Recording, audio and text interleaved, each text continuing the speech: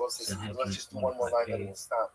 The Nós righteous jova of mais the que se nations have a bloqueia share de in the inicia a righteousness. soda, na linha bigforen na shkima The lekras Rambam dikrame, codifies this lira in in Mishnah parcha Torah, hagefen, Parshat Memchan hosaf 8:11. hasmadar,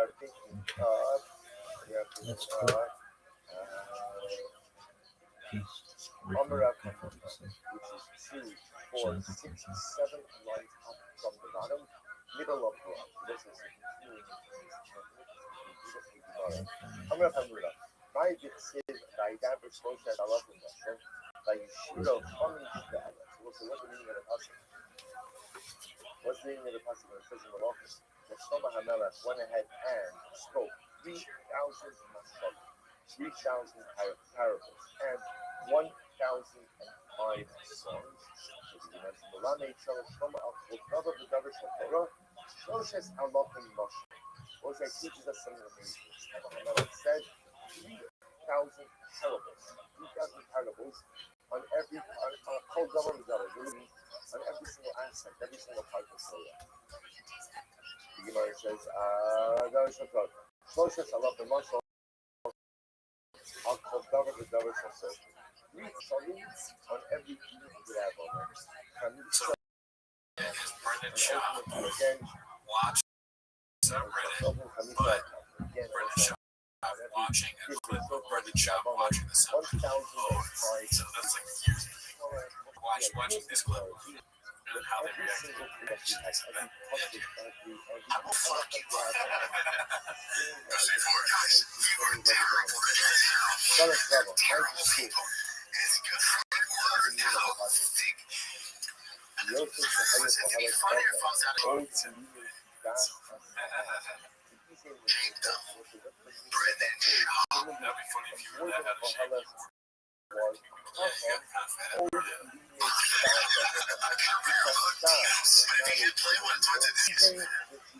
What does his shirt say? I thought he's voting That's the truth by John Africa. John Africa. Anyway, friends, you know what? Plan on joy. Evil trees and everything.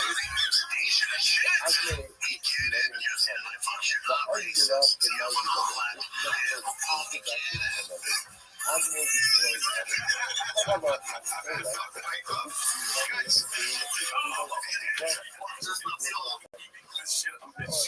Yeah, he didn't like say anything in that. Well, there's a positive, right? But he doesn't commentary at all. He laughs like a trained seal. You know?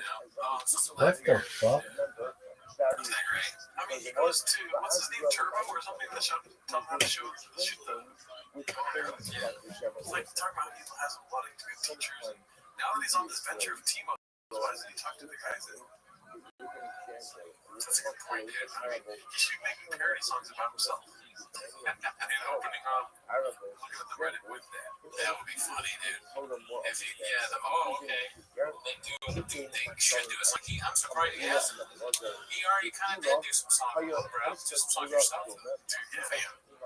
Talk about Plug Walk, or was it Truck Walk? Yeah. I need a fucking dinner chocolate so big. That's so aggressive. You really want that tater tot. What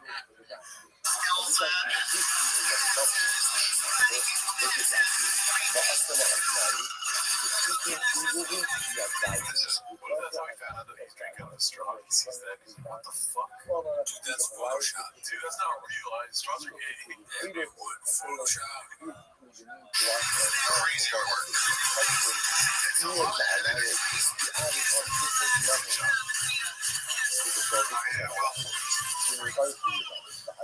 Oh yeah, he's a I don't like the fight.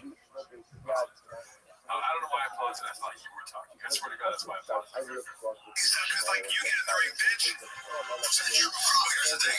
You fucking couldn't do like the fact that you're able to go in there with fucking heavyweights and you can take a joke about afterwards is crazy. Yeah, I mean, you can't take it too serious. It's also like if that came from like DC or like somebody from the fraternity, then it's different. Yeah, it's from fans or people, that are playing like game fans. You're not gonna That's pretty cool of Brendan Shaw to say that. I mean, hopefully he sticks to that word. But yeah, we're not part of the fraternity. We can make fun of him. Yeah, he can't hurt us. Yeah, because you said that since we didn't do UFC, that you can't fight us. I agree with that. Yes. I like the idea of Daniel Cormier or Cormier making a video like that. Yeah, like is he suggesting that he could edit a fucking 5-minute video making fun of Brandon Shaw? That's crazy. Yeah, that would be fucked up. That'd be much stranger than me and you doing. Like Joe Rogan said, we got else to do. Yeah, it's like a rich or sad people in my mom's basement. Yeah, I'm sad. This is the only thing that makes me happy. If I would not want to do this, I'd much rather be fucking.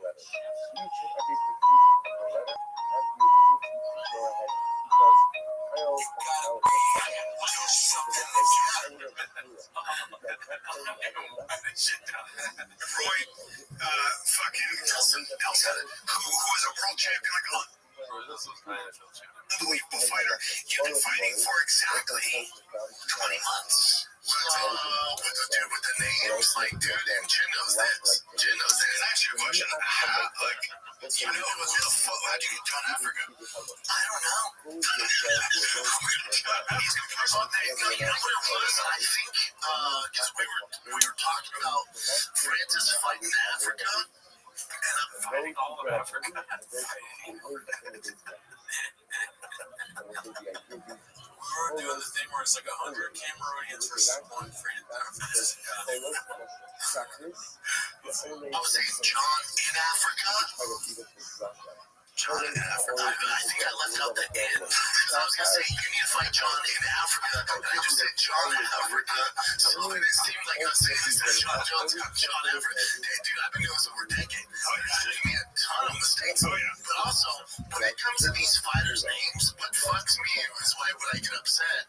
Not upset, but it bothers me that there's not more American stars. Because when you're getting Dagestan, fucking Chechnya, Afghanistan, Iran, all that shit. When you use his last name, it was Sheely. Sheely, like, I know it's Davashvili. There are clips of him saying, like, I don't give a fuck about their people. Probably. I mean, jingling is not trying. That's crazy to say that about an Asian person. Jingling was your attempt? Those are keys. Jingling is keys.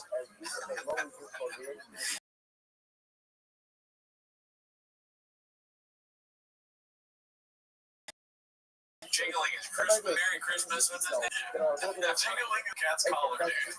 I feel like we've said all this before. Jingling is a classic. Sometimes you just gotta go back and relive it, dude. Like Michael Fassbender. And like, the explanation he's giving is like a person that put up one name. You know what I mean? He's like, I gotta know all. You don't know any of them. Yeah, you know what I mean? You're missing just like a couple. You're missing all the names that aren't John Smith. You've renamed it. So you know. And you would mess up John Smith too, you fucking dumb. You're redacted as hell. Your brain doesn't work. That's what you should say. The excuse was kind of good though. The John Afro one. It's like, okay, I'm redacted because I fuck with that one. That sounds right. This isn't real.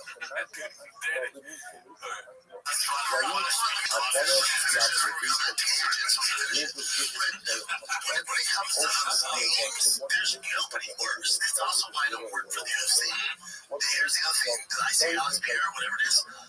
Honestly, don't give a fuck. In this one, yeah, I don't give a. What do you mean you don't care what someone's name? That's crazy. I do like that though that he said that because I cannot wait for him to try to say mine. He said Geronimo, and I'm like, that's as close as he'll get to mine. I wonder what he would think who Gerardo is. Alarcon? Yeah, good luck. Yeah, no chance. He's probably going to say jingling. You're silly. If I did, trust me, I would put more effort into it than do it. I literally don't give a fuck. If you understand what I'm talking about, I'm good with it. Here's my favorite one. He sounds like a French guy. But also, dude, this has been an issue. I mean, basically my entire career, because when I auditioned, when UFC first went to Fox, they were doing auditions. There was 3 of us. They were looking at being like the co-anchor with jail. It was Dominic Cruz, Karen Bryant, and I was gonna be like that fourth chair is a big deal because of Fox, dude. And they have us come into a test read. For whatever reason, like Dom's going, Jill's going, and they have all the American names. I get up there and we have to break down. It was a random UFC fight night in Brazil. I don't know what you said, but your homie walks in to your apartment or your house wearing this, dude. And maybe he's been like, okay, is it worse that he just got into trucks, or is it worse that he does nothing with trucks? It's worse that he just got into trucks, right? And he's dressed like that. Yeah, I mean, it's very bad to be dressed like this for sure. Unless you work on trucks, there's no reason to dress like that. It would be like it would be if I really like trains and I showed up like a conductor. I got a conductor's outfit. I wouldn't do it. You to be worried about. I would call your doctor for him. Yeah, I'd be like, he's got he showed up like he says the astronaut costume he bought from Spirit Halloween is what he wants to wear to work. That's how the kid just bought a telescope. He's a man. But no, yeah, it's bad. All the names were nice in Portuguese. I went, as soon as they brought the car, I went, oh, fuck. So I did it. I didn't know it was coming out of the names, so I got this the recording, but it's not live. It's just like a preseason trial run. So, this is true, right? There's no chance he's smart enough to see the names and know that they're going to be a problem before they start recording. He's realizing after he fucks the names up, and he's like, well, nobody told me. You gotta get the names right. Before he's drinking big gulps. You know what I mean? Right? He's going to piss in the sink. That's what he does. Taking Kratom, Yaddies, texting baddies. There's so many other things he's doing other than worrying about saying Pierre's name right. He does no pre-work whatsoever. We know that well. He's doing, if anything, he might be doing a vlog before anybody's messing up more names. Yeah, right before it turns on. Dude, I'm obliterated. Jill's first outfit, and they go, all right, Frank, thanks, Frank, and Jill's, oh, that was tough, man. And I go, some would say the toughest. I go, somebody's fucking me back there. Some would say the toughest thing. He said that on our own. It's crazy how he doesn't know that that's like a thing. How could he not know someone would say the toughest? Oh, that's great, dude. This guy's having a great time. And he probably realizes that that's what that just happened. He's the only one in the room that realizes that Fred just said that. I said earlier, I said, Tom got fucking Ron Rousey and Brock Lesnar, and I got the fucking wrestling card. It was the next fucking Joe's big time. And the funniest thing, you love this. All my hands were sitting here watching it. Hey, what are you doing? Okay, I can pass. Oh, yeah, no shit. But yeah, I'm very terrible. Yeah, so I got the agents real bad. Who are they? Where are they now? How much should I do? They gotta come on the show. At least one of Brendan Schaub's agents needs to come on TV. They open invite for you. And we don't allow people on our show unless they make a song for us, and then we have to approve the song to his show. A song. All right, this one's posted by Caterpillar Hot 7539. It's been a hot weekend, James, dude. I'm sorry, we're going full vlog right now. I'm sorry. Let's see. Never heard of it. I mean, with titles like that. Let's see here. Yeah. No, this guy. This is a big brand. No, this brand blew up. And dude, I never heard of it. You're not cool, I guess. I don't know. Nah, I haven't heard of it. Never heard of it. Definitely not if you haven't heard of Hellstorm. But Ear to the Ground, never heard of it. It's a bunch of sports stuff too, which is weird. You don't know about it.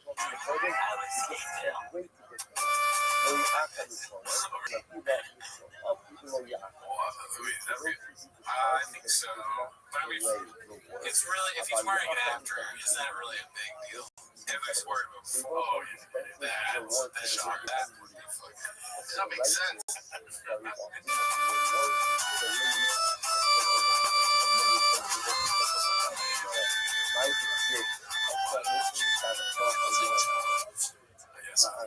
Yeah.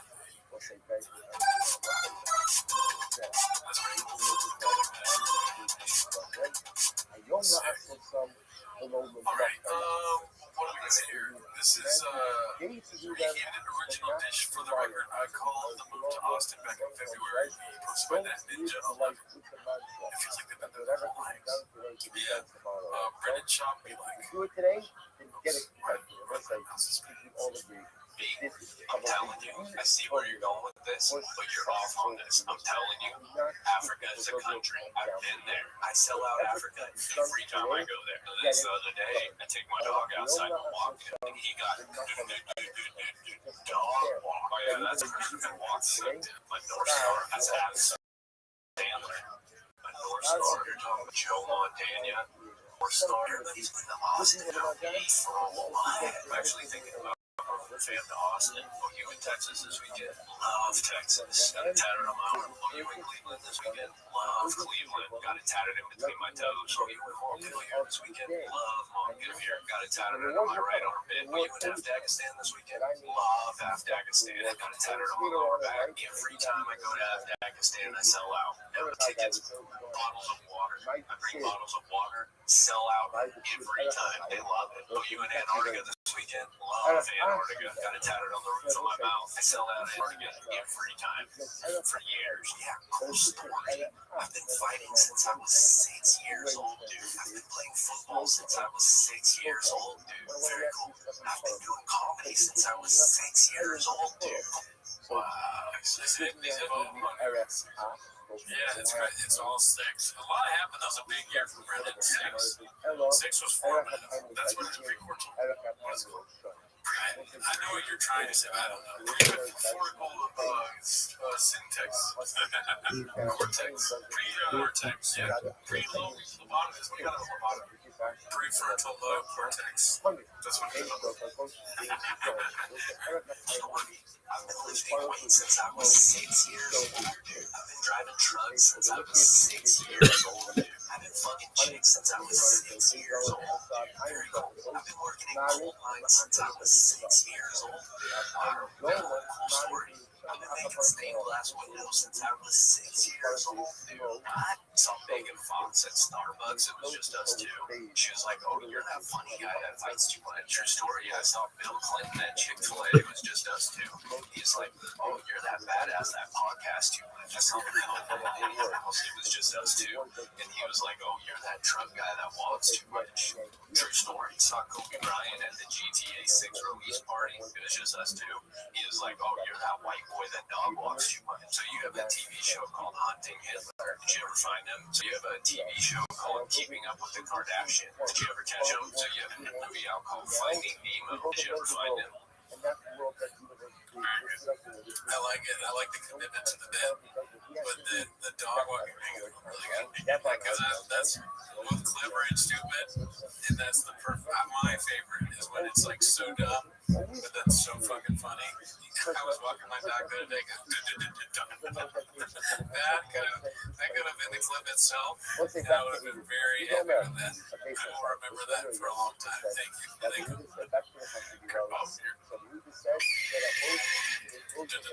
Dog. That's so fucking funny.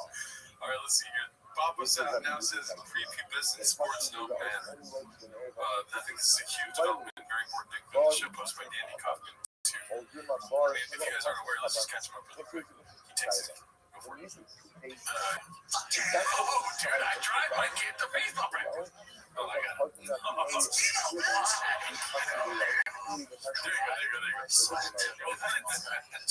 Just let you guys know, I don't know if you guys are keeping aware or anything, but he does go to baseball a lot. Yeah, this is the first time talking about it. Here's the thing, he's been driving his son to baseball practice since he was 6 years old. Even if you hit the ball, dude, under 40 until the end. No, yeah, it doesn't matter. No, you never know. Until they're like 15, 16, it's tough to tell. Like, most of the guys that go pro aren't just dominating until they hit puberty. Yeah, so it really don't matter. Well, but that you know, you should know, though, was, but the one thing I don't co-sign with people, it's just a game. It's just a game to you. To me, it's life. To me, it's a way of making a living. And they have the genetics where they can make a living doing whatever sport they choose. If they put in the effort, they can do that. That's the difference. What you're doing, bro, is fucking cool. If you're something that's right, not even and he's explaining for all the time, we're going in circles, right? You're not going to be able to compete. Yeah, but at least they will. Yeah, someone say that, please. Yeah. That's All okay. done motion. Let's see here. Let's go. I want to try to get. Okay, so here we go. Finally. Caterpillar Hot 7539. Present yourself. I don't keep posting all this. They saw If you had a shot.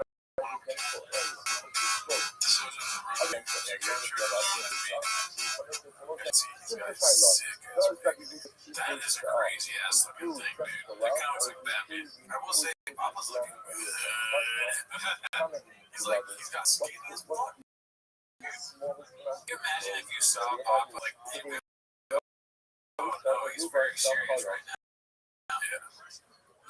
This really is. Papa, this is the one thing that's true, Joe, that he's ever said.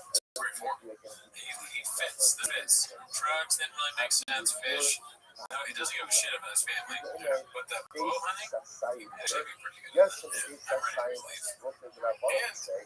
And, you know, be terrified. Because if it was this outside my apartment, dude, that's fucking terrifying.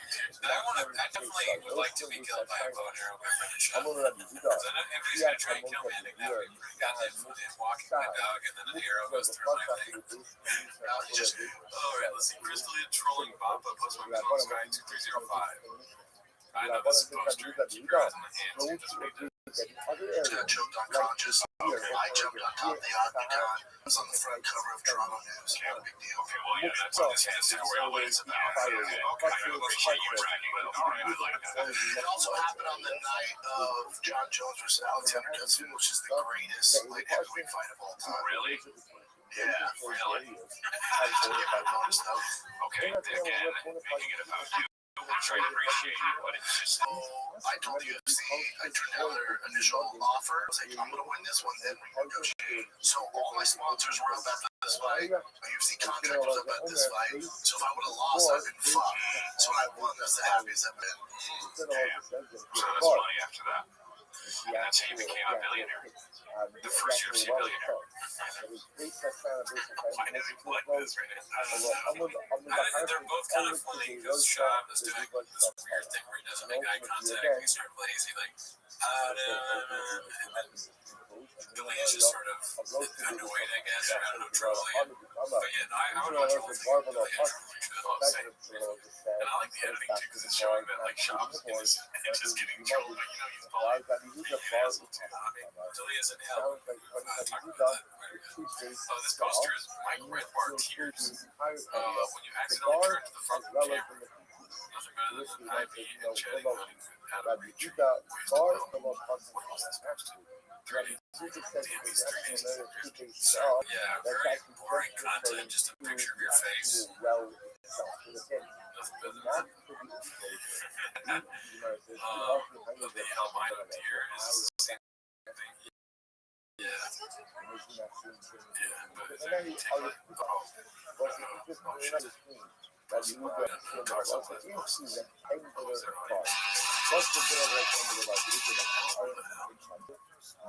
other influencers that Tank. That's Tank. Oh shit. Oh wow. Oh yeah, that is Tank. Wow, Tank was a hog. Tank's like, you know, normally it takes me about 50 years.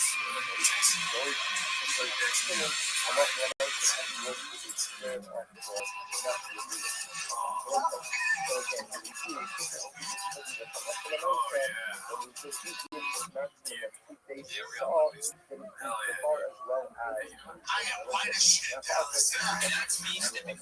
More power to him. Jeffrey Epstein, private overseas investigations into unanswered questions.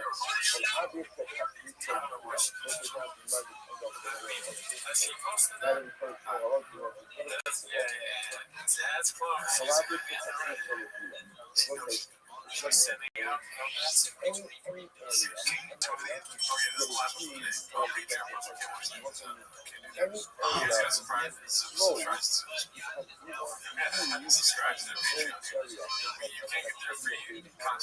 you go. Here is Sahara Cluster.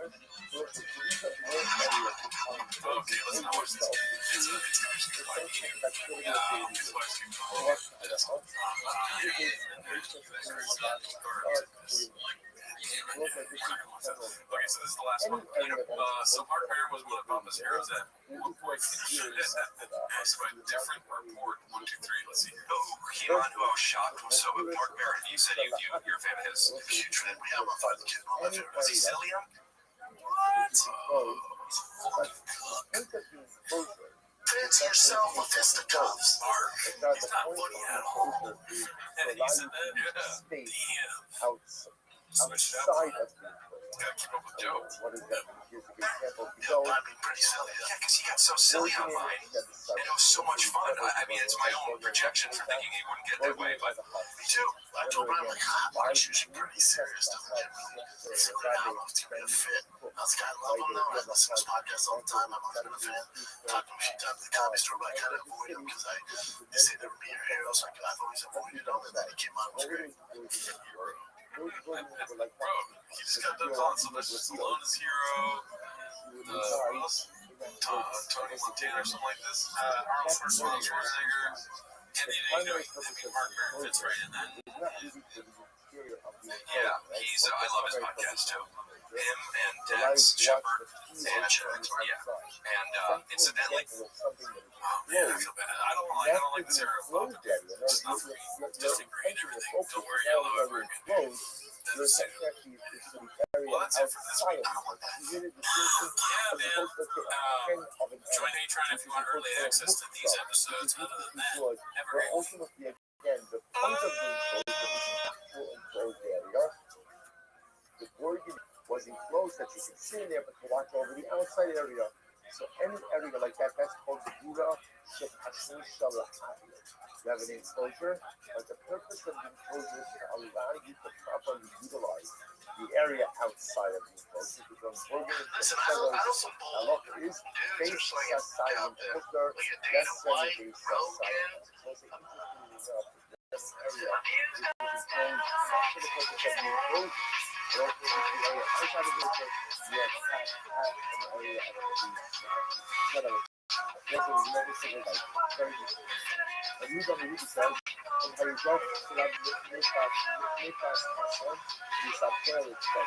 What you do. So what possibly well. Imagine if I was so I have my wealth. I have the established years. I have a wealth now. No, I want to use it in my lifestyle, so I'll go ahead and move up the road with what else shapes perfect, so nice. Only one time. And then we're going to raise these roads, love it, and cover it, and the security. And you felt like that's no problem. And then we're going to hold this. The reason I think we need this is because the other side of it, so it's security in the system, and then I want to be able to go work. Now another problem is, what happens if the lab is public? The way they do like the lab is they walk through the people. And that's my well. Or else they take otherwise. From getting at the public thoroughfare, goes through those places. Goes for the best thing of public thoroughfare, never find them in the people. So listen, so like you just said, you have to read that extra. That's what you got to practice. And when it goes running with our process, you start carrying the problem. You have to go ahead and move the rapid or move the speed. Like to the side. The idea being that there's a trajectory of traffic which goes to make the people notify you to make sense. The points of the output is like yes, the rapid walks through it. The from the comes to know in itself. You don't have to really use it.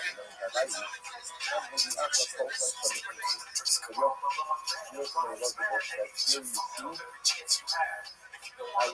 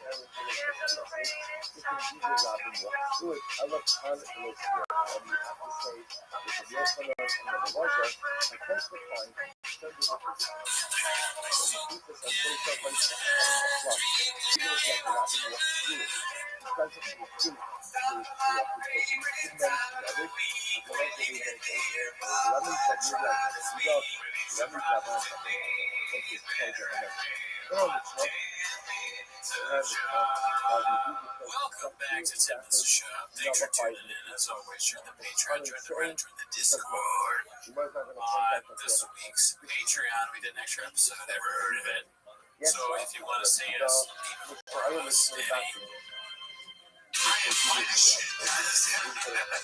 I picked a random one. We gotta do soundboard. But if you want to see more of us, subscribe to the Patreon. Also, if you want early access to the T-Modes, go to the Patreon. Oh yeah, and we don't want to sleep on that.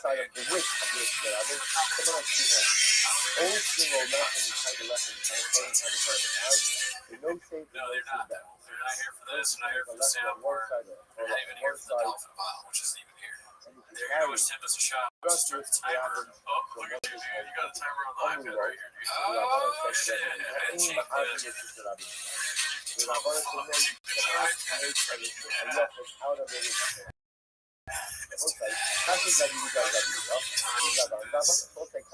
It's called RIP Buffalo's Hamstrings.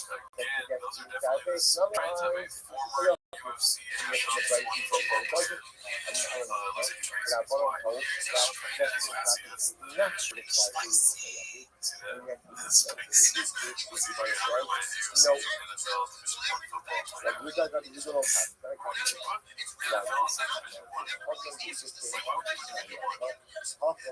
player. I say all the accolades. She should say, I guess the podcasting hilarious, the food truck dating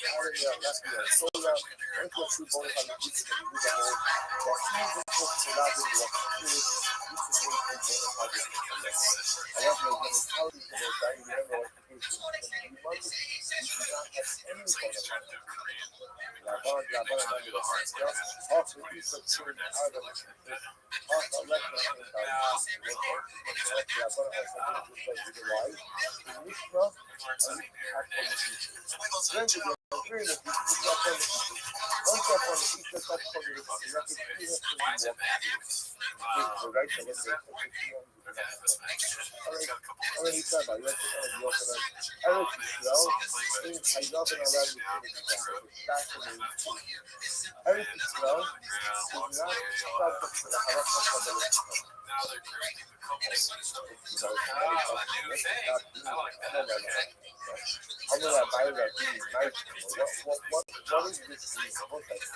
Never predict what's next. Did you see that coming?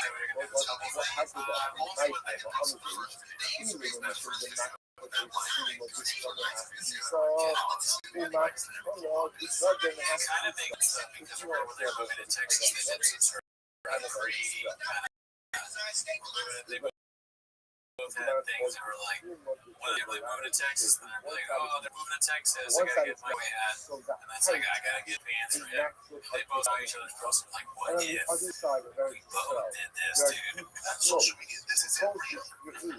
I have a feeling that's going to start being that you're done talking about food whenever you push this on. Actually, all right, this one's posted by Danny Kaufman too. It's called Papa Wants to Assault Mark Maron. And therefore, because it's considered to be It looks like I'm thinking a bitter bitch. No, here's the where I come from is Mark Maron with all the shit talk he's talking about with all the Rogan verse. And I know you guys aren't going to condone this. He needs to get fucking punched in the face. You tell this shit. Behind a mic, You talk all this shit. behind a mic, And you get physically assaulted. You're gonna stop right Well, we snap go this through fucking for neck. 5 years. That's not going to say that right now. That was time really good. But what is Chris saying? Like, he's got to get fucked up. Yes, Chris not fucking being the voice of reason here. He's not gonna tell him not to hit Mark Maron. What's going on? Oh, I think he's right. Can you imagine? He's like, you might be right. He's gone completely insane. 100% up. Eric's like, okay, I guess you're right. We gotta fuck him up. The next time we go to the comedy store, we see Maron getting beat up by Eric and one of the door guys. Well, behind a mic, you talk all this shit. Behind a mic, You get physically assaulted. You're gonna stop, right? You fucking cuck. He's why is Maron what does Baba think cuck means? That's what I feel like I've said this before, but I truly want to know. Define it. You gotta define it. Is that him when he sees you? He's like, I was just kidding. Is he scared of you? I mean, this makes it sound like he wants to fuck me up. Oh yeah. Maybe he's scared of me. Yeah, that's why he's such a bitch that I meet him and he's like, whoa, dude, it was all talk. He says that to me. I don't say, I was just joking. He goes, oh, dude, puppy. And he tells me he was joking.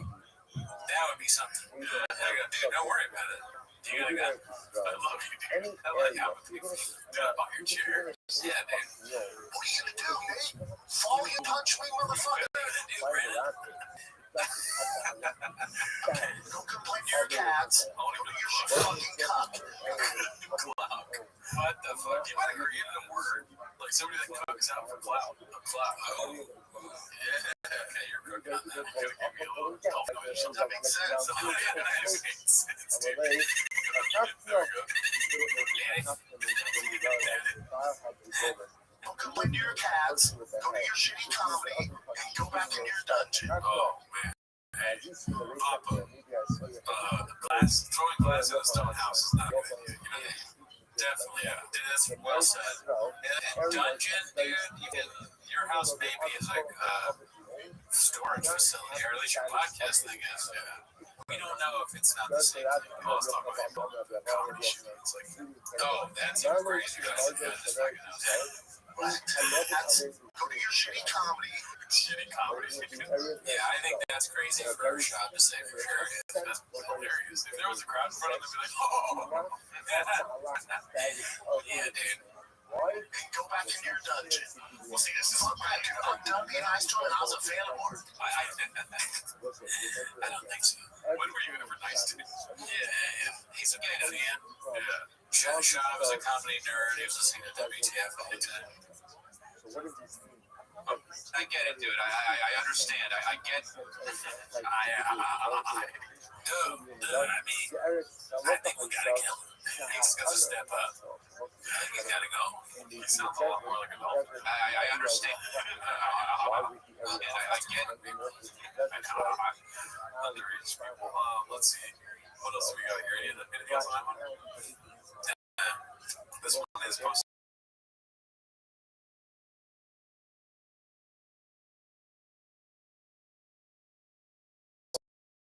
by Flash Over 960 put on her Instagram and fill my car with gas at here at 9 a.m.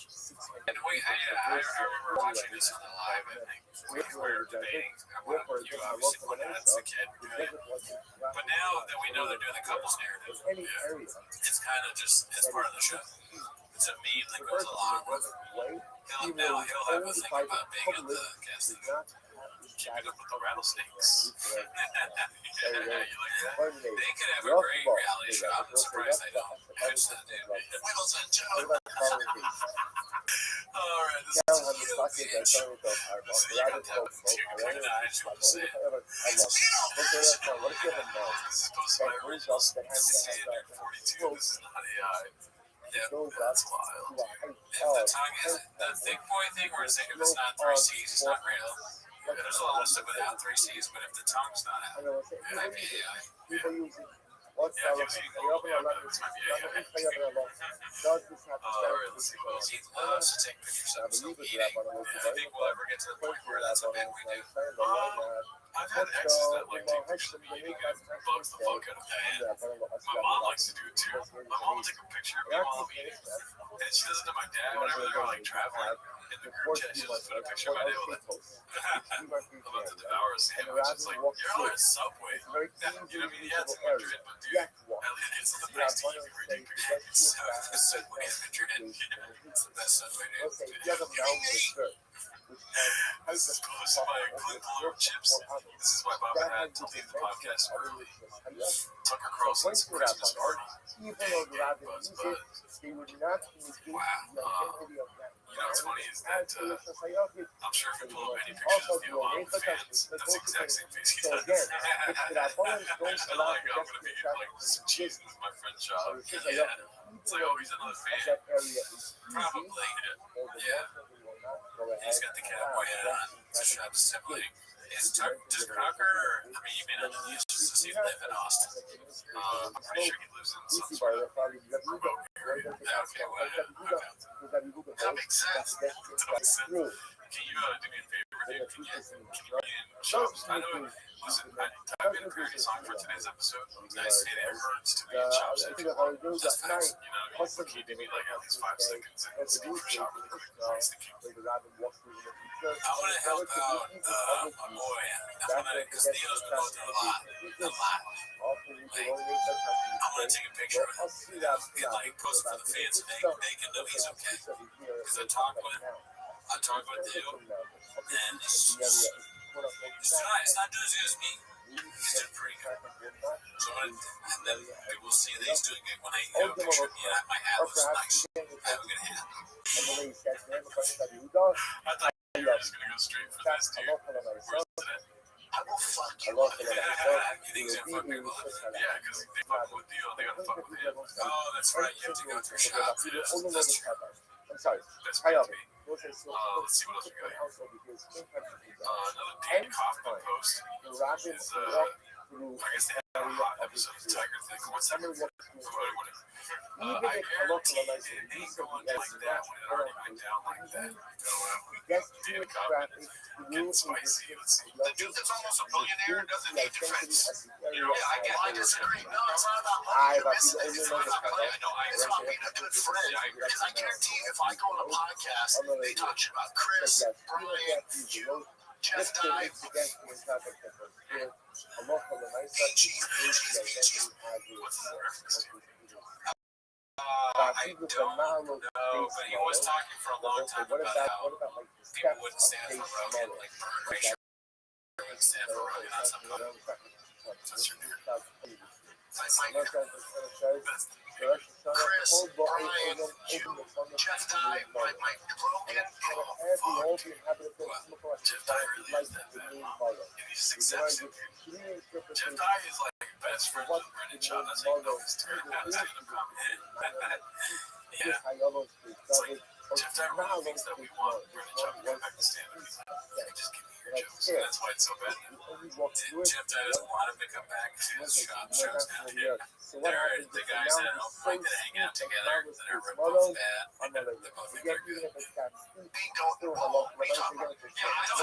I always think recently, I found myself in a hot tub with about 8 to 10 12-year-old girls. I found myself. That's funny. Way to put it.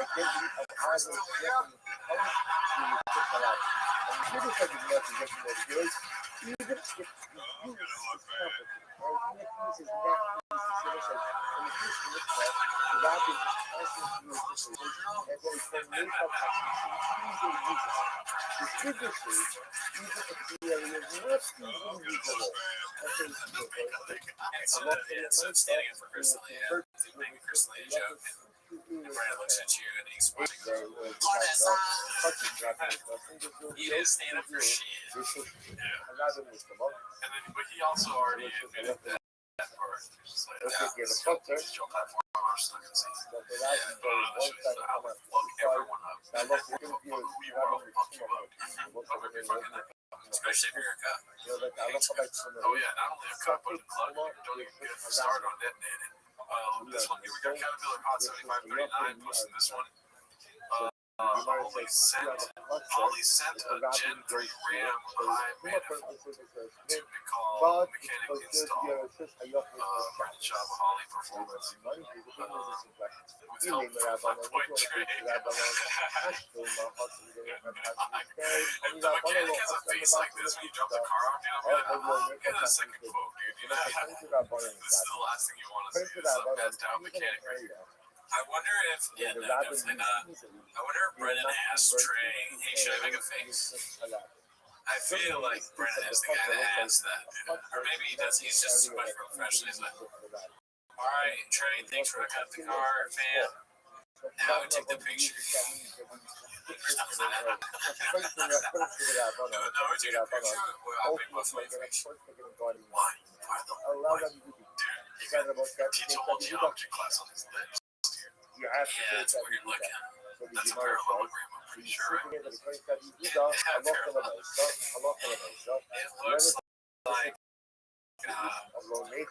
kind of weird cartoon from the 90s. Postmodern Life or Brainiac, or what is it called? Animaniacs? Yeah.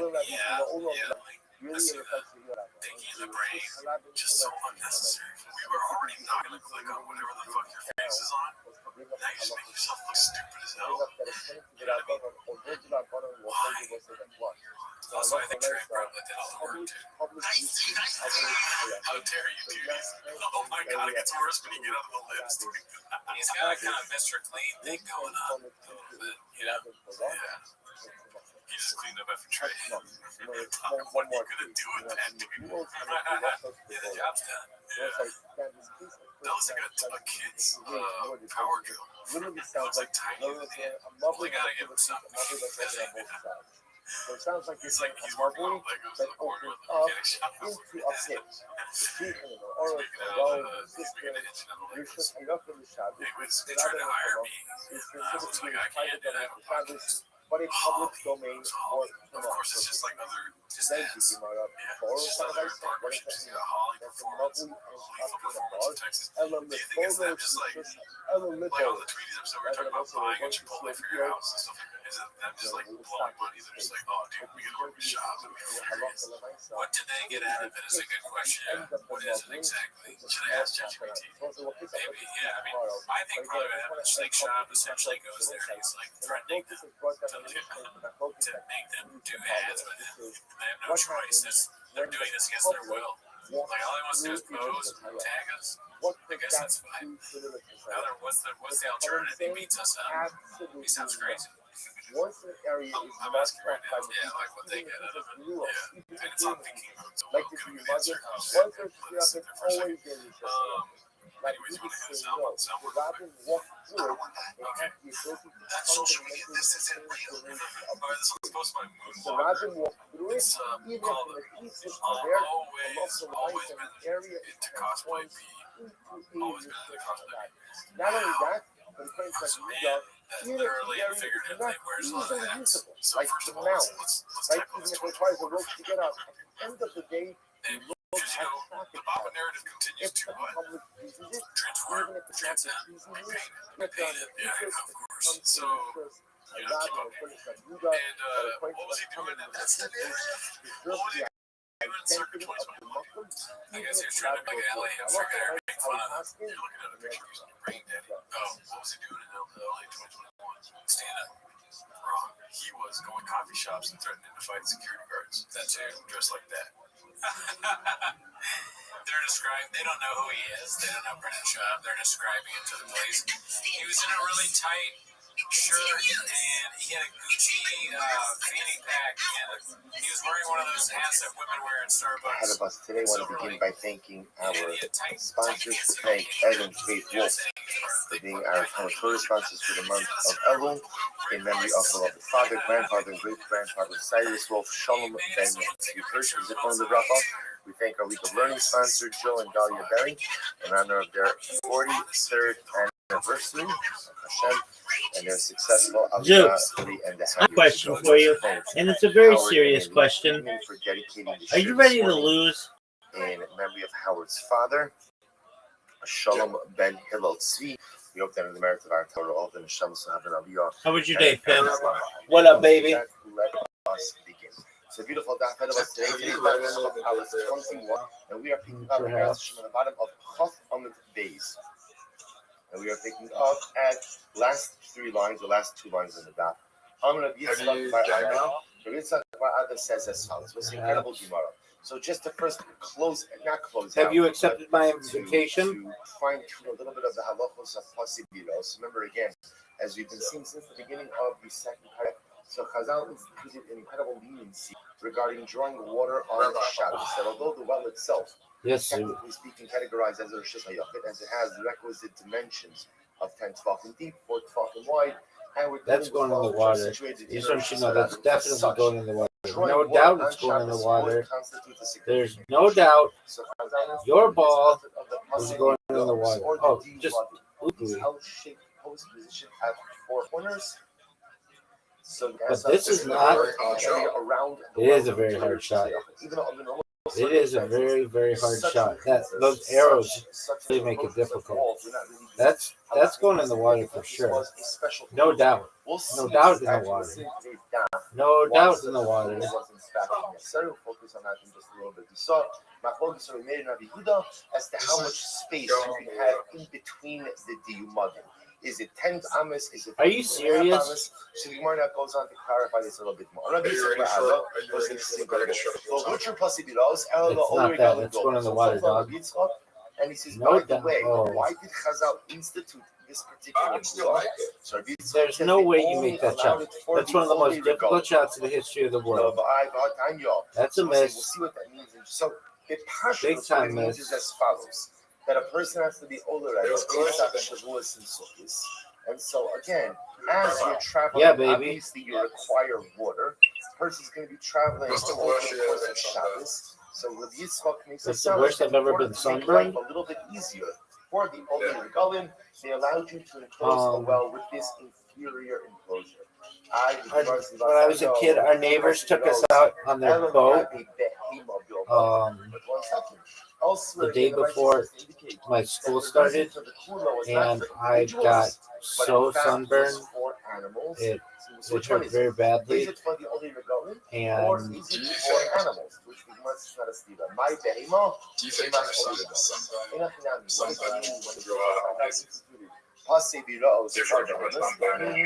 the animals of the Oli Regalim. Look at the last Rashi on the daf. No, I mean, I'll show you sun's pretty strong. The desert sun's very strong as well. And I think it makes it worse when you're on water, because water reflects everything, so you get it like even more intensely. Water and livestock, especially as you're traveling, is very small water. But, I mean, I'm not doubting that.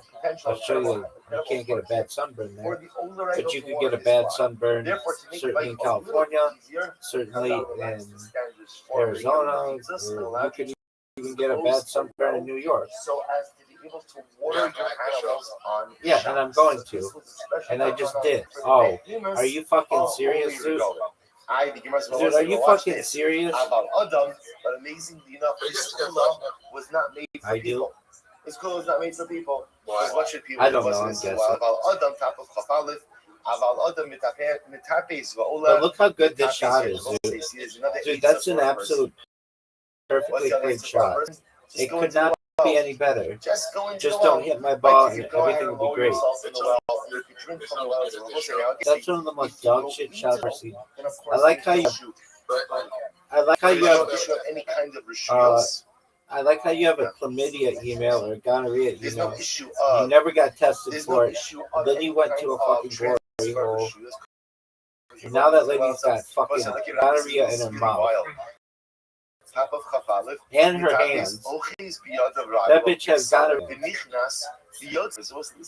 You're a spreader. You're spreading STDs all over Southern Australia.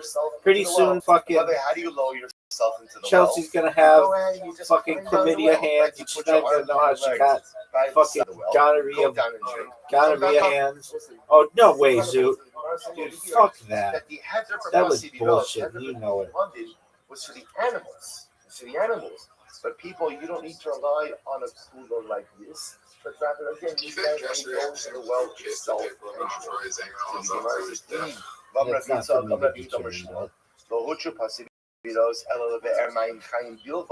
Don't hit my ball. Just whatever you do. Says the Don't hit my ball. So the heter of Pasiviros was only for a spring, a well that's a spring. That's a be'er mayim chayim.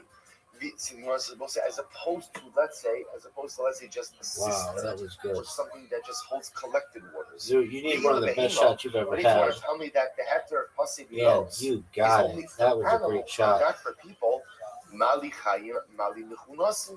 And I say, what does it make a difference? What type of water it is? Dude, I just had one of the best shots I could have ever had, though. You need one of the best shots you've ever had. And if you screw it up, it's going to hurt you majorly. Then that's potable water. That's drinkable water. This might be one of the biggest mess ups ever. What does it make a difference? What type of water source it is? That's a mess up. Dude, Dude, that is devastating. You require something ultimately Devastating. that is suitable for a person. That is suitable for Oh, a that person. was bad. So the idea being that although the heter There's no Pasiviros way, Zoot, you make was this only comeback. for animals, You need one of the best shots nevertheless, ever here, and then you need another excellent shot. water source. Dude, you're What's the done. definition It's over of for you, Chashuv boy. water source? The type of water source Son, that it's is over used for by you. people as How good the that Gemara shot is. says. Zoot, it's impossible for you to get the ball there. You should just give up. Zoot should just give up. That the heter Pasiviros was only If I were for Zoot, I'd give up. behemoths. But for people, if you need water, go into the well. The Gemara says, Oh, no, not this hole. But what if the well was very wide? So that a Anything person can happen on this hole, successfully Zoot. navigate in and out of the well. Then I'll take that shot all day long.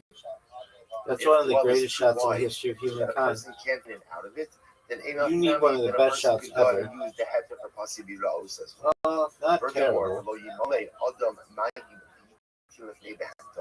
a person should not go ahead and fill up water and place it before an animal on Shabbos. That was a terrible shot.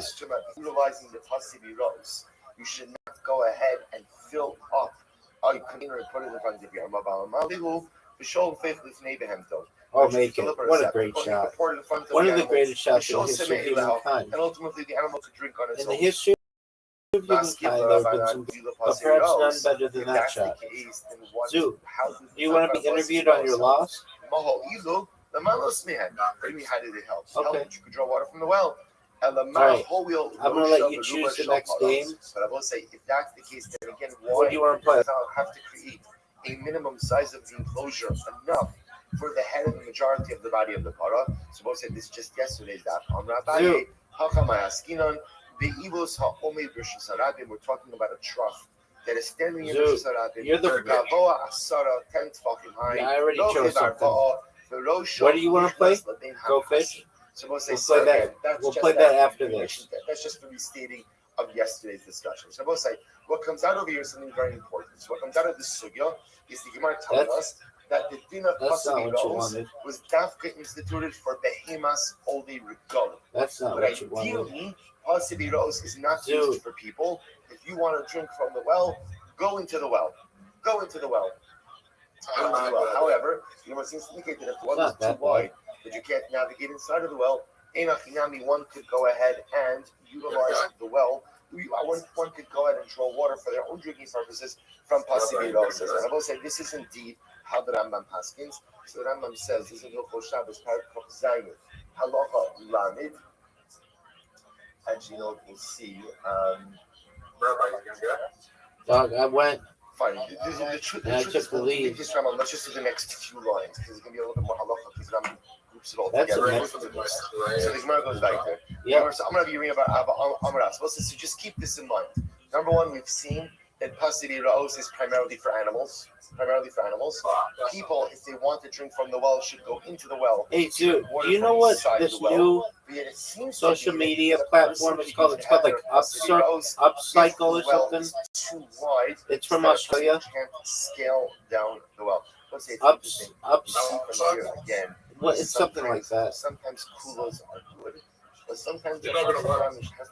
Okay, what's it called? To avoid using kulas, the use of a kula is I don't know, important whatever under it is, extreme it's not gonna work. circumstances. Okay, But sometimes so you have no idea about it. kulas too often is sometimes fundamental. No, we'll talk about it in 6 erode a months. person's allegiance and halacha. Like if you think All right. about it, what a crazy thing. You know why? Because it's Australian. It's on a scale, a well. It's like, can you imagine something? Yes. And Australia banned on the 6 things that you Like need. this. I'm going to scale the Maybe well. that's like the demographic you need to do. Again, if I need to Big use, social if I need to media use the apps. kula, Okay, I'll use the that kula. makes sense. But if there's always not Usually the shit that you say doesn't make any sense, Not because but that does make sense. Dude, if you get that 333, that would be devastating. Devastating, Zoo. Devastating. Zoo just fucking won. Oh, Zoo. Zoo just played at 600 points. This is fascinating. So what's really fascinating in Gemara? There's no din of borginin. So what's borginin? Look at Rashi. Oh, wow. Second of the shorter lines in Rashi. In borginin b'bava, third of the widest lines. The Amar b'keis in the Aris. Also, this came out a little bit later on. In how you borginin? I need to get this.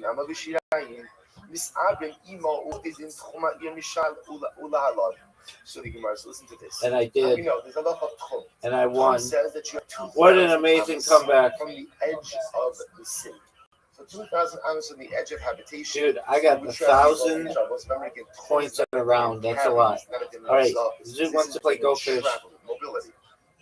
So 2,000 amos. We're going to play Go Fish with edge Zoo. of the city in which you are situated. And to travel then we're around going to take Shabbos. a break. However, the din of borginin says like this. Australia There is is some also type of everything basic is just domicile, bad. We even just a ban hut, things. even a hut, It's like, okay. within 70 Okay. to You sent 230 me, amos you of the edge sent of me, the you city, know, go fish. you can measure Oh, you're right. the You are not from absolutely the edge right. of the city, but from the Zoo, hut. apologies. So Play essentially, on first. We'll play even Uno a first, then basic we'll play Go domicile Fish. like a hut within 70 and 2/3 Oh, what the amos fuck of was, the what edge the of fuck the was city that, dog? allows you to count the tchum not from the edge of the primary city, but from the hut. That's borginin. Or the Gemara Sumai borginin. What is a borginin? Sukkos, shaos, and shomri ha'ir. So it's a sukkah, it's a hut that the watchman would often go ahead and set up. Ve'ino davar kavua. We'll say now the chiddush over here is that this hut, as we're going to see, was something that was not really set.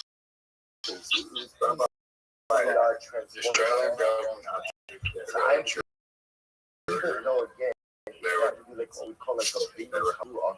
It's they were not a set very more structure. the It's not like a- So it's the tchum. So the Okay. Gemara says, "V'kamar b'yam hanach borginin ein babava, klomar ve'in mis'arbi ha'ma'ir tebebava ika b'nayo, Dude, my b'shot card zilu did. b'chol chashivini." So we'll see that next. We'll see. Here's what Rav is saying. Number one, the din of borginin does not apply in Bava, which means that in Bava, if you have a city, the tchum of that city is measured from the edge of the city, and even if you have a hut Oh, you within douche. 70 and 2/3 amos of the edge of the city, the tchum is not measured by the hut, but the tchum is measured by the edge of the city. Below, pasibiraos b'chutz la'aretz. And I've also furthermore, there's no din of pasibiraos in chutz la'aretz. It's really fascinating. The din of pasibiraos of the diyumadin is only in Eretz Yisrael, not Oh, in chutz fuck. la'aretz. So what's the logic? Borgin in Yeah, Babel. baby. We'll say, why does the din of Borgin not apply in Babel? The Shrichi Bitki. Because Babel, interestingly enough, apparently is subject to flooding, flash flooding. So because of that, these Borginin That was were often bullshit. washed away. So That was because bullshit. it's not dependable or it's not reliable that the Borginin is going to be there, therefore Alright. it cannot work to go ahead and extend your Tchum. We'll say, look at Rashi for just a moment. This is really pretty incredible. So Rashi, you see into that Rashi, he says, the Babel the shut filu. Babel was Get out of subject to the flash flooding, and therefore halacha l'maisa, you can't rely that the Borginin is going to be there. Therefore, the din of Borginin doesn't apply in Babel. I have the However, best Go Lopasi Fish cards in the Rose. history of the game. Are you gonna go? This is Go incredible. fish, Why dog. does the din of Pavi Rose not apply in Chutz? Because literally there are no yeshivas there. Now what does that mean? Look at Rashi. This is really quite amazing. Leos Tamidim Holchim Meir Leir Lilmot Torah. So it says in Chutz La'aretz, you didn't really have a situation of Talmidei Chacham going city to city to learn. Zeus has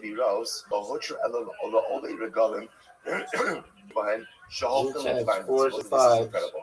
The din of Zeus has Pasibiros fours and fives. was a din that allowed you to draw water for your livestock, and if under extreme circumstances for you, when you were engaged in a Divar mitzvah, right, in a mitzvah journey. So the paradigmatic example of being engaged in a Divar mitzvah was Oli Regalim. But the idea was anytime you were traveling over the course of Shabbos, the Torah mitzvah, Chazal allowed you to use these Pasibiros. So interestingly enough, in Chutz La'aretz, I want to point something out. Chutz La'aretz is outside of Eretz Yisrael and Bavel. Interestingly enough, for this purpose, Bavel was not called Chutz La'aretz. You see that because Bavel is reckoned separately over here, which makes sense because in Bavel there were yeshivas. So in Eretz Yisrael and in Bavel, where you could potentially be traveling over the course of Shabbos for a divine mitzvah, you could use Pasibiros.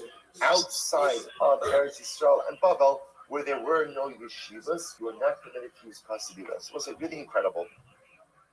Aval Ipcha Avdinon.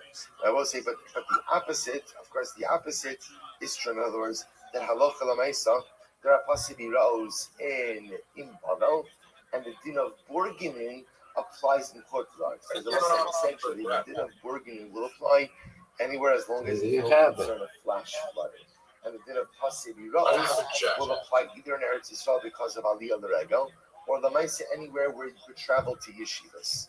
So the Gemara says, others explain, you haven't had a single fight yet. For which I've asked, basically. You haven't had a single fight for which I've asked. That both the din Borginin and Alright, well, why Pasibiros don't you go, babe? do not apply neither in Bavel nor in Chutz La'aretz. Borginin Bavel lo, so as we said before, Borginin don't apply in Bavel. Why? Because of flash flooding. The Chutz La'aretz nami lo, Shchichi Ganovi. This is fascinating. The din of Borginin doesn't apply in Chutz La'aretz either. Why? Because of thieves. So we'll say, what does that mean? Thieves? They used to steal these huts. They would steal these huts. As Rashi said before, since they were not kavua, they were not affixed to the ground, so they were stolen. So because they're stolen, obviously you can't rely on the Borginin to be there. So the Gemara says, Pasibiros b'bavalo, Ishchichi Maya. So again, these Pasibiros were not allowed in Bava. Why? Because apparently water was in easy supply in Bava. So remember again, the din of Pasibiros is a din in Eretz Yisrael, says the Gemara, because water is harder to come by. But in Bavel, where water was easy to come by, there was no need to rely on these kulas. In Chutz La'aretz also, there was no din of Pasibiros, because since there weren't yeshivas, therefore Halacha L'Maisa, Pasibiros was only instituted in the situation of Divar mitzvah, and there was no real traveling for Divar mitzvah in Chutz La'aretz.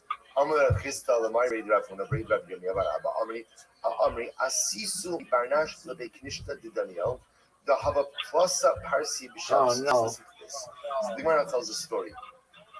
So Rav Chista said to Mari Reid Rav Huna Reid Rav Yoni Abar Abba. He said to him, "I heard that you went from Barnash to the shul of Daniel. You traveled from Barnash to the shul of Daniel, and that is a Rashi says over here. You're just doing all my shit.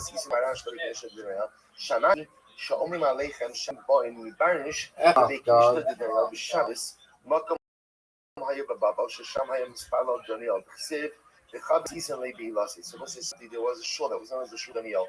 So you have Rav Chista telling Mari, I heard that you traveled on Shabbos from Barnish. Yo, baby, 1, 2, 3. That's what I'm talking about.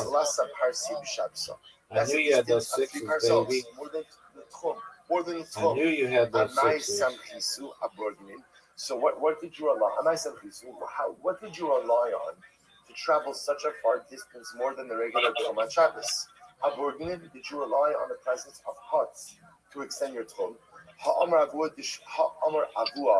Da'avua Mishmei Rav, like your father, the father Go of your fish, father, man. like your grandfather, said in the name of Rav, Ein Dude, Borgin F you, Babel, man. that there's no din of Borgin in Babel, right? Again, because of flash flooding. So how did you travel such a far distance on Shabbos? Nafik Samar went out, he showed the Krista, This is a good game. So he went out and he showed him that apparently right outside of Varnish, No, you got that 10. third Amis of the edge Dude. of the city of Varnish, there were these ruins. There were these ruins that were there, but the walls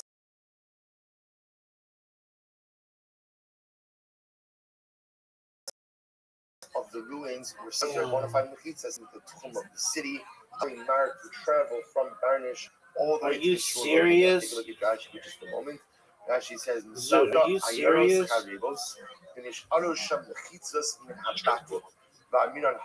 Yeah, baby.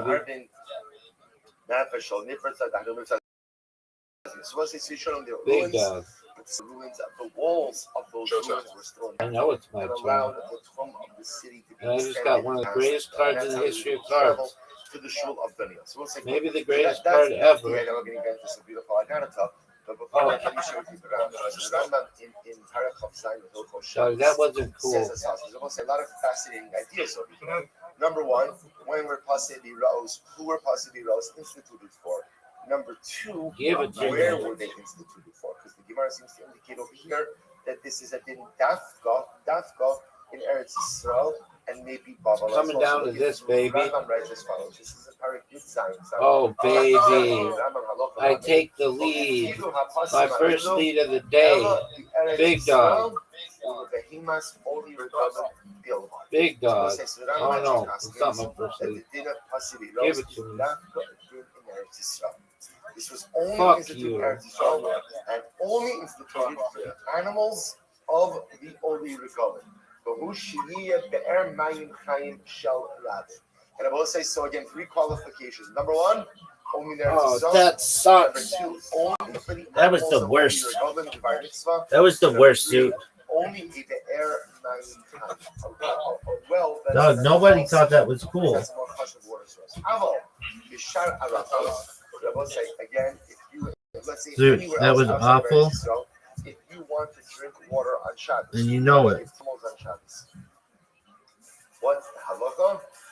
You might tell the Sharatos Adam Yorin Zoot. Air Yishte O Yasim the Pizza Man Campus Air Gavo. I started talking Yamos Zoot. Socha Biyid Levishte. Any other circumstance outside of Eretz Zoot. Yisrael or anything else? Can you hear If me? you want to draw water on Shabbos, draw water on Shabbos. Miss Aquarius' grandfather just died. Make regular So mitzvahs. if you have to make a see regular her, just be nice. You don't have to say anything, but I'm just making you aware. But if the well was very wide, She'ein Adam Yaakov Leirei Mo Hareze Yidle Yishta V'Ramas. So both said the Rambam does ask him that halacha l'marav if the well is too wide. Dude, I have a question for you. When are you going to see Chelsea? Only applies in Eretz Yisrael. Number two, it only applies for behemoths, only regalim, not for a person. Unless, Dude, did you know that Chelsea is going to be the biggest female comic in the history of Australia?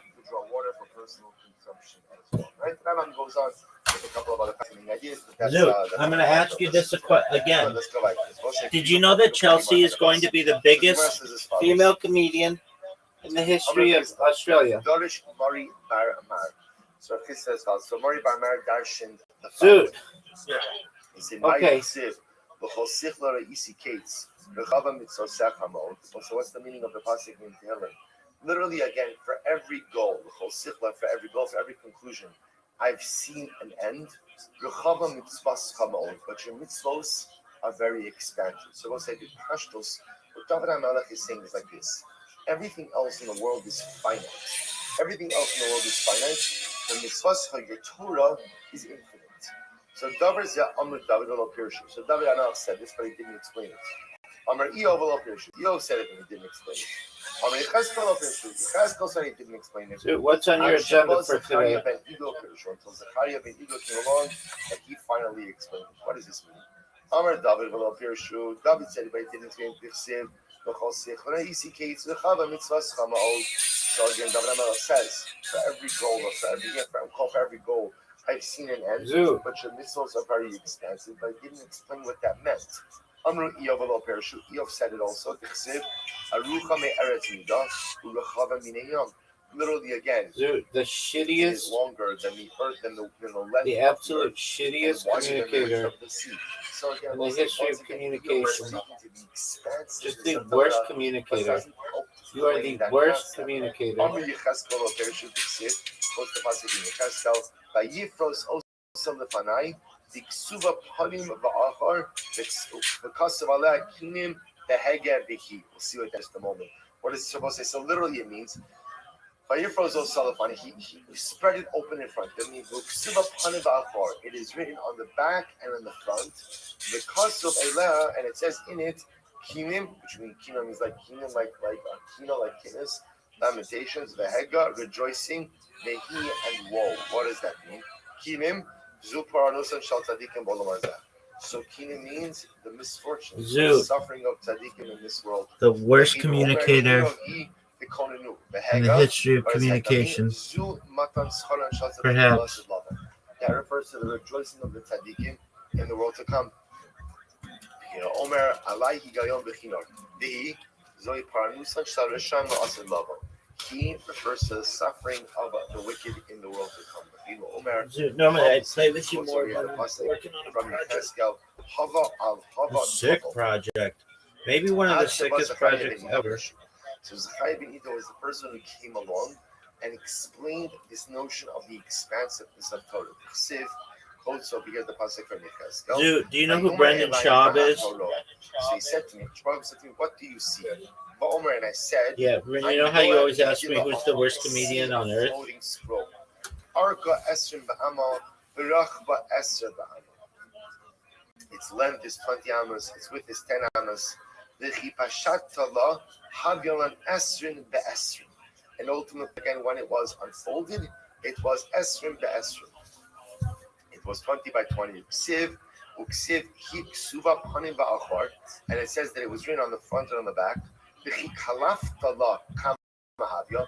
And if you were to peel back, so I'll say it was written on the front and the back. So what it's saying, the imagery is, it was written on the front and the back. If you were to peel apart the front and the back and place side by side, how much we are bought in be'es, 40 amas by 20 amas. Siv, mima dad b'shalomayim b'shamayim b'zeres tachim, nim kala olam kula kos mishloshes alafim umasayim b'kur. So both say when you do all of the math, the Gemara says it turns out that the world is 1/3200th of the size of the Torah. So we'll say, obviously, in a metaphorical point, trying to paint this image of this massive scroll that totally eclipses the size of the world, to highlight to us the dramatic expansiveness of Torah. You know, when we speak about Torah, we say, okay, you could quantify Torah. Torah is Tanakh, Torah is Torah Shebechsad, Torah Shebal Peh. So we'll say, Torah, remember how Chazal referred to the Yam Shal Talmud. Right, refer to the sea of the Gemara. The metaphor, the imagery is an expansiveness. You know, when you stand on the banks of the ocean, you look out into the ocean, it looks like it's Ma'im Shein Lamsov. It has no end. So the idea that the depth and profundity of Torah is so much that it even eclipses the size of the universe. That's the imagery that's highlighted over here. From Chisda, Darish Mari Bar Marmai D'chsev. So I'll say this is actually quite beautiful. Yomar quotes the passage from Yirmiyahu. So it says over here, that there were two literally baskets of figs prepared before the Heichal Hashem. Hadud ha'echad te'inim tovos. One of the baskets contained good figs, tovos mode, ki te'ini habachoros. Like the early figs. So just you show what's happening over here. If you have the Torah or in your Gemara, you can see what the Gemara is actually doing over here is kind of splicing together two different psukim. It's taking pieces. They're both from Yirmiyahu, Parachav Dalet, Pasuk Aleph, Psukim Aleph through days, but it's just taking different parts of it. So both say, so the image that Yirmiyahu Hanavi is highlighting over is really quite beautiful, is two baskets of figs. One basket is figs, tavos, ma'od, kite'eni abachoros on the base, va'gud echad, and the second basket Te'inim ro'osmo are bad figs, asher lo se'achelna meroa, that could not be eaten because they were so bad. Shabbos, who did the two baskets of figs represent? This is really beautiful. Hatobos, Elu tzadikim gemur. The good figs, those represent tzadikim gemur. Teinim haros, bad figs, Elu rishayim gemur. This refers ultimately again to rishayim gemurim. So we'll say, look at this Gemara. Shema Tomer. So maybe you'll say the basket of bad figs, which represents Rishayim Gemurim, Shema Tomer, Abad Sivram, Ubatal Sikuyam. Maybe you'll say there's no hope. There's no hope. There is no possibility of redemption for the Rishayim Gemurim. Tamabomar, Hadudaim, Nasnilureya. And we'll say it says that both of the baskets of figs give forth a beautiful aroma. So we'll say even the figs which can't be consumed, right? Even the figs which were bad, right? Even the te'inim rotten still give forth a beautiful aroma. Both baskets of figs have the ability to give forth a beautiful aroma. So just understand the power of that Gemara. I just want to draw your attention to the lush. See, the Gemara says over here that the basket of good figs, tzadikim gimur. The Gemara doesn't just use lashon over here of tzadikim and rishayim, but use lashon of tzadikim gimurim, rishayim gimurim. The lashon of gimurim represents that person, person could be a rasha, could be like a shlo rasha, right? You're just a rasha.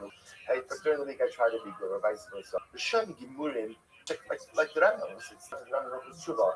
Ezu Tzadik Gomer, I should say, excuse me, Ezu Bal Tshuva Gemur, the Rambam says. So the lashon of Gomer represents a lashon of finality and totality.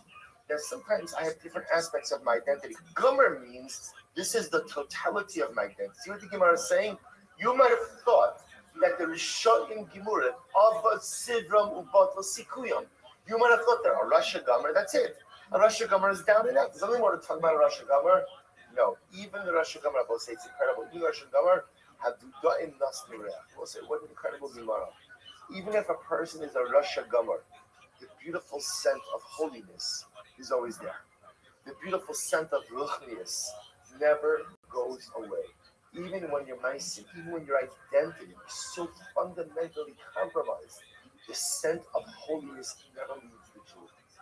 It's incredible. It's incredible. So the Gemara goes like this. What does it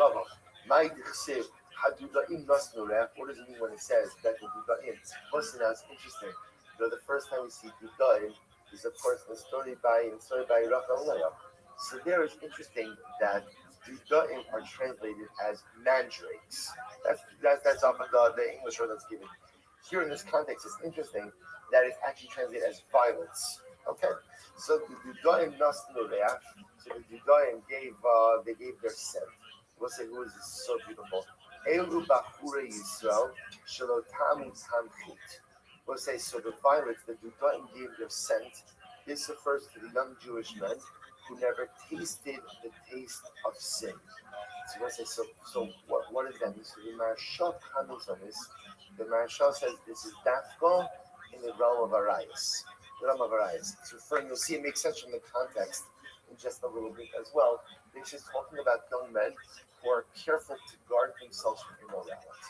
No person, I will say, no person could say that they never tasted the taste of sin. Everybody tastes the taste of sin. We all sin.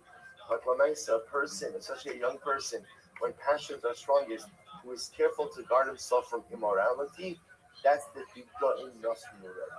That ultimately, again, is the violet who emits such a beautiful scent. And at the entrance we have all types of beautiful fruits. Who is that? Elu benos Yisrael. This refers to the Jewish women. Shemagidos pischehen leba'alei. So it's literally it says they tell their openings to their husbands. So Rashi points out over here. This refers to Rashi. Actually, now we'll see. Rashi goes a little bit out of order over here. Shemagidos pischehen leba'alei means they tell their husbands and they become a nidal. That the wife tells her husband when she becomes a nidal that her husband currently transgressed with her. You know another possibility? Literally, they close their openings of their husbands. this idea of being the virtuosity of the Jewish woman maintains her allegiance, right? It is only for her. Chadoshim gan yishar ditzafan. That mean again, literally new and old. My beloved, I await you. Are the scouts for you. This is so beautiful. So I'm just going to point out this notion, by the way, we've seen so much in the last couple of days regarding the immorality and how a person is able to conquer immorality. It's the greatest heaven that a person has, the greatest heaven that a person has. And at the end of the day, the schar that awaits a person who's able to overcome these most innate wants and desires. So I want to point out this idea that Yimar says that the Goyim Nasnu Leah. So I want to say, what does it mean that the young person, right? We're all young. The young person is able to resist immorality. He emits the that the violet gives off its scent. So we'll say the concept of scent. What does it mean that your scent is beautiful if you overcome immorality? Scent is something that just exists by itself. In other words, you don't do anything for scent. It's just a part of your being. Something has a beautiful, pleasing scent is just a part of their gestalt. It's a part of what they are. The idea being, I think what Chazal is saying is that when I'm able to overcome the desire for morality, it's not just the pshat that I become holy. It fundamentally changes who I am. I emit a different scent. I smell different. I am different. You see, there are certain things that I do that give me greater kedusha, that give me greater holiness, and there are certain things that I do that just fundamentally change who I am. I emit like a reach nichoach. I emit a pleasing aroma. So if I muster up the inner courage to be able to overcome the pull towards immorality, it's not just the pshat that I'm holy, that I'm good, that I'm pleasant. My aroma is different. It's an incredible idea. I emit a different scent. So powerful. Oh, can I say so? The quality of the immortal. This is how beautiful this is. There she is. How you doing, I'm kid? okay. I'm okay. Something is Alrighty, man. I'm sorry. I had everybody calling, everybody coming over. It's Aquarius. Even I didn't more feel laws more. I didn't want to say more. and I kept all of them. Don't you apologize for anything. I'm so glad to hear that you are in strong spirits. That's amazing. You're a strong woman. Yeah, I don't get my love card. One of the Talmudim who was raging at Aristo's presence. Have you ever heard a drasha on this passage? That's right, Mr. Aquarius. 100%, but you'll be strong. And you got it. Yes. Yes, ma'am. Yes, ma'am. You got that right. Just one moment. I'll send you an invitation. That was Torah given multiple times that it would say which would sound like things that were given earlier, things that were given later. And the custom is Chadoshim Gan Yishanim. Yishanim refers to ultimately Divrei Torah. Yishanim, the old halachos, refers to the halachos that the Ribono Shel Olam gave us. But the Chadoshim refers to the new halachos, the Dinin Kirat Bonon, which we legislate. Look at Rashi. Divrei Sofim, Rashi says. It's the third line from the top of Rashi. Chadoshim Shenischanshu B'chol Dar Vadar Ligdar Geder B'Siyad. Each generation legislates for what purpose? For the purpose of creating a protective. I'm here. What'd you say? What's the meaning of the pasuk in Koheles? They got a daily quiz when that game. Be careful. Yes, ma'am. There you go. What sounds like it means is. All right, just one moment. What does this mean? B'nihi, Shamalach was saying, my son, be even more careful with Divrei Sofrim, with rabbinic law, than with Divrei Torah. Divrei Torah, his Torah is comprised of positive commandments and prohibitions. Divrei Sofrim, when it comes to the words of Chazal, Kol over al Divrei Sofrim Chayiv Nisa. Whoever violates Divrei Sofrim will say is Chayiv Nisa. Will say, now what is that? You take a look at Rashi. I say below Sasei. So Rashi says, Yesh bohen she'in bohen Chayiv Nisa. Divrei Sofrim Chayiv Nisa al Kulan Yibisiv. The house was on my. That's right. And statue trying to lock this down. That says, he who reaches the fence shall be bitten by this snake. Even though this kind of sounds counterintuitive, right? You'll be all right. I love you. Careful with us because they're given by the Rimano Shalom and not the Rabbanan. Yet the Mishnah says, he who breaches the rabbinic fence will be bitten by a snake, which means that in certain respect, rabbinic law is dealt with more severely than biblical law. What's the idea? The idea is that rabbinic law How's your auntie doing? that keeps us together. It's rabbis of every generation. They're not like that every generation, but every generation. Let's just make laws because of the time, because of circumstances. So now it's the beginning of that fabric of cloud. You're good. Yeah, you're already strong. Here to the like you don't hear to the beginning of Rabbanon. Then although the Torah says it's still 10% Oh, I know that. to the fabric of I done clouds. cried. That's No, why I it just got to enough cry. I took that time for there's this. sometimes greater severity attached to Dinei D'Rabbanan than there are to Dinei Yes, ma'am. In Yesh Ban Manish, It'll be all right.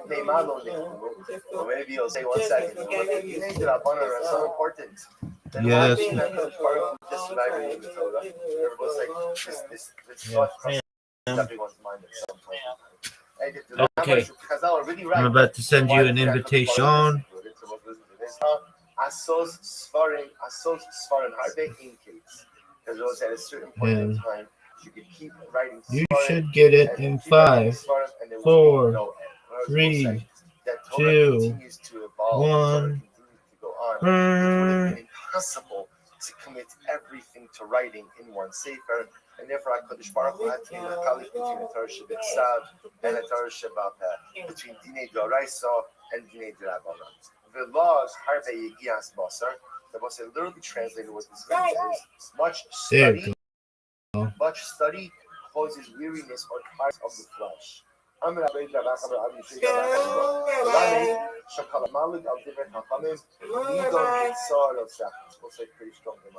It teaches us that what? Anyone who disparages rabbinic law will literally be judged in boiling Give me it. excrement. What a tough spare. The idea being, you see it in the Gemara's to go ahead and say, the rabbis are just adding on layers to halacha that are not necessary. I'll keep the Doraisas, that's all I need. So you see Chazal coming along and saying, Yiddishkeit without the Drabbon. There is no way of life with the Drabbon. The whole point Here of we the go. Drabbon is that the Drabbon teach how to take the Doraisas, make them applicable, sustainable in the real world. So you see something like this, that if you go and disparage, you're going to burn it in Gehenna. It's obviously the hyperbolic. The idea of Chazal telling us there is no life without the Rabbanans. Split it. We see this. There we go. Whoa, what a tough spare. Peel away the Rabbanans from Jewish life. It's only a matter of time. It may take years or it may take a few generations. But at the end of the day, you absolutely lose your way. Maskeba Rabba Miksir Lag. Does it say Lag, disparage? Lag Miksir.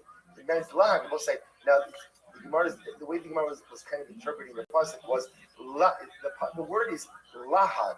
The Gemara darshan as lahag, which means to disparage. The Gemara doesn't say lahag with an eye and disparage. It says lahag with a, which means to learn. Ella kol hahoge bohen toin tambas. This is so beautiful. Right? What it means is whoever engages in the study of Torah, specifically the studies of Jerabbanah, like the studies of Gemara, is like he tastes meat. We'll say, what's the shot with that? That if you study Gemara, you study Dinei D'Rabbanan. So it's like you're tasting meat. This is something beautiful.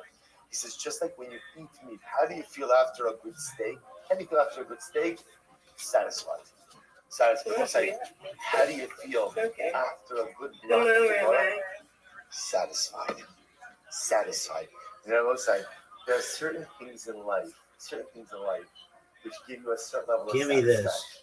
So the truth is, in a Gashmi level, a good meal, a good steak gives you a yishrak. You feel good after it. You feel so it says like the world is good. There's like you know, say if you have a good steak, it's amazing. A good steak and a glass of wine. See enough cherries on over here, right? But it's right. A good gaze and you know, so again, the universe is in equilibrium. Right? Life is perfect. The only thing I'm missing in that moment is Mashiach. And maybe even feels like a little bit like Mashiach. Right? So listen, in all seriousness, where else do you replicate a feeling like that? When do you have a feeling in life that like the world is good? The world is good and everything is perfect after a good black Gemara. That's what I'm saying. No, you have a daf like this. You have a daf like this. You're gonna walk out, and there's gonna be like a wave of satisfaction that sweeps over you when you have Torah like this. So that's the Gemara says. La garde digios basa. When you learn a lot and you learn a good piece of Torah, Correct. it's That's not really just like what it a yes basa. It's just like having a good steak. Just like a good satisfaction. It's just like a satisfaction of a good meal. So beautiful. Turn up on both sides. Listen to this incredible story. Nice of Rabbi Akiva. Sheikh Habushi says, both say, such a dramatic story. There was a Rabbi Akiva was incarcerated in jail. The Ben Yehoyada again writes, I will say, when was Rabbi Akiva incarcerated in jail? This was the end of his life. This Rabbi Akiva dies a brutal death at the hands of the Romans. His flesh is skipped from his body. Split. This is the story. This is the story. In Get fact, it was like, okay. the Ben Yehoyada, I'll send it out on the WhatsApp chat. The Ben Yehoyada has Give me this. an overwhelming insight. I'll fill in parts of it as we go on. Now, the Akiva was incarcerated. Rabbi Yeshua Right, give me this Hagarsi, one. Yesharso, Rabbi Yeshua Hagarsi was his attendant, was like his shamus, was taking care of him. And Rabbi said, what does Garsi mean? Rabbi said, this is, look at Rashi. Rashi says, Garsi is Shem Makom. It's the name of his place. That's where he lived. That's where he lived. Otherwise, Rashi says, I will say, this is incredible. Lishnafina, Shen Tochin Grisin. He used to go ahead and grind lentils. We'll say, I just want to point something out. I often say this. To me, one of the most incredible things you find in the Gemara is where you find these incredible tzaddikim who had jobs. They had jobs. Not only did they have jobs, we'll say, but what? But they were labor. There we go. Like it was a guy who ground up lentils. So we'll say, sometimes in life we think that the fact that I have to work for a living patters me from, it exempts me from becoming a Tam Chacham. You know, listen, to become a Tam Chacham or a Tzaddik, that's the purview of like people who get to live their lives being close to Beis Shmi. I had to go out to work. So if I had to go out to work, I could be a good balabas. Right? That's like the ceiling for me. It's not true. Everybody has the capacity to be a tzaddik, and everybody has the capacity to be a butler. Everybody has the capacity to be the greatest of the great. So you here, who's the Mishai of Rabbi Akiva? Rabbi Yeshua Garsi. Can't go yet. Now I man can. who used to go ahead and grind lentils. That was his occupation. But despite the fact that he went to work every day grinding lentils, he still became Give me it. Give me it. Oh man. Watch this. Every day, Mr. Chris had a nice hair. You bring Rabbi Akiva water. Now, Mayim b'midra Rabosei means as follows. You bring Rabbi Akiva enough water for Natilas Yadayim and for drinking. Look at you. What happened? Big time strike. So we'll say one day Rabbi Yeshua Garsi is coming into the jail with water. Ooh, that's a tough split. The guard sees him coming in. Amarlo, Hayom Meinecha Merubin. So the guard became suspicious of Yeshua Garsi. He says, today we wanted. You're bringing in a lot more water. Shema Lachtar Beisasun Atatzara. So he suspected that what was he trying to do? He was trying to help Rabbi Akiva dig a tunnel. Right? Because how do you dig a tunnel? Right? You pour water on the ground, loosens up the earth. So the guard suspected that Yeshua Garcia bringing in more water. Yeah, so thankfully. Appreciate you asking. So what did he do? Do my best not to read him. Wow, you got a big score, Mr. Cole. Nobody's touching your score. Yeshua, Mr. Aquarius, we've got to play one more game for Papa. You see if you get your 200th He win. said that Lamaisa, Yoshua, you know that I'm totally dependent. 199. This Here water we is go, my water folks. for the Tiras, it's my water for drinking. We got one more for Papa. That's So right. Yeshua Garci told Rabbi Akiva the whole All story. right, Mr. Curry. You You have an invitation. So he said, okay, I'll use the water for hand washing. Lishtos in Magian, Lital Yadcha Magin. He said, Rebbe, there's barely enough water in there for you to drink. You think Get there's it. enough water in there for you to get? That's a good what start. Yeshua Garci was begging Rabbi Akiva, Rebbe, please don't do Netilas Sedayim today. Please just drink the water so you can live. Plus, I just want to point out that Ben Yehoyada points out Get it. that the way Rabbi Great Akiva spare. was is that every day the Romans would peel off some of his skin. It didn't all happen at once. Every day they tortured him a little bit. Every day. So imagine somebody, Yeshua guys saying, Oh. Rabbi Akiva saying, Rebbe, please, don't worry about the Tilas. Yes, ma'am. They're torturing you in such unspeakable ways every single day. Get it. Drink the water. Oh, that's a big score. Ma'asa, Shechayavin Alein Misa. Rabbi Akiva said, what should I do? What should I do? Get it. At the end of the day, All right, all right. Is the Chiyav Misa Mutav? I don't know what I'm saying. I want Give you me to say this. Chiyav Misa. Obviously, it's not little Oh. Chiyav Misa. Rabbi Akiva was saying, according to this idea, I'll get this. Give me this. All right. The rabbinic law has to be treated with such incredible severity. Mutav Amos Misas Atzmi. Get it. Akiva said, better for something that wasn't what it meant is better for me that I shouldn't have something to drink. You're I shouldn't have something welcome. to drink. Oh, get it. What a spare. You've gotten 3 spares in a row.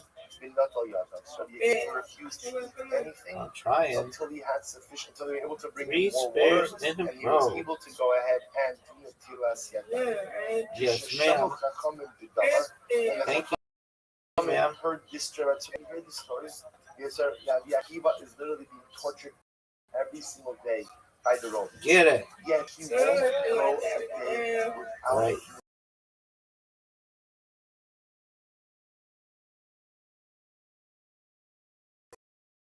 This is time for your fourth. And that's not the moral of the story. The moral of the story is that we are here because ultimately we always maintain incredible, overwhelming fidelity and allegiance to even the smallest details of Yiddishkeit. Because it's not the devil that's in the details, it's the Rebbe. And we're only here because of Mesiras Nefesh for halacha, because of Mesiras Nefesh for Torah. This is not modeling for us a halacha nice. That's not what it's modeling for us. What it is Oh, okay, you got a bunch. Say is those of us who Baruch Hashem are privileged not to live. You see, Rabbi Akiva was willing to give his life for the Tiras Adayim under dire circumstances. Oh, yeah. How careful we have to be with the details. When She's Baruch going to Hashem cruise into number 200. So when they heard this, like Hashem from the Davar Amar, Ma Biziknuso Kach, the Adusa Alakas Kam Vakama. This is how Rabbi Akiva acted when he was old. Can you imagine his behavior when he's young? Ma Bebesa Suna, All right. Bebesa Suna Alakas Kam Vakama. And this is how Rabbi Akiva conducted himself. This Aquarius, 200 wins, girl. Good job. This Aquarius with their 200th win. 200th win.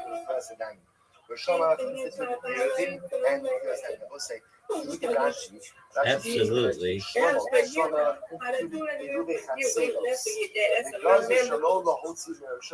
Absolutely. 100%. All right, Mr. Aquarius. It is time for you to get some sleep. I know you've had a long day. Okay, yeah, it probably is. The only thing That's you right. can't Okay. is to go from We'll just keep you company. but to go from one private domain to another private domain is biblically permitted. Shlomo came along and Yes, said, no, ma'am. you can't even carry from one Rosh Hashanah to Yes, Rosh Hashanah without some type of Eruv Chatzim.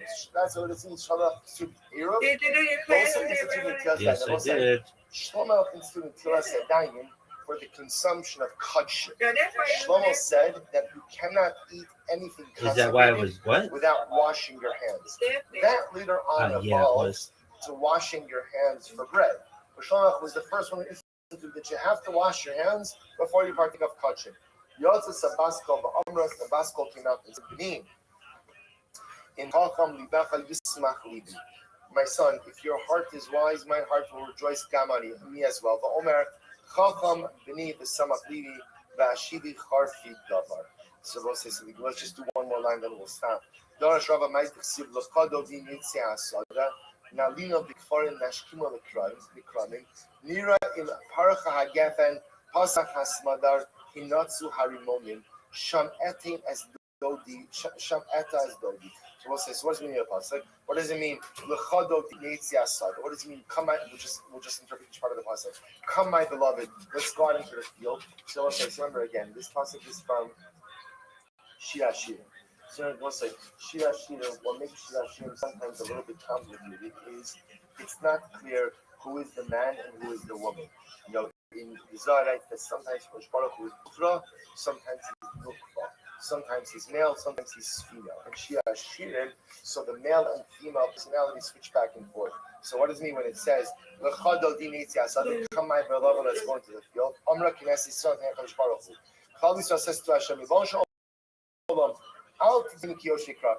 not just like those who dwell in the cities. Sheishman Gezel, Rayis, Shvashav, Shaker. So we'll see, the cities is where you have all of the vices, right? All of the vices exist in the city. There's theft, there's immorality, there's false oaths, Shvashaker, vain oaths. Rather, don't think of us like city dwellers. Neitze Hasoda. Come out into the fields. And what will you see in the fields? You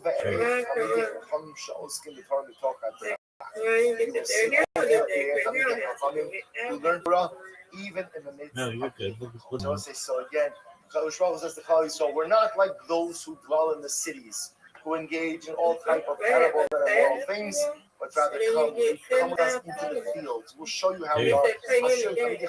Learn Torah even when things are difficult. Let us sleep in the villages. I'll take you to Kfarim Ella B'Kofrim. We'll see. Bo ve'erecha. Come on, God, and I'll show you awesome shishpatam tova. There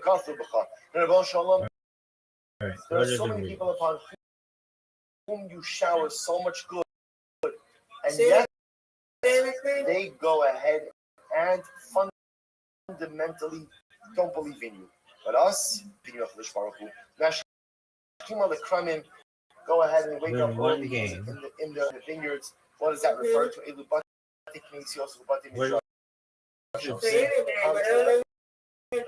Shuls come to the edge.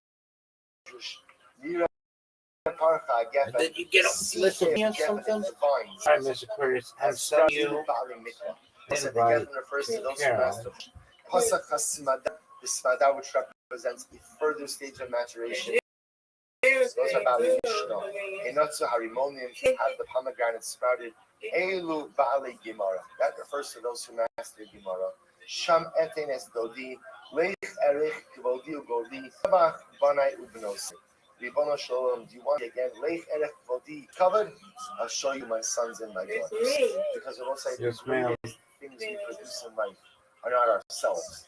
You want to get the black ones in. It's not the personalities we build, but ultimately, again, the children we raise. We're not finished. We're not finished. There's still more minutes in the people. We got to continue. Yes, you got it. There you go. All right, so we'll say on Zoom. Wonderful day.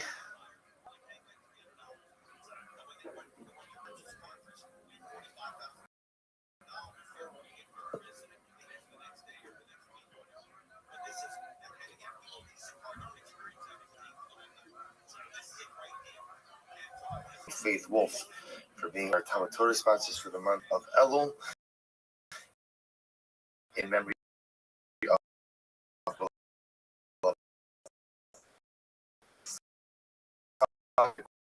grandfather and great grandfather Cyrus Shalom Ben Tzvi Hirsch is Zichron Livra. We thank our week of learning sponsor Joe and Galia Berry in honor of their 3rd anniversary of Hashem and their success Aliyah 3.5 years. We also thank Howard and Aileen Friedman were dedicating the shir this morning in memory of Howard's father, Shalom Ben Hillel Tzvi. We hope that in the merit of our Talmud Torah also have an Aviyah and the families in them. And also with that, let us begin. It's a beautiful day ahead of us today. Today's daf 21. And we All right, now's your chance to get a bunch of them in. On the base. We're up at last two lines in the daf. I'm going to Yitzchak Bar Ada. Almost. So just to first close, not close out, but to fine tune a little bit of the halachos of Pasibiros. Remember again. Oh, but I put one of your. Sometimes an incredible leniency regarding Shabbos. That although the well is technically speaking categorized as Hayakit, as it has the requisite dimensions of 10, 12 deep, 4, 12 and wide, and we're dealing with wells which Oh man, how did you get mine? such. Drawing water on Shabbos would constitute a significant issue. So Chazal is this concept of the Pasibiros or the Diyumadu. These L-shaped post position 4 corners. So you can start convert the area of the well into a rishus. Yeah, but I gotta get this one. If I don't get the one in, then the red one comes back. And I just put a yours in. And watch, the red one came back. Why such a kula was in fact That red one's known as the queen.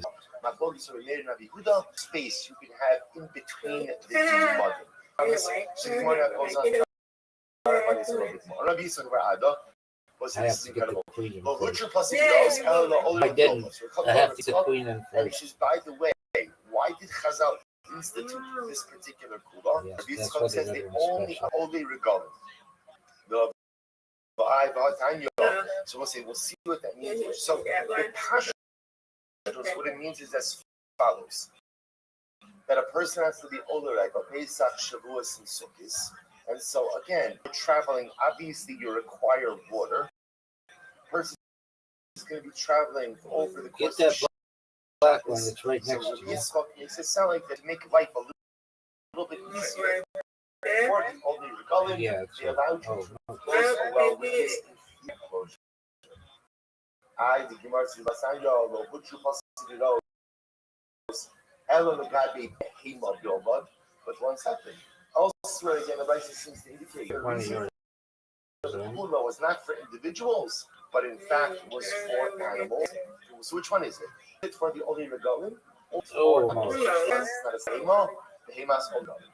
Inachinami. What does it mean when it says that Chazal instituted pasidiros for behemas? It means for the animals, the only regalim. Look at the last Rashi on the daf. Behemas only regalim. Aval Odom Afim only regalim no butcher lidlo lishtos shiyam.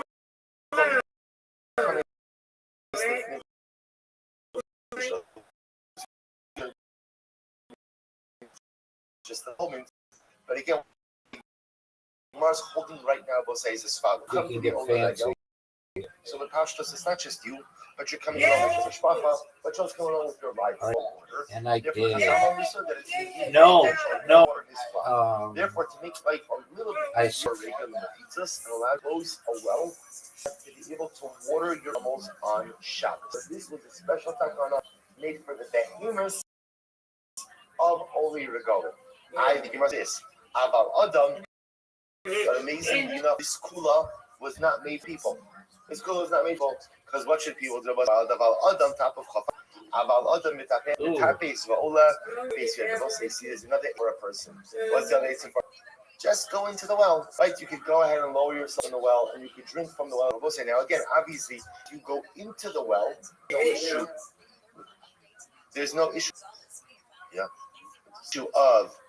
There's no issue of any kind of transfer of shoes. You're going into the well itself. Look at Rashi. This is really wild. Listen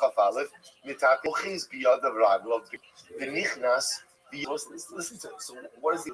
If you want to drink water, what do? You lower yourself into the well. And by the way, how do you lower into the well?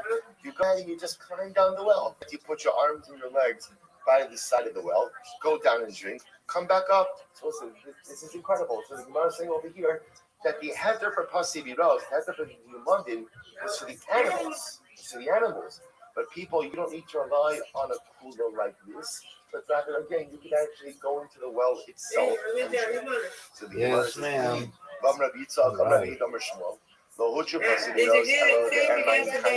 I did 75 corn and So Rabbi Yehuda said in the Shmuel flag. that the Yeah. heter of Pasiros Thank you, man. was only for a Hope you well, do. a spring, a well that's a spring, that's a Yeah, be'er right. mayim chayim. As opposed to, let's say just a cistern or something that just holds ve'ila behima. But if you want to tell me that the heter of Pasiros is only for animals, but not for people, mali chayim, mali lechunasim. What is the type of water? Again, Yes, I ma'am. understand that be'er mayim, if you're telling me that it has to be a be'er mayim chayim, if the heter of Pasiros is for people, because then that's potable water, that's drinkable water. But when I say if it's for animals, what does it make a difference what type of water source it is? To which the Gemara says, "Ba'inon midi bichazi la'adam." You require something ultimately that is suitable for a person. That is suitable. So the idea being that although the heter pasibiros was only for animals, nevertheless it only worked for a more chashuv water source. What's the definition of a chashuv water source? The type of water source that would be used by people as well. So the Gemara says, "Gufalo v'tru pasibiros el behema bilvad." About other metapes, but all the metapes. So what says we just said that the heter of pasibiros was only for behemoths, but for people, if you need water, go into the well. The Gemara says, but what if the well was very wide, so that a person couldn't successfully navigate in and out of the well? Then if the well is too wide, so that a person can't get in and out of it, then a person could go out and use the heter for pasibiraos as well. Furthermore, below Yimale, Adam Mayim, a person should not go ahead and fill up water and place it before his animal on Shabbos. About this, if you're utilizing the pasibiros, you should not go ahead and fill up a container and put it in front of you. But you can fill up a receptacle and you can pour it in front of the animal. And ultimately the animal could drink on its own. If that's the case, then how does the takala pasibiros help? Maho ilu, the malos mehan. What do you mean, how did it help? It helped that you could draw water from the well. But if that's the case, then again, why did Chazal have to create a minimum size of the enclosure enough for the head of the majority of the body of the para? So both said this just yesterday's daf. Rabaye, Hachamayaskinon, Be'ivos Ha'omed Rishus Harabim. We're talking about a trough that is standing in Rishus Harabim. Gavoa Asara, 10 fucking high. Rochiv Arba'a, the Rosho Nichnas Labin Hapasim. So both say, so again, that's the continuation, that's just the restating of yesterday's discussion. So both say, what comes out over here is something very important. So what comes out of this sugya is the Gemara telling us that the din of pasibiros was dafka instituted for behemas olde regalim. But ideally, pasibiros is not used for people. If you want from the well, go into the well. Go into the well. Go into the well. However, the Gemara seems to indicate that if the well is too wide, that you can't navigate inside of the well, one could go ahead and utilize the well. One could go ahead and draw water for their own drinking purposes from pasibiros. And I will say this is indeed how the Rambam paskins. So the Rambam says this in Hilchos Shabbos, Paragraph Zayin, Halacha Lamed. Actually, we'll see. Fine. The truth is, we'll leave this Rambam. Let's just do the next few lines because it's going to be a little bit more halacha because Rambam groups it all together. Let's listen to this. So the Gemara goes right there. The Gemara says, "I'm going to be reading about Amaras." So just keep this in mind. Number one, we've seen that pasibiros is primarily for animals. People, if they want to drink from the well, should go into the well, drink water from inside the well. But it seems to be that even a person could use the heter of pasibiros if the well is too wide, so that a person can't scale down the well. Let's say it's interesting. You see from here again, sometimes kulas are good, but sometimes a person should try to avoid using kulas. The use of a kula is important under extreme circumstances, but sometimes the use of many kulas too often is sometimes fundamentally undermine and erode a person's allegiance and fidelity to halacha. Like if you think about it, what a crazy thing. I want to drink of water on Shabbos from the well. So I'm going to scale a well. I was like, can you imagine? So I've ever heard of it. Please don't do this kind of stuff. Has you ever heard of something like this? I'm going to scale the well. But you see over here that, again, if I need to use the kula, but if there's a way not to use the kula, better not to use the kula, not because the golden light is to be clear, but the golden light is to create a sense again fidelity and allegiance to halacha. And sometimes again the use of too many kulas too often fundamentally undermines that relationship. So I'll say four pieces or four more qualifications. I'm going to be about Abba Amrav. Ein Borginin Belaval. This is fascinating. Belav Hasedi Raos Bechutza. So we'll say really fascinating Gemara. There's no din of Borginin. So what's Borginin? Look at Rashi. Second of the shorter lines in Rashi. Ein Borginin Belaval, third of the widest line. So Amar Bekis and Iris. Also, this come a little bit later on. In Hayu Borginin, what's the episode? Ein Amar Bishirayim. Miss Abim Imo Umodigin Kuma Yemisham Bahal Ula Halod. So the Gemara says, listen to this. Now we know there's a lot of Tchum. Tchum says that you have 2,000 amas from the edge of the city. The 2,000 amas from the edge of habitation in which you have the ability to travel. Remember, again, Tchum is not a din in carrying, it's not a din in itself. This is a din in travel, mobility. So you have 2,000 amas from the edge of the city in which you are situated to travel on Shabbos. However, the din of Borginin says like this: if there is some type of basic domicile, even a hut, within 70 or 2/3 amas of the edge of the city, you could measure the tchum not from the edge of the city, but from the south. So essentially, even a basic domicile, like a hut, within 70 and 2/3 amas of the edge of the city, allows you to tchum not from the edge of the primary city, but from the hut. That's working. What is it working? Suppose I need to have one specifically. would often go out Because it logged me out of one of my others, and I don't want to use one of the 200 that I have. I want to create a new one. So it was something that was not easily transportable. So I even though again it's not really what we call like a billion school it's not the structure. Now for the last of a myself, it still extends the cord. So the Gemara says, "Kamar B'yami Adana Borgin in Babado, Kamar Ve'im is average Shana Ear to the bottom of the B'Mayo. We shall see the Shalach Hashim. So we'll see the explanations in a moment. We'll see here's what Rav is saying. Number one, the din of Borginin does not apply in Baba, which means that in Baba, if you have a city, the tchum of that city is measured from the edge of the city, and even if you have a hut within 70 and 2/3 amas of the edge of the city, the tchum is not measured by the hut, but the tchum is measured by the edge of the city. Below, Hasidim Rose, furthermore, there's no din of Hasidim Rose, I'm sure. fascinating. One thing that always helps to know is time heals all wounds, Mr. Aquarius. Borgin in the Babylon. We'll say, why does the din of Borgin not apply in Babylon?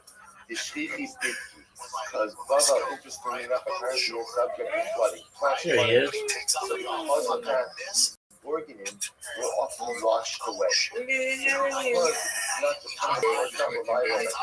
Ooh, what are you making? Therefore, it cannot work to go ahead and extend your cholo. So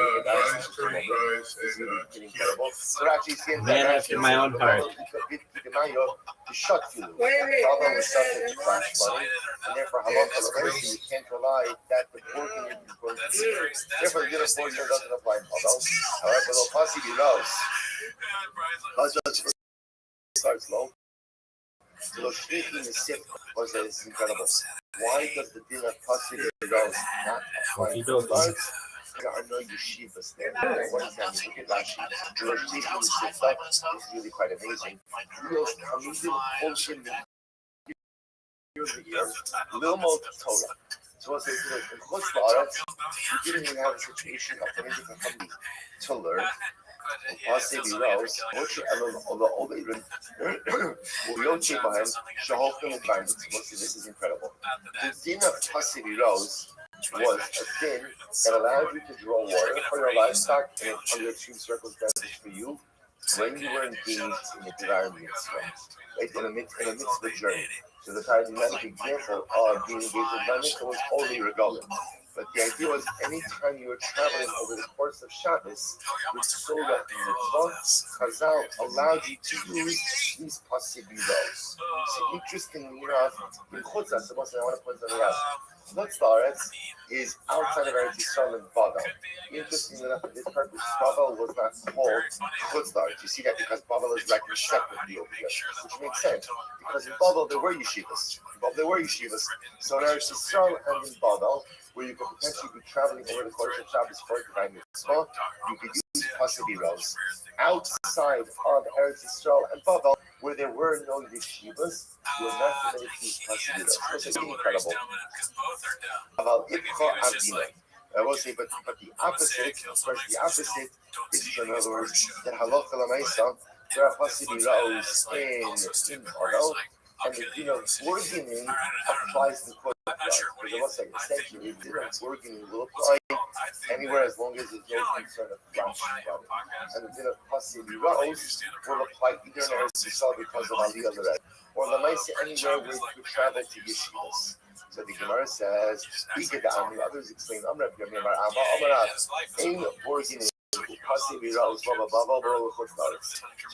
others have a different version of this. Both the din of bargaining and possibilities do not apply neither in Babel nor in Chutzlaretz. Bargaining the Babel law, as we said before, bargaining don't apply in Babel. Why? Because it's classified. The Chutzlaretz nami law, the shrihi ganavi. This is fascinating. The din of bargaining doesn't apply in Chutzlaretz either. Why? Because of thieves. We'll say, what does that mean? Thieves? They used to steal these huts. They would steal these huts. The man, as I said before, since they were not kabbalah, they were not affixed to the ground, so they were stolen. So because they're stolen, obviously you can't remind the bargaining to be there. So the Gemara says, possibilities the babalo, yishrichi mayo. So again, these possibilities that was not allowed in Babel. Why? Because also currently water was in easy supply in Babel. So remember again, the din of possibilities is a din in Eretz Yisrael, says the Gemara, because water is harder to come by. But in Babel, where water was easy to come by, there was no need for allowing these kulas. For Chutzlaretz nami v'lo shlichim mitzvah. In Chutzlaretz also, there was no din of possibilities because since they weren't yeshivas, therefore halacha l'maisa possibilities was only instituted in the situation of divine mitzvah, and there was no real traveling for divine mitzvah in Chutzlaretz. Amar Chista l'may breid rab when a breid rab yemei abba Amri. Asisu mi barnash lebeit mishkan d'Daniel. The hava prasa parsi b'Shabbos. The Gemara tells a story. So Chista said to Mari breid rab Huna breid rab yemei abba. He said to him, I heard that you went from Barnash to the shul of Daniel. Traveled from Barnash to the shul of Daniel, and that is a distance. Rashi says over here on Amri Shakasisimi Barnash Kalikisha Daniel. Shamati Sha'omim Aleichem Sha'atem Boim Barnish Lebekishta Daniel B'Shabbos Makom Hayab Babal Shesham Hayam Mispalo Daniel. The Kabin seasonally be lost. So once they saw apparently there was a shul that was only the shul of Daniel. So you have a Chista telling Mari, I heard that you traveled on Shabbos from Barnish to the shul of Daniel. And the problem is, that is the distance, the habu, less a parsi b'shabsa. That's a distance of 3 parsa, more than 12. And my son Krisu abroad. So what would you allow? What would you allow to travel on a stage? More than the regular commercial? Would you rely on the presence of the Yes, space to extend your toe? Ha'amar would the Ha'amar but your father, the father of your father, like your grandfather, said the name of Rav, ain't Borgin in the Babel. That there's no deal of Borgin in the Babel, right? Again, because of flash flooding. So how did you travel such a far distance on Shabbos? Nothing. Samar went out to Shadar Krista, the Achli Hanur, the Sapta, the Midland, the Shivin, the Shilam. Once they went out and he showed him that apparently, right outside of Barnish, within 70 and 2/3 amas of the edge of the city of Barnish, there were these ruins. There were these ruins that were there, but the walls of the ruins were still intact. So because the walls were still intact, they were bona fide mechitzas. Because they were bona fide mechitzas, they extended the tomb of the city, allowing Mar to travel from Barnish all the way to the shul of Bnei. Take a look at Rashi for just a moment. Rashi says, "Misata ayeros haribos, v'nish'aru sham mitzvos min habatim, v'amin al hasar kitim arvin, nefesh al nefesh al tahdanut al kismosis." They show the ruins, but despite the fact that there were ruins, the walls of those ruins were still intact and allowed the throne of the city to be extended past them. And that's how he was able to travel to the shul of Bnei. So we'll say clear.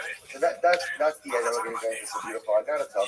But before that, let me show you the Rambam. So the Rambam in Paragraph 9 of Hilchos Shabbos says as follows. So we'll say a lot of fascinating ideas over here. Number one, when were Pasei Rose, who were Pasei Rose instituted for? Number two, where were they instituted for? Because the Gemara seems to indicate over here that this is a din dafka in Eretz Yisrael and maybe Babel as well. So look at the Rambam writes as follows. This is Parak Yud sorry, chapter 17, Rambam Halacha Lamed. Lo hitiru hapasim ha'elu ela ki Eretz Yisrael u'lebehimas ori redolim field. Okay, so the Rambam actually passed here, but the din of Pasei Rose is dafka in Eretz Yisrael. This was only instituted in Eretz Yisrael and only instituted for the animals of the Oli Regalim. The Hushiniya, the Ermayin Chaim Shal. And I will say so again, three qualifications. Number one, only marriage is strong. Number two, only for the animals of Oli Regalim, the Bar Mitzvah. And number three, only a Be'er Mayin Chaim. A well that's a well skill, because that's more custom water source. Amal, the Shar Arasos. Again, let's say anywhere else outside of Eretz Yisrael, if you want to drink water on Shabbos, you want to give the animals on Shabbos. What? Halacha? You must have Arasos, Adam, Yored, under the air, Yishke, Oyaskim, Nefisam, Achetes, the air, Gavo, Ashar, Kokim, the Yamot, the Sofa, the Yidla, any other circumstance outside of Eretz Yisrael or anything else, if you want to draw water on Shabbos, you draw water on Shabbos, you just have to what? Make regular partitions. You have to make a regular partition. In Haya have the air rock up Harbase, but if the well was very wide, Shein Azor Yaakov Yibal, Harez Yibla, Yishtabir. What the Rambam does pass that halacha l'maisa, if the well is too wide, then the person can't go down and then you could rely on possibly. So what's the difference? Halacha l'maisa, the Rambam passes, but the din number one, the passes only applies in Eretz Yisrael. Number two, it only applies for behemoths, only the dollars, not for a person. Unless, of course, the well is too wide that you can't scale it. Under those circumstances, you can rely on the possibility road to draw water for personal consumption. Right? Goes on a couple of other times. That's enough. Good, let's go. Beautiful. So the Gemara says as follows. I'm going to read this. Dorish Hashem the following. It's in my Sifra ECK, Baba Mitzvah Sachamo, of the Pasuk in Tehillim. And for every goal, for every conclusion, I've seen an end. The Chava Mitzvahs Chamo, but the mitzvahs are very expensive. So what's like the question? We're talking about other things like this. Everything else in the world is finite. Everything else in the world is a mitzvah, so the Torah is infinite. So David's got on the David will appear. So David, I don't know if you explain it. Yes, ma'am.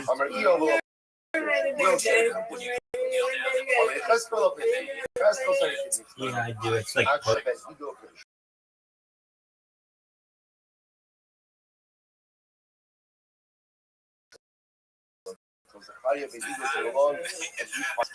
this mean?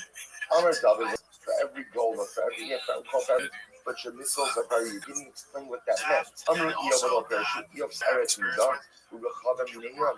Literally again, it is longer than the earth, than the length of the earth, and wider than the width of the sea. So again, we'll say once again, Iyov is speaking to the expansiveness of Torah, but doesn't explain that concept. Only Yecheskel location would say, what's the pasuk in Yecheskel?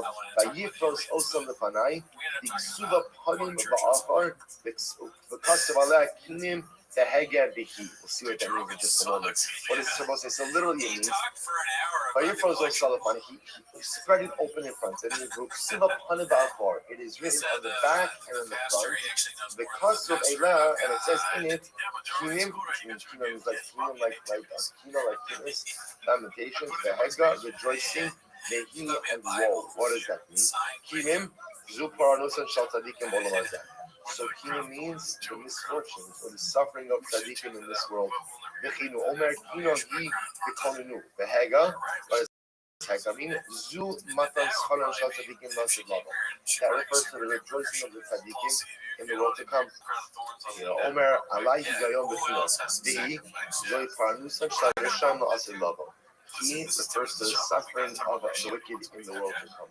Omer Half is to be close over here, the passage from Yechezkel, Chava al Chava Chava. Ad Sheba Zechariah ben Ido. So Zechariah ben Ido was the person who came along and explained this notion of the expansiveness of Torah. Siv quotes over here the passage from Yechezkel. Vayomer Elai Ma'atolo. So he said to me, what do you see? Vayomer, and I said, Ani Roa Megillah Alpha. I see a floating scroll. Arka Esrim Ba'amal, Barach Ba'esr Ba'amal. Its length is 20 amas, its width is 10 amas. V'chipashat Talah, Habyalan Esrim Ba'esrim. And ultimately, again, when it was unfolded, it was Esrim Ba'esrim. It was 20 by 20. Ksiv, Uksiv, Kip, Yubab, Hamin Ba'achar. And it says that it was written on the front and on the back. And if you were to peel back, so also it was written on the front and the back. So what it's saying, the imagery is, it was written on, if you were to peel apart the front and the back and place them side by side, how much would that be? Our bottom best, 40 amas by 20 amas. Mima dad b'sha'al amayim v'shamayim b'zeres kachim nimsa kala olam kula achos mishloshes alafim u'masayim b'kol. So we'll say when you do all of the math, the Gemara says it turns out that the world is 130 to 100 of the size of the Torah. So we'll say obviously the metaphorical point, you are trying to think of this massive world that totally eclipses the size of the world. To highlight to us the dramatic expansiveness of Torah. When you about Torah, we see you could quantify Torah. Torah's Tech, Torah's Shabbat, Torah's Shabbat. Torah, remember how Chazal referred to Yam Shacham, right? Referred to the sea of the Gemara. The metaphor, the imagery, the church you stand on the banks of the ocean, you look at the ocean, it looks like the time chain that has no end. The idea that the depth and the profundity of Torah is so much that it even eclipses the size of the universe. That's the image that's highlighted here. From Chisda, Darish, Mari, Bar Marmai, the Sid, Bine Shmila Ita Inin, Muadzim of Nation, was a actually, you might quote the passage from Yemyo. So it says over here, that there were two literally baskets of figs prepared before the Eichel Hashem. One of the baskets contained good figs, double smoked,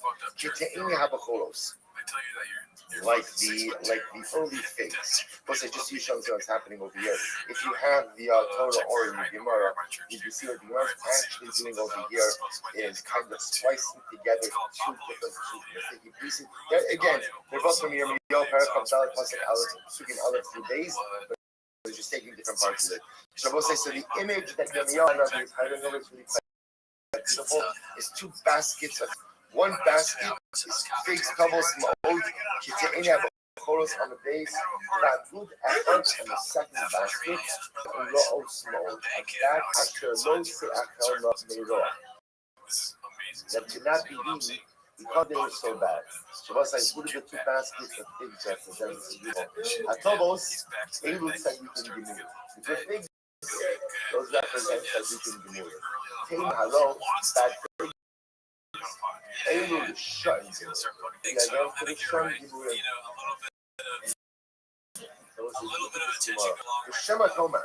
Maybe you'll say the basket of that represents. You're showing the Shema Tomer about Sidram. maybe you'll say there's no hope. There's no hope. There's no possibility of redemption. Father Shem, you want to Abdu'im, Nasnuleya. We'll say it says that both of the baskets of faith give forth a beautiful aroma. We'll say even the faith which can't be consumed, even the faith which were bad, even if they're rotten, still give forth a beautiful aroma. Here the Ilu Azul both baskets of faith have the ability to give forth a beautiful aroma. Power of that tomorrow. I just want to draw your attention to the Lashon. See, the Gemara says over here that the basket of good fish, Hadim Gimor. The Gemara doesn't just use Lashon over here of Hadim and Rishon. Hadim says Hadim Gimurim, Rishon Gimurim. The Lashon of Gimurim represents that person was a person to be a Rasha, to be like a recreational, right? It's just a Rasha on the weekend. But during the week I try to be good, or vice versa. The Shem is Gimurim, like the Rambam. Ezu Tzadik, Ezu Bal Shuva Gimur, the Rambam says. So the Lashon of Gomer, representation of finality and totality. There's sometimes I have different aspects of my identity. Gomer means this is the totality of my identity. You know what the Gemara is saying? You might have thought that the Misharim Gimur, Abad Sivam Ubato Sikuyam. You might have thought that a Rasha Gomer, that's it. A Rasha Gomer is down and out. There's only more to talk about a Rasha Gomer. No, even the Rasha Gomer, both say it's incredible. Even Rasha Gomer, have you gotten enough to what incredible Gemara. Even if a person is a Rasha Gomer, the beautiful scent of holiness is always there. The beautiful scent of ruchnius never goes away. Even when you're nice, even when your identity is so fundamentally compromised, the scent of holiness never leaves. Incredible, incredible. You know the right thing. Alright, Shava. My say, Hadu'im Nasnuleya. What does it mean when it says that's a Hadu'im? First thing that's interesting, the first time we see Hadu'im is of course inspired by Raphael. So there is interesting that Hadu'im are translated as mandrakes. That's off of the English word that's given. Here in this context, it's interesting that it's actually translated as violence. Okay? So the Hadu'im Nasnuleya, the Hadu'im they gave their scent. Listen, yours is so beautiful. Okay, so the violet, the Hadu'im gave their scent. This refers to the young Jewish men who never tasted the taste of sin. Okay, so what is that coming from us? The Mashal says this is Dafko in the realm of Arais. Referring, you'll see it makes sense from the context. It's just a little bit as well, which is talking about young men who are careful to guard themselves from immorality. No person, I would say no person can say that never tasted the taste of sin. Everybody tastes the taste of sin. We all sin. But when I saw a person, especially a young person, when passions are strongest, who is careful to guard himself from immorality, that's what we got in the way. That ultimately, again, is the violence who emits such a beautiful sense. And the Al-Qis of being from the garden, and at the entrance to all types of beautiful fruits, food, yes. Elu B'not Yisrael, this refers to Jewish women, Shemagidos Yisrehen L'Ba'aleim. So they literally held their openings to their husbands. So Rashi points out over here, this refers to Rashi.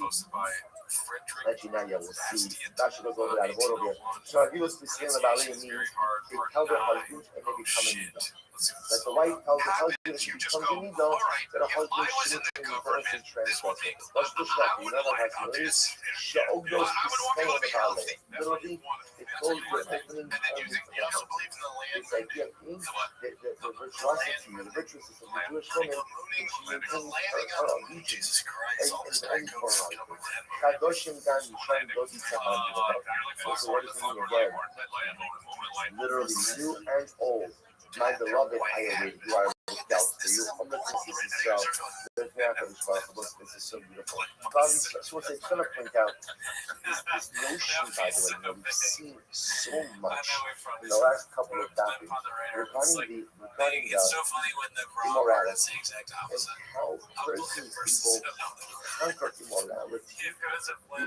There's the greatest title that a person has, the greatest title that a person has, and at the end of the day, the scar that awaits a person who's able to overcome these most innate wants and desires.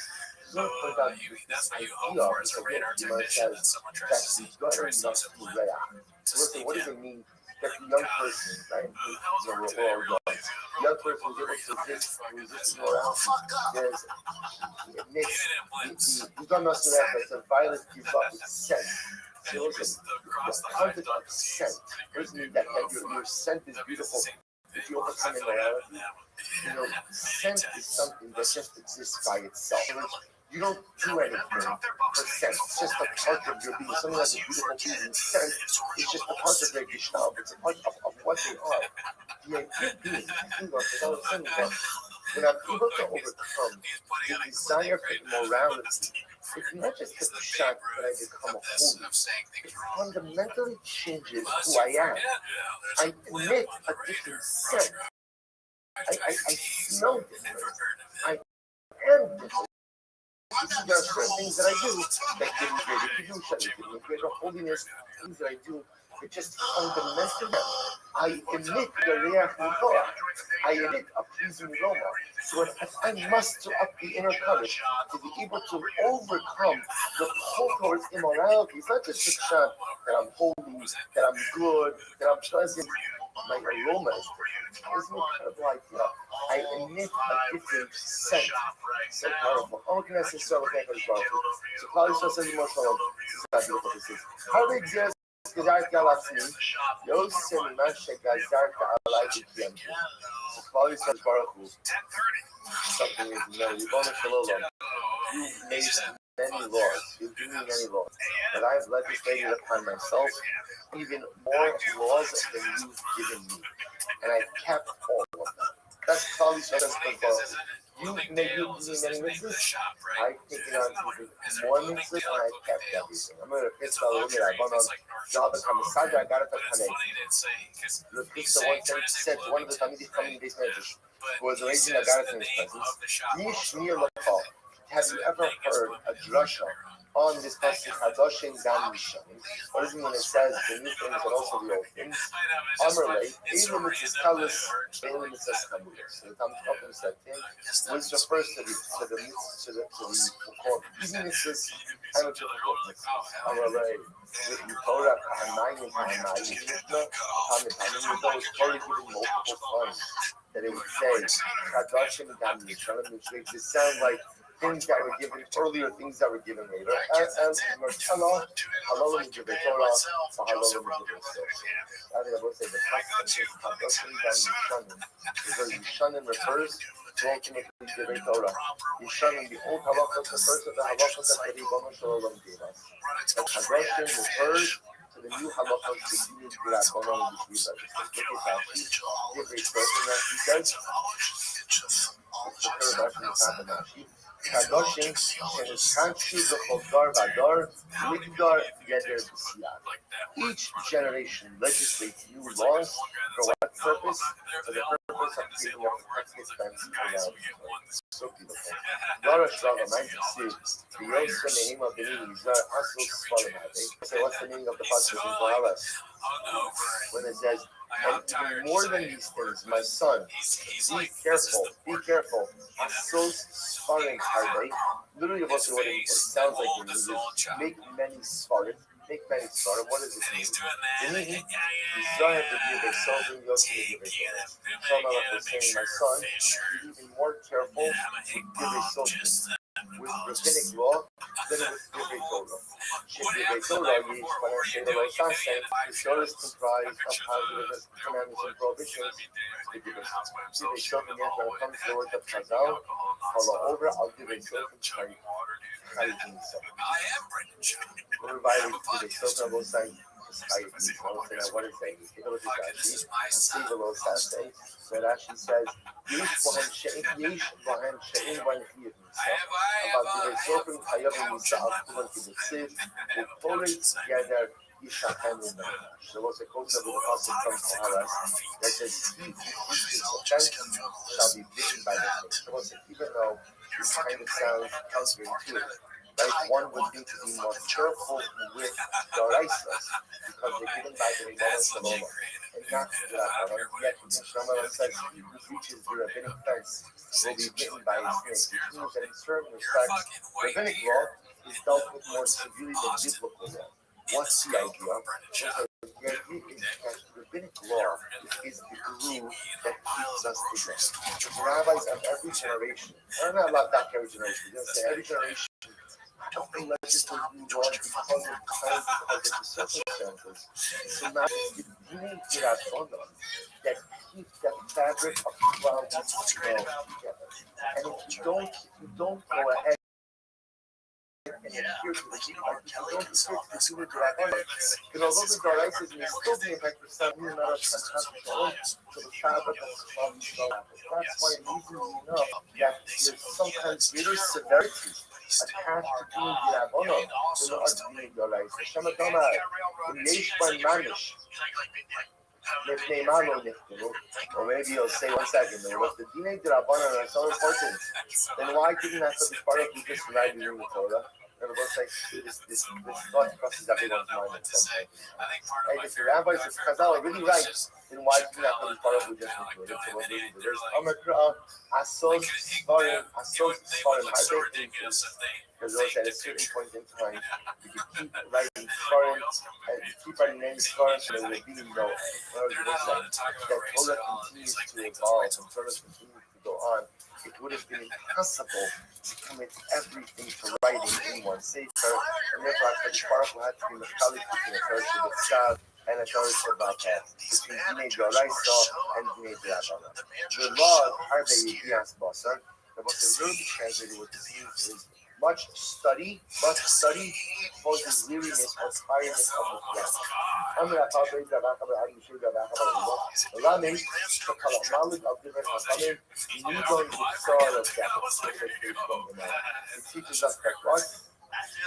Anyone who disparages rabbinic law will literally be judged in boiling excrement in Olam Haba. That's it. The idea of being, you see it, the Gemara putting over here, she was saying it's easy to go ahead and say, the rabbis are just adding on a layer of halacha, but not necessary. I'll keep the Doraisas. That's all I need. So you see Chazal coming along and saying there is no Yiddishkeit without the D'Rabbanan. There is no way of life without the D'Rabbanan. The whole point of the D'Rabbanan is the D'Rabbanan teach us how to take the Doraisas, make them applicable and sustainable in the real world. So when you see something like this, that if you go and disparage the D'Rabbanan, they're going to burn and boil excrement in Gehenna. It's obviously a bit hyperbolic, but it's the idea.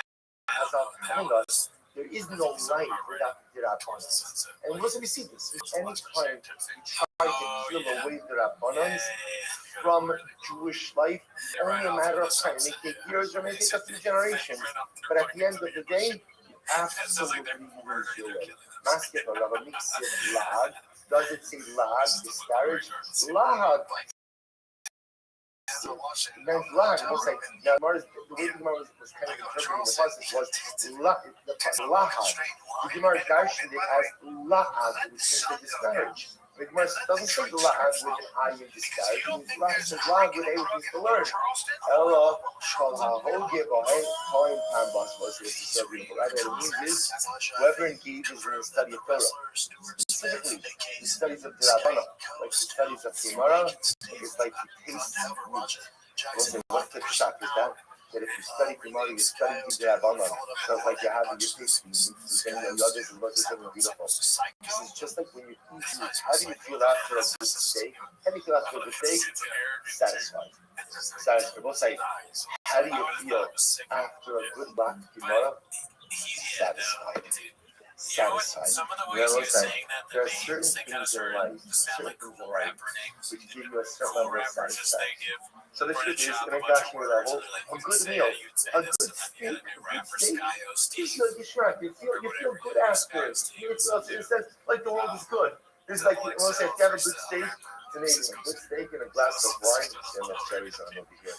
Right, but it's here, but right, a good gaze and a good glass of wine. All of a sudden, so again, the universe is in equilibrium. Right, life is perfect. The only thing I'm missing in that moment is the Mashiach. I'm making it perfect. Right, so listen, in all seriousness, where else do you replicate that? When do you have a feeling in life that like the world is good? The world is good and everything is perfect. That's where the God's you know. Like I was saying, you have a dot like this. You have a dot like this. You're gonna walk out, and there's gonna be like a wave of satisfaction that sweeps over you when you have Torah like this. That's the Gemara says. La garbe yigios basa. When you learn a lot, when you learn a good piece of Torah, not much like yigios basa. It's just like having a good steak. It's just like a good satisfaction. It's just like a satisfaction of a good meal. So beautiful. Let's say, listen to this incredible story. Incredible story. Nice of Rabbi Akiva. Sheikh Habushi says, we'll say, such a dramatic story. There was a Rabbi Akiva was incarcerated in jail. The Daniel Yada again, right? So we'll say, when was Rabbi Akiva in jail? This was the end of his life. This was Rabbi Akiva dies a brutal death at the hands of the Romans. His flesh is stripped from his body. This is the story. This is the story. In fact, it was like, the Daniel Yada, I'll send it out on the website.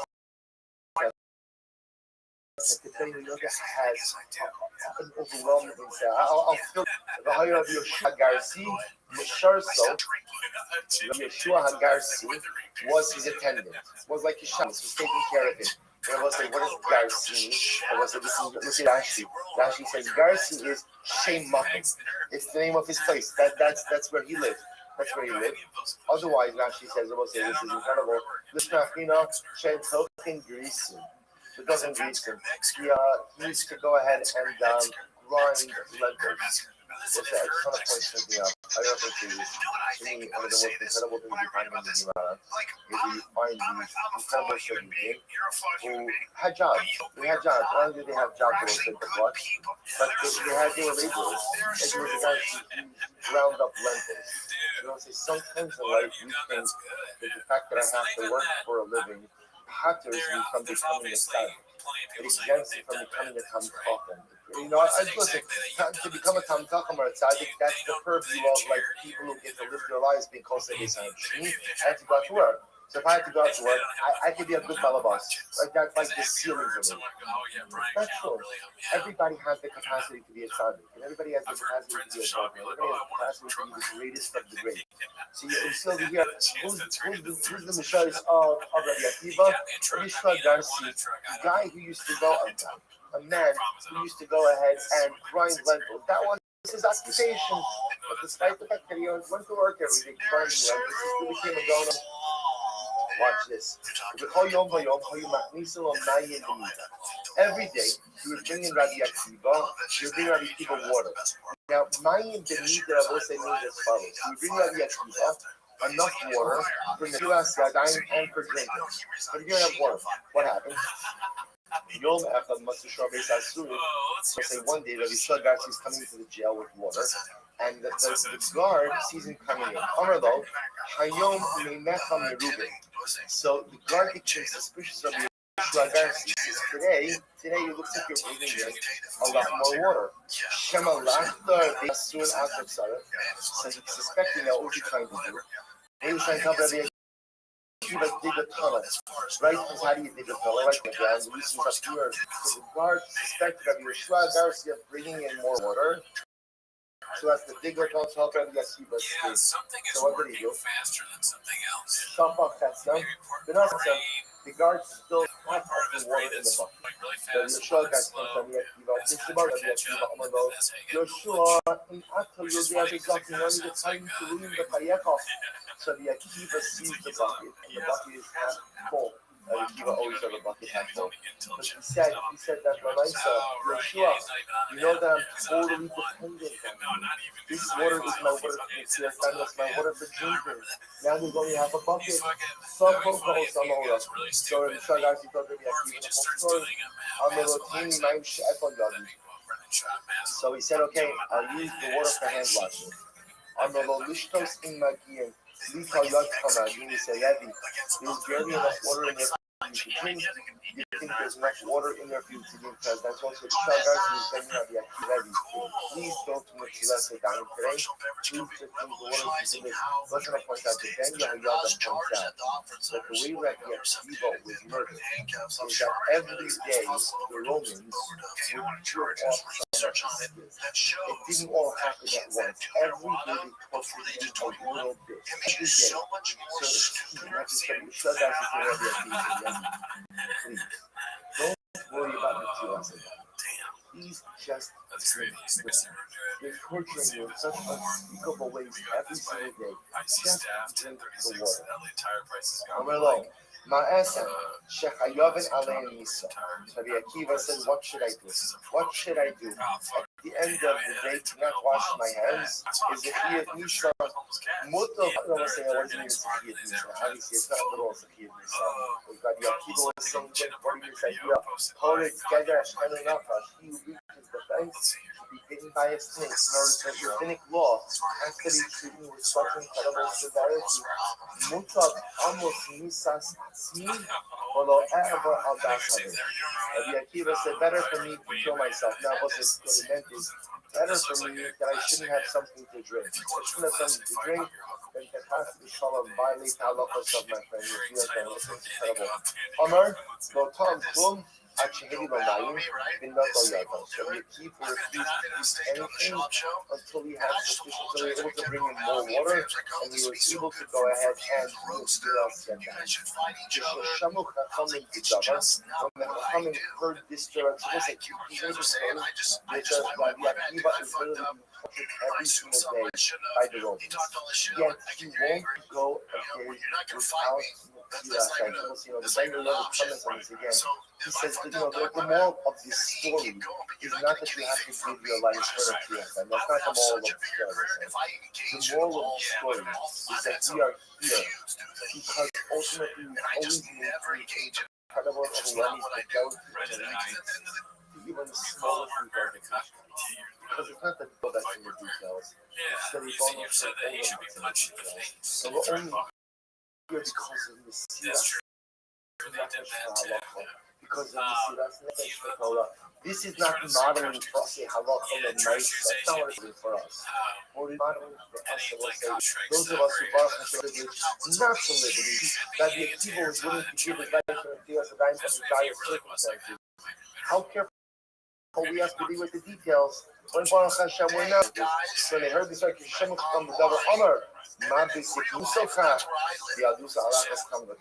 is how Rabbi Akiva acted when he was old. He was when he was young.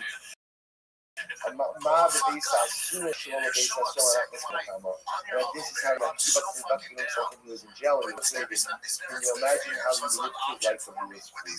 So incredible. I'm Rabbi Yehuda Mishal wasn't still one.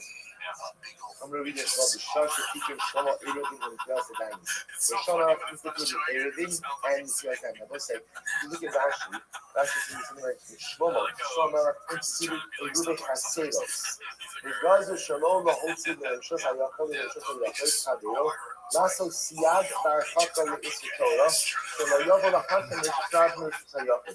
So it's like Shlomo HaMelech was the person who instituted the concept of Eruv Chatzos. Remember, Midoraisa, the only thing you can't do is to go from Rishos HaYachol to Rishos HaRabim or Rishos HaYavim to Rishos HaYachol, and to go from one private domain to another private domain is biblically permitted. Shlomo HaMelech came along and said, no, you can't even carry from one Rishos HaYachol to Rishos HaYachol without some type of Eruv Chatzos. That's what it means. Shlomo Eruv. Those who institute Tiyas Adayim, I will say, Shlomo instituted Tiyas Adayim for the consumption of kudshim. Shlomo said that you cannot eat anything consecrated without washing your hands. That later on evolved to washing your hands for bread. Hashanah was the first one to institute that you have to wash your hands before you partake of kachim. Yotze Sabasko, the Amras Sabasko Kamas, and said to me, in Chacham Libecha Yismach Libi, my son, if your heart is wise, my heart will rejoice down with me as well. But Omer, Chacham B'ni B'samach Libi, Ba'ashivi's heart feeds love. So let's just do one more line, then we'll stop. Dara Shrava Maid Ksiv L'Chadol B'Nitzi HaSada, Malina B'Kfarim Lashkuma L'Kraim, Nira in Haracha HaGefen, Pasach HaSmadar, Inatsu Harimomim, Sham Etin as Dodi, Sham Eta as Dodi. So what's this? What's the meaning of pasuk? What does it mean? L'chadol b'nitzi asad. What does it mean? Come, we'll just interpret each part of the pasuk. Come, my beloved, let's go out into the field. So we'll say. So remember again, this pasuk is from Shira Shirim. So we'll say Shira Shirim. What makes Shira Shirim sometimes a little bit complicated is it's not clear who is the man and who is the woman. You know, in Israel, sometimes it's called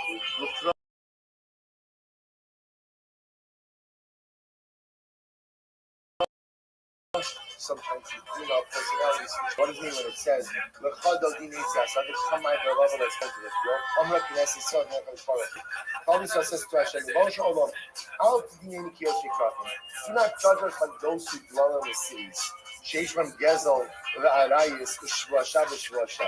So let's see, in the cities, is where you have all of the vices. Right? All of the vices exist in the city. There's theft, there's immorality, there's false oath, shua vain oath. Rather, so don't think of us like city dwellers. Neitze hasoda, come out into the fields. And what will you see in the fields? You will see ultimately who learn Torah even in the midst of things. So again, we're not like those who dwell in the cities, who engage in all type of terrible and immoral things, but rather come with us into the fields. We'll show you how we are. I'll show you. We learn Torah even when things are difficult. Nalina b'kfarim, let us sleep in the villages. Altikni b'kfarim, ela b'kofrim. Go ve'erecha. Come back on the Shbarach when I'll show you also shishpatam tova in kafrubucha. There are so many people upon whom you shower so much good, and yet they go ahead and fundamentally don't believe in you. But us, well, we believe in you at this point. Yashkuma the Kramen, go ahead and wake up early in the vineyards. What does that refer to? Come to the shuls, come to the Batei Medrash. See if the Geffen is the vines have sprouted ilu ba'alim nikla. So we'll say the Geffen refers to those who master Chumash. Pasach HaSmadar, the Smadar which represents each further stage of maturation. Those are Ba'ali Mishnah. Enotzu Harimonium have the pomegranate sprouted. Elu Ba'ali Gemara. That refers to those who master Gemara. Sham Efen es Godi. Leif Erich Godi. Shaba Banai Ubenosai. Ribana Shalom, do you want to see again? Leif Erech Godi. You want to see my greatest covered? I'll show you my sons and my daughters. Because it was like the greatest things we produce in life are not ourselves. The greatest testament to our fidelity and allegiance to HaKadosh Baruch Hu and His Torah is not the personalities we build, but ultimately again the children we use. Alright, we'll stop over here. We're not finished. Just 2 more minutes. We'll be calling down to continue tomorrow's daf. Alright, so we'll stay on Zoom. Everyone have a wonderful day. So I think you guys probably, the people that are interested in Patreon, probably want to hear us talk more than just watching Nate Jackson talk about. I don't even remember what he said before. But anyways, that's not why they're here, right? No. They're here to watch Tim, and you're here. Ahead of us today, I want to begin by thanking our sponsors, to thank Ed and Faith Wolf for being our Talmud sponsors for the month of Elul, in memory of beloved father, grandfather, great-grandfather Cyrus Wolf, Shalom ben Tzvi Hirsch, Zichron Livracha. We thank our Week of Learning sponsor, Joe and Dahlia Berry, in honor of their 43rd anniversary, Baruch Hashem, and their successful Aliyah 3.5 years ago. We also thank Howard and Aileen Friedman for dedicating the shir this morning.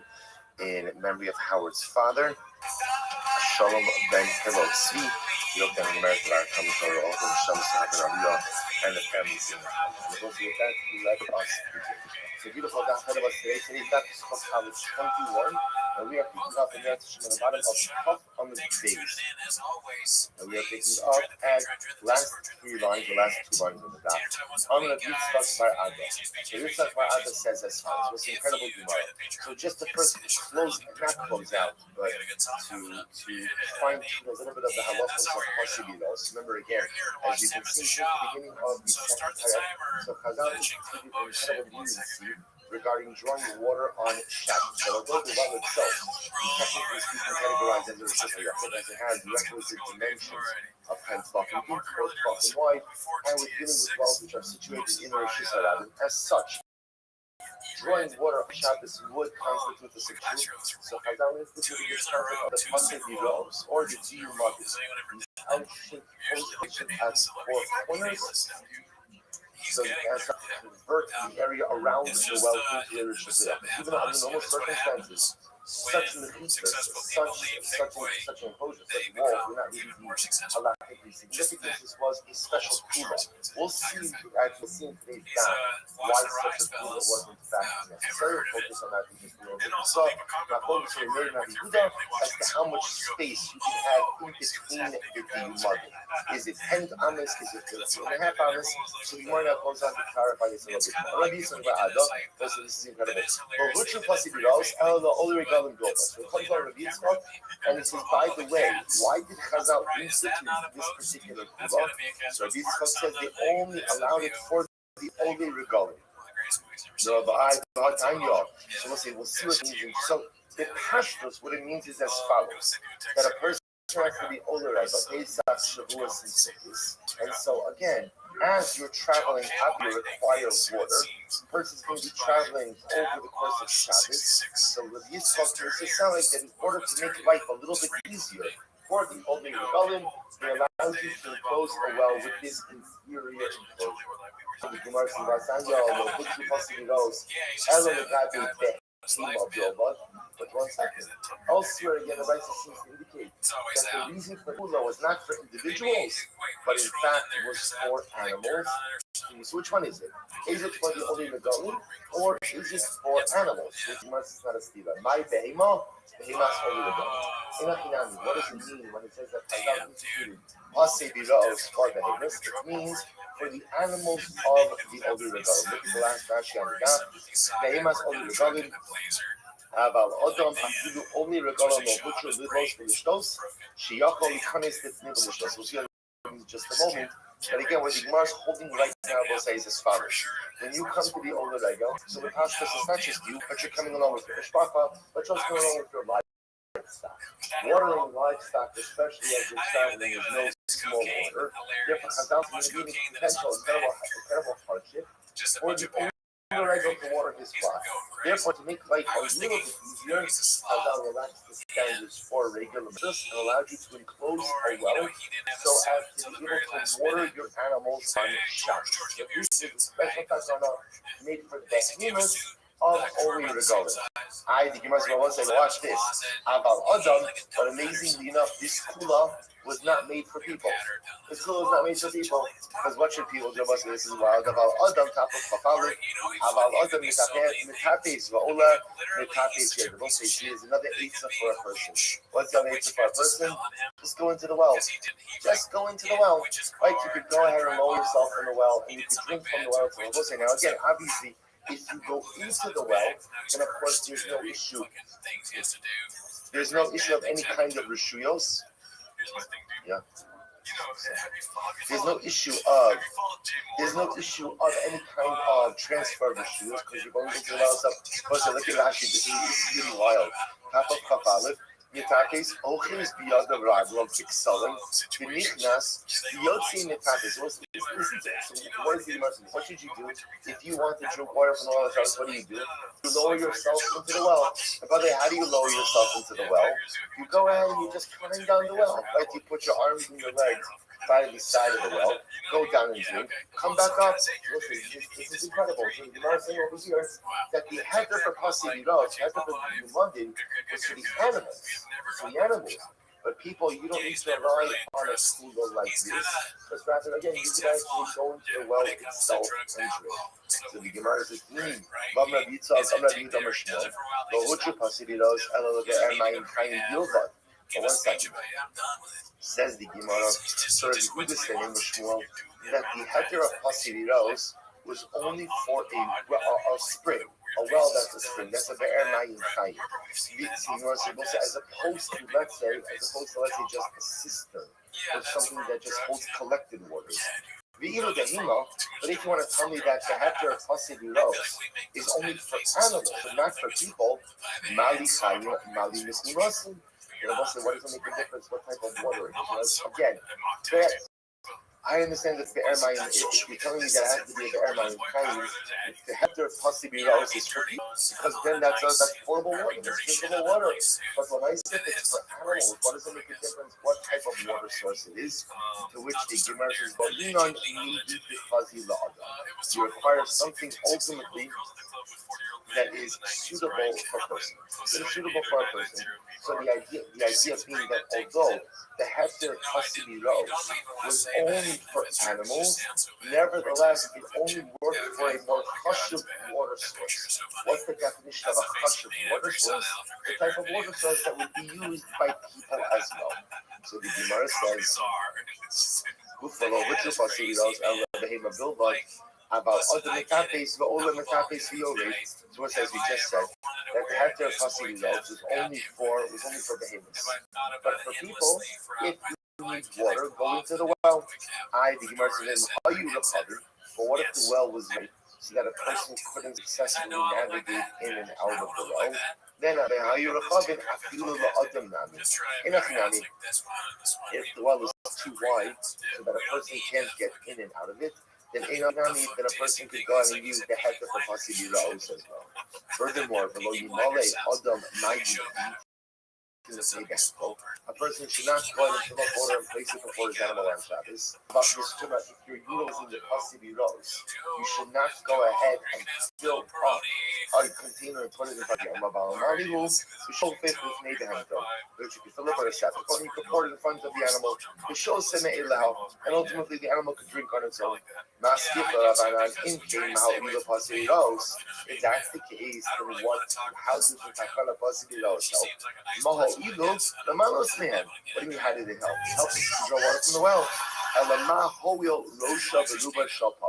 But I will say, if that's the case, then again, why does Chazal have to create a minimum size of the enclosure enough for the head of the majority of the body of the parah? I will say this just yesterday. We're talking about a trough that is standing in the Sarabim, Gavoa Asara, 10 fucking high, Rochiv Arba'a, the Rosho Nichnas, the Ben HaPasim. So we'll say, so again, that's the continuation, that's just the restating of yesterday's discussion. So we'll say, what comes out of here is something very important. So what comes out of this video is the Gemara telling us that the din of Pasidiros was dafka instituted for the Behemas Oli Regal. But ideally, Pasidiros is not used for people. If you want to drink from the well, go into the well. Go into the well. Go into the well. However, you must indicate that if the well is too wide, but you can't navigate inside of the well, one could go ahead and utilize the well. One could go ahead and draw water for their own drinking purposes from Pasidiros. And I will say this is indeed how the Rambam teaches. So the Rambam says, this is what Shabbos has Zion. Halacha Lamed. Actually, no, you see, fine. The truth is, we'll leave this Rambam. Let's just do the next few lines. There's going to be a little more halacha because Rambam groups it all together. Listen to this. So the Gemara goes right there. The Gemara says, I'm going to be reading about Amaras. Listen, so just keep this in mind. Number one, we've seen that Pasidiros is primarily for animals. People, if they want to drink from the well, should go into the well, drink water from inside the well. But yet it seems to be that even a person could use the heter of Pasidiros if the well is too wide so that a person can't scale down the well. Okay, it's interesting. You see from here again, sometimes two wells are good, but but sometimes a person should try to avoid using kulas. The use of a kula is important under extreme circumstances, but sometimes the use of too many kulas too often is sometimes fundamentally undermine and erode a person's allegiance to the relative halacha. Like if you think about it, what a crazy thing. I want a drink of water on Shabbos in a well, so I'm going to scale a well. What's that? Can you imagine? Have you ever heard of such a thing? Please don't do this kind of stuff. Have you ever heard of something like this? I'm going to scale the well. But you see over here that, again, if I need to use the kula, I'll use the kula. But if there's always not to use the kula, better not use the kula. Not because the golden light is to be immaculate, but the golden light is to create a sensitivity and develop an allegiance to alcohol. And sometimes, again, the use of too many kulas too often undermines that relationship. So I'll say two more pieces or two more qualifications. I'm going to give me about Abba Amara. Ein Vorginin Belalo. This is fascinating. Belal Pasevira Ospokosa. So this is really fascinating. There's no deal of Vorginin. So what's Vorginin? Look at Rashi. Second of the shorter lines in Rashi. In Vorginin the Babakta, the waterfront. The Amar the case in the Irish, also this is a little bit later on. In Hayu Vorginin, it's the episode Ein Amabishirayim. Mis'adin Imo Umodidin Shema Yemisham Ulahalon. So the Gemara says, listen to this. Now we know there's a lot of Chum. Chum says that you have 2,000 amis from the edge of the city. So 2,000 amis from the edge of habitation, in which you have the adultery troubles. Remember again, Chum is not a din in carrying, it's not a din in Rosal. This is a din in traveling, mobility. So you have 2,000 amis from the edge of the city in which you are situated to travel on Shabbos. However, the din of Vorgin says like this. If there is some type of basic domicile, even a hut, within 70 and 2/3 amis of the edge of the city, you measure the tchum not from the edge of the city, but from the hut. So essentially, even a basic domicile like a hut within 70 and 2/3 amis of the edge of the city allows you to count the tchum not from the edge of the primary city, but from the hut. That's Borgin. What is a Borgin? Sukkos, Shaos, and Shomri Hadiyot. So it's a sukkah, it's a hut that the watchmen would often go ahead and set up. Re'ino Davar Kavua.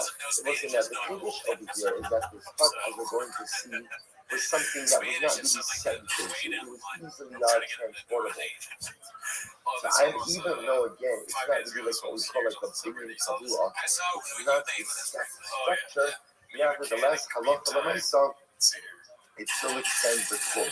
So the Gemara says, "V'kamar b'yami adahana forginin in babavel, klomar ve'im misarvin shama'ir debebavel ika bitki demayo, b'shartilu helcha chlocha sheni." We'll see that definition in just a moment. We'll see here's what Rav is saying. Number one, the din of borgining does not apply in Babel, which means that in Babel, if you have a city, the tchum of that city is measured from the edge of the city, and even if you have a hut within 70 and 2/3 amas of the edge of the city, the tchum is not measured by the hut, but the tchum is measured by the edge of the city. Below, pasibi ra'os b'chotzar. And I will say furthermore, there's no din of pasibi ra'os b'chotzar. It's really fascinating. The din of possibilities of the Diyumadim is only in Eretz Yisrael, not in Chotzar. So what's the logic? So I text him. Borgin in Babalo. We'll say, why does the din of Borgin not apply in Babel? The Shlichi Bitki. Because Babel, interestingly enough, apparently is subject to flooding, flash flooding. So because of that, Borgin will often wash away. So because it's not dependable or it's not reliable that the Borgin is going to be there, therefore it cannot work to go ahead and extend this. So we'll look at Rashi for just a moment. This is really pretty incredible. So Rashi, you see into that Rashi, he says, Babel to shut you. Babel is subject to flash flooding, and therefore halacha l'maisa, you can't rely that the Borgin is going to be there. Therefore the din of Borgin doesn't apply. However, below Pasi Diros, but just start slow. So Shlichim is Sifta. This is incredible. Why does the din of Pasi Diros not apply to guards? Because literally there are no yeshivas there. Now what does that mean? Look at Rashi. This is really quite amazing. Leo's Kamidim Holkin Real Lil Mot Torah. So what's the thing that you didn't really have to going city to city to learn. long story short, Possibly Laos, or which only the government, we all say behind, Shahokan the divine mitzvah. So this is incredible. The din of Possibly Laos was a din that allowed you to draw water for your livestock and it's under circumstances for you when you were engaged in the divine mitzvah, like in a mitzvah journey. So the paradigmatic example of being engaged in divine mitzvah was only rebellion.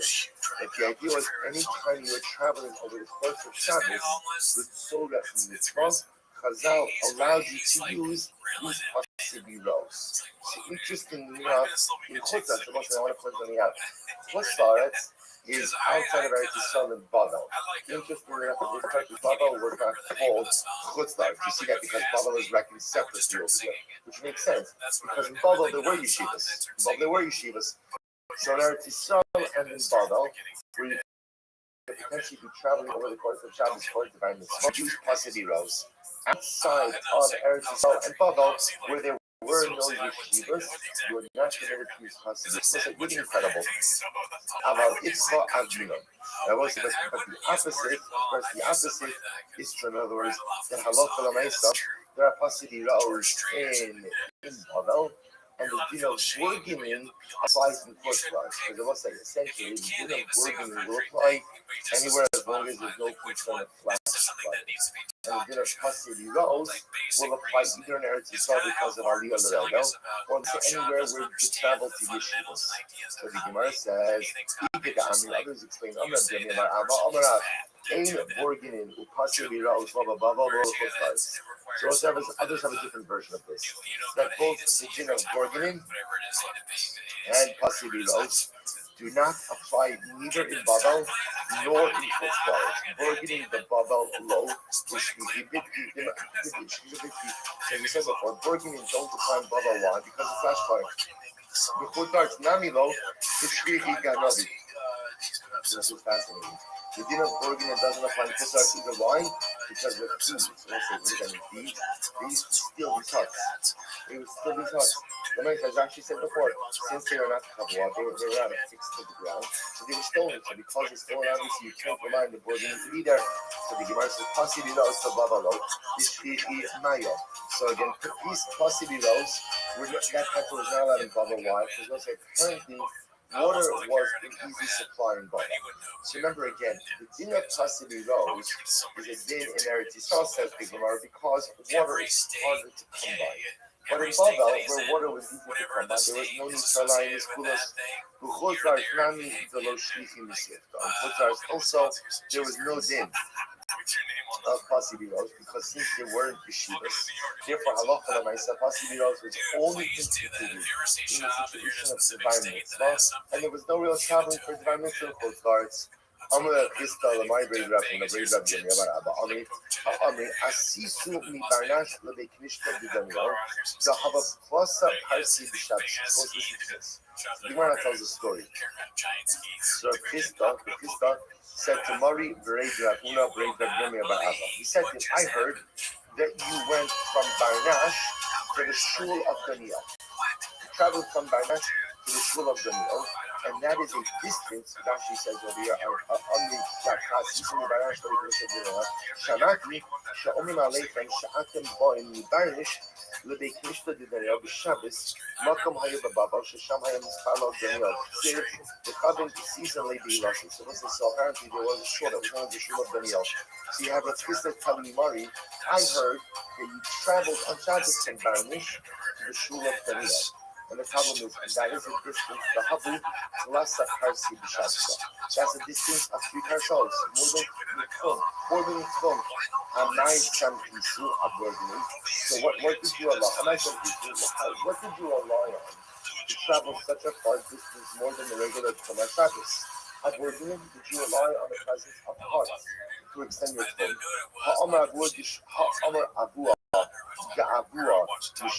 Like your father, the father of your father, like your grandfather, said the name of Rav, ain't boarding in the Babel. That there's no dinner boarding in the Babel, right? Again, because of flash flooding. So how did you travel such a far distance on Shabbos? Nothing Samar went out, he showed the sister, the Achile Hanum Safta to Midwan Shivim Vishirai.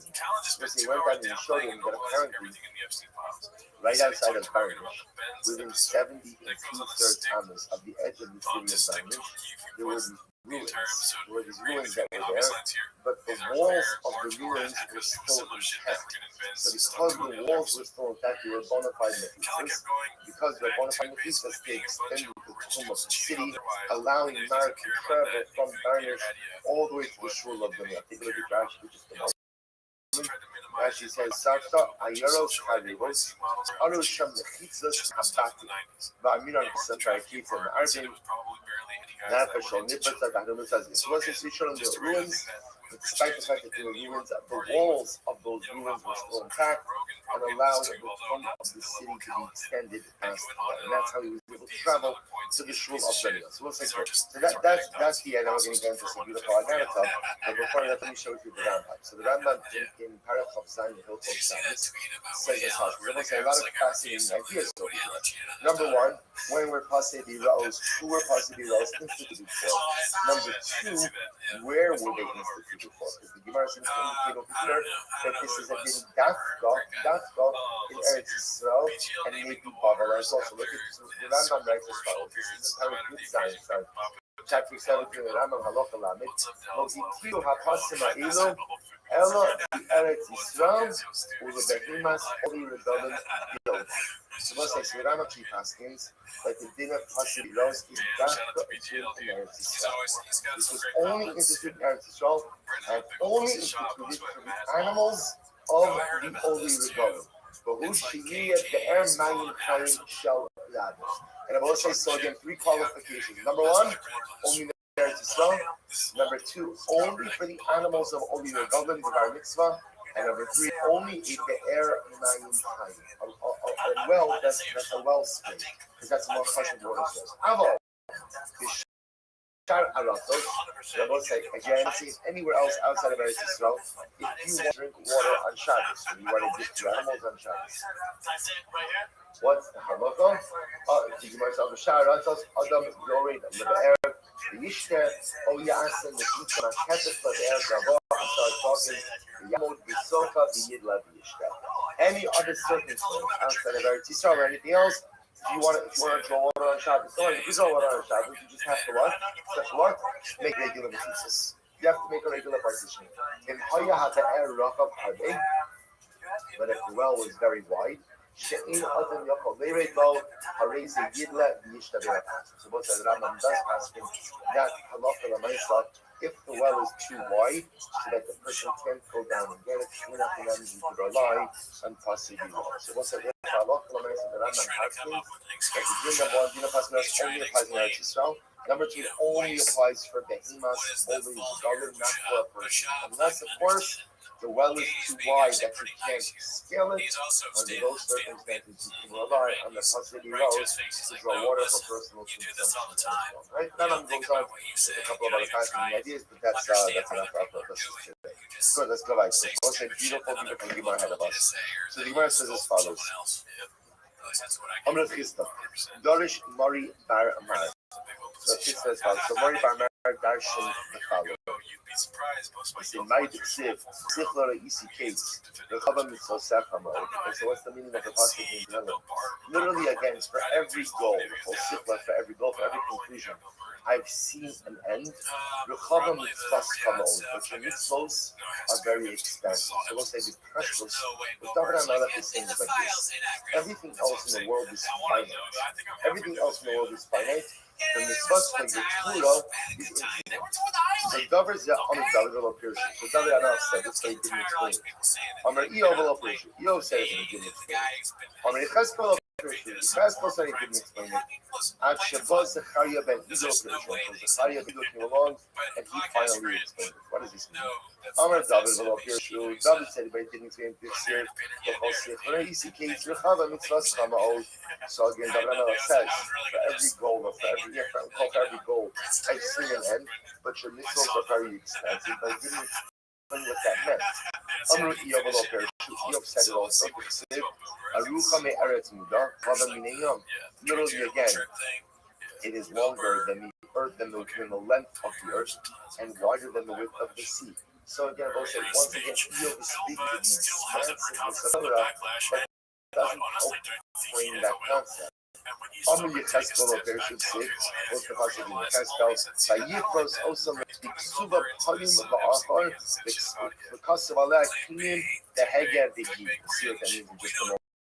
What is supposed to say? So literally it means he spread it open in front. Then he looked sophomore. It is written on the back and on the front. The kasav elah, and it says in it, Kinim means like kiss, lamentations, vehega, rejoicing, mehi, and woe. What does that mean? Kinim, zuparos and shal tzadikim olamazah. So kinim means the misfortunes and the suffering of tzadikim in this world. V'chinu omer kino hi v'konenu. Vehega, what does hega mean? Zu matan scholan shal tzadikim lasid lava. That refers to the rejoicing of the tzadikim in the world to come. Omer alai higayon b'chilot. He zoi paranusa shalasham la'asid. He refers to the suffering of the wicked in the world to come. Omer obviously closely at the pasuk from the Yecheskel, Hava al Hava Tavo. Ad Sheba Zechariah ben Iddo. So Zechariah ben Iddo is the person who came along and explained this notion of the expansiveness of Torah. Sid, quotes over here the pasuk from the Yecheskel. So he said to me, what do you see? Va'omer, and I said, Ani roa megillah alpha. I see a floating scroll. Arka Esther ba'amal, Berachba Esther ba'amal. Its length is 20 amas, its width is 10 amas. Zechipashat tala, Hadyalan Estrin be'Estrin. And ultimately, again, when it was unfolded, it was Estrin be'Estrin. It was 20 by 20. And it says that it was written on the front and on the back. And if you were to peel back, so also it was written on the front and the back. What it's saying in the imagery is, it was written on the front and the back. If you were to peel apart the front and the back and place them side by side, how much would that be? Our bottom the esrei, 40 anas by 20 anas. Siv, mima dad b'sha'al amayim b'shamayim b'zeres b'chim, nimtza kala olam kula achos mishloshes alafim umasayim b'third. So we'll say when you do all of the math, the Gemara says it turns out that the world is 1/3200 of the size of the Torah. So we'll say obviously.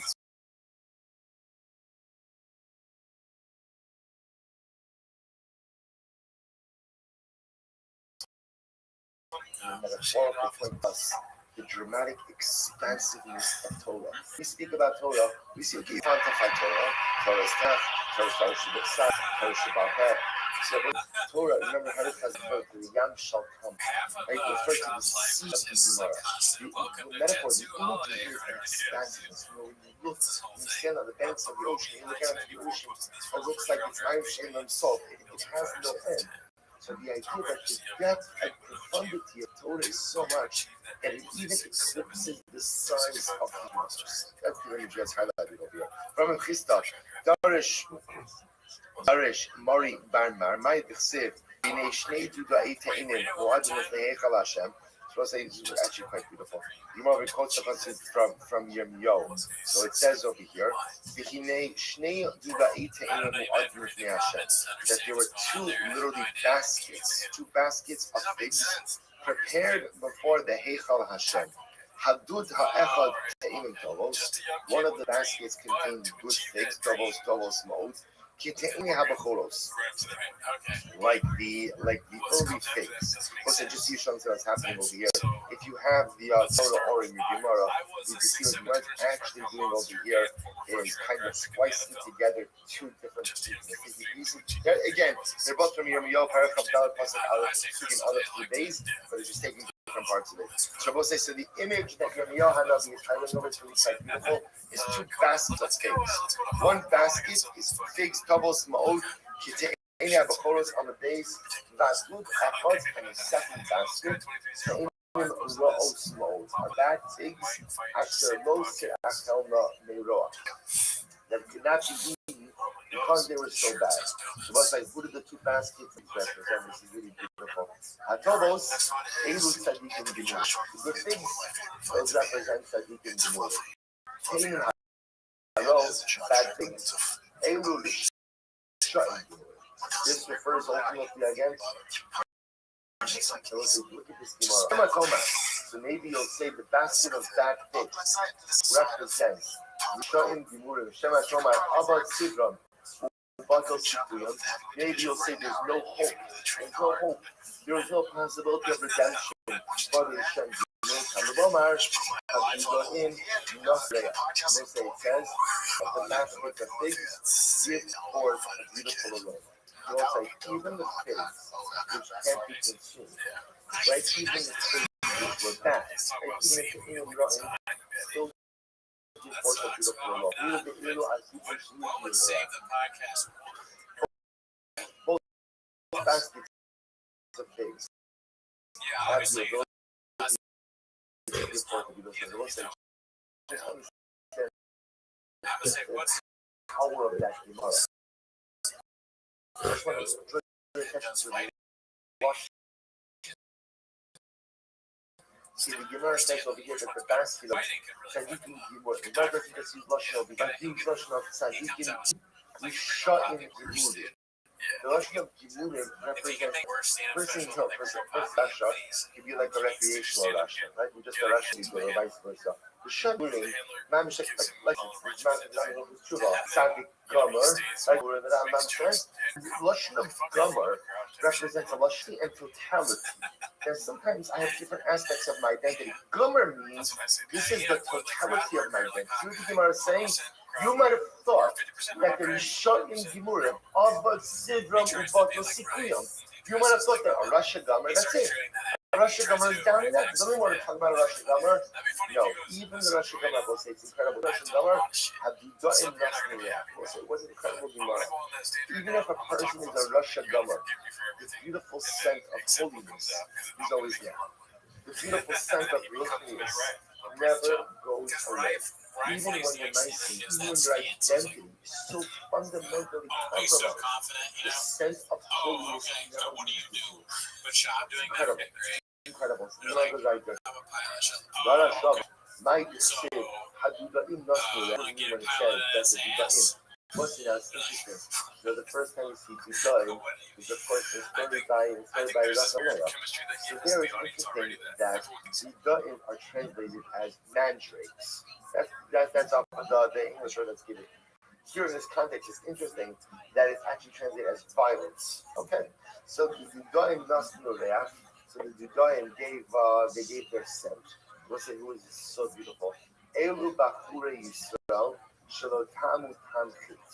Or say, so the violets, the Dudaim gave their scent. This refers to the young Jewish men who never tasted the taste of sin. So we'll say, so what does that mean? So the Maharsha comments on this. The Maharsha says this is Dafka in the realm of Arias. The realm of Arias. It's referring, you'll see it makes sense from the context in just a little bit as well. It's talking about young men who are careful to guard themselves from immorality. No person, I will say no person could say that he never tasted the taste of sin. Everybody tasted the taste of sin. We all sin. But when a person, especially a young person, when passions are strongest, he is careful to guard himself from immorality. That's the that ultimately, again, is the violence of such a beautiful sense. And at the entrance with all types of beautiful fruits. Who is that? Elu Benos Yisrael. This refers to the Jewish women. Shemagidos pischehen leba'alehem. So it's literally, it says they tell their openings to their husbands. So Rashi points out over here, this refers, look at Rashi. Actually, now, yeah, we'll see. Rashi goes a little bit out of order over here.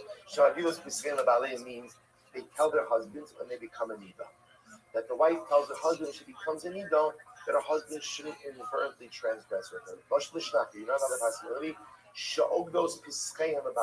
Literally, they close their openings only for their husbands. It's like the virtuosity, the virtuousness of the Jewish woman that she maintains her allegiance, right? And it's only for her husband.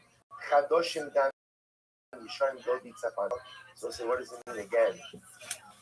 Literally, new and old. My beloved, I await you. I'm looking at Israel. This is beautiful.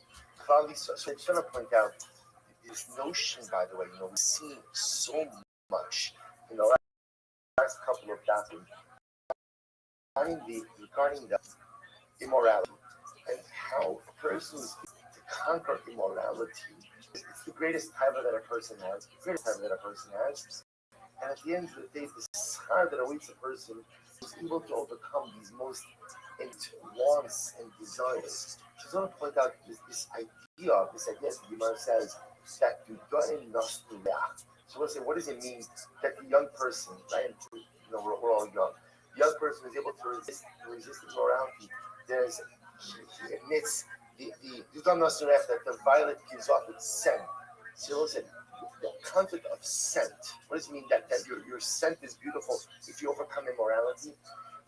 Scent is something that just exists by itself. In other words, you don't do anything for scent. It's just a part of your being. If something has a beautiful, pleasing scent, it's just a part of their gestalt. It's a part of what they are. The idea being, I think what Chazal was saying is that when I'm able to overcome the desire for immorality, it's not just the pshat that I become a holy. It fundamentally changes who I am. I emit a different scent. I smell different. I am different. You see, there are certain things that I do that give me greater kisha, that give me greater holiness, and there are certain things that I do that just fundamentally change who I am. I emit like a reach nichora. I emit a pleasing aroma. So if I muster up the inner courage to be able to overcome the pull towards immorality, it's not just the pshat that I'm holy, that I'm good, that I'm pleasant, my aroma is different. Isn't it incredible idea? I emit a different scent. So powerful. Oh, can I say so? Probably so something more so. This is not beautiful decision. How big is Kazarka Latini? Yosem Imashek Azarta Alai Bikianto. Probably so says in this Baruch. Something is, Ribbon Shalom. You've made many laws. You've given me many laws. But I have legislated upon myself even more laws than you've given me. And I've kept all of them. That's probably so says in Baruch. You've made many mitzvahs. I've taken on even more mitzvahs and I've kept everything. I'm going to pick the room that I want to I got it for 10 days. This is the one thing said to one of the Talmudic coming to this message who was raging against in his presence.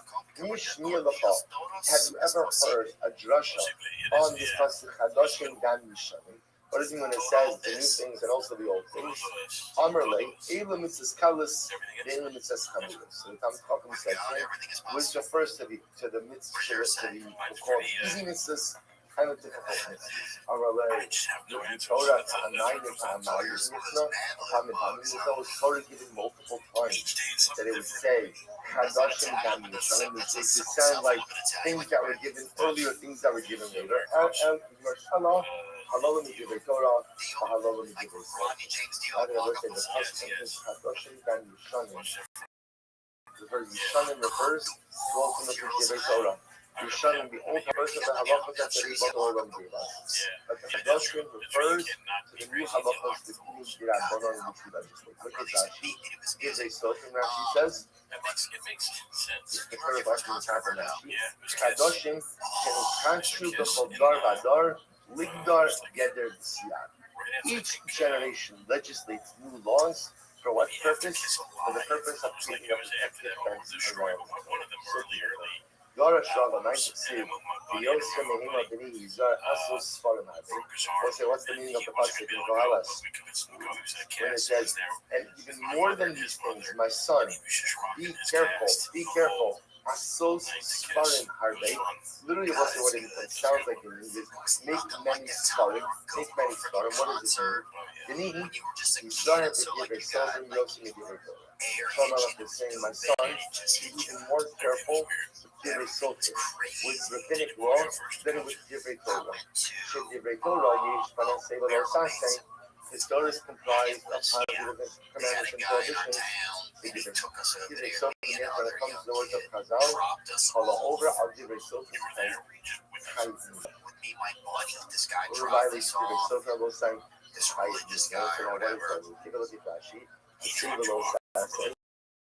So it actually says, Yesh Kohen איש כהן שאין בהם ניסה, אבל כבית חייב הניסה על כולם כבציר, ופורץ ידע ישחרנו.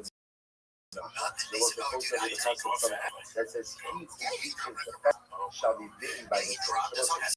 It sounds counterintuitive, like one would think to be more careful and priceless because the Bible of Mother Shalom, and not the Rabbanon. Yet the Rabbanon says, "He who eats the rabbinic fence bitten by a snake," which means that certain respects, rabbinic law is dealt with more severe than biblical law. What's the idea? Listen, the idea is that rabbinic law is the glue that keeps us together. The rabbis of every generation, I'm not allowed that every generation, but every generation has to legislate law because of circumstances. So mamish beginning to have honor that keeps the fabric of quality together. And if you don't go ahead and adhere to the rules, like if you don't adhere to the beginning to have honor, then although the Doraisas may still be in 100% of the time, only a matter of Kanachas Shalom, so the fabric of quality Shalom matters. That's why amazingly enough, that there's sometimes greater severity attached to being to have honor than the other beginning Doraisa. Shema Tomar, in Yesh Kwan Mamish, or maybe you'll say one second, well, if the beginning to have honor are so important, then why didn't that be part of just right in the Torah? Or was like this thought crosses everyone's mind at some point. And if the rabbis and Chazal are really right, then why didn't that part of the just included? So what really it is, Amatra, Asos, Svarim, Harbe, increase. The Lord said at a certain point in time, you can keep writing Svarim, and keep writing many Svarim, and there will be no end. That Torah continues to evolve on. It would have been impossible to turn everything to writing in one sefer, and therefore I could had to be mechanic between a Torah Shabbat and a Torah Shabbat, between Dinei Dorasa and Dinei Dorabana. The law of Harbe Yegias Basar, the most literally translated what this means is much study causes weariness or tiredness of the flesh.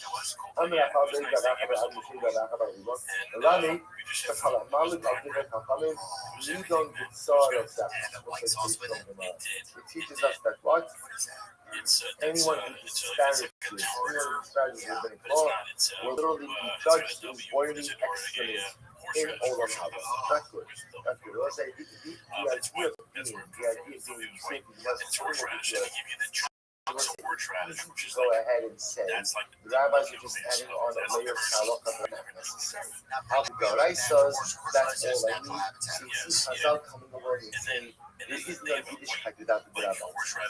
There is no way of life without the Drabanan. The whole point of the Drabanan is the Drabanan teach us how to take the Doraisas, make them applicable and sustainable in the real world. And you see something like this, that if you go and disparage the Drabanan, you're going to burn in one excrement in Gehenna. It's obviously hyperbolic, but if the idea of Chazal telling us there is no life without the Drabanan. And look, we see this, that any time try to peel away the Rabbanan from Jewish life, it's only a matter of time. It may take years, it may take a few generations, but at the end of the day, absolutely lose your way. Does it say lahag? Disparage? Lahag. It meant lahag. Almost like the way the Gemara was kind of interpreting the process was the word is lahag. The Gemara darshaned it as lahag, which means to disparage. The Gemara doesn't say lahag with an eye and disparage. It says lahag with a, which means to learn. Ella, this is so beautiful. Right? What it means is whoever engages in the study of Torah, specifically the studies of the Rabbanan, like the studies of Gemara, it's like in case we'll say, what's the shot with that? That if you study Gemara, you study the Rabbanan, so it's like you have your tasting, and your others is something beautiful. Just like when you eat, how do you feel after a good steak? How do you feel after a good steak? Satisfied. What's like, how do you feel after a good black Gemara? Satisfied. There are certain things in life it's giving you a certain level of satisfaction. So the truth is, in a gashmi level, a good meal, a good steak, gives you a distract. You feel good after it. Like the world is good. It's like, well, say, if you have a good steak, you need a good steak and a glass of wine. So like cherries on it. Right, but a good case and a good glass of wine. So again, the universe is in equilibrium. Right? Life is hard. The only thing I'm missing in that moment is Mashiach. It makes me feel like Mashiach. Right? So I say, in all seriousness, where else do you replicate feelings? When do you have a feeling in life that like the world is good? The world is good and everything is perfect? That's the black humor. I'm not saying no, you have a daf like this, you have a daf like this, you're gonna walk out, and there's gonna be like a wave of satisfaction that sweeps over you when you have Torah like this. That's what Gemara says. La garbe bigios basa. When you learn a lot, and you learn a good piece of Torah, it's like bigios basa. It's just like having a good steak. It's like a good satisfaction. It's just like a satisfaction of a good meal. So beautiful. We'll say, listen to this incredible story. Incredible story. Nice of Rabbi Akiva. We'll say, such a dramatic story. There was a Rabbi Akiva was incarcerated in jail. The Daniel Yada again, right? So we'll say, when was Rabbi Akiva incarcerated in jail? This was the end of his life. This was Rabbi Akiva died a brutal death at the hands of the Romans. His flesh escaped from his body. This is the story. This is the story. In fact, we'll say, I'll type. The Daniel Yada, I'll send it out on the WhatsApp. The Daniel Yada has an overwhelming. I'll fill in parts as we go on. The Akiva is incarcerated. The higher of Yeshua Hasi, Yeshar So. Rabbi Yeshua Hagarsi was his attendant. Was like the Shabbos, was taking care of him. And I was saying, what is Garsi? And I was saying, this is, look at Rashi. Rashi says Garsi is Shem Makom. It's the name of his place. That's where he lived. That's where he lived. Otherwise, Rashi says, I was saying, this is incredible. Talking Greece, used to go ahead and grind lentils. What's that? I just want to point something out. I don't know if this is one of the most incredible things you find in Gemara is where you find these incredible tzaddikim who had jobs. They had jobs. Not only did they have jobs, but they were laborers. And he was a guy who ground up lentils. So say sometimes in life we think that the fact that I have to work for a living happens me from becoming a tzaddik. It exempts me from becoming a Talmid Chacham. Listen, to become a Talmid Chacham or a tzaddik, that's the purview of like people who get to live their lives being close to this. Me, I have to go to work. So if I have to go to work, I could be a good balabas. Like that's like the ceiling for me. That's true. Everybody has the capacity to be a tzaddik. Everybody has the capacity to be a tzaddik. Everybody has the capacity to be the greatest of the great. So here, who's the Mishrash of Rabbi Akiva? Rabbi Garsi, a guy who used to go ahead and grind lentils. That was his occupation. Despite the fact that he went to work every day grinding lentils, he still became a grown-up. Watch this. Every day, you bring Rabbi Akiva water. Now, mayim b'nida means as follows. You bring Rabbi Akiva enough water for Netilas Yadayim and for drink. And here you have water. What happened? Yom after Matsushar Beis Asurin. So we'll say one day Rabbi Shagas is coming to the jail with water, and the guard sees him coming in. Amarlo, Hayom Neimecham Merubin. So the guard became suspicious of Yeshua Garsi. He says, today it looks like you're bringing in a lot more water. Shemalachtar Beis Asurin Atatzar. So he suspected what was he trying to do? He was trying to tell Rabbi Akiva to dig a tunnel. Right? Because how do you dig a tunnel? Right? You pour water on the ground, it loosens up here.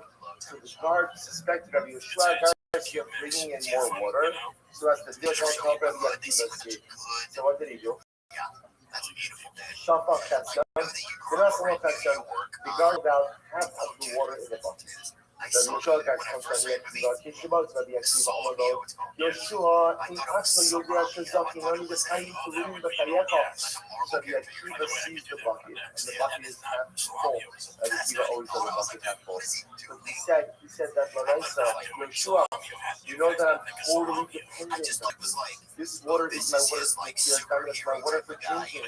Now there's only half a bucket. So Rabbi Yeshua Garsi told Rabbi Akiva the whole story. So he said, okay, I'll use the water for hand washing. He said, Rebbe, there's barely enough water in there for you to drink. Do you think there's enough water in there for you to drink? Because that's what the Shagars is telling Rebbe. Please don't do Nutila Sedayim today. Please just drink the water to do it. Then Yehoyada points out that the way that Yakiva was murdered is that every day the Romans would kill off some of these kids.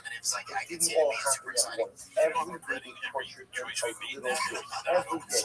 So, actually, some of the Shah guys say, don't worry about the lesson. Yes, your back's gonna be sick. But when I got there and I saw the image, I was like, oh, so Just the water. yeah. Oh, no. My answer. Shehayavin Alein Nisa. So the Akiva said, what should I do? What can I do? At the end of the day, to not wash my hands is the fear of Nisa.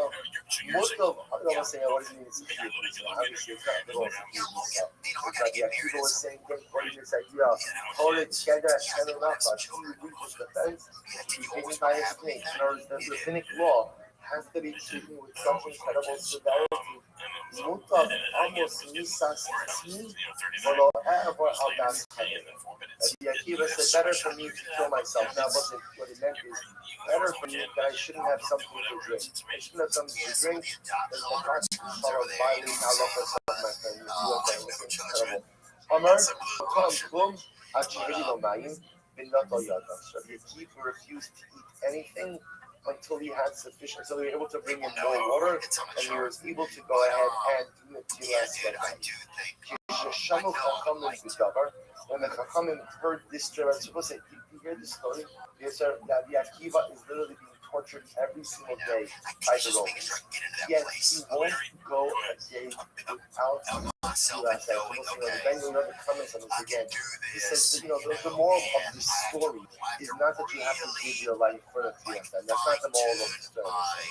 The moral of the story is that we are here because ultimately we always need incredible overwhelming fidelity Because this is going to be a thing. even the smallest details. Right? So you want to Because it's not the devil that's in the details. in the right place So to we see almost these people, should to meet hold these up people, to because the now details. it's So so we're only here because so famous we see now. that It's like it's a different. halacha. It's taking Because to be if you careful, see right? that's So not I the guess This is not modeling for us a halacha on the nice side. That's what it's modeling for us. What it is modeling for us, I would say, is those of us who Baruch Hashem are privileged not to live. And you see that the people was willing to give his life to the Tilas Sedayim under dire circumstances. How careful we have to be with the details when Baruch Hashem we're not in dire circumstances. So they heard this like Hashem from the devil Amar, This is how Rabbi Akiva acted when he was old. Can you imagine his baby when he was young? And this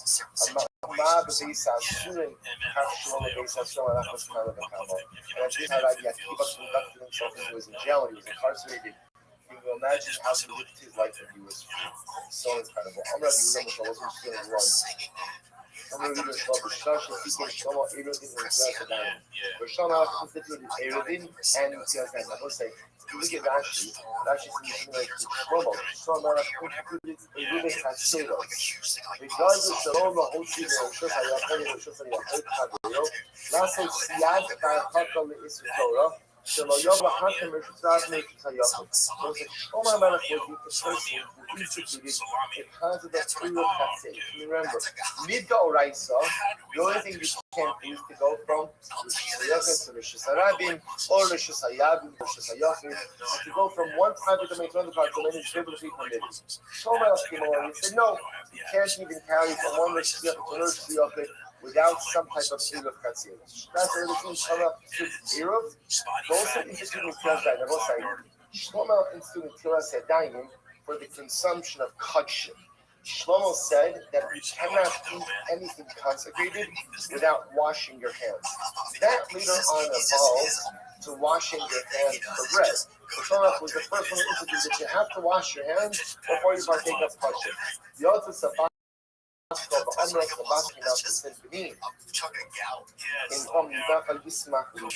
my son, if your heart is wise, my heart will always come on you, me as well. some need to sum up these Vashidi Kharsi Java. So let's just do one more line, then we'll stop.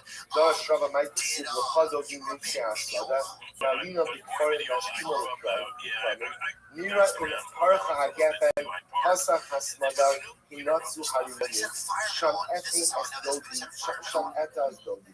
So what's this? What's the meaning of pasuk? What does it mean? L'chado di yetziasad. What does it mean? Come, we'll just interpret part of the pasuk.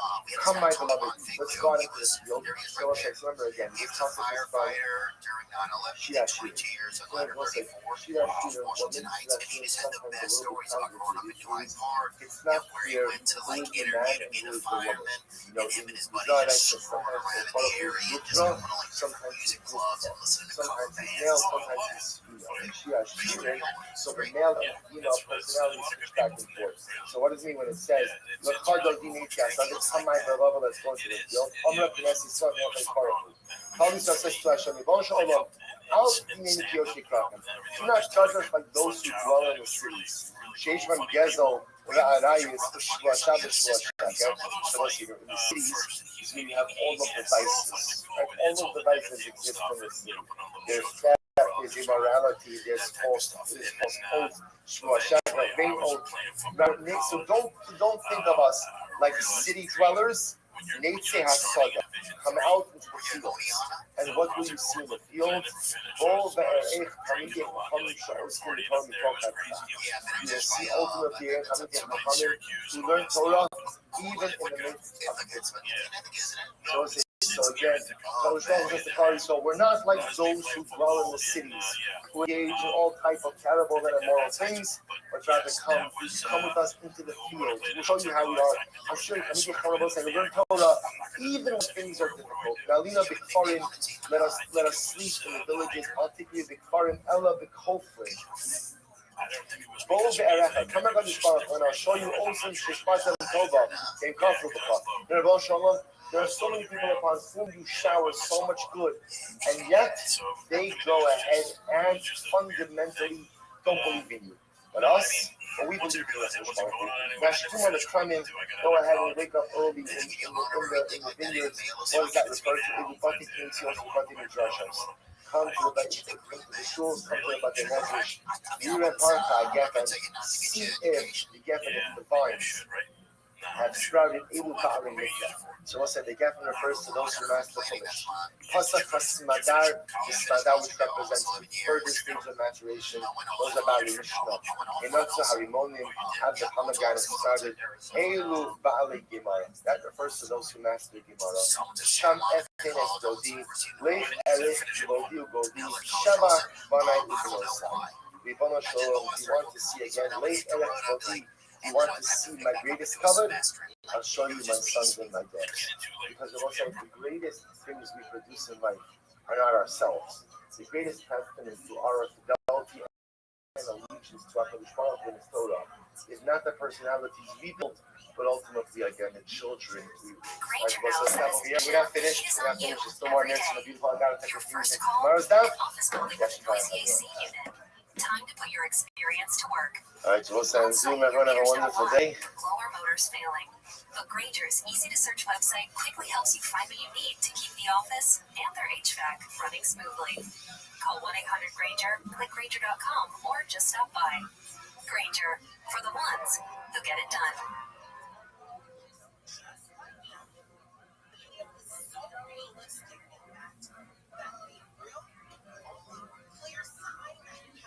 Improv or just right into stand-up? Just got into stand-up. I was just like, I think the first Mark Gross, I think, was the first comedian maybe I ever saw. Bring him up. What year did you start? I started in 2005.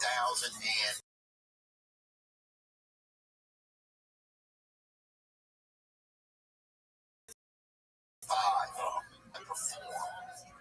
Shark's my favorite comedian growing up. I'd seen I'd seen comedy, but I'd never seen it live. Right. And we went to college where it was like, at LSU, they'd call you and be like, you got 30 free tickets tonight. Right, like, right. What? Because there's paper in the room, but you'd be so excited. Yeah, you just get a gift. Yes. Yeah, so you go. And I went and I saw him, and I was like... It changed you. Yes, I was like, oh, this can really be like a thing.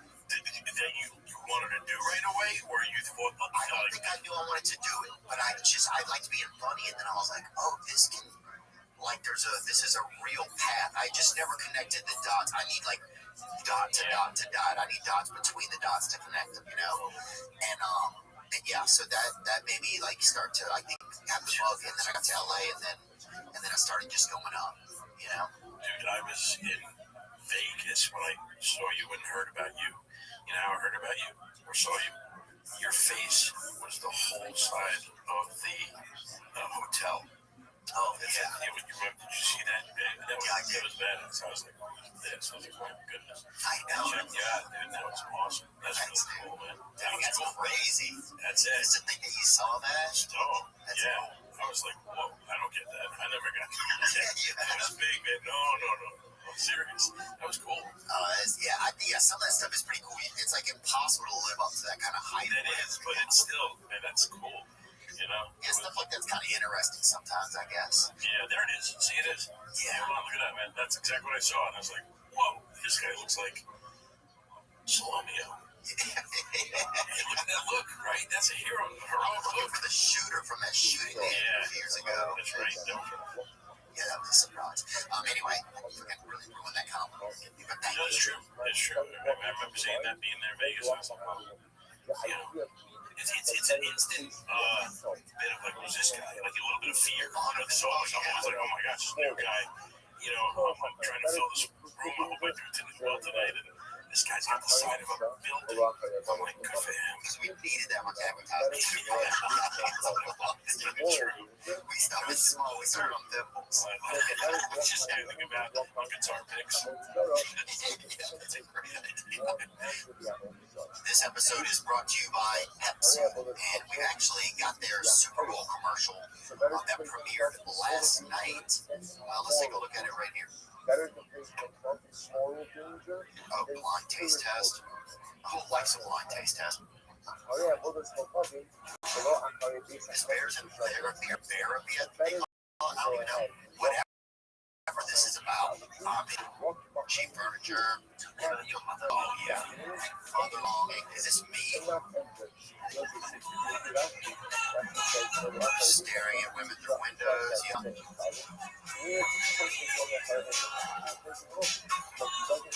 Oh, that's sweet. That's nice. Let's go, Bear. With your lady at a concert. That's a pretty cool play right there. Me and this bear are really similar. Tricky games, therapy, cheap furniture, and longing for a woman through a pane of glass. Gaping Tommy, we call it. But I guess in the animal kingdom, it's more like a acceptable pastime. All right, moving on. But actually, kind of staying right here.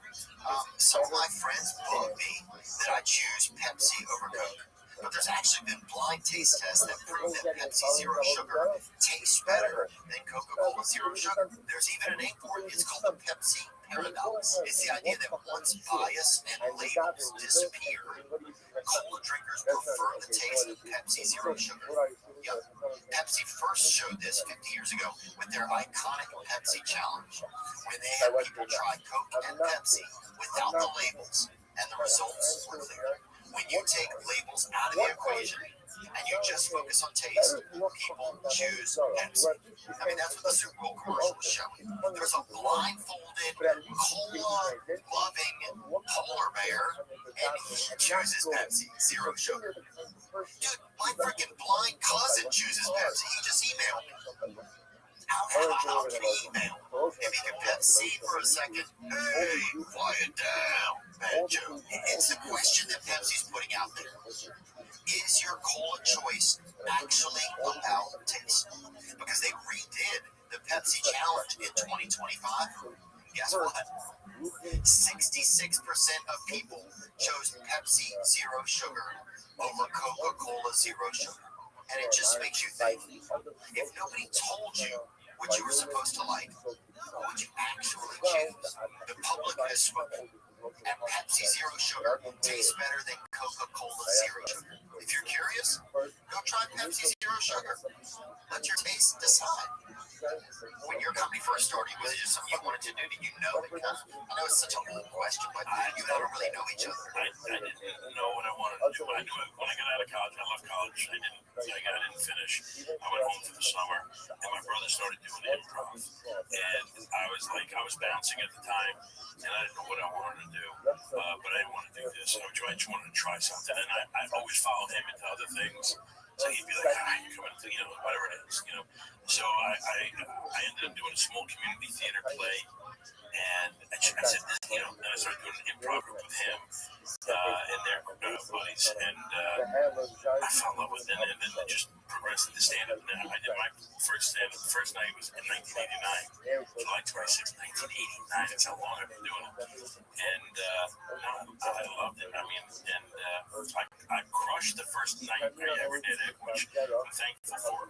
Because the second night, I ate it so bad with the same material, and I didn't know, and if I would have ate it first, I think I never would have done it again.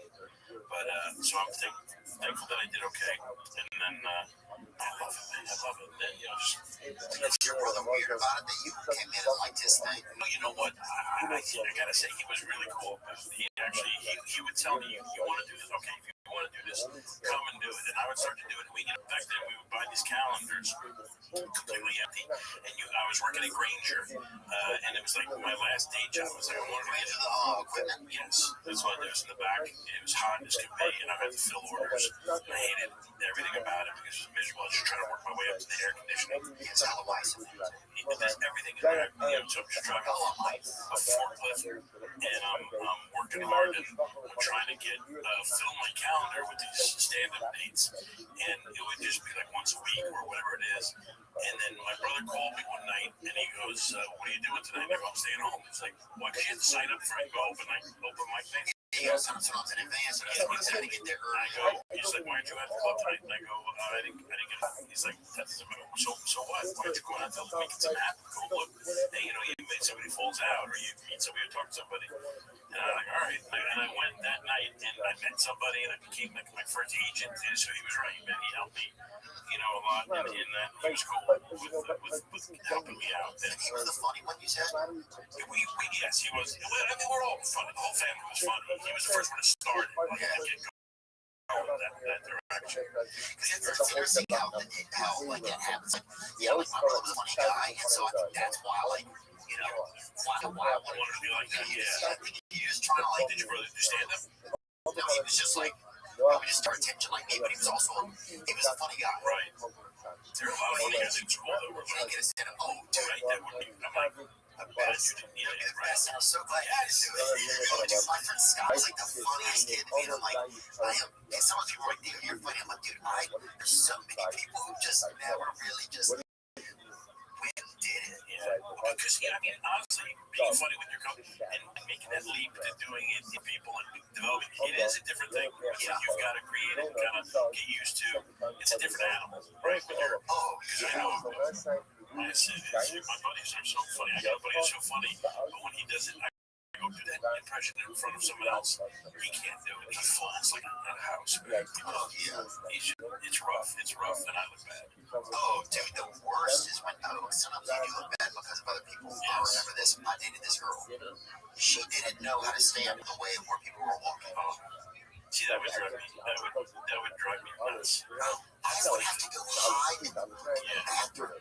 No, that's We'd be talking. She would like take a step back. I'm like, this is where all the people are walking, and it was like, and people bump into her, and then guys were like, and then it just like, I dated a girl who would take 5 seconds before she would realize that a waiter is there asking her for like something, and every time I'd have to go, he's looking at me, and she'd just be like this in a daze every time, 5 seconds, and then she'd come out of it, and I'm like, I can't go on. I couldn't. So it's like I just know you're sweeping. It's the little things. And I dated a girl that I was in love with, and then we were like canoodling or snuggling, whatever they used to call it. I think they don't call it that. Or canoodling, I guess that was called. And then, but her head was really small. She had big hair. And her head was so small. Yeah. And I was like, did you like that? It was a point where you go, I want to help her and be with her. or is it like that small, or like how small though? Like it was Like a just ballpoint pen? Or are we talking like? you know when that day when you only knew about baseball, and then one day are in PE and they show you softball. Yes. Okay. Get that ball, and I'm like, what is this? You know, maybe like it's like a baseball with like intestine issues or whatever. Right. Like It's a baseball with inflammation. yes, it's a baseball that has that has not had proper diet. Melts for people. The physical thing's more. But I dated a girl once who would just say the phrase "rattle your cage" every time. She's like, "Hey," and I'm like, "What are you doing?" And she's like, "I'm just going to rattle your cage," and I'm like, "I can't go on." That's a buddy of mine joking. So, it is. it happened to a buddy of mine. That is a thing that I would literally get out. Yeah, So wouldn't that be something like that? Hey, just going to rattle your cage. I would No. rattle my phone against the wall. I would rattle my freaking head out of it off a balcony. Dude, yes, I would also, I dated a girl. We would be sleeping, she'd get up in the middle of the night, chocolate in her mouth, come right back in. She said, like, sometimes I can't fall back asleep unless there's chocolate in my mouth, and I was like, that's crazy. Yeah, there's a lot of problems with that. But that was crazy, dude. I had a girl who made me roll her up in a blanket so she could go to bed at night. Like, like look me up. Yeah. No way, you'd like to look me Yeah, I had a girl just, I didn't even realize that until just now. Did you have to roll in the morning or you just left it? No. You just leave her. Look, dude, I didn't even know that. You can't get out. Yeah. Well, she doesn't have claustrophobic issues, so you know that. So if you ever start in an elevator with her, you're the one you want to be with. She's not like, yeah, you're right. I need to look at the other side of the coin. Yes. Like, definitely. There's always a bright side. Yeah. I sometimes something on her side. And I'm like, I know it's brighter over there, but Yes. maybe I'll around over here. Yeah. In the shadows, you know. Look at, Little Ed, Burrito Girl, all these things can be there. There is a positive side to it. Oh yeah. That was for me. But then also, I'm like, but there's a lot of things that I think it probably kept me kind of single. You know, Yeah. did you ever come all those matchmaking services? Because I get approached by those all the time. I was before I don't know if they existed, but I was before I think the internet went crap. I got married in 2000. Was it 3 or 4 years ago? What was going on 2004 I got married? What was around then? I didn't know if anything was around, but I never used them anyway. Yeah, when you people was ordering or whatever. Yeah, it was, we tried, I met my wife one day, but someone set me up because Lee Remedy was on my show with me, the King of Queens. She saw that I had nobody, and she set me up with, no, so it was one of her good friends. No, it wasn't her. She set me up, she set me up with a girl. She did over the years, she tried to, but she set me up with a house decorator because she came to my, when we had the King of Queens, I got my first place, and she saw how it was decorated, and it was terrible. I had like prawn lamps and poster like I was living with my, and it was like, she's like, no, you can't do this, you can't decorate a happy house. So she got a decorator for me. I never knew about it or anything like that. And this decorator came into my life. She was a horrible decorator, but she sent me, and she really was. She wasn't great. I didn't like her, but she saw that I was lonely and I had nobody, and she set me up with someone she knew, and then it was like, it was amazing. Did it change like that for you when you kind of realize like this is something? Because it's funny how you people go from a moment. I have a friend, she's a comedian. She was like, I don't know what's gonna happen. I'm gonna sell my eggs, I'm gonna bury them over here or whatever, And then out of the blue one day I called her, said, yep, I'm moving to Florida, we're getting married, and just like You can turn on a dime. that's the thing. You can. That's the thing you gotta remember. And by the way, I think most of the time it does when you're not trying, right? I mean, you're not That's what they say. right? I don't know. I think for me, it did. I was just kind of she was like trying, and I was like, I'll give it a shot. And then I know that was it. Did you kind of a romantic guy? Are you kind of like that guy? No, I don't think so. I had to fake, like she wanted to go out, and we went to a sushi restaurant the first night, and I never ate sushi, So she's like, you eat sushi? Yeah. I lied right out of the gate, just because, A I master wanted for to make them. things smooth. And we got there, and it was just a rough. It was everything you don't want to eat at a sushi restaurant made an appearance. It was rough, and I had to fake it, get through it. But I drank a lot of beer, get through it, and kind of take it. I was taking it like a pill, like I would take the sushi like a pill. Yes. And I got through that night.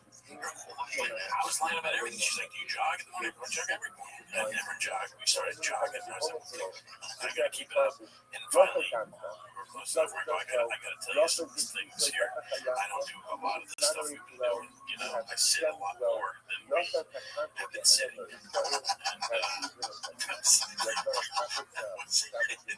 I was like, I was in enough of the relationship though there where she was like, good. You know what I'm saying? Like we knew each other. So she's like, okay. And then the acting things kind of fell off. It was fun. That's cool. Yeah.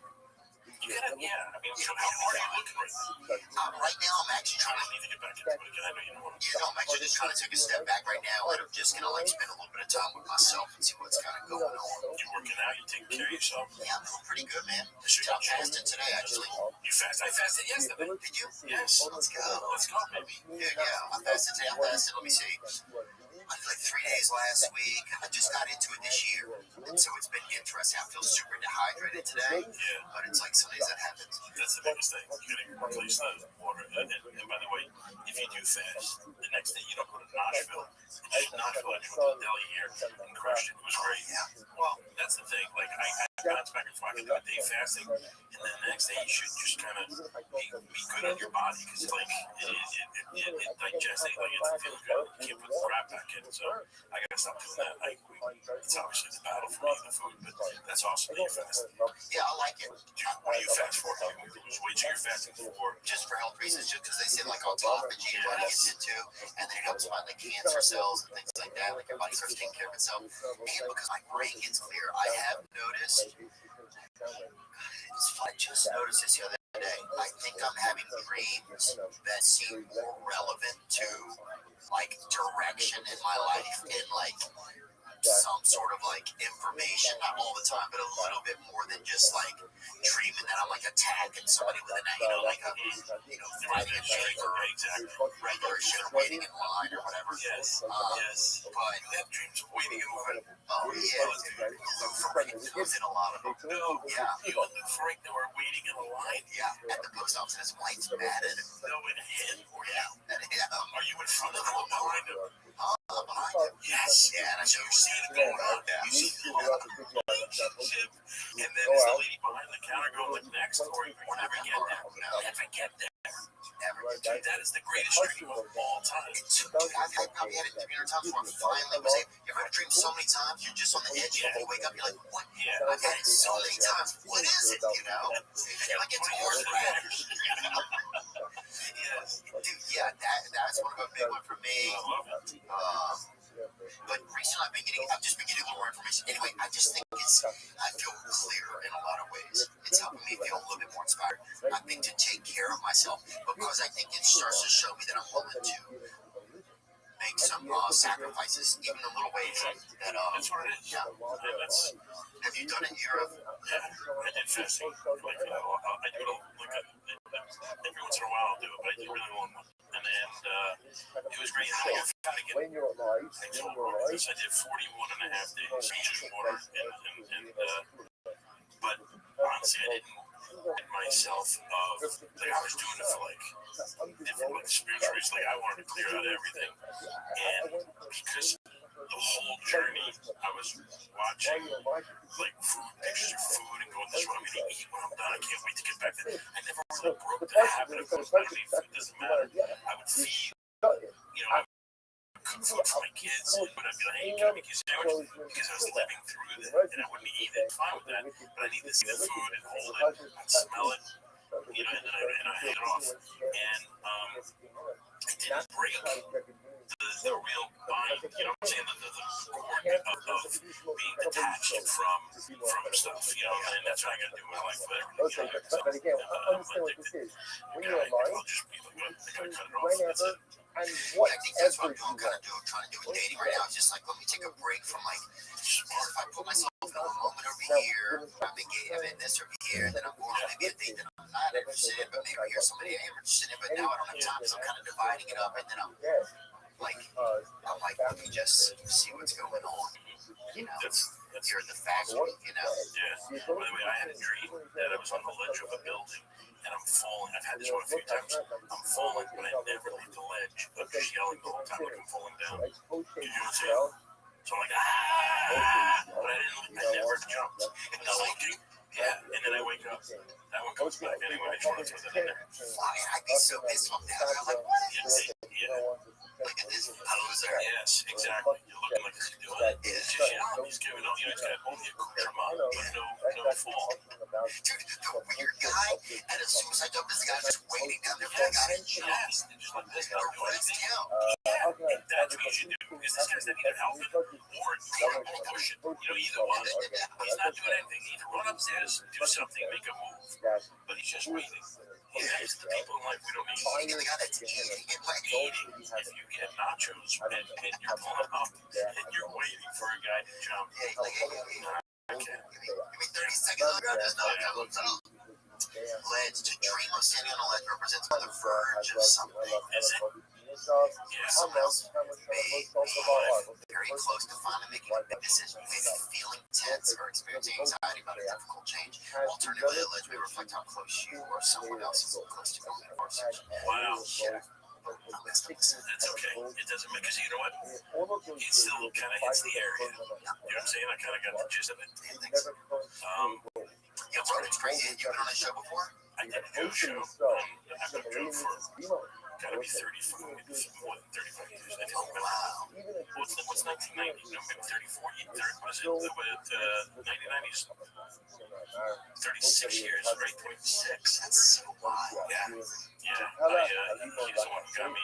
I mean, really, my manager, he's just, he's always been the guy that's just like, go follow your own path. And, he was what got me out of, he got me out of. And he always seems so confident. Yeah, he did. He just did.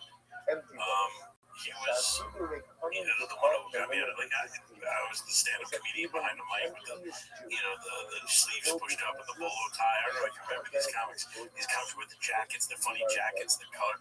And he just wasn't that guy. He was just a half backwards guy. And just go out there. He always tell me, like, I was always like so desperate to get laughs and trying so hard.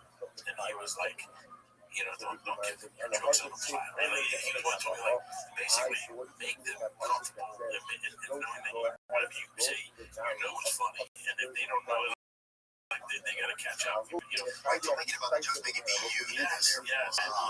He was in for times. So did other people see him? Because now people see him. I mean, and I certainly do, like, as a, I don't know if it's a pioneer as much, but, like, I mean, he's the best in his space, like, in podcasting. His stand-up is just, he's just a killer. Like, he's always been, was he always? He just was like, he's super intense in anything he did. Like, once he locks on doing it, I told him, I think God's going to make him one of the greatest saints of the 21st century. I really do. I think this guy, like you say, because God's going to use him. He's like, I don't know. He just goes and he seeks truth. And he's a guy that is just like, when he seeks it, he knows it's true. He's unrelenting. He just doesn't stop. And it's like, that's what, like, he'll go so he's crazy. Like, I knew it was martial arts and jiu-jitsu. We started jiu-jitsu together, by the way. I'm a blue belt. 30-something years. He's a crazy black belt. he's dark black belt. Dude, he's half a negro. He is badass. He is the real deal. He really is. And he was getting into the internet before anybody and just searching these things and truth. And he was crazy about it. I was just I'm always behind the curve. We need sleep, I think. He's like the kind of guy, I don't know, he always just seems to me like he's so, and he and I know each other pretty well now. but he's always go, and he's so curious, and he remembers everything. That's the craziest thing. You can't lie to him because he remembers everything. Yes. So you're about to lie, you're like, oh shit. And he'll call you, and that's what I love about, like, you know, even me, like, I'm there, I know him 36 years now.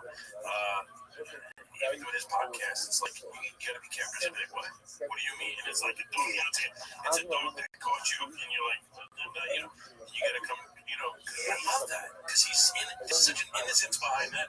He just wants to know the truth. He's like, that's not true. You didn't say that, or you didn't do it. So you gotta be He's careful. kind of an oracle, like, I don't know if it's an oracle, but he's kind of like a mirror of something, you know what I'm saying? There is something about that. I think it's super, I totally believe it. Some people give him a hard time, whatever, but to me, he's always very altruistic. It's just who he is, you know, or trying to be the best of who he That's is. it. It's like everybody falls, everybody makes mistakes, you know, does things wrong, but I know this guy is searching for truth, and he's always just calling it out. And He's an astronaut, man. he's everything. Dude, yeah, I was at the UFC the other day, and he brings these big bags of beef snacks. It's just beef and salt that's dried out beef. And he brings Because he wants to get down from 2% to 1% money. He's doing something. He's doing something. He's always over there, you know, drinking fucking bad saliva or something, doing something, trying to get an upper. But anyway, yeah, there it is, carnivore snacks. So he has 3 bags, and he gave one to Daniel Cormier. And then Daniel traded one of his, and Traded for what? I had a tub of popcorn. And he couldn't keep away from it. Oh, I love it. He's like, man, just keeps it. DC. Yeah, but anyway, that was pretty great. But I got to eat a whole bag of those beef snacks. How were they? You know what? They're really good. They're not too salty, so you don't get like chip fatigue. You know? Right. Yeah. So chip fatigue. Well, someone's like you're chewing on the top of a shoe, and it's just tiring. It's exhausting for the teeth. Oh, and it's not like jerky to me. Some of it seems like, what are we doing? Yes, it's a give up. You give up. Yeah, but this is nothing like that. It's cool. Yeah, and it feels kind of carnivorous, I guess, in a sense. Yeah, I enjoyed it. Right. But it's fun just seeing them over there with their snack. But someone you'll see Daniel Cormier over there. They live with the somersaults. Yeah. And it's freaking February. Dips. And he's over there just slicing it off, you know. I love it. He's good, man. He's like me, and then he lives golf. Yeah. He's like, golf with him? I did golf with him and Chris Wagon. Chris Wagon lives in Chris Wagon's a cool guy. Yeah, I know Chris from Long Island guy, so he's in the game. Yeah, and So whenever you were training, was he training too? always training with him, and they're Ray Long going over there. That's cool. Yeah, they're fun. They're fun group. Long Island, tough guys, man. There's a lot of good guys came out of Long Island. Yeah. So, no, but it's fun. Him and DC, we all went out and golfed and had a blast. And Goten likes to wipe it. Yeah, well, why? I mean, it's hilarious, dude. He's got the best energy, bro. Yeah, he's a great guy. He's incredible. And, They have a great show now. They do too. yes, he was telling me that they're doing more and more with him. And I said, man, how can he stop fighting? I don't want them all to stop fighting because I don't want to get hurt. Like, you get to know all these guys, like, they just don't fight. I can't, that's why I stopped watching. I don't go anymore. I used to go with Road. There was no, I would go to these fights before and there. I would hear, the stomping on the canvas. There'd be nobody there. They'd be waiting for them. Yes, I love that.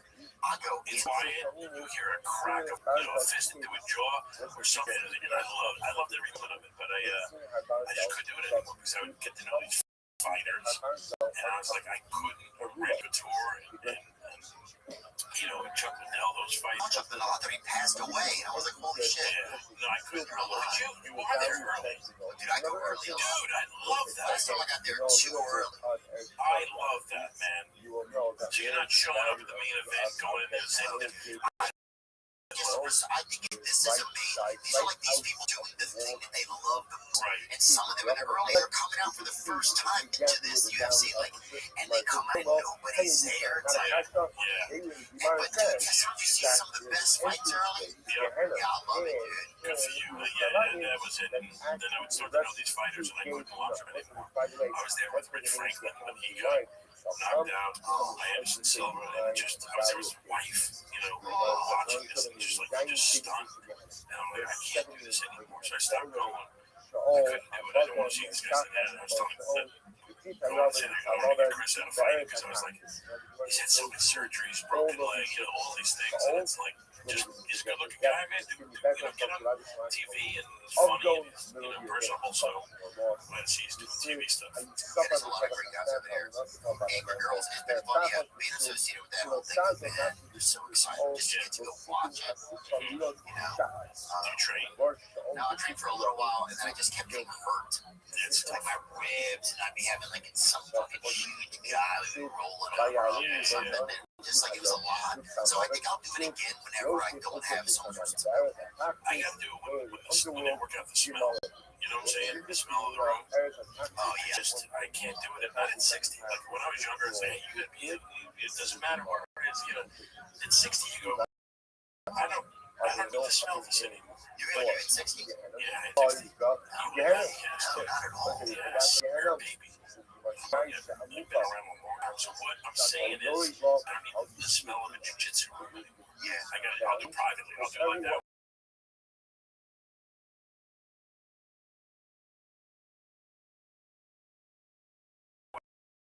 For a while, and you're in there, face him, he's cranking it, and all you got is like white gi and chest hair. And It's it's like, past gay. It's past like a gay feeling. It's gay feeling. it's not even, It's beyond romance. yeah, it's not, it's a control thing. And it's just, Yes. and I'm not a good, it's just not good. And he got wet and they got cold and wet. Yes, That's the thing.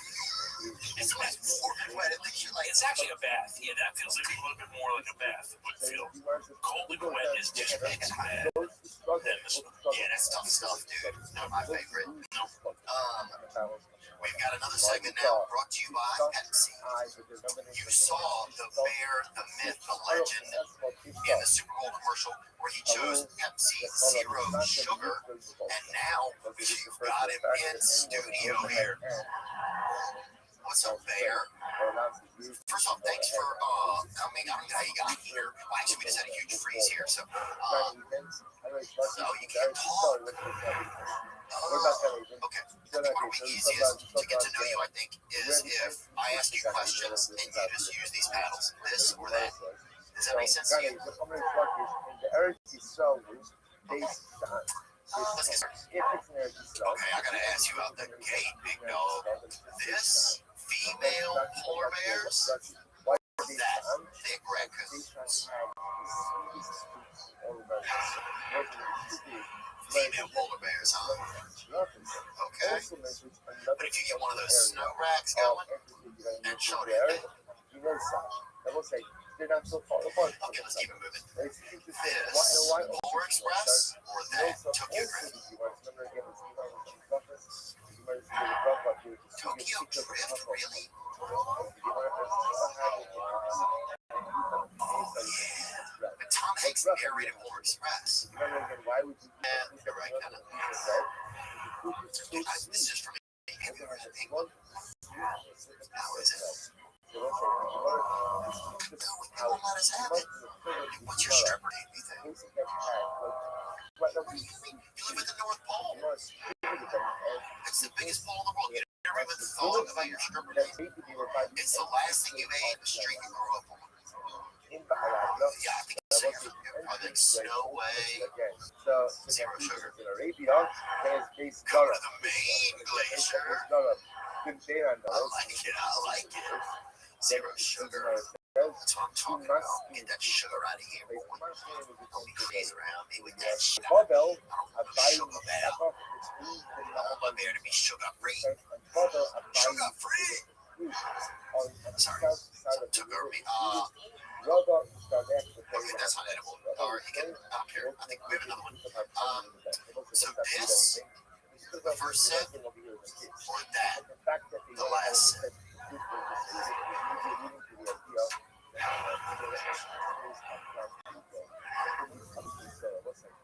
All six. Alright, this last one. This is a big one. This, Coca-Cola Zero Sugar, or that, Pepsi Zero Sugar.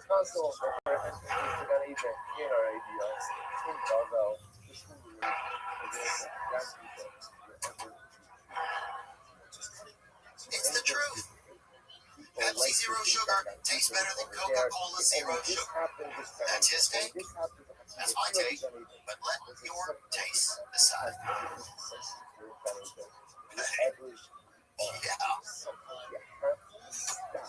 Where are you going? Oh, wherever you want, I guess. Where does a polar bear sit? Wherever he wants.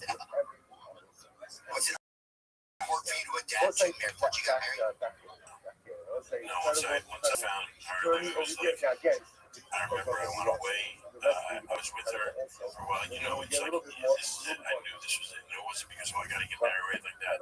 I could tell because I just didn't want to be away from her. And I had to do, I think a couple gigs or whatever. I was on the road for a while. And she couldn't go. And I just hated being away from her. It was hard. And I was like, wow, I got to get back there, you know. And You had that feeling a long time. I had, not with, I was dating and going out with myself.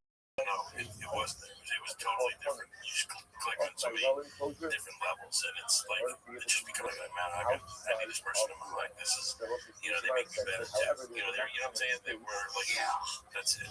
So she's amazing now. So that was it. I was like, I'm done. I'm happy. Gosh. Oh, that's a great thing to say. Yeah, no, I am. It's amazing. Yeah, when you get excited, when you see your wife, you get excited. It's. Yeah, I'll give her a hug. But sometimes it's also not, all the time. It's not crazy romantic all the time. It's life, you're tired. It's like, you just pass each other sometimes. It's a figure out or whatever it is. But I miss her this morning. She left, we were out last night, and then I was like, wow, it's you're gonna have all those feelings. It's all the emotions and everything and all the cooking or this that the things that you love them so much about. It's a balance of them all. It's everything. It's the good. It's the bad. And you just realize overall, it's like I never want to be without them. Even in the worst moments, it's like so you know that it's real. You can fall in like a different type of love when you're like in your late 30s or as you get older than you can when you're younger. For me, I think I've been mature. I'm still not that mature. I'm 60. It's like I still think I'm a kid and an idiot. So for me, I'm glad it happened late. Some people are able to know what they want when they're younger and much more mature. It's not there. I think your career might not have happened the same. Yeah, that's for sure. I needed to be kind of by myself and get it going. And you would have left your family all the time to go where it would have just been really different. But it was rough for sure. Yeah. So I'm glad I got the grind out. Now I take them with me if I'm doing a movie. I'm never away from them for that long, which is good. Do you miss some of the days, like the road days back in the day? Like, do you ever, are there any of them that you kind of romanticize a little bit? I still do. It's like the days. I mean, like clubs and party, just like, kind of talking about like, the condo and all that stuff. Yeah. Like, did you ever stay in the Shawaka condos? Oh, yeah, dude. You ever stay in the Shawaka? Indiana, like right outside of Notre Dame, it's right there. No, but I made crazy, crappy condos and stuff. But it was exciting. It was me, my brother, a couple other guys, comedians that we broken, but never went on the road broken. But yeah, it was great. It was fun. You stay in a casino. I used to play the Tropicana in Vegas, and I never gambled. I never played Vegas, and I remember losing my week. You go there for a week.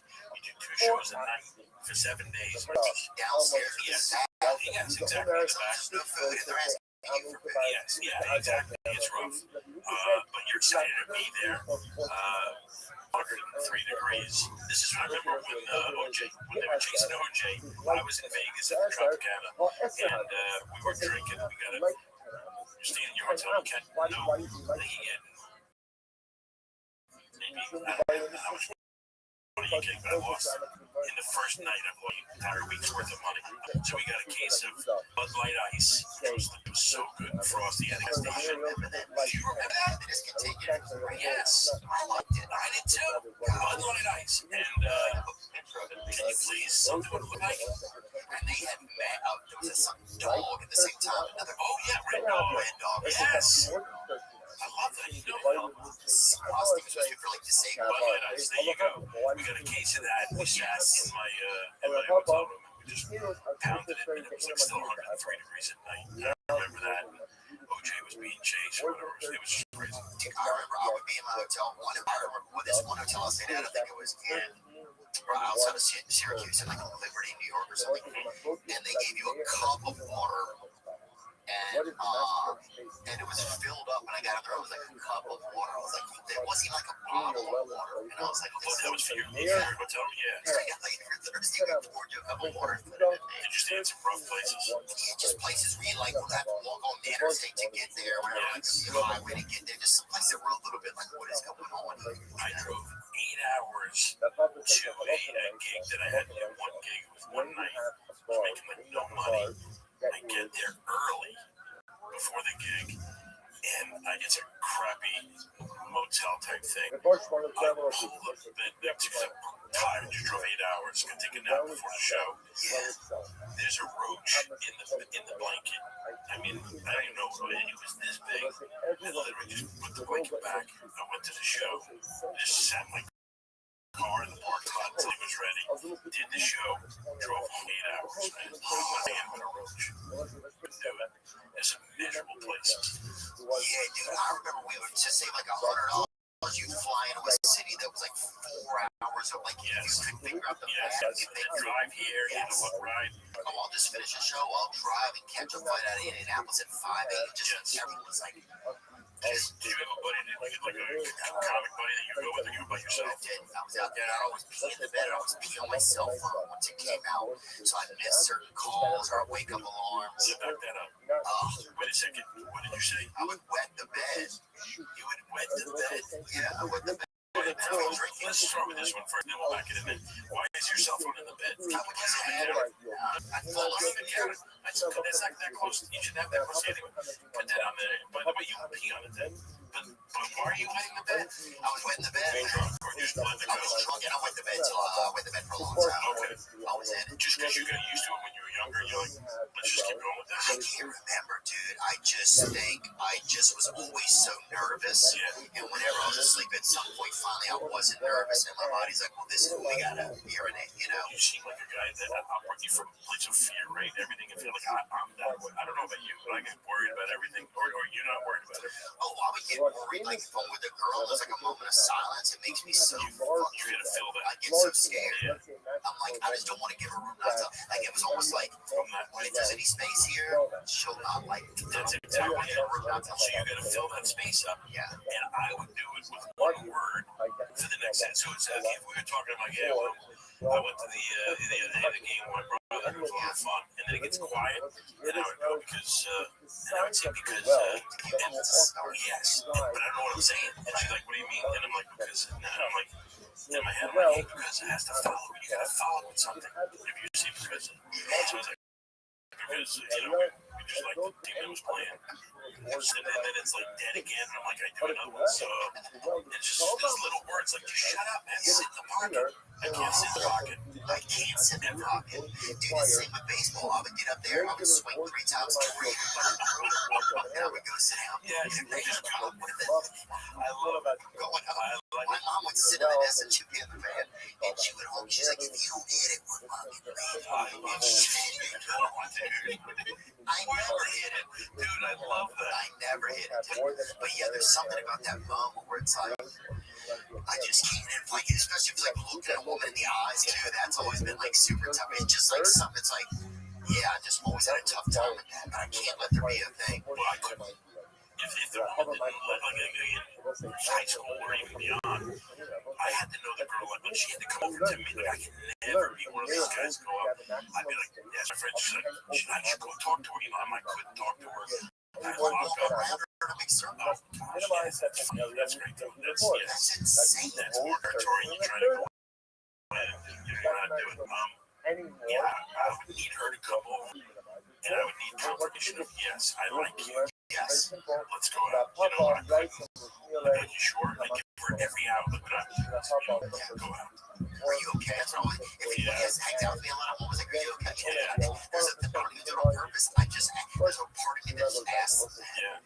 But yeah, it's a sweetness, man, but it's a word that you're not good enough, right? Every- I'm sure. I think it's not even on the front of my thoughts anymore, but it's still just this old thing that just built in me, you know? But then looking in the eyes, like, yeah, I couldn't look upon the eye, just like, Like that's what I don't know everyone what it is about this. I don't know what I'm afraid they're gonna see, you know?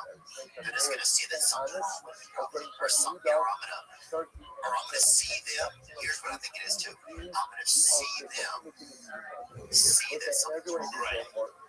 Right. You look for signs. She showed me just like she knows I'm weak. Right. I'll know the look in her eyes. Yes. I'll know the look in her eyes when she sees it, when she realizes that there's something with me. So I like, I don't know. So I don't want to lock eyes, something like that. I don't know what it is. Anyway, so You don't know. No, it's the truth. I'm the same way. You don't want to give yourself the possibility of failing. So it's like you kill it before it happens. yeah. You go out self and kill it before, and it didn't fail.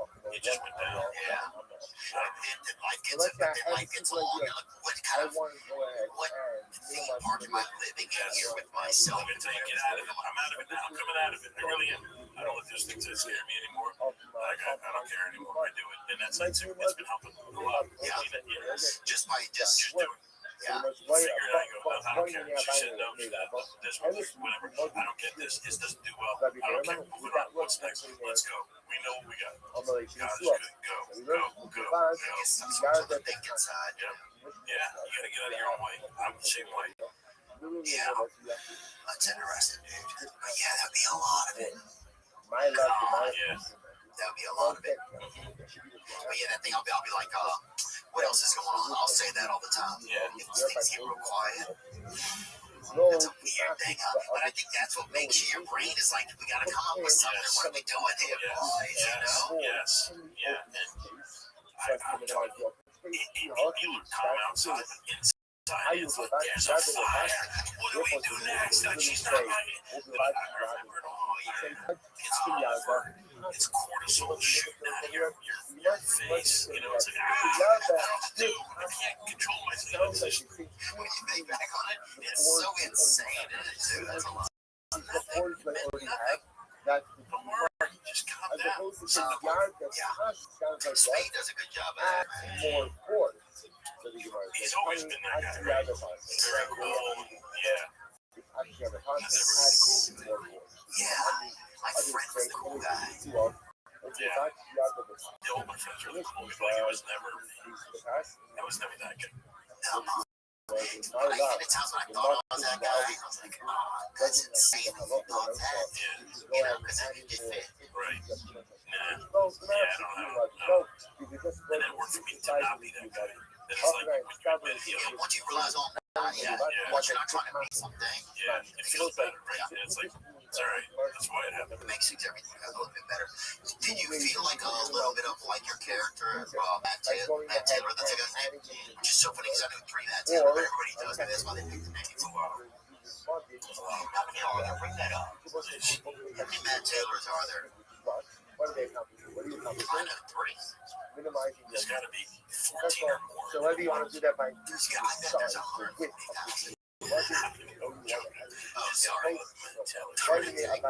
There's no sizable account for the name Matt Taylor number. It's a worldwide name database do not exist. Database can be derived from available national data and name frequency tools. So they're going to go about 3,700 times. That's it. What happens if you have Yeah, there's no way to figure it out. Yeah, There's a lot of what happens in the next Matt, as a first name alone, has an estimated living population of 207,000. Then you go ahead and I bet it's more than that. 207,000 Matts. There was a Kyle meetup in Texas. Do you see that? I did not. Bring that up. Kyle's. All the Kyle's met up. Really? Yeah, bro. If we were to branch out now and like go and try to figure out how many Matt Taylors there are currently living in the world, like what is the first step? Like the first step is do I go, okay, like if we just decided right now we're doing it, but do I like would I say to my guy like all right, call his agent like we're gonna do this thing? Like what is the first step? We want to go out with it. Do we say we're gonna talk about it, or do we need a first meeting of how we're gonna go about the thing? Is that it? The first step will be agreeing that we're going to do it together. Right. That would take some time though, right? Because we've been doing this. And then it's like, well, we're going to talk it out, let's think it, and the logistics of it, like, how are we doing? Okay, so then Getting uniforms too. searching for Matt Taylor uniforms every minute. That would be sick. Would be a jumpsuit or electric pieces. Matt Taylor, I think it's a onesie. It's a one piece like a Carhartt. It's hard work. Yes. You know how many Matt Taylors are hard to piece? 207,000. I love it. Yeah, like the best Matt Taylor. What's the uniform? Probably the first thing we're working on. What are we looking for? You'll get a piece of mail for it. Yeah, just something like, just to give them a pat on the back for being Matt Taylor, like being part of the team. Yeah, being in the army, that's a militia that it is. Bring up that meeting of the Kyles again. What they do too. Somebody said that That's cool. They're all Kyles. yeah, those were all Kyles. And Sugar Ray performed the herd. Oh, I love it. Over here, 706 people named Kyle got together in Texas, but it wasn't. Enough for a world record. Oh, how sad is that? First of all, let me say something. These guys put together 706 of these people had the dream of becoming a world record break, the most Kyles in a certain area, and they missed it. Look at that. By the way, as bad as we feel about everything that happened in our lives, if I had that one, that would tip it. It'd be tough. Come on. No, you're second place for most Kyles. Second place for most Kyles. The Crown is currently by a town in Bosnia. They got 235 people named Ivan. 2017. So it's any name. It's not just Kyles. Like, so it's like just a certain name. But this is, I think, one of the largest groupings. What did it say about Kyle? Did it say anything else? Go back to the original article. How does that start? Where's that first meeting? Oh, Kyle. Well, it's right here. It's not the first time the Kyles have come gunning for the Ivans. Last year, the official count at what has become known as the Gathering of the Kyles clocked in at 1490 in the fast-growing Texas city that is about 37 miles of Austin. Oh, the city's called Kyle. So They did it in Kyle, Texas. but are they named Kyle? They're all named Kyle. That's got to be crazy, dude. When you see all the other freaking Kyles around are. And Dude, you still go door to door, you're knocking and going. I'm sure they met up. So there was something online that announced it. Okay. And then they all showed up. I guess you have to register. Yeah, that would seem a lot more efficient. Oh, dude, that'd be so crazy. You look around and everybody's a Kyle. And you see something, you're like, whoa. Or they go one person out there that's not a Kyle. And the whole Do day. you think there's anybody in that group of 706 that's not a Kyle? Really? That's like Kyle was his nickname. It wasn't even his real name. And he knows if he's there, it's not on his birth certificate. And he's kind of like getting around, like not wanting to get caught. And people are looking around. And other Kyles know if you're not a Kyle. So they're just kind of like, you're like, what's your name? And you're like, I'm Kyle too. And they're like, I don't know if you believe. And they're like, hey, they go to get his buddy. Like, I want to check you out. And he leaves. And like, I get Laura Beth looking back. And he's just goes to different areas of the field. It's so stupid. It's so crazy. If you have fake Kyle there just to fit in. People have nothing to do. Look at what they're doing. They're just trying. Man, I love it. Desperate for connection. Yes. This is how it's getting. But wait, this is beautiful to me. But the worst part is, though, imagine they're what's all dudes. You go there hoping you can meet a chick. There's some chicks named Kyle. Oh, is that? There's a couple. Met a couple. Okay. I met a couple for sure. Performed? I think Sugar Ray. That's a missed opportunity. Shouldn't they get a Kyle? Isn't there a Kyle performer? Falcon ain't good. Yeah. That's a missed opportunity, man. It will try to break the same name gathering record this year. Okay, so Kyle's out. Oh, because they're switching names. By the way, why don't you go with a Bob or something? You know what I'm saying? Because the city of Kyle, Texas put it on it. All right, we'll find that better name. The city has been hosting the gathering since 2017. When you look back at this movie, what was different about making this movie than some of the others? Did you find it that it's easier? Do you have a different ownership of this film? It was something that it came together really quick, but it's the first movie that like I'm really proud of. That when everybody who worked on it was just amazing, and it was just different than any other movie I've done. And the story's not that it's not even that crazy different or anything like that. It's not. But it's a classic. We hit every mark that we wanted to hit in doing this in a different way. I hired we got the best cast, the best crew. And again, it's not me, it was them, and it was everything coming together in Italy that just made it. I just couldn't believe how great it came out. And I was like, I think This is probably the best movie for me. And like, if I said that so far, yes, without The that. best you've done, like even in your acting, you think? Or Yeah. Because most were real, they do different movies for different reasons, right? Like, when I did Mall Cop, I'm doing it for families and kids, and you're being goofy and broad and this and that. And a lot of stuff you're getting that, that's your kind of what they expect from you. But this was one where I was in it, but like, I don't hold comedy as much as like Kim Coates, Jonathan Movie, these guys, and Allison Hannigan. Yeah. Which the last guy, which is fun for me, Kim Coates, Sons of Anarchy. I know him for 35 years. I did a movie with him and Ray Romano, Cold Grilled. Yeah. And it never went anywhere with our meat salesman. And I met him, and he is the greatest. He's an insanely intense actor. I don't even know what he's going to do. But that's what I want for comedy. Like, he looks at you, and he's just gonna go a certain way. You're gonna go with him, and he was the perfect guy to play that role. Yeah, it was great, dude. He was really, he was a good, he has comedy right on. He's incredible. He crushes it. Whenever you made, what's another favorite, like, just take me through one more favorite film that you, like, an experience that you had. I mean, Hitch, all the stuff with Sandler, I don't even like that stuff. Like, doing stuff with Sandler is the best always. What about, like, a Hitch reboot today? I mean, I don't know how you do it with me, but yeah, I guess you could do it. I think so. I think it was great. Well, that was my first movie, so I was thankful for that one. That was. It started out like I had like one line or something. That was like a very small part, and then I just connected, and he was so nice and giving me, some freedom to be funny and kind of try different things. And dude, and it made everything for me. So I was really. There's a lot of pressure when you just said that much of a part to try to make it perfect in some way. I'm coming in, what was a massive, movie star, and movie stars are different than it was like. It was just the theaters. It was like they were special. You didn't see them, but I remember we were doing a big table read in New York, and he walked in with his group, and I'm like, whoa, my eyes were like, whoa, that's him. It was like one of those things, and just happy to be there. Trying to pitch things, but don't want to get thrown out of the room. Trying timing and stuff like that. But he was great. Like, we would write after in his trailer, and he'd come back, and we'd work on some material and rewrite it as we were doing it. And I was just in it. It was a dream. It was really great, and it had that actual feeling that I had in this movie. Honestly, where you feel things are coming together. Because I've done a ton of movies where you go, man, this is just not working. Or it's like, you just feel like you're muttering when you're pushing the comedy too hard. This one felt so real to me, and it was just so much fun to be a part of. So you have a lot of projects that they already have on the docket.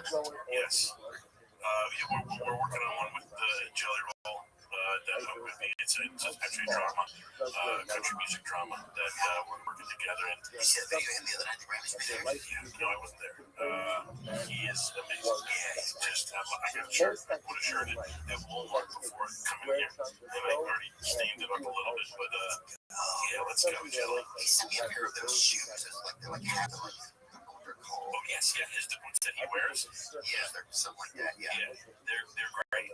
He's an amazing human being, man. I'm so proud of him, and so excited to do this. And in this drama, here's the thing: he goes, hey, if we're gonna do this, we gotta get into like prison shit. Because we go to prison. We're both in prison in the movie, and it's real. Where at? What city? In Nashville. Oh, nice. So it's a whole thing about getting to the Opry, and it's a cool story, and there's a lot of drama in it, and it's exciting. But we said, okay, we're going to commit now to doing this, and he went out and lost like 300 pounds, and I am upset. Morning we have a Beautiful, beautiful dance ahead of us today. Yes, he's down like 300. I'm up 7. I want to begin by thanking our sponsors, giving our Dollar sponsors, Errol, Eddie Street, and family for dedicating these years. Memory also of the father, grandfather, great grandfather, Saeed, Solomon, for learning dedicated by Jack Bennett.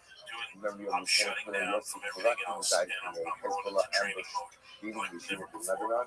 Barry and Nina Rubin, and Amber daughter Sophie, and all of the 7 graduates going to our learning. We would have Dr. Book Walter in memory of Lorette Book Walter, our Dr. sponsors, Jeff and Sherry Bennett, and Stephen Holly Bennett, in memory of your father Herman Bennett, fellow Yisrael, that Rubin just named the rock. We hope they're in merit of our Torah. All these things happen on the families and come on, all of our young men and women going to university. So, not swimming. I'm not a swimmer. Successful. But just getting And also, we can't let us be really incredible in our church. The beginning of the character down is your best. You're picking up, you're picking up on your diet on the days 17 weeks. Introduces the fascinating concept. Pulsing to be well. You can go ahead and make pulsing for be well. So if you know it's literally means well. So actually, the super Rashi says over here. So the Susarat wells situated in the public domain. Those are I will say that wells pose a fascinating issue for Gabi Shabbos. Why? A well has the dimension, often has the dimensions of a society. It has the opening of 4 buckets and a depth of 10 buckets, which makes the well itself the individual dwelling in water is standing in the public domain. So how do you draw water from a well on Shabbos? Those is one of the how very simple. Even though the well itself belongs to the public. Right, so the well we're talking about over here is public property. But again, even though something is public property,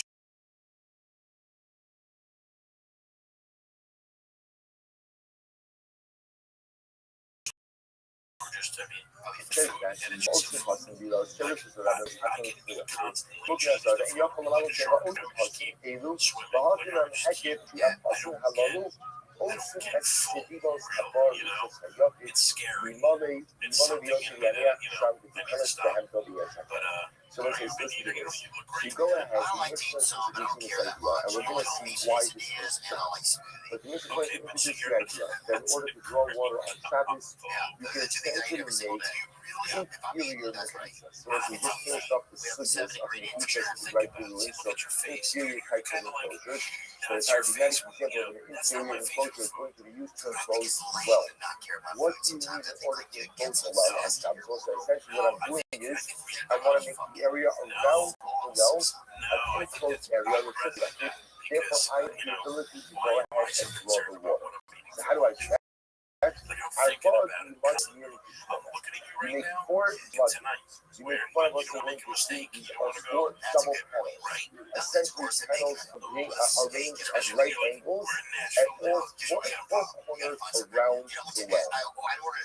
We're going to see the wood is the mother as a contraction of 2 words. D-O, 2 panels. So here it is one, they look like 2. You're going to be carved with 2 panels.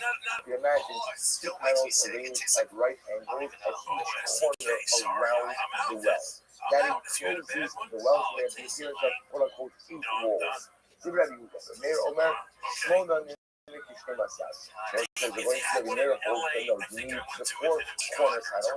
So the 4 that are like 3. So the 4 panels at the corners are and then are right angles.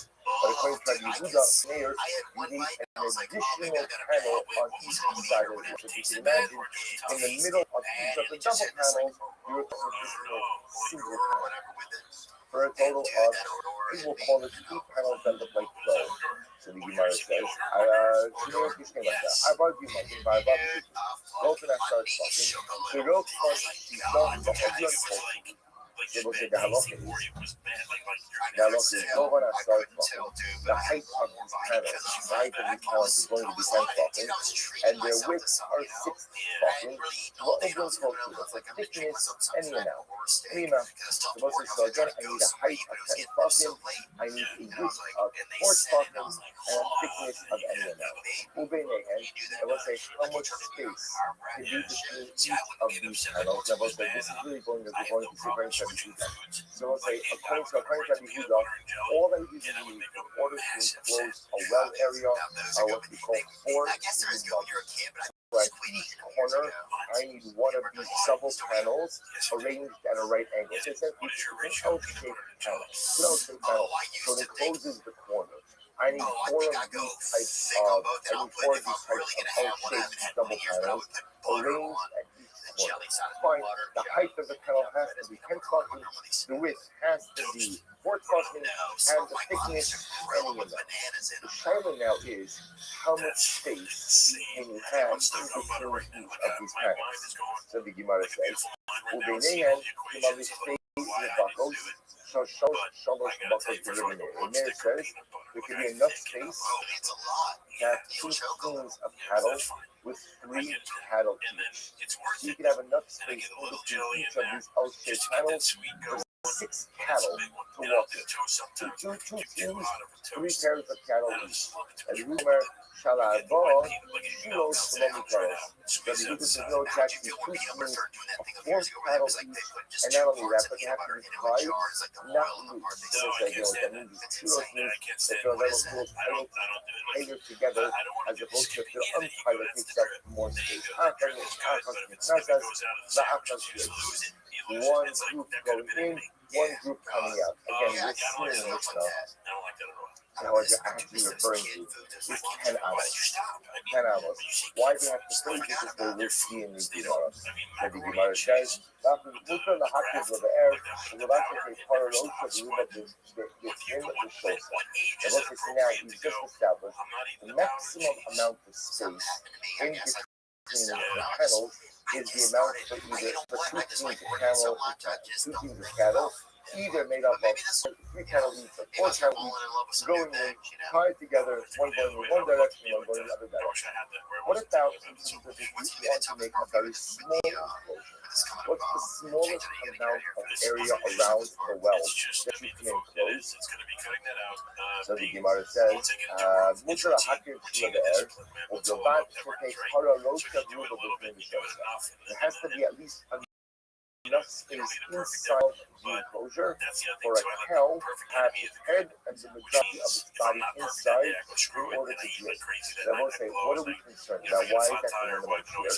If you look at last session, that we look at Mubarak Chicken 8, Nistas HaBe'er Ad Ben HaPasim K'Dirosh of Lulu Shapara, about the similar kilo, the Mamanship after Kalaso, the Mokid, the Davlo Kutum Pizza, the Kamatik and the Suzayato Islam. So what's the Luxembourg is as follows.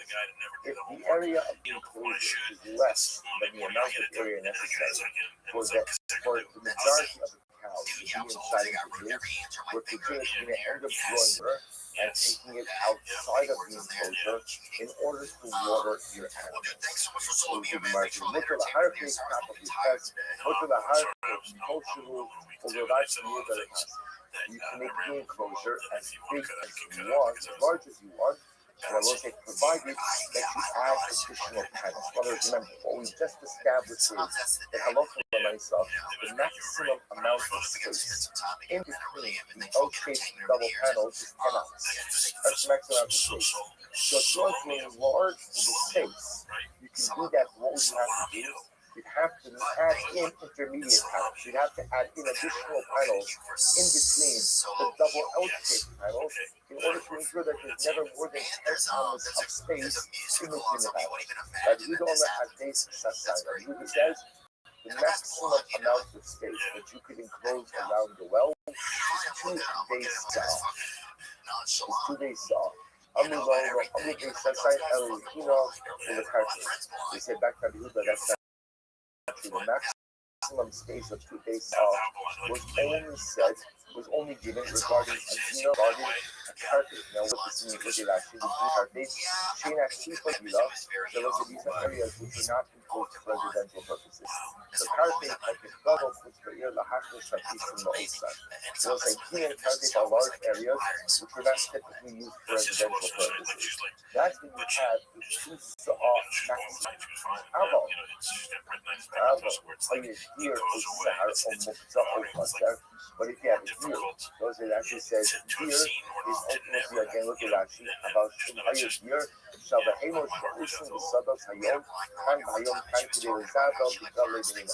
So this is like a movable pen. You got a movable pen, or Sahar actually says over here is a pen that was used in a more permanent fashion for animals, or a Hatuti actually says is like a backyard, an area behind your home, which was used for certain activities of daily living, or a cluster, after the base Hamishas Koran, after the base Asara Koran Mutter. So we'll say, interestingly enough, what this is getting into over here is the notion that the two base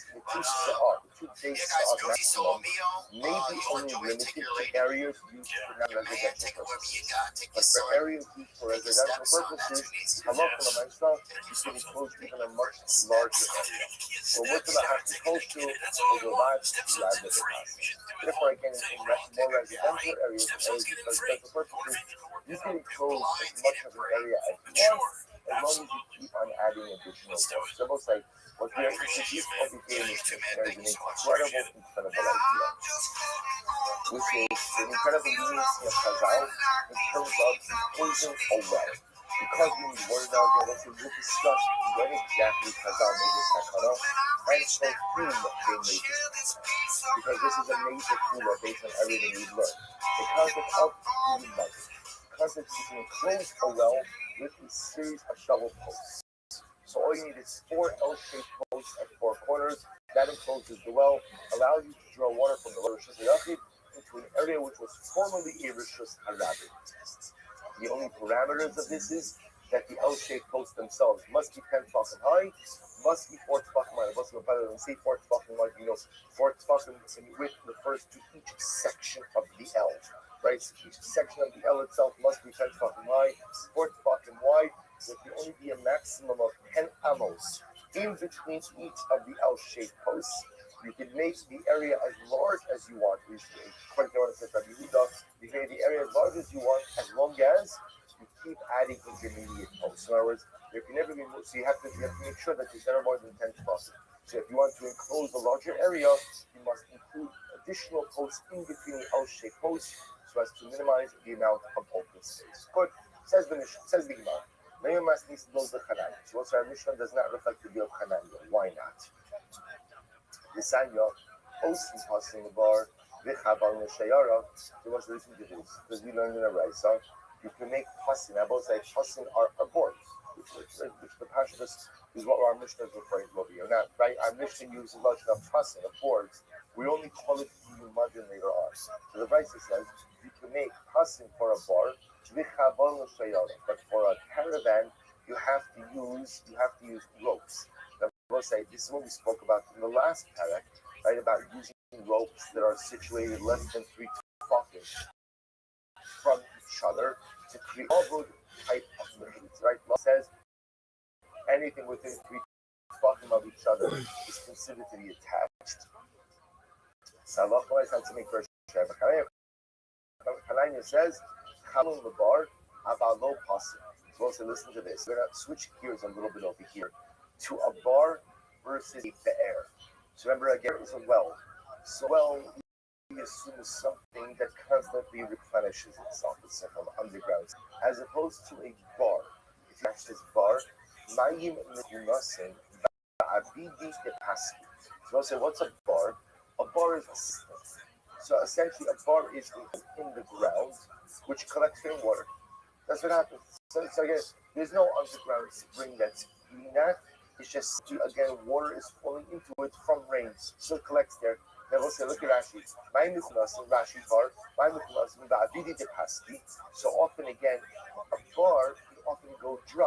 Well, how does the bar go dry? It doesn't rain. It doesn't rain. It's just, I have no water in the bar.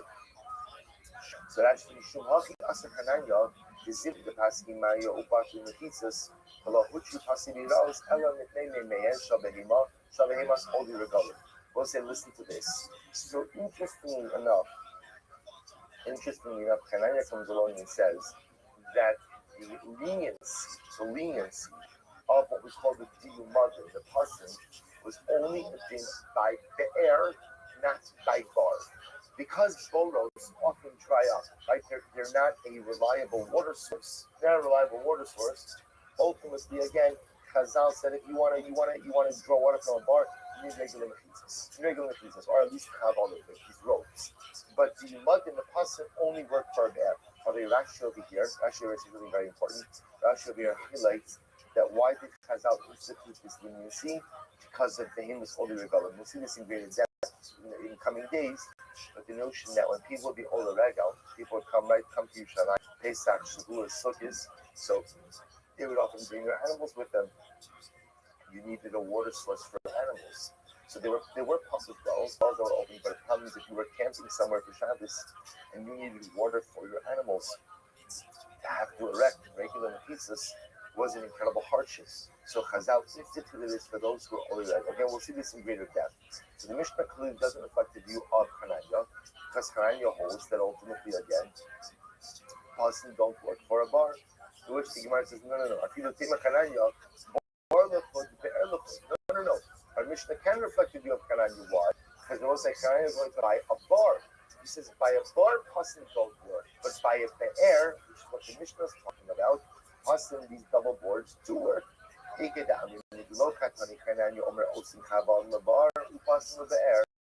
Others see like this. From the fact that Hananya didn't say that you have to use ropes for a bar and Pasim for a be'er,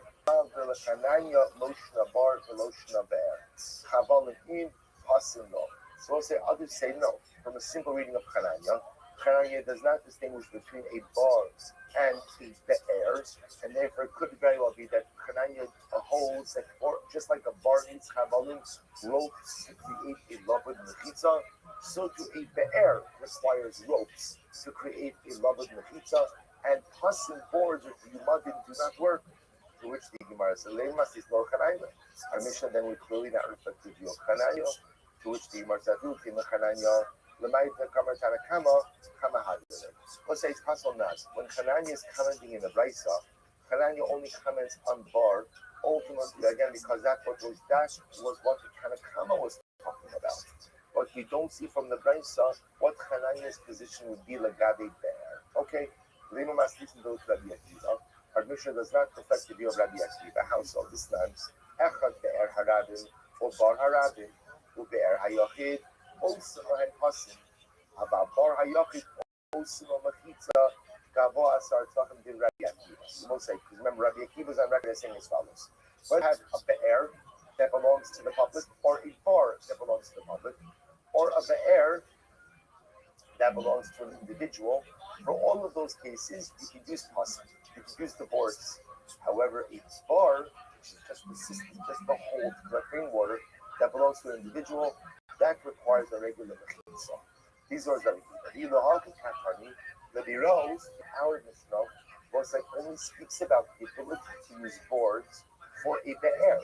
You can only use pasim or diyumadin, right, for the L-shaped enclosure. You can only use it for a be'er. The be'eros in the boros low. You'll hear Rabbi Akiva. No, I'm not sure if you don't reflect the view of Rabbi Akiva. How so? The Gemara says, be'er na'im kaim, the psikale, loshna, zirabim, loshna, b'yachid katani.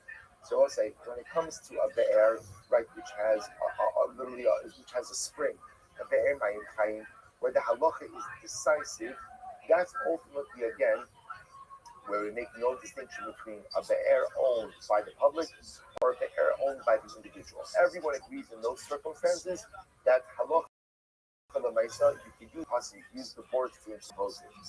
Or, if we nothing, the low procedure, when it comes to halacha of a bar, which I will say it does not stem from a spring, rather it's just collected water. The low procedure, but the halacha is not agreed upon. Low katani, ultimately again is not agreed with the Mishnah.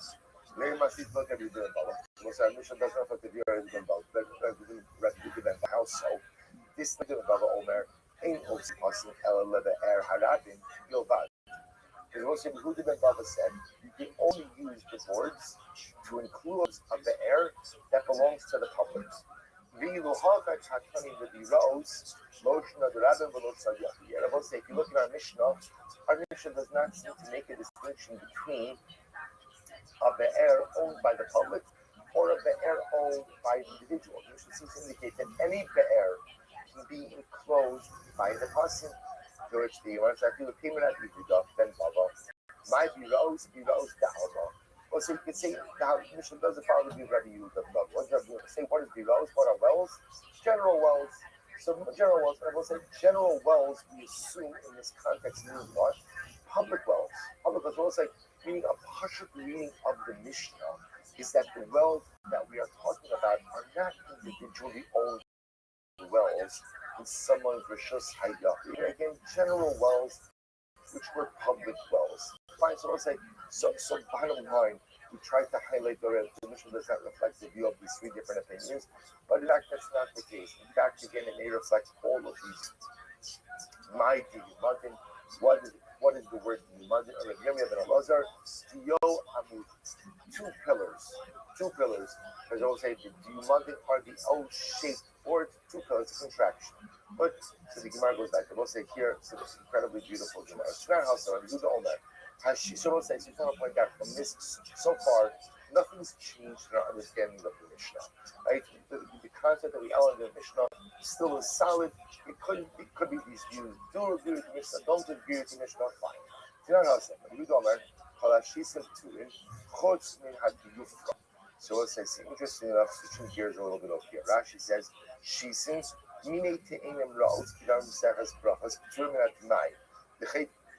those in the Fasale Amarzation, this interesting halacha.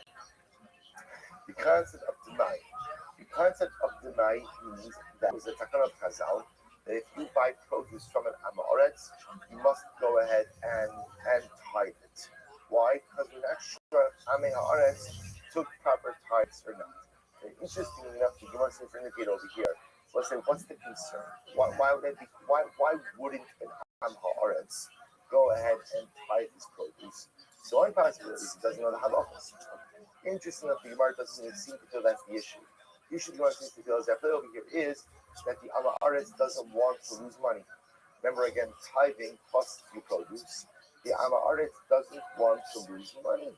So because he doesn't want to lose money, therefore he doesn't go ahead and tithe. So the Gemara says something very interesting. Shisin Turin. Shisin about their inferior figs.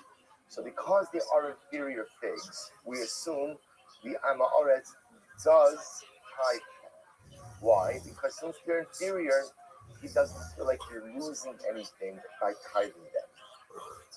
With the exception of Diufra. Because apparently Diufra was a better type of fig, so that the Amaretz would be a bit more reluctant to tithe. So the Gemara says, my Diufra, what's Diufra? Amar Ula, Ilan Ha'u said Dio Pelos Bashana. So Ula said this is the type of fig where the tree produces 2 crops a year. So Dio means, which is supposed to say, the reason this is being brought down is because Diyumadin means 2, right? Two boards, 2 planks. So we're using other examples of other things that have this Dio identity. So Diufra is a type of fig where the tree produces figs twice a year. I'm going to be and Elazar. Those who listen to this, now the Gemara is going to get into some beautiful agadata. Some beautiful agadata. So I'm going to be and Elazar. Dio pierced upon him. Hayelo Rishon. Adam Rishon was created with literally 2 faces. 2 faces. The other Rishon was created, well, see, Shnei Amar, Achar Bekedem Sartan. Which is the Gemara quotes the pasuk. Quotes the pasuk from Tehillim that literally again from the front, from the back, you have created. Ksiv, Vayiven Hashem, so says, Ksiv, Vayiven Hashem Asad.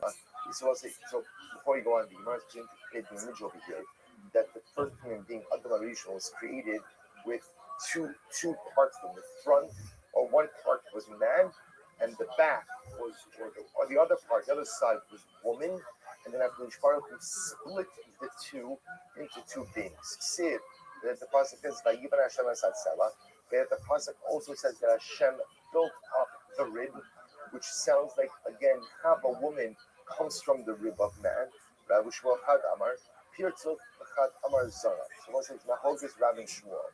One says that ultimately again, woman was already built into man. Pirtzot also means that there was an image. That there was an image. So the first human being, the first person, was a two-sided being. On one side, it looked like man. On the other side, looked like woman. But they were all one entity, and the Baruch went ahead and subsequently split them off from each other. The other opinion says that Adam was born with a tail. And I will say, tail doesn't literally mean tail. Tail just means perhaps some type of additional appendage that was then removed Adam and built up to woman, built up into Chava. So so according to the opinion that says that there was literally an additional, call it facade, right? That there was an additional, that woman was an actual side of the first human being. That makes sense because David HaMelech says you have four feet on the front and on the back. But according to the opinion that says that it was a tail, my what's the meaning of that phrase? You have four feet from the front and the back. It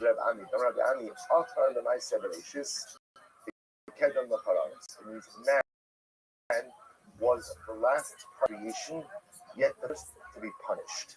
So the Gemara says, so I understand that man was the last. He wasn't created until Shabbos.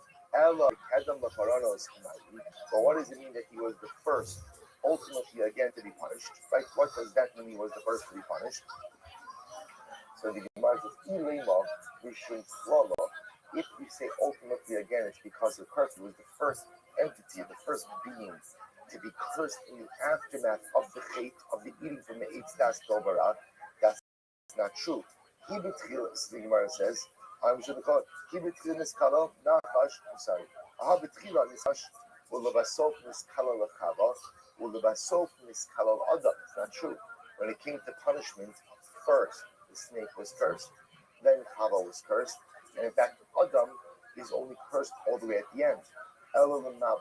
Rather, when it says he was the first to be punished, it meant for the Mabul. Chsiv vayimach Hashem vayimach Kol Yikum Asher al Pnei Adama Adam va'ad Behema.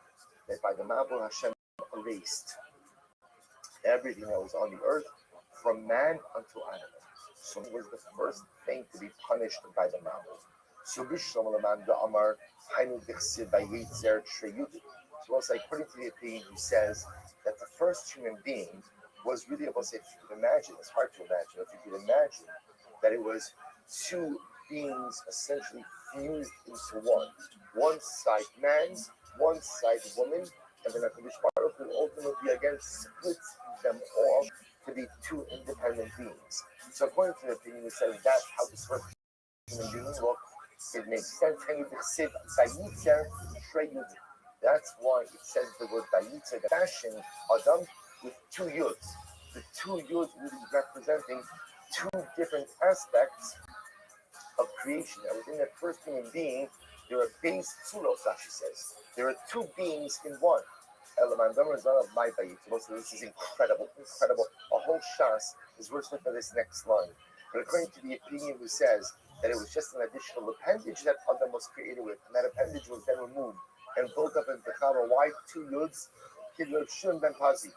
Oili mi yitzri, oili mi yotzri. Shem Pazi says it will say it is one mantra that captures the entirety of the struggle of life. Oili mi yitzri, woe to me because of Yitzer, because of my inclination, because of my wants, my desires, my proclivities. Oili mi yotzri. And woe to me because of my Creator.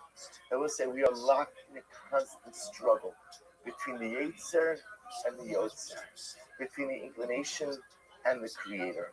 My Creator wants me to do one thing, and my Yetzer wants me to do another thing. And if I make my Yotzer, if I make my Creator happy, then my Yetzer is angry at me. And if I make my Yetzer happy, then my Yotzer is unhappy with me. Let's say is more by this constant struggle between the Yitzhak and the Yotzer. Look at Rashi. My Yitzhak makes me miserable. If I try to fulfill the will of my Creator, and woe to me from my Creator if I fall prey or if I fulfill the will of my Yitzhak. I will say, isn't this incredible? Doesn't this sum up the entirety of the human condition? The double yuds are embedded in the very creation of Adam Harishon.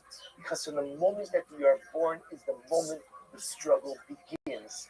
And it only ends when we take our last breath and leave this world. The struggle between the Yitzer and the Yotzer is the struggle of life. There was like one thing that says that it was a picture that literally again there was a full image of a woman and man in one body. This is what it means when it says Zachar Mikeva, that Hashem created us, Zachar and Mikeva, male and female. But according to it, it says there was an appendage that was then removed and built up into the Chava. So what does it mean to create the male and female? Look at Rabbi Abo. Says on one hand that Hashem created them male and female.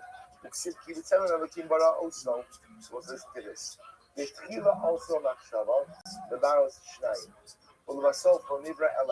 This is what it means to say as follows. In the beginning, Hashem thought that, you know what, I will create two human beings simultaneously. I'll first create man, and I'll create man and woman together. Right? Two separate beings simultaneously. But then Hashem decided to ultimately create them as one being. Whether that one being had two facades, two sides, or that one being had an extra appendage, we'll say the idea, of course, in Hashkafic love that the Torah who wanted to create for us is an incredible yesod and paradigm in marriage. This notion that husband and wife view themselves as one entity. The fact that Adam and Chava came from one body, it tells us that the yesod ultimately in the union between a man and woman is not two people coexisting, but rather it's two people. It's two people. Let's say, to think about it. That's right. That's what the Torah reframes marriage. They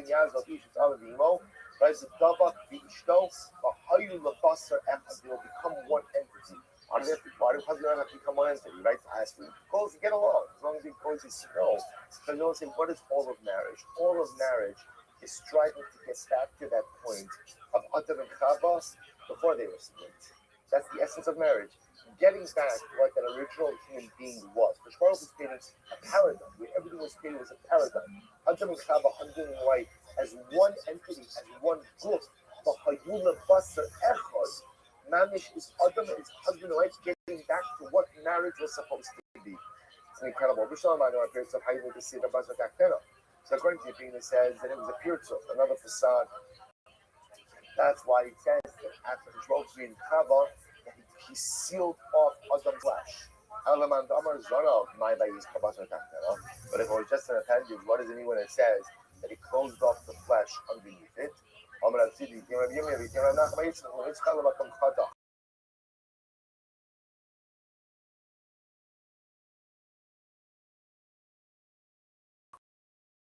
It means the earth, there was an appendage. Arabic said Vayit.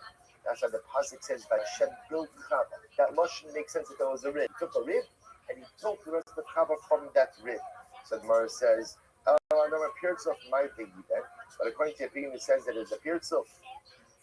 There's a facade. What does it mean that he built it? The Chiddush Menashe. Notice this is how beautiful this is. The Dar Hashem Menashe.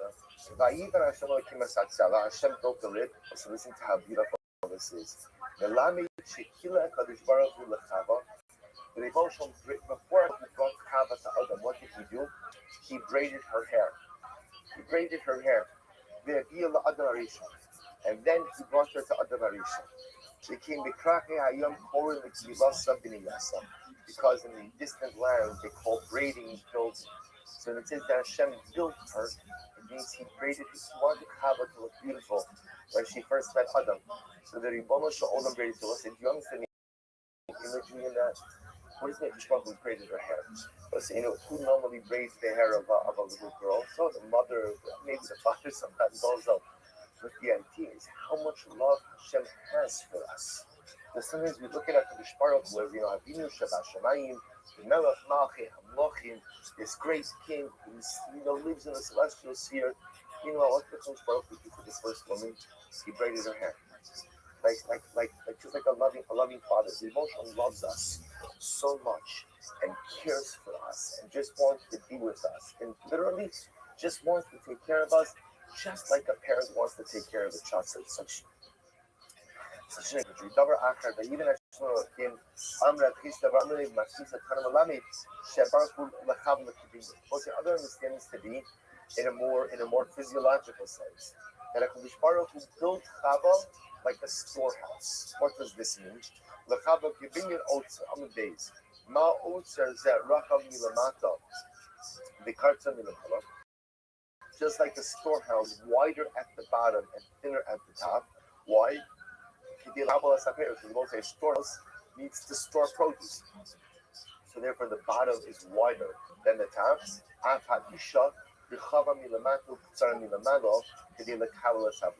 So the way Hakadosh Baruch Hu built woman, the way he structured woman, is that she is wider on the bottom and thinner at the top, so as to be able to conceive and to carry life. Incredible. So the Gemara says, Adam. This is that beautiful list. That Hakadosh Baruch Hu brought Chava to Adam. It shows that Hakadosh Baruch Hu made all of the wedding arrangements for Adam. He was supposed to be Kivyachol. The Bono Shalom was Adam Arishan's best man. He was Arishan's best man. He brought Chava to the casino. Right? He took care of all the arrangements. He can. The Gadosh Yases Shashlinas Lekaper. The Al Yira. From here we see that the great sukkos in taking care of wedding arrangements, even for someone who was at a lower station than you. The Shruach took care of all the chasana arrangements for Adam Arishon. So from here you see if you have the ability to help someone out with their chasana, help them get married, help them have a beautiful celebration, even if they're quote unquote lower than you, it should not be something light in your eyes. The Mandam appears to, according to the opinion, let's listen to this Gemara. According to the opinion, it says that Adam and Chava were two beings fused into one. One side Adam, one side Chava. Listen to this. Hey, no Sagi Bereisha. Who walked in front? Who walked in front? An important fact, right? Who was the front? Who was back? Or Nacha by Yitzchak. It must be that the male side walked in front. Why? The both say why. A man should not walk behind a woman on the road, even if behind his own wife. I will say now what's the shot over here? Look at Rashi. Rashi says the concern of walking behind a woman is the concern of pure thoughts. The man walks behind the woman, he may gaze at her. And again, now Rashi points out that it's interestingly enough that these concepts apply to marriage. Because a married woman, of course, is Mr. Erva. It's interesting that he applies it to a married woman. Others actually understand this to be even in the context of a single woman. The idea is that a man should not do things that are going to bring him to impure thoughts. Impure thoughts. So therefore, the Gemara, even one's own wife. First of all, not everybody knows who your wife is. That's number one. And number two, a person should just accustom himself to conduct himself in a moral fashion. So we'll say, isn't this incredible? So Rav Nachman says it must have been that the male side walked first, because for the female side to walk first, that would be Kiviyachol, the male side would be walking behind her, and therefore again, a man walking behind a woman, by definition, is a fundamental breach of tznius, fundamental breach of morality. So the Gemara says, "Nizdamnu lo ala gesher." What happens if a man is walking behind a woman on a bridge? We saw Kel, it's doesn't. Ultimately, she tried to pass her. The idea being both like, so again, Chazal understood that one of the strongest drives we have is the drive for morality. One of the strong, you see, it's Maisim B'chol Yom, that great people make terrible because of this desire, because of this taiva. So it might sound a little bit dramatic, because you can't walk behind a woman, you can your own wife. Chazal knew what they were talking about. And a lot of times when we think that we are not subject to the temptations that Chazal said we're subject, is exactly those times that we get ourselves in an incredible amount of unnecessary trouble. Chazal said, don't walk behind the woman. Walk behind the woman. It's not misogynistic. It's not something wrong that it's like women. It's because Chazal understood how men work. And at the end of the day, something as seemingly innocuous as walking behind someone would spark multiple thoughts that could end up in a really bad place. Anyone who walks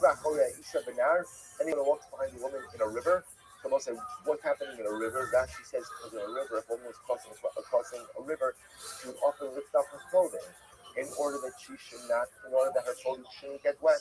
So ultimately, again, if he's walking behind a woman crossing the river, he'll see her raise her clothing. A person like this has no portion of the world to come. That's a very dramatic statement. What is it? He has no. She has. So again, I want to say, obviously, it's not literally saying that if you walk by a woman, it means that if this is the lifestyle you accustom yourself to, that you're not careful what you look at, and you're not careful with Shmira Sainais, you're not careful where you are, that will lead you to do things which will deprive you of a portion in the world to come. And the act of walking behind the woman as she crosses the river is certainly not good, because that one act to deprive you of all this. No, I will say what Chazal is saying is like this. Bad things, right? Sinful just appear from nowhere.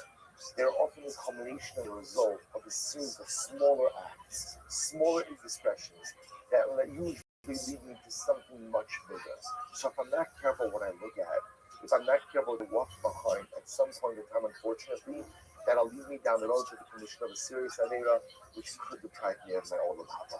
Gemara goes back and will say, so along the same thing, Hamaratz and Ma'os the Isham Yado Yado, Miyado Yado, O Miyado Yado, Rishoshi is Takrabah. Let's listen to this. If a person literally counts money, meaning a person engages in a financial transaction with a woman just in order to gaze upon her. So again, he's doing business, but again, he's doing something just with the intention because he wants to look at it. Now he's not doing anything else with her. He has the intention to gaze at her lustfully. As you do, Doma Moshe Rabbeinu Shekiva Torah Mehar Sinai. Lo Yinoken Medina Shogehen. Let's say, do you hear this Gemara? So if a man goes in, he goes out of his way to intentionally look at a woman, even if he, and again, I'm using in a lustful fashion, even if he is as great as Moshe Rabbeinu, who received Torah from Har Sinai, he will not be saved from Gehenna. The same idea doesn't mean that this is sending you to Gehenna. No, what Chazal are teaching us is the little things we do. Most say, what's wrong with gazing at a woman lustfully? Okay, so maybe it's so again, it could be it's a lot of so is it a rayus? Is it I'm just looking. Chazal understood things, a lifestyle that started, I'm just looking, usually ends up with something more severe. Life is all about creating a proper lifestyle that is conducive to Kedusha, because so many times in your life, what you just try to figure out is, okay, it's simple. Is it mutter or is it asr? If it's not asr, then I'm going to do it. If it's right, it doesn't work that way. It doesn't work that way. It's not structural lifestyle of Kedusha. Because if my lifestyle is not filled with Kedusha, I'm going to end up in Gehenna. It's just the way that it is, not because God is angry. It's because if I don't structure the right kind of lifestyle, I'm going to end up in all the wrong places. Manoach,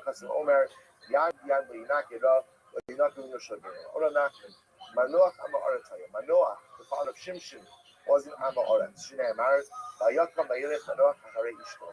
Manoach, so the pasuk says that Manoach walked behind his wife. The fact that Manoach walked behind his wife indicates that he was Amaretz. Maslo Rachamay Yitzchak Al Neato. Gabi Elkino Vayelech Elkino Hacharei Ishto. But it says that Elkino, the father of Shmuel, walked behind his wife. He's also Amaretz. So Elkinami Gabi Elisha that says Vayakam Vayelech Hacharei. Yet the pasuk by Elisha also says that Elisha walked by the Isha Shuna. They're also going to say, Hakanami Elo, Achari Dvar Beitzasa. And they're both saying in those contexts, what it means is that Elisha followed after the counsel of the Isha Shuna. Or that Elkanah followed the counsel of his wife Chano. So the Gemara says, Hakanami, Achar Dvar Beitzasa. So to Bach, it need not mean that he actually walked behind her. Rather, it means that he followed her counsel. And according to the beginning, that Manoach was really on the Oretz. Obviously, didn't even pay attention in yeshiva when it's not looking at Sid. But talking mitzvah an hour. So, Kavna Akari had Mola Tilachna Akari had Ish Olo Lefnei. So, we'll say in Parshas Chaisara, when Rivka's coming back to Yitzchak, what does the pasuk say? Rivka and her maidens got up, went on the camels, and they walked behind the Ish, and the Ish did not walk behind them. Was they will finish with Amr Yochanan Akari Below Akari Isha. Was there this Gemara? It's better to walk a lion and not walk behind a woman. Which also means better to place yourself in physical danger to place yourself in spiritual danger. Akari Isha Akari Yet I should say better to place yourself in physical danger, to place yourself in moral. Better to place yourself in moral danger than to place yourself in spiritual danger. Listen to this Gemara. But yet it is better. So we'll say, what are we concerned about? That if you walk behind the idol, you're going to be pulled into idolatry. But better to walk behind an idol than to walk behind the shul at the time that they're davening. Because they will say to walk behind the shul at the time that they're davening and not to walk in looks like you're guilty repudiating Avodas Hashem. So better to go ahead and walk behind the idol and run the risk of being pulled into idolatry than to have someone walk behind the shul at the time that they're davening and not enjoy it. So we'll have to stop over here. It's beautiful. I kind of for tomorrow as well. So I think tomorrow morning we're going to start at 5:45. We'll start. So we'll get a little bit of an overview head start on the dot. I'll put it down on the WhatsApp. Let's see.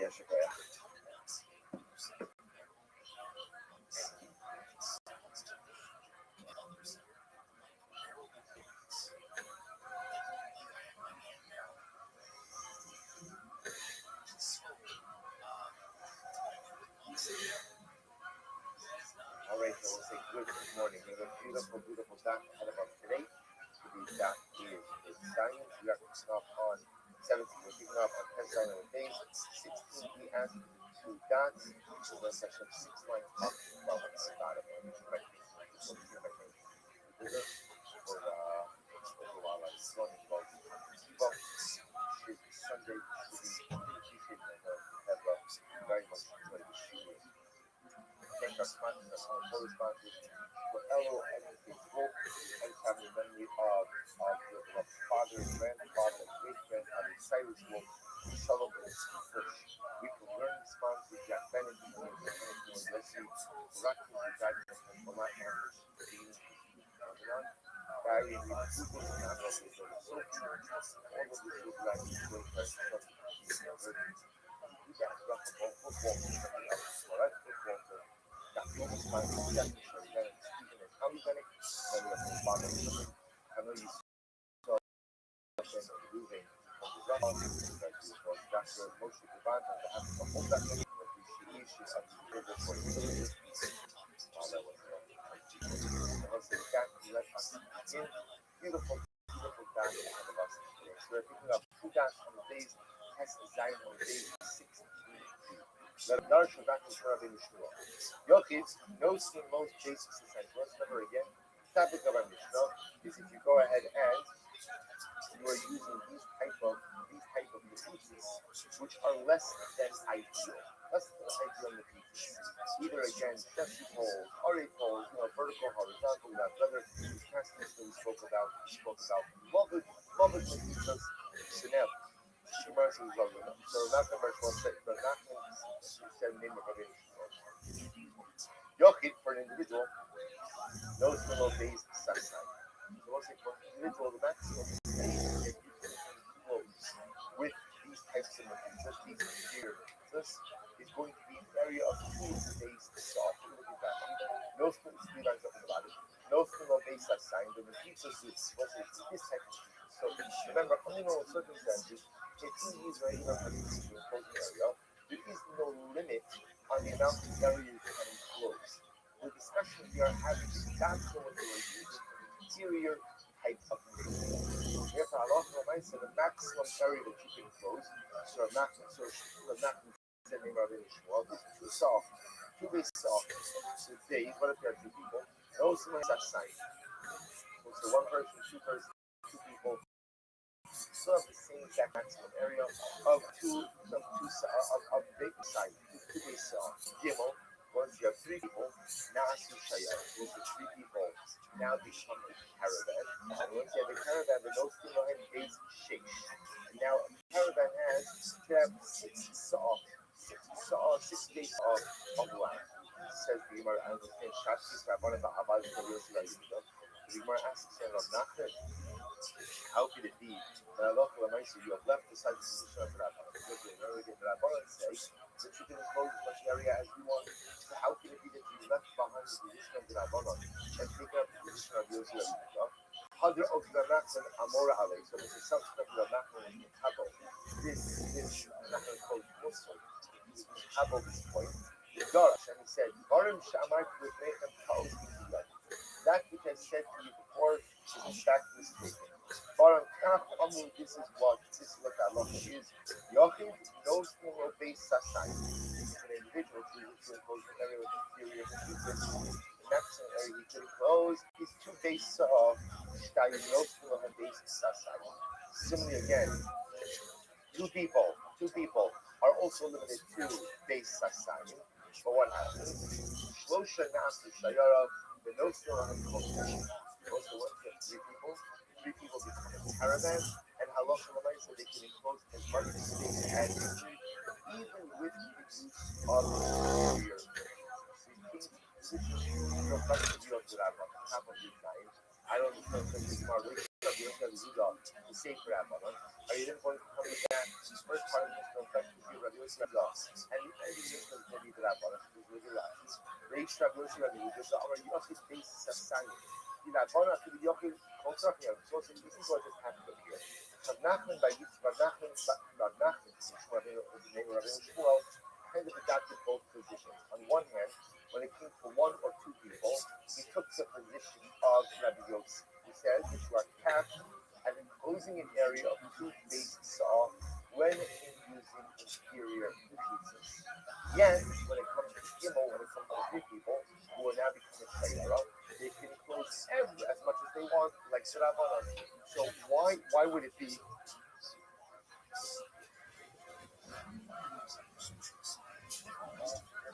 Why would it be that the ratio would be affected Rabbi Yosef and the same with the Rabbi?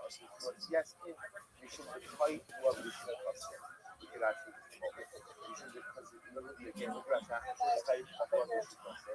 Rabbi Yosef from Rabbi Yehuda, now you get those who are elevated sometime in the Sheshiva.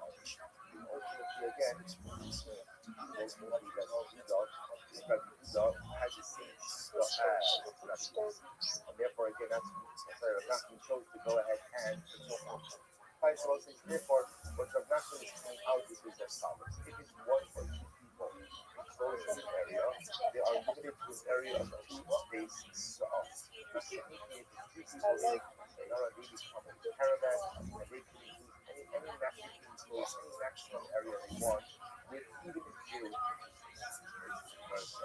However, listen, she says to tell you the halacha is not we'll get to that halacha in a little bit. It's actually quite interesting to see how we are the college. We definitely made it the amount of area you can enclose with regular people because of what the Gemara is called those two rules. So Amarav, both of the Chamish the seven part. Well, so that's the same about the college. Sometimes you could have people who enclose a 5-base saw, and yet they will be prohibited from carrying in that area. Yet for Shabbat we call it. Yet sometimes they will enclose an area of 7-base saw, and it will be prohibited. Which is here, sometimes two people can enclose an area of 5-base saw, and they can't use it. Sometimes it will be 7-base saw, and they can use it. Amrulay, he said to the people, our Hachiti, Rabbi, he will say, first man, because all that. It says, I'm a little different. He will respond to you, Oraisa, Sibi, Amarabha. Swear by the Torah, by the Nadim, by the Sibin of the Absins. Amarabha, starts to say, my kasha, what's the big deal? Once again, remember, they couldn't imagine that Rabbi said this.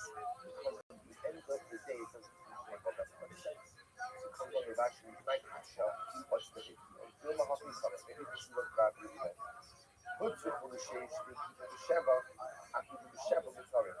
say you have a group of people, and let's say what happened. They went ahead and they needed an area of 6 space south. That's what they needed for their use on Shabbos. But they went ahead and they enclosed, again, about the interior mechizos, they enclosed 7 space south. So that will be mutter. That will be mutter. We'll say, why would that be mutter? The Gemara is making the assumption right now that maybe Rashi did this high. As long as the area that you're using, that you enclosed, is necessary and is being used by the people occupying it, it's fine. As long as there are not 2 space saw which remain unused. So if you have a group of people, who needed, let's say, 6 space saw for their for use on Shabbos. But instead they went ahead and they enclosed an area of 7 base saw. So there's one additional base saw that is unused, that's okay. That area will still work. However, the Gemara says to say, no, they keep the Shabbat, but if the group needed only 5 base saw, but they enclosed an area of 7 base saw, again, they will be also to use even the first 5 why? Because there are 2 unused base saw inside of those pieces. That's a hard to kind of go back so you base of time probably. My law, mostly when the Rice says, but there can't be 2 pieces that are open, is that the unused from people, or I should say, heavily or empty of people? No, honey, Nikki. But I mean, empty people. Okay, when Travis had that included some fire station. You must look like this. I'm also when I see, here's what it appears to have. If you're 1 or 2 people, the maximum area that you could go and enclose the interior of the just 2 lots is 2 base saw. If you're 3 people, you become a shayara caravan and you can enclose whatever area is necessary. What's the definition of necessary?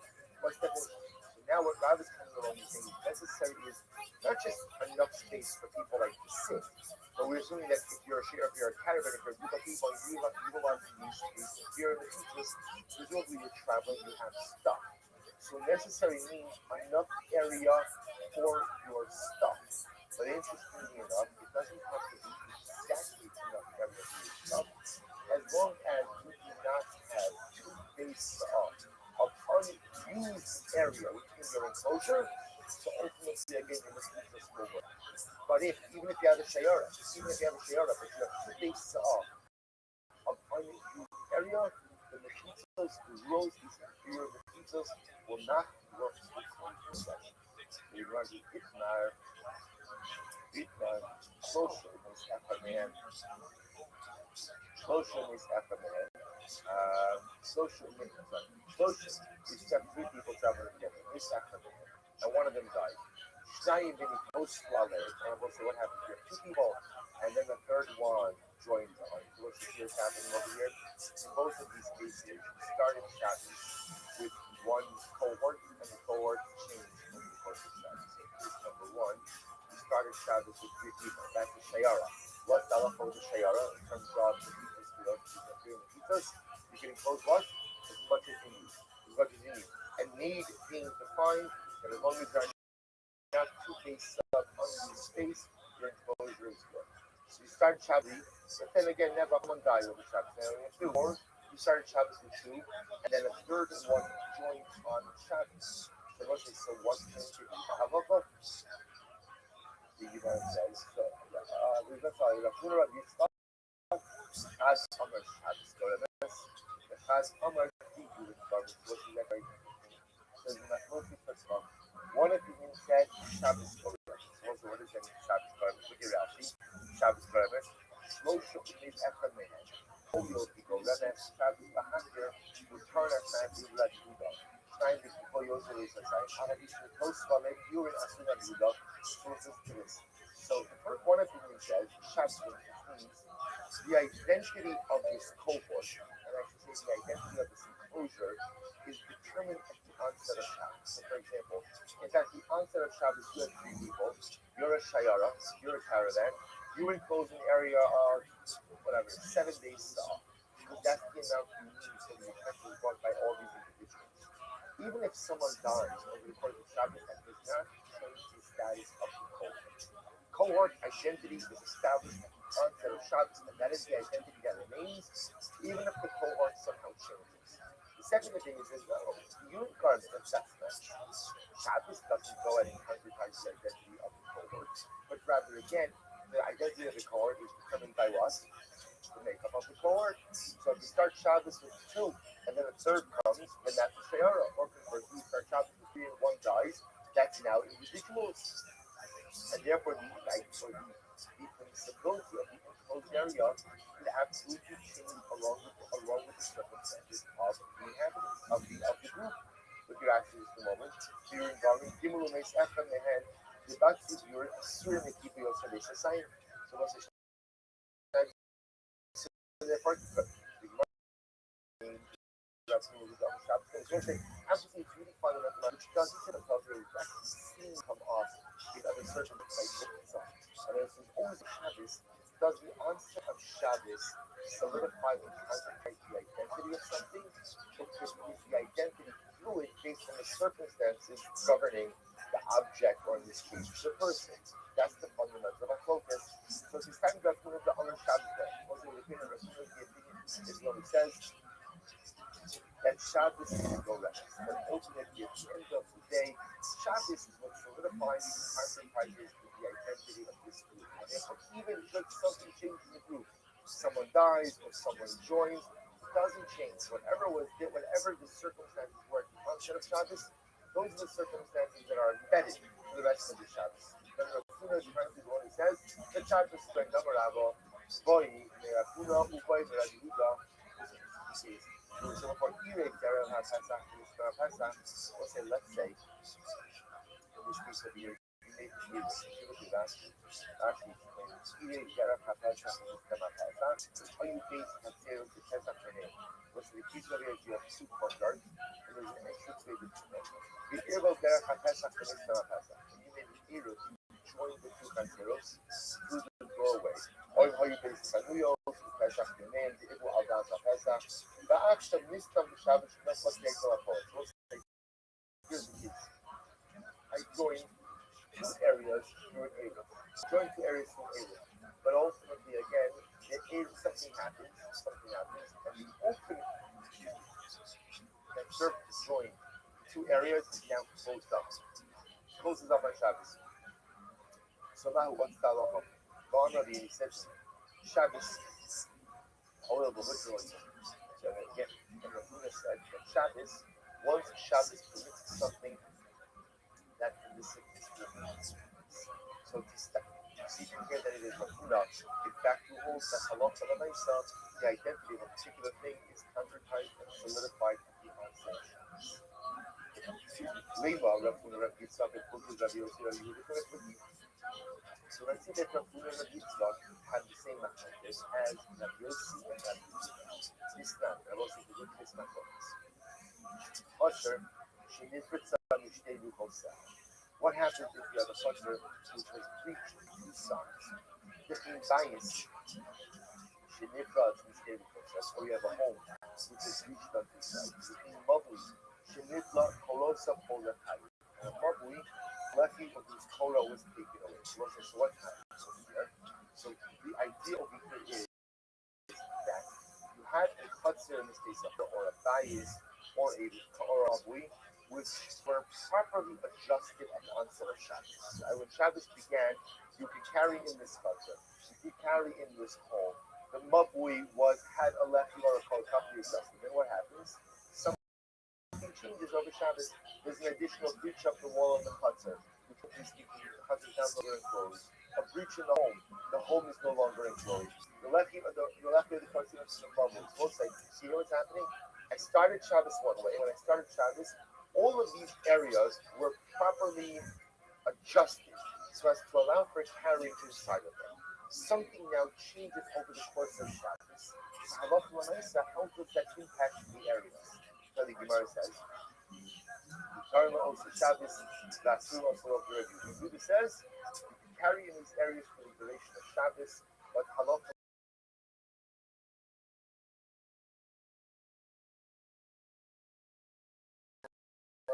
So that's only Shabbos and Karma also Shabbos, Karma also level. Rabbi says if they are mutter that Shabbos, then they are mutter for future as well.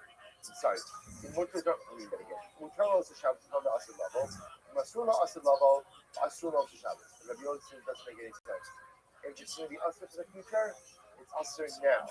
And if it's going to be mutter for the future, it's mutter now. As well, see what's happening over here? Rabbi Hud is, it appears that what's happening over here is like this. Rabbi Hud is saying that Halacha Mesa, Shabbos Koremes, the identity of a particular space is solidified and concretized at the onset of Shabbos. And even if something changes over the course of Shabbos, the identity of that makom does not change. Versus Rabbi Yossi, who is saying that no, we look at the Metzias, we have to look at the area. So let's just keep it simple. It's very nice that your mother, that you had a cola, or less by your mother at the onset of Shabbos, you permitted carrying inside of the mother. If that lessee or cola is gone, then that's it. There's no longer anything to see. What is there to talk about anymore? We're done. Well, so you see, what's happening over here? Remember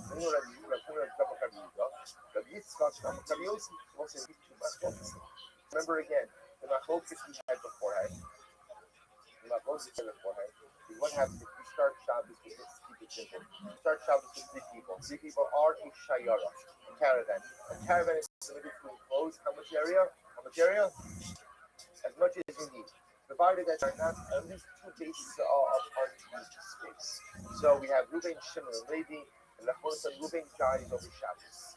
Now, what's the shayla? Now, let's say together they enclosed 7 bases saw. So 3 people are allowed to do that. As 2 people, they'll only be allowed 2 bases saw. So what's the status of the enclosed area over Shabbos? So Rav Huna is one who says Shabbos Koremes. Nope. Once the identity of the cohort is established at the onset of Shabbos, and that's it. Versus the Yitzchak, who said that no, halacha l'maisa is the urine farming. So the Gemara wants to suggest Lema Rav Huna Rav Yehuda. So Rav Huna would say like Rav Yehuda, and Rav Yitzchak would say like Rav Yossi.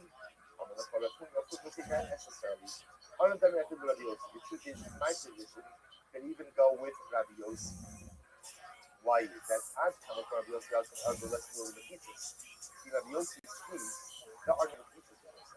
In Rabbi Yossi's case, what changed over here is the fundamental enclosure. Right? You have a chutzah that was reached. You have a mavi that the left ear corner was removed. So there's mechitzas missing. So you might say, how can you still mechitzas? In my case, what changed?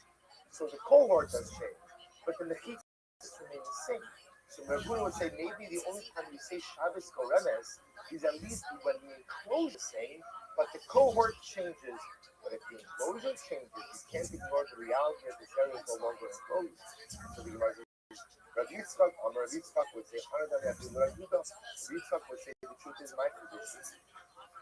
And even though when I the house of Ad's going to come and regard of this urine. So the Yehuda says his position when there are people who dwell there, the residents remain the same.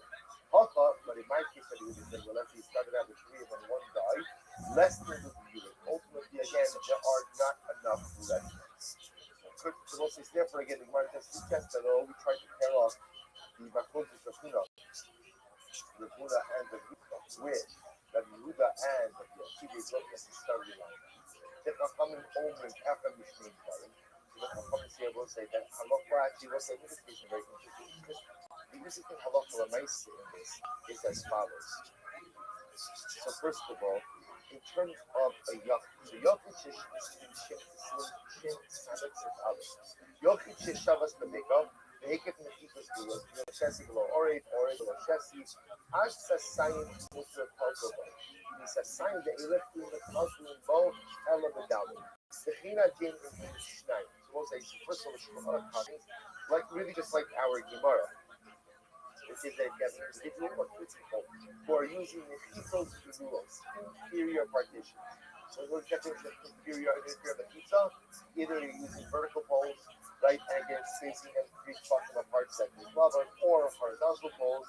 3 spots apart that is rubber. That's called a Mechitza Genulos. You are capped at enclosing in the area of two-faced saw. I must say, just want to point out, although we saw this yesterday, that also, although the Gemara phrases this, like in the context of someone who's traveling, a lot of the lights are used to use the pieces to do off anywhere you go. So let's say you live in there, there's no backyard, you want to enclose, there's no areas, you want to enclose your backyard, you can enclose your backyard with the pieces to do off, as long as Allah you do not enclose more than two faces saw. Right? So if you're one person or two people, that's the same happening. However, in a Gimel Yisraelim, Chashuv and Jews, when you have the status of a caravan, and Mutter would call them a Tula, level Harvey. Ubildad, Shalo Yakifu, Yosef, and Beit Sarkam, Shalo Yishar, Beit Sasayim, Hamu, Shikun, Sukin, Molokai. So it says, halacha says, really, the halacha follows that I have to ignore it. So three people are caravans. Caravans are permitted to enclose as much area as they need. Need is defined by how much space you need for your stuff. So as long as there are not going to be two bases of unused area, you can go ahead and enclose as much as you want. So most interesting enough, halacha you can enclose as much as you want. There's no limit. As long as the space that you are enclosing is not all that is utilized, as long as there's less than 2 feet of unutilized area, your enclosure works. Good. Fine. He gives a couple of other qualifications that I love for the another interesting. Okay, I almost said we'll leave that. There's actually another couple of interesting halachas here that's supposed to do with that. So the Gemara says as follows: Come when the Chum say after the same bar. Because remember again, the Chum said the halacha l'maisa that just to give you the context. The end of the mitzvah said. Come with each thing shall set you various in the mitzvah. Give you address for you. But if you say any mitzvah that is not chesed and vertical and horizontal, right? Chris Cross. Ask that in the mitzvah. Any mitzvah that is not a mitzvah. The come say after the stage run. The come say no. Either one is okay, right? Whether you have an Arab made or it's made of chest or it's going to be okay. He said you are a highly kind of couple. So I don't think the Chomer will say at the end of the Mishnah are pretty much saying the same thing as the Chomer at the beginning of the Mishnah. So why do they have to restate their position? Oh, I spoiled this a little bit, I'm sorry. Once again, the community between them is can an individual use a mechitza gerua when in an inhabited area? You know what this is? Ika beinayu b'yachid b'yishuv. Tanakama k'amar lo gilu b'shara ela b'hoben. Uli olam yachinani mutter yachid b'shara derech lo b'yishuv. Ol yachalas b'yishuv. Okay, so let's listen to this. The first opinion of Mishnah Tanakama holds that halacha l'maisa, the license to use the mechitza gerua, you don't need to travel. You're traveling, so obviously you know lifestyle up a little bit in the changing circumstances. If you're traveling, you can go ahead and use them as you do. But if halacha l'maisa, you are b'yishuv, you are in habitation, then halacha l'maisa, you are not able to go ahead and use the mechitza gerua. Rabbanan Basrai, I'm not sure we do the Kakamaji. The Kamara, even the Kisha, go with that for the Shava. I mean, Rabbanan Akron Shindran, or the Shetty or the Kisha, the Akron Yakin, and I'm saying Yakin. The second Rabbanan, the second right, the second Rabbanan, the end of the Shah, on the Havak of the Mesa, you can use a Mechitza Gerua even if things are even having the because that's how he passes. That's how he passes. He passes like Rabbanan Basrai, the last thing he said in the Shah.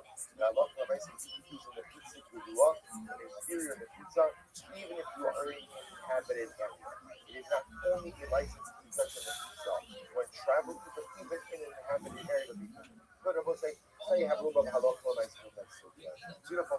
Mishnah, I will say this is a fascinating subject. Our board Dvarim Pachulama. I will say there are 4 things that Chazal said are not required when you have a group undergoing out. That's the maximum. Jewish are going to work 4 things you don't have to do. Nevi'im and simply come up with. You can go ahead and bring wood from anywhere you want. You will say this is not that the soldiers don't have to be worried about theft.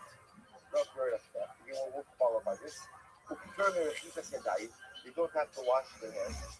Now, wishing the spirit family sometimes will have to see. Umi deny.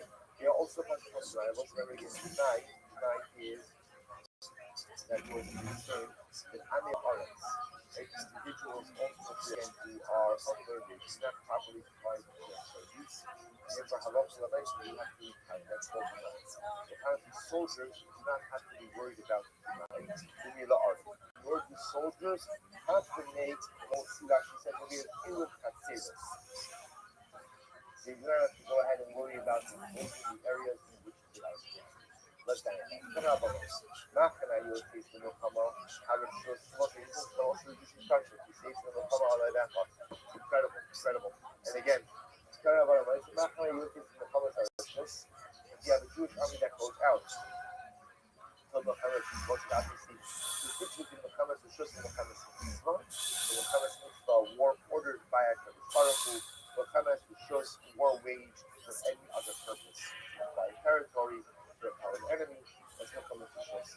So the Gemara says, if you have a Jewish army going out to Milchama is trust, they turn the guests on intimidation.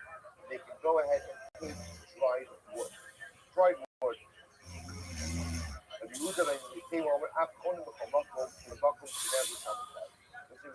says they go to camp wherever they want.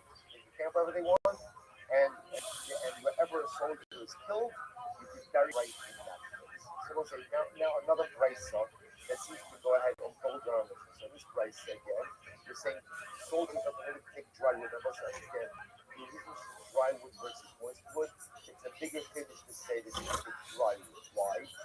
Dry wood obviously set aside for use, right? When you have dry wood, that becomes fuel, that becomes fire. Moist wood is really useless for any type of fuel or for any type of building. So the condition over here is that even if the soldiers find dry wood, they can take it, they can requisition it. And furthermore, again, they can camp wherever they want, they can utilize personal property for the army to use. And ultimately, again, because we're seeing that a soldier like a mitzvah, he acquires the area where he is carried right now. Said the Gemara, we currently get what is mediation. I can't have the Yeshua. I don't understand. We'll say this, that soldiers can go ahead and get dried wood. So that Yeshua ben Nun already instituted during the 14 years of the people's history, right? During the 14 years of conquest of Israel. Damar, I start from Yeshua. Yeshua made 10 conditions.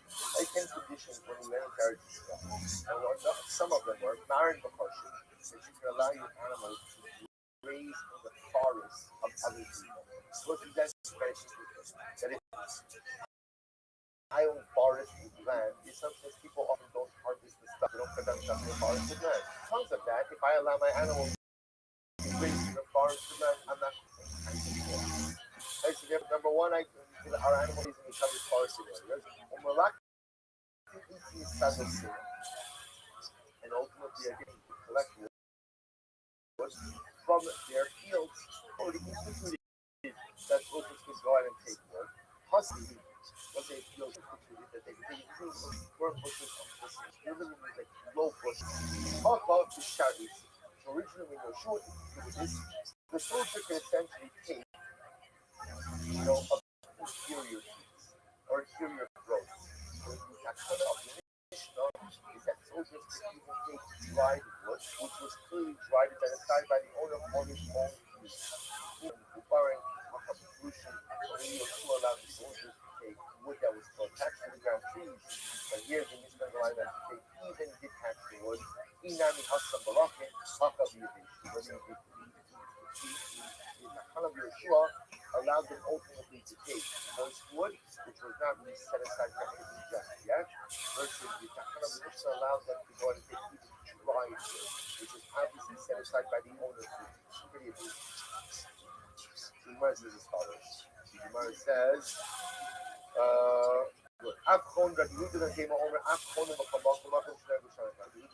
said, soldiers can camp anywhere they want. And wherever they are told they are buried, shoot them, makes mitzvah. Also, you assume that a soldier killed in battle is a mace mitzvah. And a mace mitzvah is a mace mitzvah acquires his area. So what's the tradition over here? Versus, okay, so by those things. So tzricha, afal gav, and by the way, if you look at the last section of that 41 page, Echad miyutanah shishim Yoshua.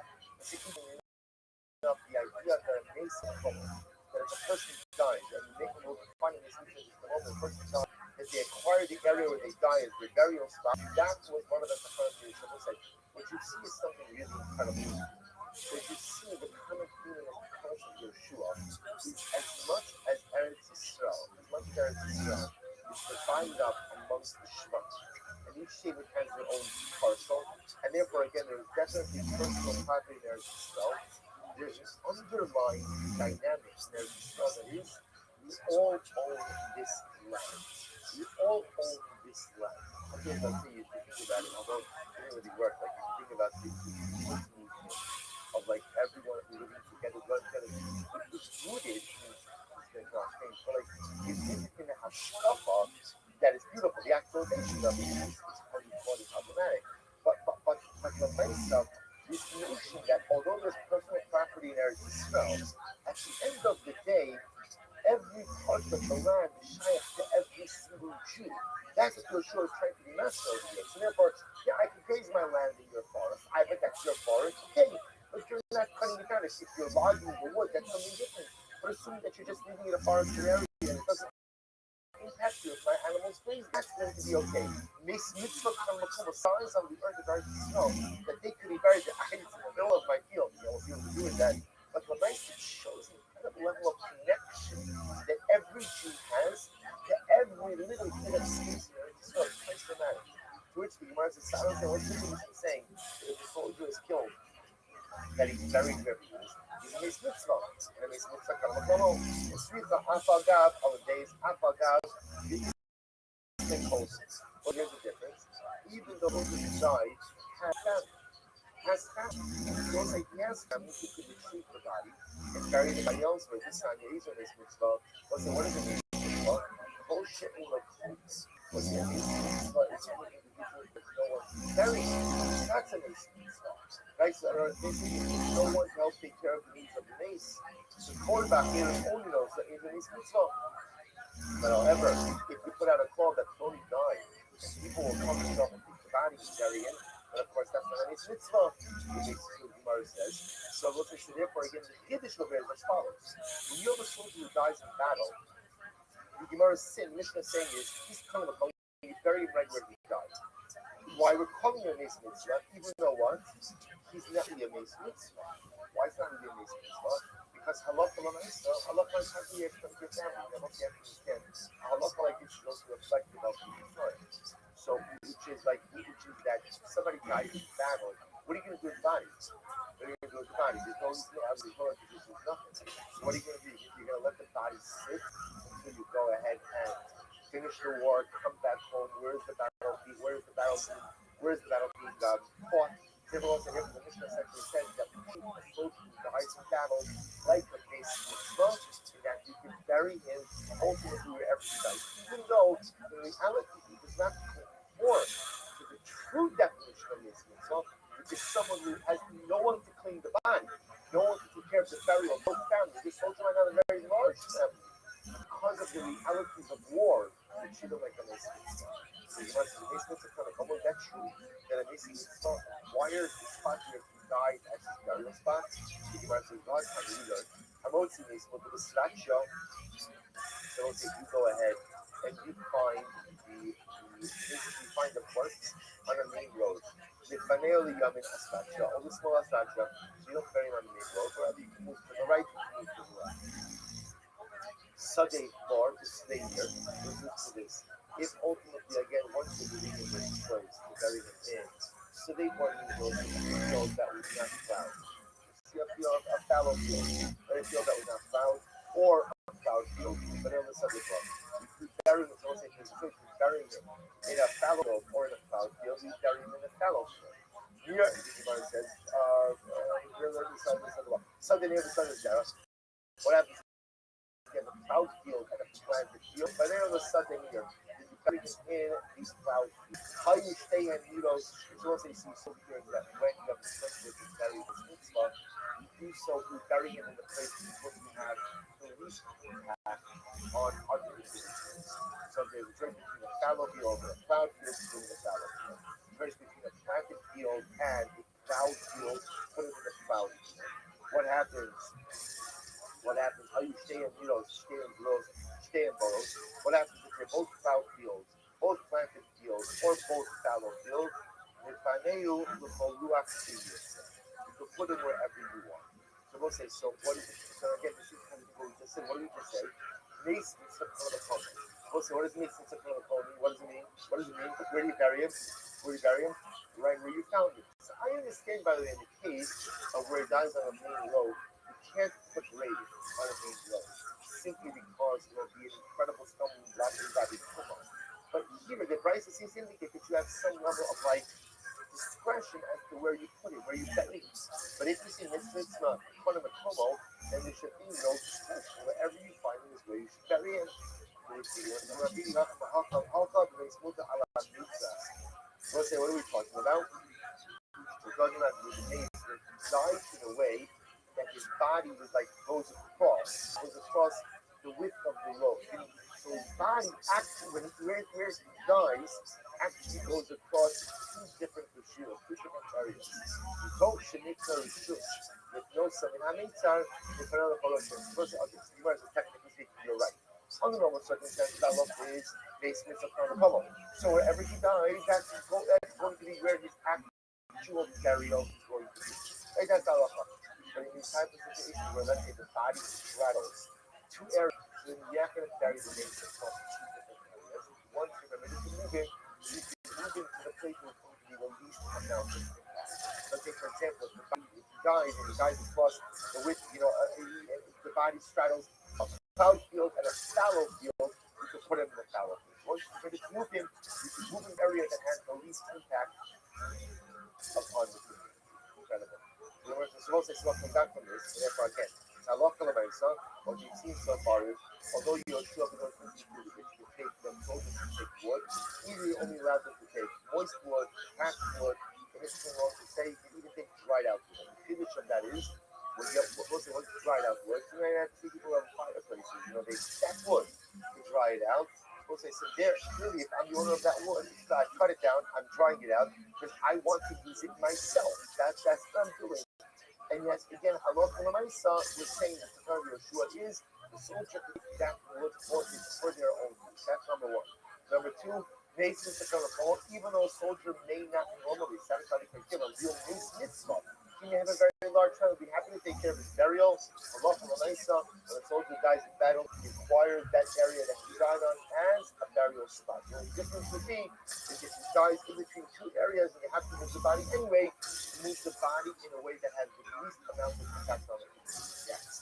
The pure mechita kadai, their culture might be in the army, the soldiers are hard to kadai. What is that? Alright, so mechita kadai. Amra bailo sha'alo ma'im shonis. The vice, what are they touching from? They're touching from the Judaism before they eat.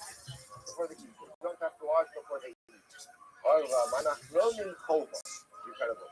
The manachronim, they have to wash. Manachronim is obligatory. Why is that? Why is it that in general we said that my macron ultimately is obligatory? If they not remember that my macron referring to the small washing we do, the washing we do before breakfast and before that drink. If they shemelach domesli, shemsana sainai. As one side, it was regarding sodomite salt. So melach domus, which apparently was very powerful, with a little bit gets into your eyes, because Shalom was one.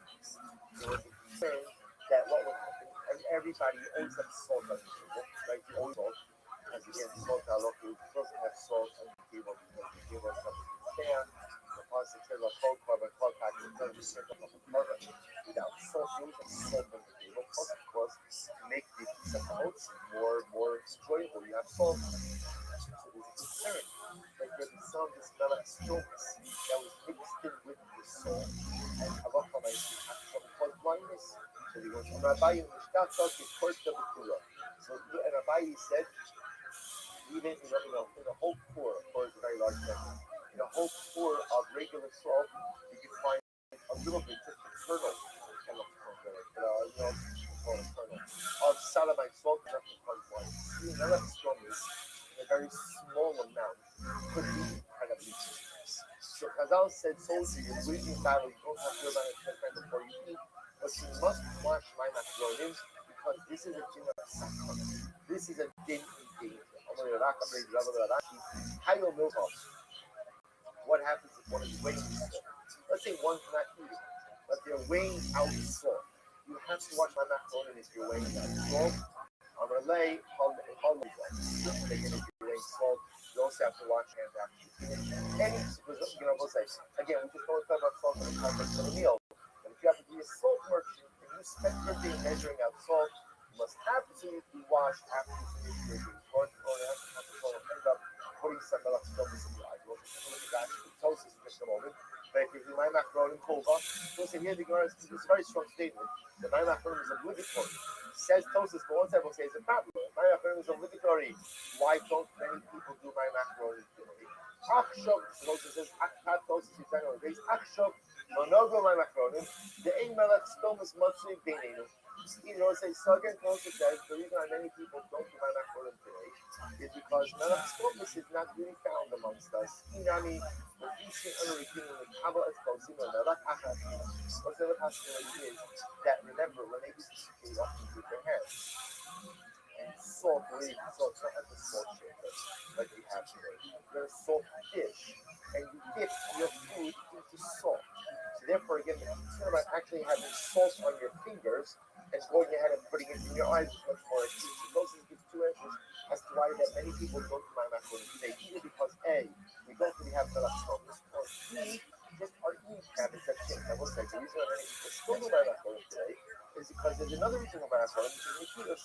The idea is just to clean your hands. Should there be any schmutz, to clean your hands before Birkas Hamazon as a demonstration of coveted Birkas Hamazon. Therefore, even if there's no melatonin, there's still a very strong argument to be made for using a my macron today. Good, more than like this. We'll need the mice, and we'll say, I love the mice, the soldiers permitted to use the sign your master, and sign your mice. The Mishnah said you can go ahead and give 4 people. Well, first, sign your in this context doesn't consider visitors, it means soldiers you are courting, right? So if you are housing soldiers, you are feeding soldiers, you can give them denial. The Shara says you can't feed them denied, but they still over Macdina Sanian denied, that's not saying. Those are my focus, not my focus, we shall take it out. I love when we pass me leg, case it out. And I love when I see that soldiers are permitted to deny. It doesn't make sense. The whole institutional that kind of denied is Shirabanon. Out of a concern that maybe Amir Arab didn't properly tied, rabbis suspend that and find everyone. Umila Ari, enough to make it they don't have to make it Erev Hatzeros. About a Rubei Kumin Hayot. They must make an Rubei Kumin. They don't have to enclose the area in which they are camping, like which the encampment is, but they must absolutely make it Erev if they need to extend their scope. So the Gemara says, the kind of video, looking at Rubik Kumin Bakora, the video said, I was like, Erev Kumin Doraisa. Erev Chatzel is the Rabbanah. So therefore, the Rabbanah lifted their halachas, lifted their requirements in a time of war. But Erev Kumin is Doraisa.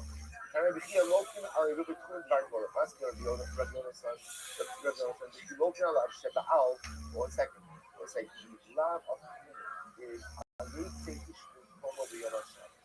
That's the person shall not leave with Shabbos hours over the course of Shabbos.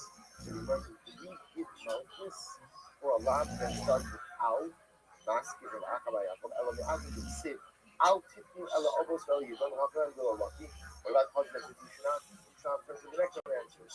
Don't turn to the sorcerer, you don't forget Al, and yet if you go at the saying, maybe only give mountains for a lot that starts with Roll, not with Al, but that's not true. Here it says you should not consult people who deal with sorcery, consulting with dead, and you get mountains if you do it. How can I go lucky? You think you don't get mountains? Yeah, but you'll have to. Lav Shinita on hearts and days. They call Lav Shinita on hearts and days in local. Mostly watch this very quickly. The Gemara says, I would have thought you don't get mountains for this Al Yetzi issue coming on the Shabbos. Why? Because also the Gemara is assuming that lav of Al Yetzi issue coming on the Shabbos, not to be is also the lav that prohibits Mutzah, carrying an item from one domain to another.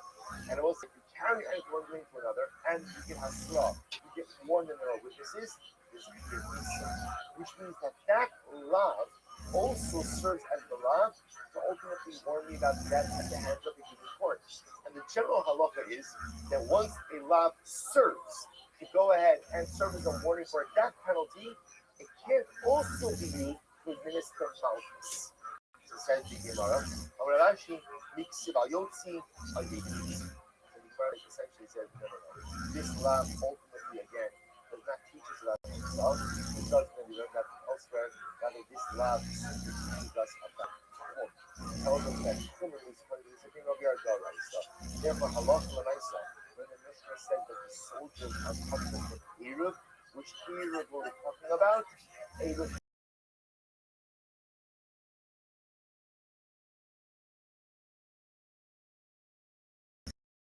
Tatseros. Eruv Kumin. If they live past the 2,000 amas, they need to go out and make their own Kumin. The Gemara says the Eruv Kumin is Zalisa. Hadrin Allah Mavoy was a Shvaya Mazutov, the divorce to the entire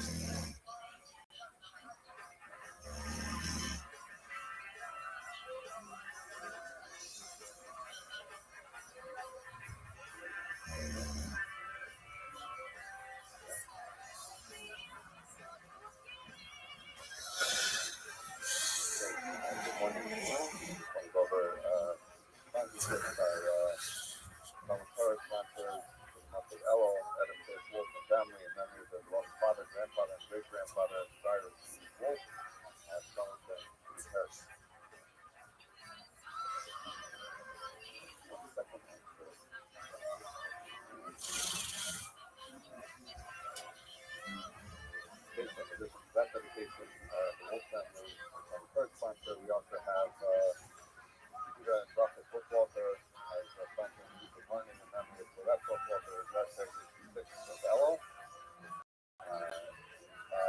Recent learning sponsorship by Darren Rubin, the novel section of all graduate students studying Israel. And we also have a sponsorship from Jessica David Becky and Aiden Silverman. To Zach, Gabi, and Najee Brown. We are so sorry for the loss of your grandfather. Those members be blessing think on you and your family. Thank you to all of those sponsors. Okay, so today's daf is daf Test Zion, and we left off 7 lines from the bottom. So the topic that we were discussing is the question of if you have a, we've been talking about Omen Merubal apart, the part Merubal Omen, if you have more standing than open or more open than standing, and the particular question we're dealing with now is part Omen. What happens if if they're exactly even? The physical barriers are equal in size and space to the open areas.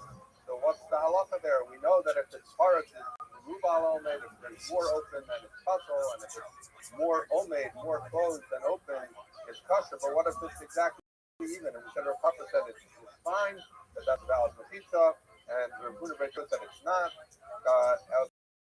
Okay, and so now we're going back and forth with some proofs here. Says the Gemara, 7 lines up in the bottom. Tashma, I'm a paras to kosa b'shifudin o b'tamita. So if someone covers, they just took on sukkahs, not they covers it with shifudin like spits or aruf tamita or the posts of a bed. And the problem with those are that there's something that's makabel tumah. So we know that a keli that's capable of being makabel tumah is not eligible for shach. So it says the Gemara, what's the halacha? So in Yesh Rabbi Feinan Kemoson, if there's enough open space between these invalid kalim, between these bedposts, for example, so we say if there's enough open space, and in that open space, thank you, in that open space you put kosher stock, then it's going to be tzerach. So that seems to be supporting. That seems to be supporting because obviously the stock of a sukkah can, the halachas imply similar to a mechitza. It's a question of when do you see things as tossing it. In this case, instead of the open space, it's invalid stock. So we see that as long as there's enough equal space to put kosher stock as there is for the puzzle stock, it seems kosher. So that's a tell us that the halacha like a puzzle, that parat's called it. If it's even, then it's okay. Where it says no, this is the answer. We're going to rely on a number of times here. What are we talking about here? That what it's saying is when it says even, it doesn't really mean even. It means if you have these bedposts, let's say, and then there's enough space that you can put an equivalent number of bedposts easily, where you can put it in and take it out, right? But if you could do it easily, then that means that the open space that easily allows you to put an equal number is going to be a little bit bigger, because if it was exact, it would be very tight. You'd have to squeeze it in. And for the fact that you don't, you can put it in easily, that's what it means by even, as Rashi says, and that makes sense because that is,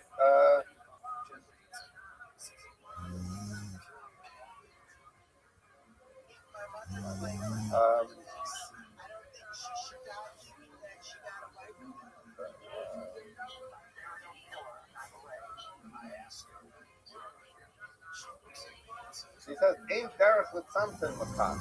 Rashi assumes, and we're going to see the question in the Gemara in a minute, but that's not how people work. In other words, we don't generally get the exact same thing. When it says even, it means that you're able to put it in relatively easily. But if you're able to put it in easily, it means that actually the open space is a little more than the puzzle stock. So therefore, so that answers the Gemara. This is not a true case of Paras Kome, where the standing is equal to the open, or in this case, the puzzle stock is equal to the kosher stock. The truth is, the kosher stock, because it's able to go easily between the splits, is actually a little bit more than the puzzle stock, and so then you have a case of Omed Merubal Aparat, which is not a chiddush. So we're saying it's not a raya one way or another to this masuk with Rapapa. I asked the Gemara, but I asked something. But wait a second.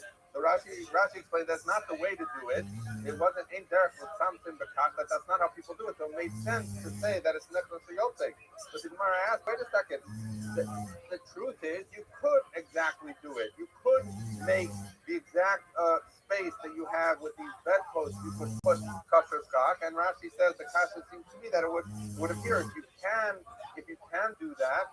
So then we don't say in Derek Fakat that it's not the way to do it exact. So it would seem that if the Gemara is asking if you can in fact precisely measure and have an equal amount of stock kosher to the shikutin, we're capable of doing that, and therefore we should do that. Which the Gemara says, Ravami says, I disagree with the premise of your question. It doesn't matter whether people can or can't make an exact assessment. The reality is that when the Gemara says you have shikutim and you put an equal number, equal amount of stock, it means equal amount of stock that you can put in relatively easily, which means the stock portion is slightly larger than the bedpost portion, and therefore it's not relevant to the question of Paras Gomer. Rava says a different answer about why the stock is kosher, even if you have the exact, in other words, even if the open space is that's not occupied by bedposts is exactly the same as the space that is occupied by bedposts. But at the end of the day, there's going to be a lot more stock here because Rava says in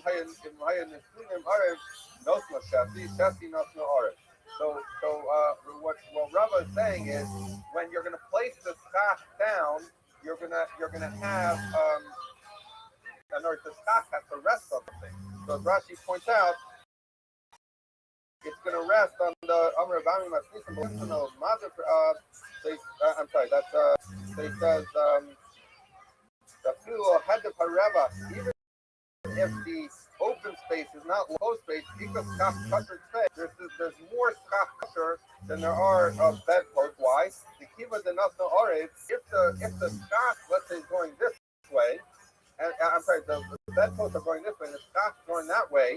He extra lama delim came Moshe after Munachal to Shech Munachal to how is it going to enter? If the bedposts are going this way, how is the stock going to go that way? Only if it rests on top of each of the spits, each of these bedposts. So therefore, you're going to have a scenario where even if the bedposts are exactly even to the open space, but the stock not only covers the open space, the stock has to rest on top of the shiputim in order to be suspended. So therefore, you're ending up with a scenario where while the spaces are even, there is substantially more stock than there is shiputim. So that's a different answer. So the first answer is saying, no, there's actually more open space with stock, and that's why it's covered. And the second one is saying, even if it's equal space, but in this case, actual stock, forget the space, and therefore it's considered a kosher cook-up. But either way, it doesn't relate to this question, or we're dealing with the part of it. Says the Gemara Kashma. If you had a caravan that was resting in a valley, we said this yesterday, that it's therefore it's a Carmelist, and they can't carry in a Carmelist. So what do they want to do? They want to establish a rudimentary Erev. They keep Malin, so they surround themselves. This is similar to what we learned in the Mishnah. They surround themselves with with various things in order to make a machita. So they surround themselves with Malin, with donkeys, with couples, with a saddle. Bitin, Rashi says that's a pillow that goes underneath the camel. Schliefin is matzua. These are things you carry or bundles. Kanim, you have branches. Kochos, Rashi says those are the stalks of vegetables. So kind of whatever you got there, you kind of put it up to create this wall. The Allah says metalton, but hopefully carry in it. Lubash and gumel, gumel. As long as between each camel there is not a space equal to another camel. And between each saddle, you can't have the size of a saddle. Between each pillow to below of it, you cannot have something the size of a pillow. So the question is, it seems very clear that if you were to have a camel, and then you have the space that's equal to a camel, it would be puzzle. It's not a good machita for purposes of Shabbos. So that seems to be like Rabbun Breit Yeshua. Which is my answer is no, when it says you can't have the space for a camel next to a camel, means you can't have space where a camel could easily go in, which would be Bereba, where it would be Madif, where we're talking about the fact that it can easily go in. If it can easily go in, then it means you have to be careful that you don't have a scenario where the opening that another camel could go is slightly larger than the space occupied by your current camel that's creating the pizza. But if in fact it would be exactly even, it would be okay. Says the Gemara, 5 lines down on Zayin Amid Aleph. So this is a halacha that we learn as conception client, and this is talking about the fact that we talked about this a little bit ago. The idea that client, you can't plant different kinds of seeds, and you can't plant karen, you can't plant grain, let's say, in a vineyard. But the halacha is there needs to be a certain amount of distance according to these halachas about how much distance and working area. But what happens if you have a wall? So the halacha is if you have a wall there, you can go right up to the wall, and it's not considered quiet. And one of the chidushim of the fact that the Torah looks at it, if the Torah says a machine is a wall, then it's a wall no matter what, and therefore we're going to see later cases, and we've dealt with before, cases where it doesn't seem like a traditional wall, it's a halachic wall, but nonetheless it enables you to plant right up against this stuff. So we're going to deal with a series of cases about Matisa. So we find that there are three measurements or three measurements that we have to make by Matisa. So the first one is as follows. All of these should hopefully be familiar concepts to us at this point. Anytime that you have the open space is less than, where the filled space, the omei, the actual physical things that comprise your machita are less than 3. So then, then you need to just make sure that the spaces between them are not greater than 3. That so that a little goat can't go in head first, meaning to go through. So basically, what is this saying? This is saying if your mechitza, your standing part, is less than gimel tachim, no matter what size, it could be It could be one tefach, it could be a half a tefach. If your standing space is less than 3 tefachim, so then you have to make sure that between each of those, you don't have any more than 3 tefachim. Why? Because if you have a half a tefach here and then you have open and a half tefach of standing, you're fine. Even though you, in that scenario I just mentioned, you have 2.5 of open and you have half plus half of closed, which is 1 tefach closed, but it's fine because you have lavud. So lavud works. We treat it literally as it's closed. So we don't count parrots. We don't count it as parrots if you're using lavud to close it. So basically saying, if you have homemade that's less than 3, you need to just make sure that you can apply lavud. Up to 3, you're fine. Even if the amudim are very thin, but as long as it's within 3 of the one next to it, so we say lavud. Continues the stuff. So kosher gimel. Anytime you have an omed, you have your mechitza that is 3 tefachim, umi gimel adalet, and any up to 4, but not including 4, as Rashi says, that's why I have a file, that is anywhere from 3 to just under 4. So then we have to say as follows: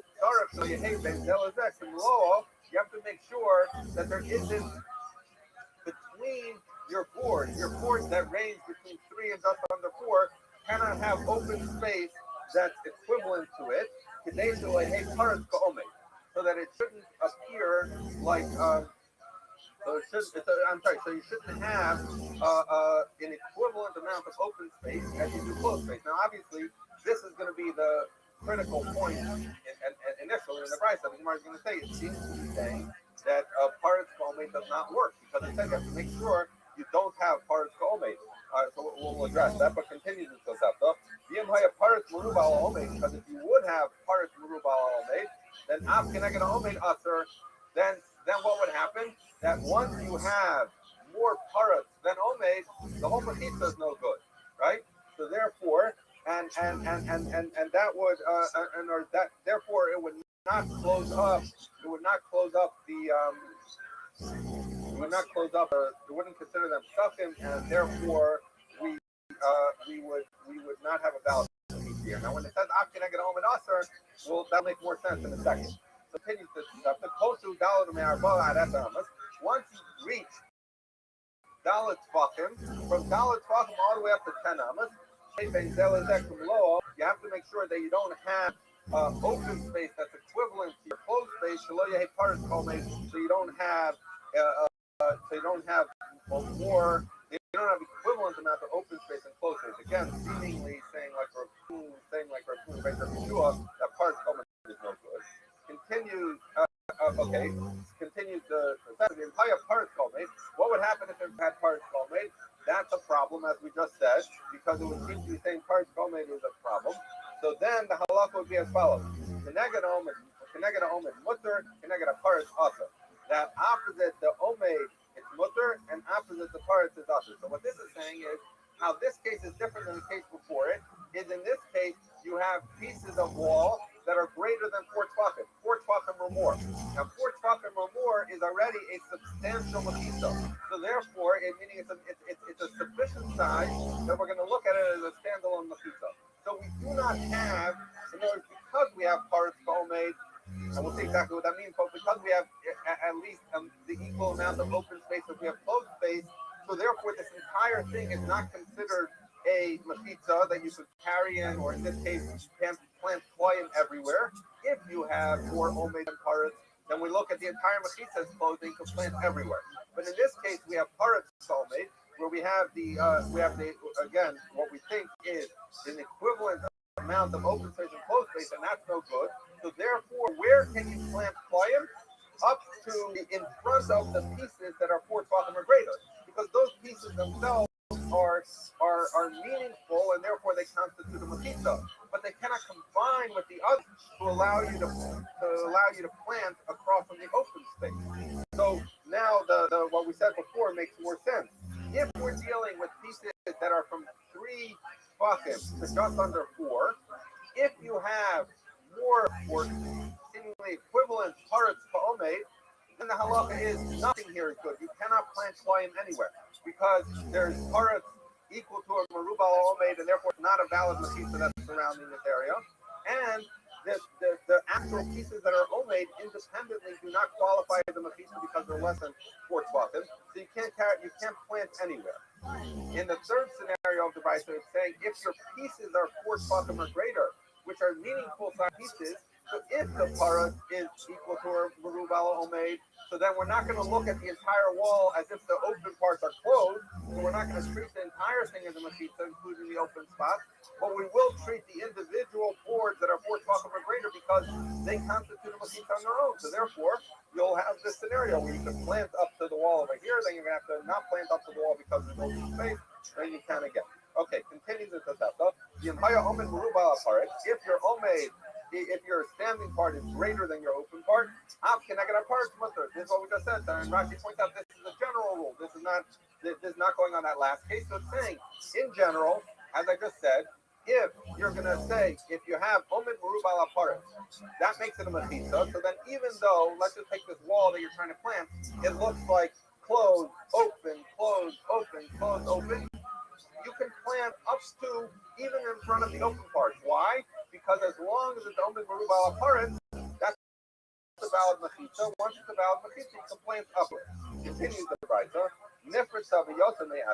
Let's say you do have omen aparis, so you have enough standing things, but one of the openings is 10 amas, or more. Usher, then it becomes usher again. Rashi learns that the whole thing becomes usher. But you see, the Mishar Shas brings in OK, brings it close to Yishanim that says no, only the parts that are open that are not connected to mechitzas.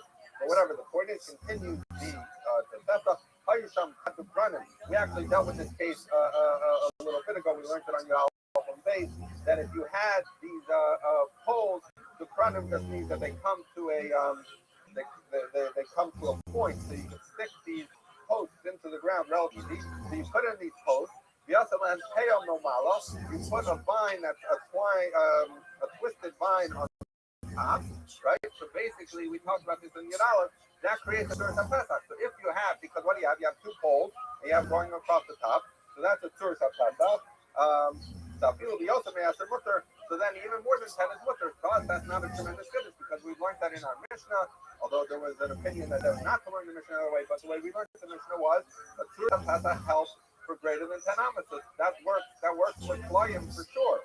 We talked about the fact whether it works for Shabbos, but the way our Mishnah, the way the Gersa we have in our Mishnah, that even for Shabbos it works, that as long as you have a Tzuras HaPesach, that is considered a closed mechitza even greater than 10 amas, and therefore you would be able to plant in this scenario all the way up to the wall, including the open area where the Tzuras HaPesach is, because the Tzuras HaPesach is considered a halachic mechitza. The case I was telling you before, if you have a very large opening here and you only have 2 small poles, nonetheless, we're treating that you can plant right up to the edge, and even though the plantings will come close to each other, because halachically there's a mechitza, we trust the Klayim as being 2 separate fields.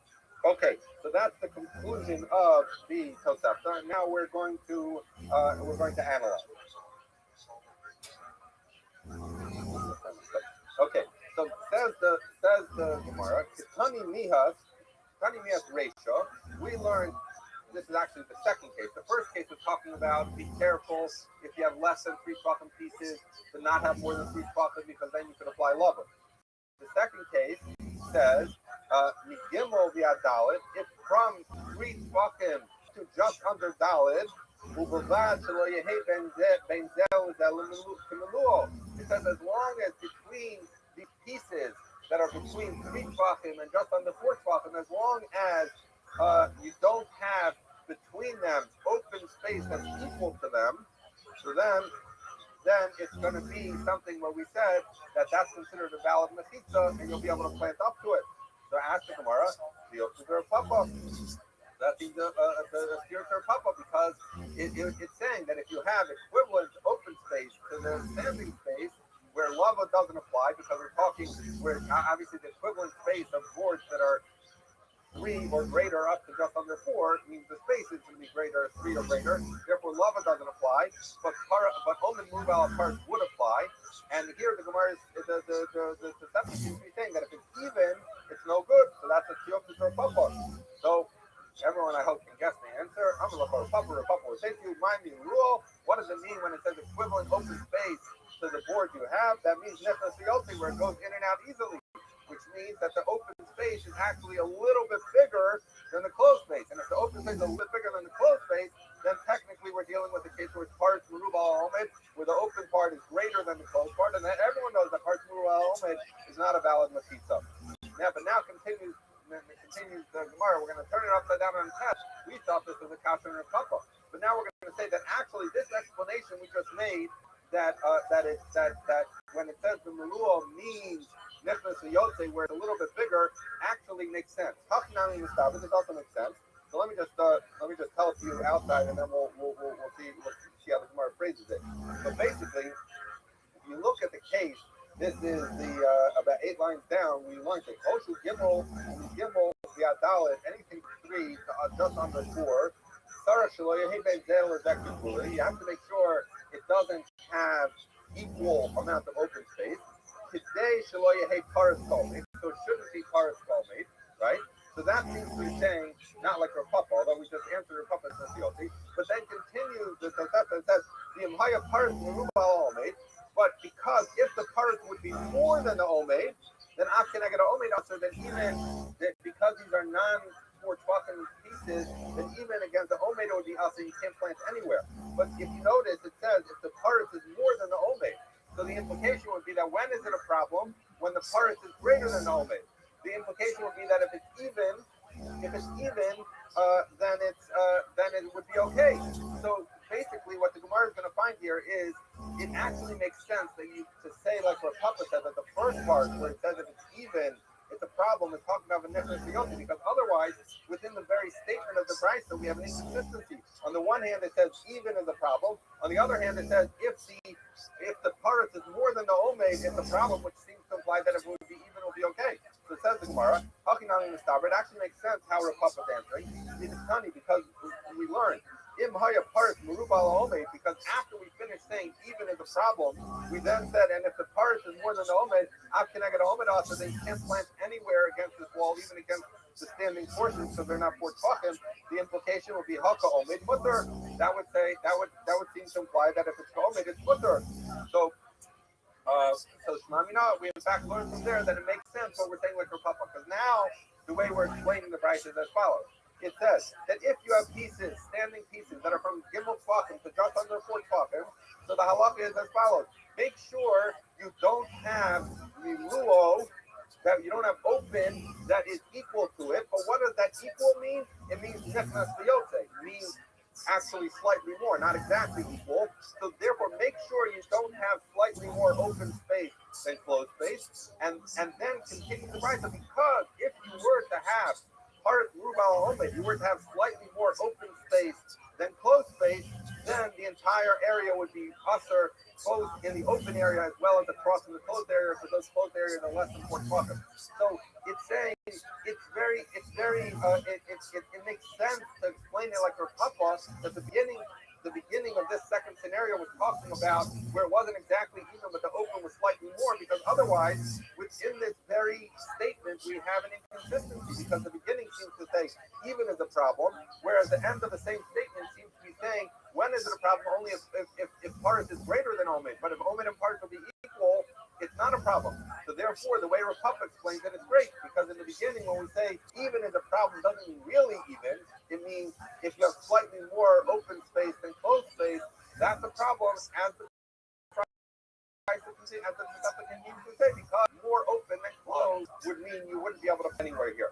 So the Gemara says, good point. This in fact implies that Rav Papa's answer is a good answer. So now, once we have the Brisa that seems to have an internal inconsistency, and that internal inconsistency is best explained like Rav Papa did. We're saying, what does it mean when it's even? It means slightly more open space. So so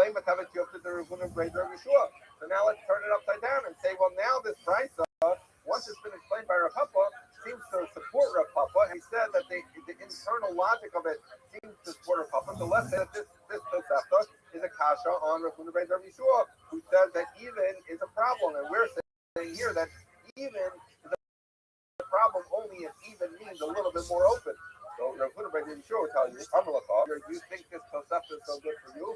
Well, it's Hameis, according to you. Aim Sefer, let's look at the end of the Tosefta, or the part, actually, the first thing that said after the three cases, which said, in Haya Omid Maruba Aparetz, that if you have a scenario, this is a general Mechitza halacha, that if Omeid, if the standing part is greater than the open part, Av Keneged Aparetz Mutter. So then the entire wall, we said, is a Mechitza, even the open part, because you have Omeid Merubal Aparetz. But that's saying that when do we look at this as a valid Mechitza? Only if the standing portion is greater than the open portion. Hakkat Paretz, but it would be even. The implication is Asr, that the implication would be that doesn't work, and that's like Rav Huna Bar Yeshua. So therefore, Rav Huna Bar Yeshua is answering. You're telling me from the second case there was cases 1, 2, 3. Then it set out a few rules. So you're telling me Rav Papa would say that case number 2 supports me. Rav Huna Bar Yeshua is saying, but that's okay because rule number 1 that comes after the 3 cases supports me. It says in Gemara, Seifa Kashla Rav Papa, that the Seifa, that the first rule, the first of the 3 rules is the Kasha Rav Papa, Reisha Kashla Rav Huna Bar Yeshua, and the Reisha, meaning the second case of the 3 cases, is the Kasha Rav Huna Bar Yeshua. So therefore, Rav Huna Bar Yeshua says, don't be so fast to give this Tosefta as a Kasha on me. I could point out to a part as a Kasha on you. So says the Gemara is going to answer up either way. And it's really the same answer, but just going in different directions. So it says the Gemara, last thin line on Tez 9 Omen Aleph. So the fact that at the end that it said that if it's Omed Merubal Aparetz, that it's Mutter, even Keneged Aparetz, and that implies even as a problem, he says that's not precise. I need to cut a Reisha parts Merubal Omed. Since we needed to learn the Reisha to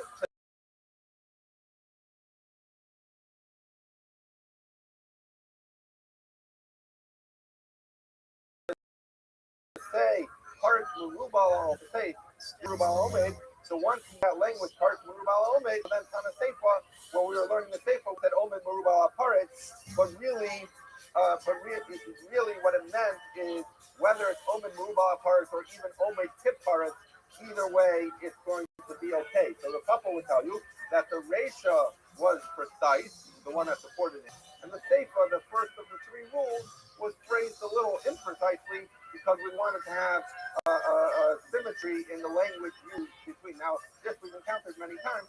The reason why Bryce's and Toseftas might have a slight imprecision just to match the symmetry is because they used to do this to every single person about that. So they had to give a mechanism to remember it well. Okay, so basically, Rav Papa says the Reisha is Dafka, the one that supports me, and the Seifa was a language just to keep stylistic symmetry. Reisha, so we say now Reisha L'Rahuna Bar Yeshua Lo Kasha. Now what about the fact that the Reisha, meaning the second of the 3 cases, seems to support Rav Papa and go against the L'Rahuna Bar Yeshua?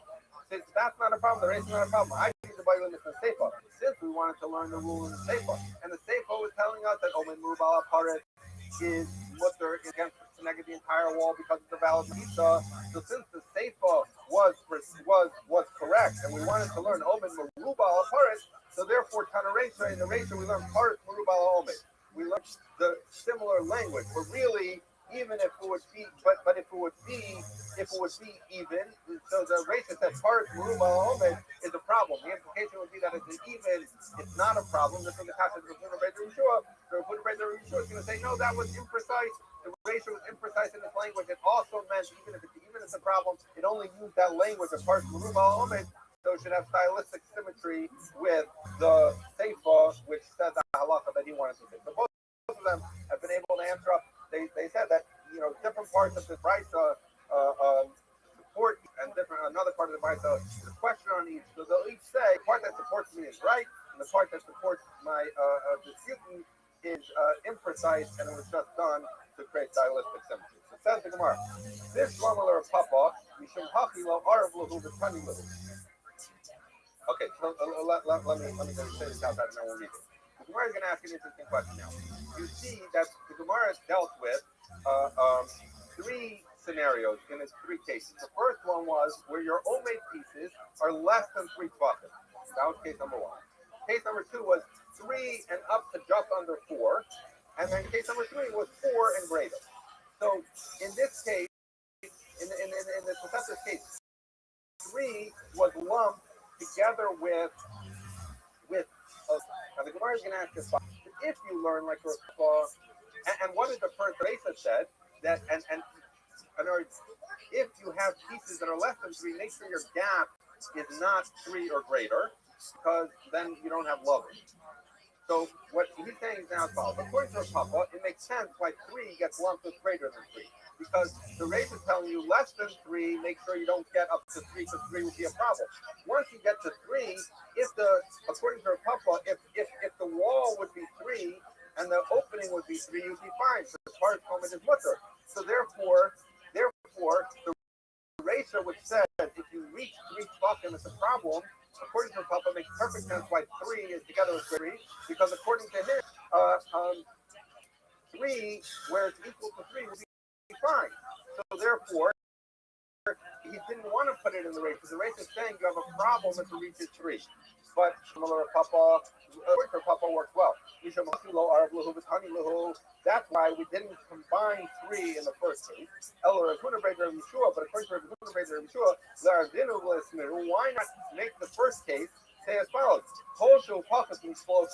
This shlosha, so include 3 in the first case, not in the second case. You need to make sure that there isn't a gap of 3.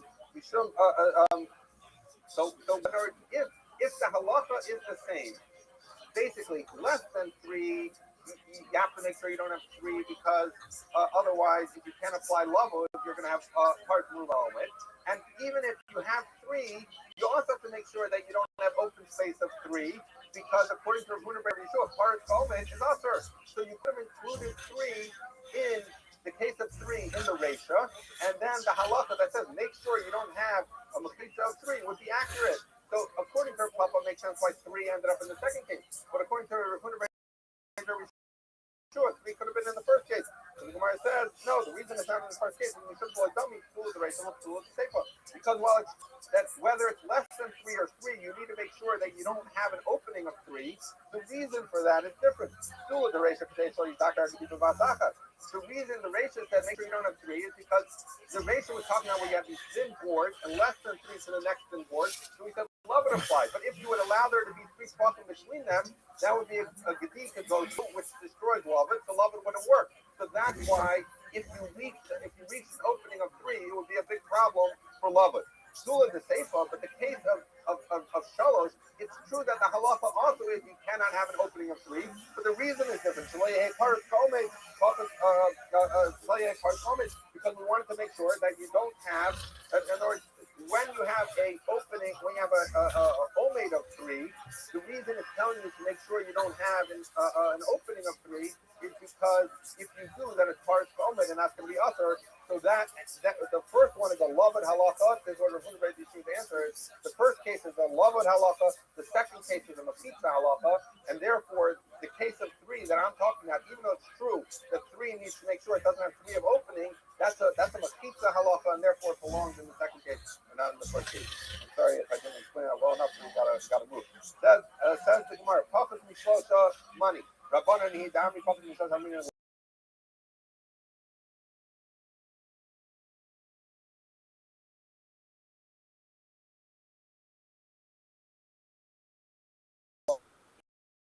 So who says that 3 is lovud? That's Rabbanan and Shimon Gamliel have an argument. Is it 3 or 4? So we say Shimon and lovud.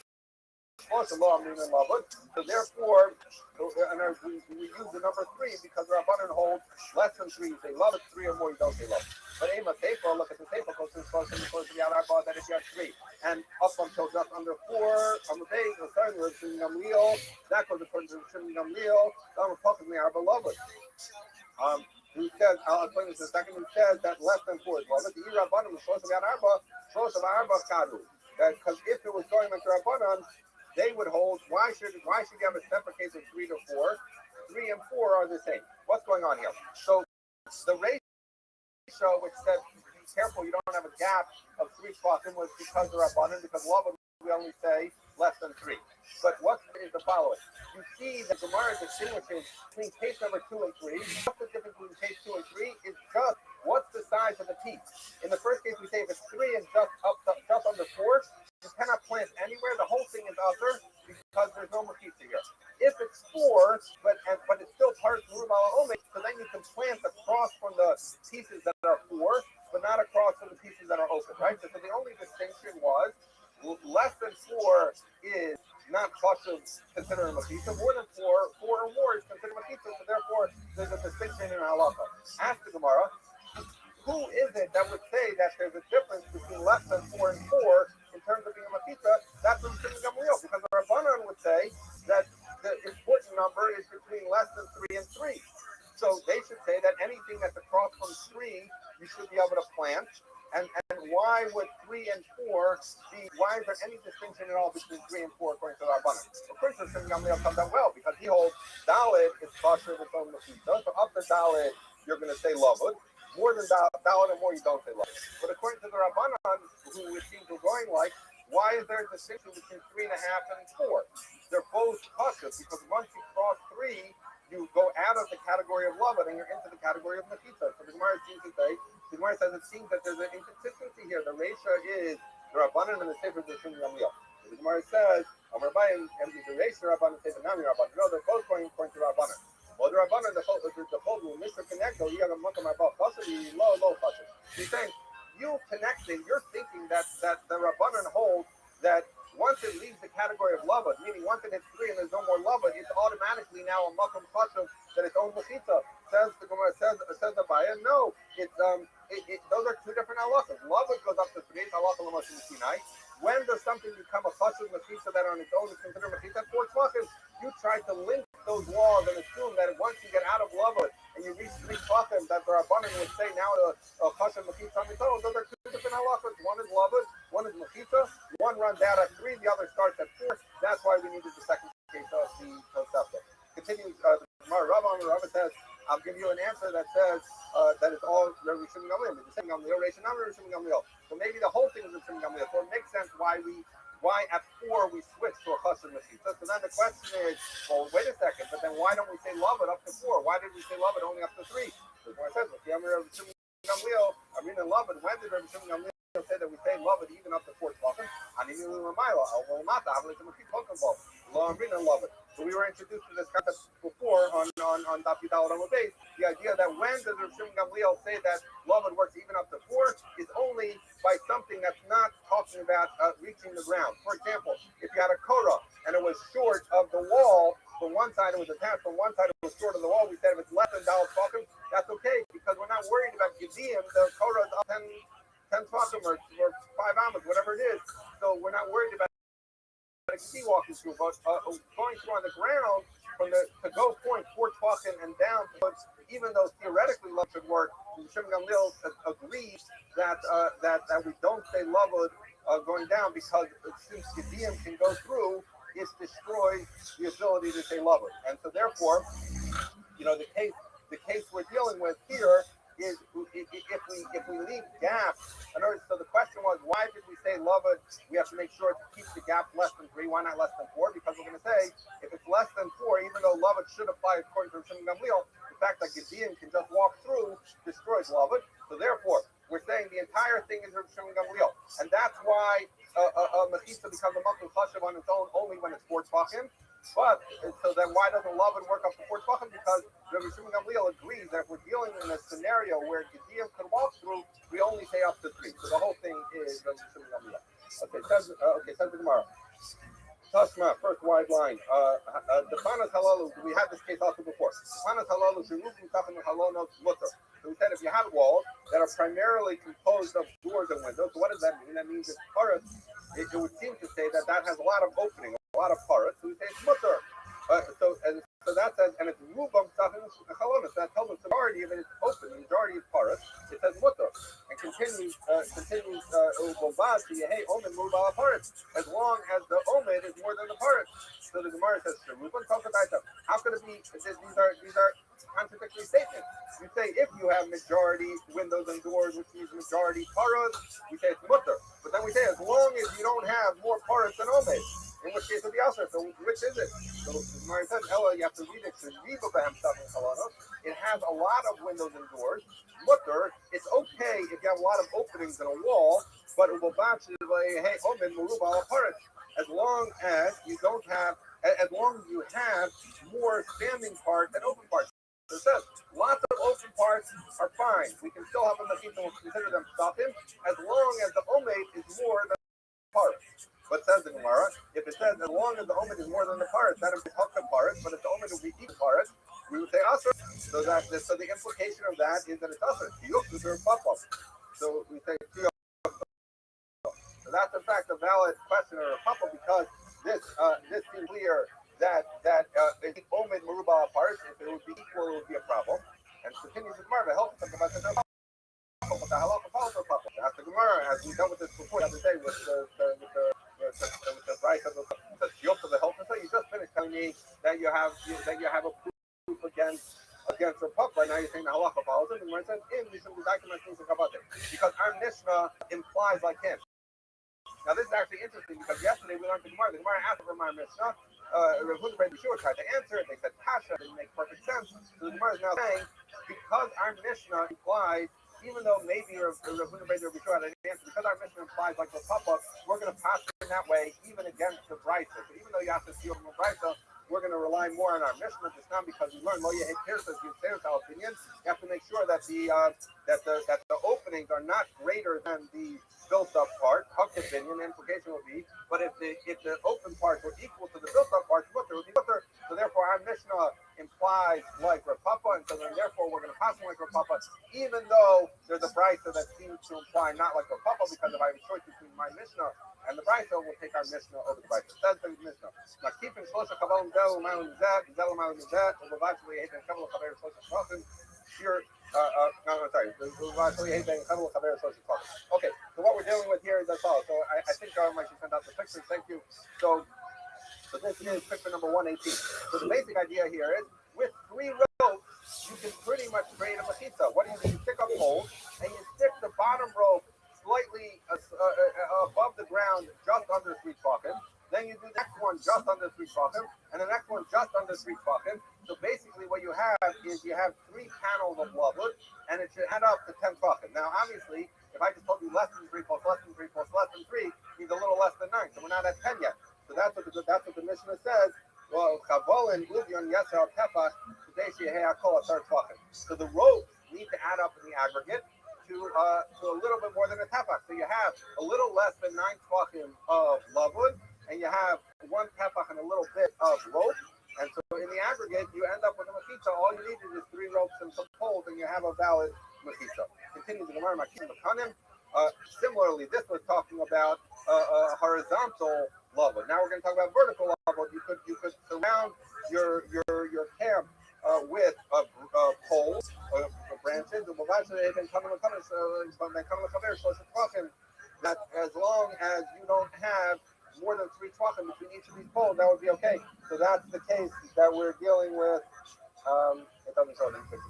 Okay, fine. But that's basically a vertical version. If you have a pole, as long as the next one is less than 3 tefachim, you can create a machitza by just putting poles that are spaced less than 3 tefachim from each other. So now, with respect to who was this said, so we're going to read the Mishnah, but then the Gemara is going to change what this means.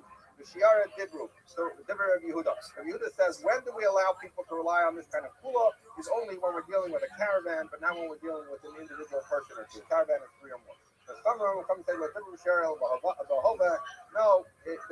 call it a shiara because that's typically who would create these kind of machitzas because you're traveling on the way and they need to make a mixed machitza, so it's easy for them to use poles and some ropes.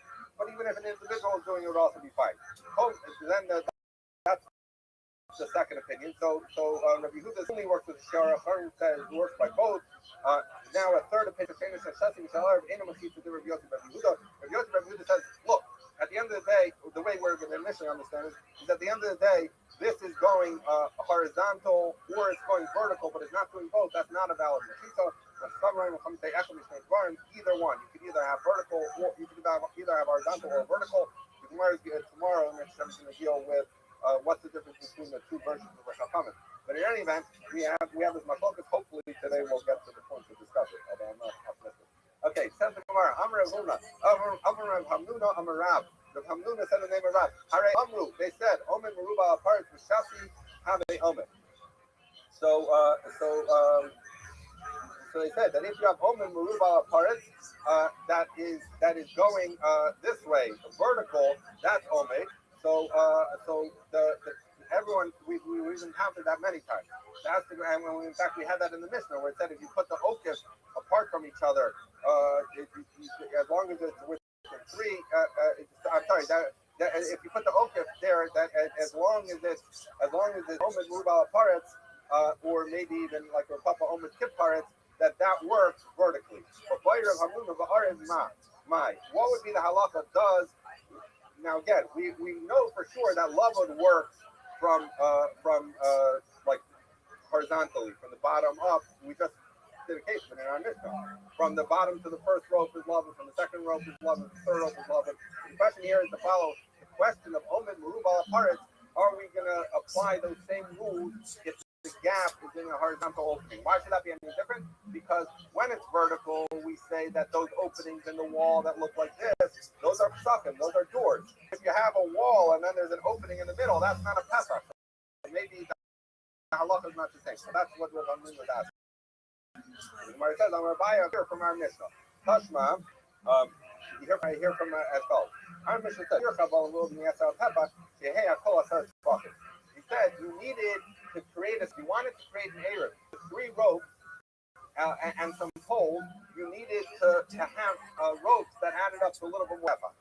So now he says, if and say Omen Merubal Aparit works even horizontally, I don't need a case where the ropes have to be a tefach and a bit. I can do it even with pieces of thread, something much thinner. The ease, if it's true that you could say Omen Merubal Aparit works only lumel yesar al tefach, why do I need yesar al tefach? Why not do the following? The other tefach mishlosa b'chevel mashu, tefach mishlosa b'chevel mashu, tefach me'arba b'chevel mashu. So he says as follows: what if you say Omen Merubal Aparit works horizontally? Why do I need the case where it's 3, 3, and 3, and then the ropes need to add up to a fair amount? Why not say 3, 3, and 4? So the 2 3s become lavud. So now you have just under 6 tefachim of omed, and then you're going to have an opening of 4. So granted, lavud won't work, but at that point it's 6 to 4. There's more omed than paret. So why not say it? So he says, from the fact that our Mishnah doesn't say it, would seem to imply that omen merubal paret does not work with a horizontal opening. The Gemara says, you think that makes sense? If you're telling me that our Mishnah could have done that, explain to me exactly where you were going to put that opening of Dalit. He says as follows: if you're going to say that it's going to be, and this is picture 119, if you're going to say that from the floor to the first rope is just on the 4 tefachim, then 3, the problem is that's a case of more than from the floor to the impediment, which is the rope, is going to be just on the 4 tefachim, but Gedim are going to be able to go on to know that doesn't work. The mechitzas don't work if Gedim can go through it. Okay, so we can't put the opening of 4 on the bottom. Maybe we should put the opening of 4 on the top, which is picture 120. So then the problem is because now you have a scenario where you don't have lavud that would treat that as closed because it's 4 tefachim. So what do you have? You have open space between the top rope on one side, meaning you have open space above and beneath the top rope. Because in the scenario, in our Mishnah, because since the top third is closed with lavud, that's considered omed, not paret. But now they're saying the top part is 4 tefachim, so there's no lavud. We're just trying to rely on omen merubal paret. But the problem is, as we learned in the case of the Mavoi, where he put the different pieces that Asavir the Hagisa Mavatale didn't work. So the Gemara says, so maybe you'll tell me that I'm going to have 3, an opening of 3, an opening of 4, opening of 3. So then what happens? I have I have it's as if it's omed for the bottom three and omed for the top three. So then I have only the middle part is open, and I should say that omed merubal apart. So the Gemara says, "Habalei omed merubal apart mishtei ruchos." But that, in order to make the omed more than the parts, you're going to need to add together the three from the top and the three from the bottom. And we learned previously, so he says, we should learn from there. No, omed merubal apart mishtei ruchos have omed. So what you're trying to say that if you have to add up the two pieces, 3 plus 3 to get over 4, that is an omed. But we learned halacha that's not an omed. So therefore, we dealt with that machlokes previously.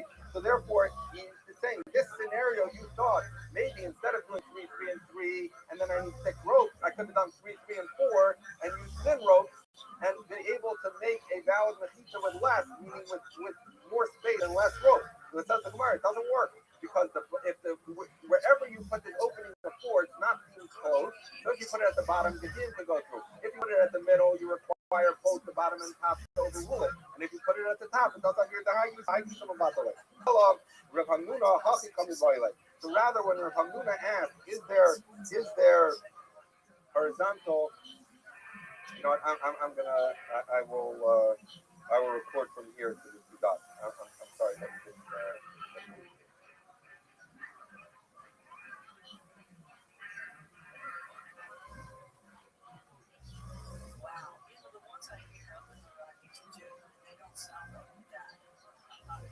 me just, the rest should be back tomorrow.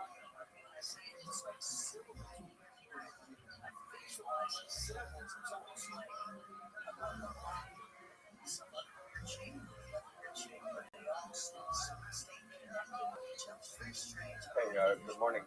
Stop club. I just want to common correspondence of the month for Elul, Edison Wolf family memory of beloved father, grandfather, and great grandfather Cyrus Wolf, told them hairstyle. Our Daf Yomi, the first part of Erevin, our sponsor is dedicated memory of Nishmas Hamid Benek, Honey Self, and Ruben Self, but Jeffrey Cherry Benek, and Stephen and Holly Benek, permanent beloved husband, father, grandfather, great grandfather, and longtime pillar of our Kehillah. Our collective learning serves as an aliyah for Ishmael Summer. We also have the week of learning sponsored by Yehuda Bracha Football Fair in memory of Flores Football Fair, website June 6th of Ella. Okay, so we are going to pick up right at the top of the top on Daf Tesvav. So it says the Gemara, Itmar. So we learned Lechi Omen Me'elav. So we're going to grapple with this case, which is the question of if you have a Lechi that came to be there by itself. Didn't prepare it specifically to be a Lechi. So Baya Omer have a Lechi. Baya says it's a Lechi, and Rav Omer lo have a Lechi. That's not a Lechi. We'll see later that was a long time dispute between them. Okay. So so the Gemara is going to make an assumption now, and we'll see that a little bit later. We'll question this assumption. The Gemara assumes that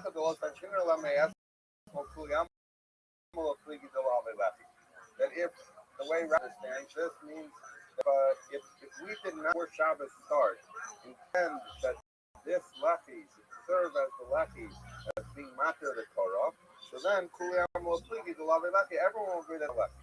The question is, though, when do they argue? Where Shabbos is going to start, and you're saying, this is my lechi, but the reality is that lechi, you didn't construct it, you didn't put it there, it's be there. We'll see later, for example, in case of a tree planted right by the edge of the mavoi, then, can you rely on something like that? So that's what they argue about. They argue where you intend to use it as your lechi, but you didn't put it up as your lechi. So by Amar, Havilechi, it's a lechi that something that you relied on it from yesterday. Rav Amar lo Havilechi, Rav says not a lechi to the Meikar Lava Daiti Tahasi Aridi, or since you didn't make it from the beginning, you didn't make it with this in mind. Lo Havilechi, it's not going to be a lechi. Now later on we'll describe, we'll explain why they hold what they hold and why they have these opinions. But that's what we're taking from that. Just to look at the structure of the Gemara. The Gemara is going to give us a hint. The Gemara says, initially, the Gemara is going to think, the Pligi the Lechi, Ginam and Mokita. The Gemara is going to make an assumption, which we will change, that just like they argue about a lechi, that if you have a lechi that you didn't actually construct for the purpose of a lechi, it's just there. Does that count? We assume that we have the same argument with Mokita. That's what the Gemara is going to do. Is it's going to go through a series of proofs to try and establish, like a Baya Barava, if in the case of Mechitza, with the assumption that would also relate to a lechi. Ultimately, the Gemara is going to decide that those are not necessarily the same case, and then we'll go through a series of cases to try and understand a series of cases relating not to Mechitza but relating to lechi itself, to see if we would bring a proof to a Baya or Rava. Says the Gemara. Hashma. So again, we're going to look at some cases of Mechitza with the thought that those would be informative for purposes of a lesson. Says the Gemara, that if someone makes a sukkah in an area where there are trees, the lamas tapanas law, and those trees can serve as the walls, and he said that that's acceptable. You can have a sukkah whose walls are made of standing trees. So the Gemara, the text here, that's cutter. So that seems to say, one would imagine that these trees weren't planted for that purpose, and yet you see there are trees that happen to be in a shape that allows him to rely on those as walls of a sukkah. And it says it's kasher, so walls of a sukkah we know are a mechitza, and it seems that even though it came to be there by itself, you didn't construct it for that purpose. It still constitutes a mechitza. Where it says, what are we talking about here? That it could be that we're talking about a case where he planted those trees. He planted them close, people plant bushes to create a wall. He planted a tree or a bush for the purpose of making that a wall of the sukkah, but there's no proof as to what the halakha would be if he came along and found, trees there to use them for sukkah. The Gemara says, okay, if you're going to tell me that he planted them for that purpose, so that's obvious. Like anything, if you construct walls, what difference does it make if you construct the walls out of a tree or anything else? What would be your thought? What would be the havamina that you cannot use that's not a valid mechitza? Or says, how the tema? I might have thought, ligver doma asu nistamushe the ilan. Where it says, as we know, Chazal were very particular and basically didn't let you do anything with a tree on Shabbos. You can't climb a tree, you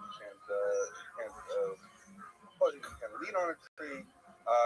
Generally speaking, you can't use it. Why? Because Chazal were concerned that someone was going to come to pull a branch off the tree, and that would be problematic from the perspective of Hilchos Shabbos.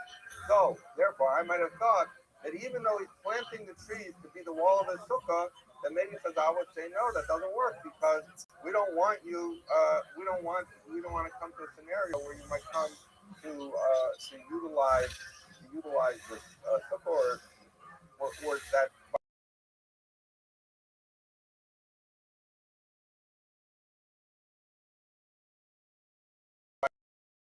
Making them your wall, telling us that those walls are in order to teach us, despite the fact that they are utilizing a tree, it doesn't matter, and nonetheless, that is a kosher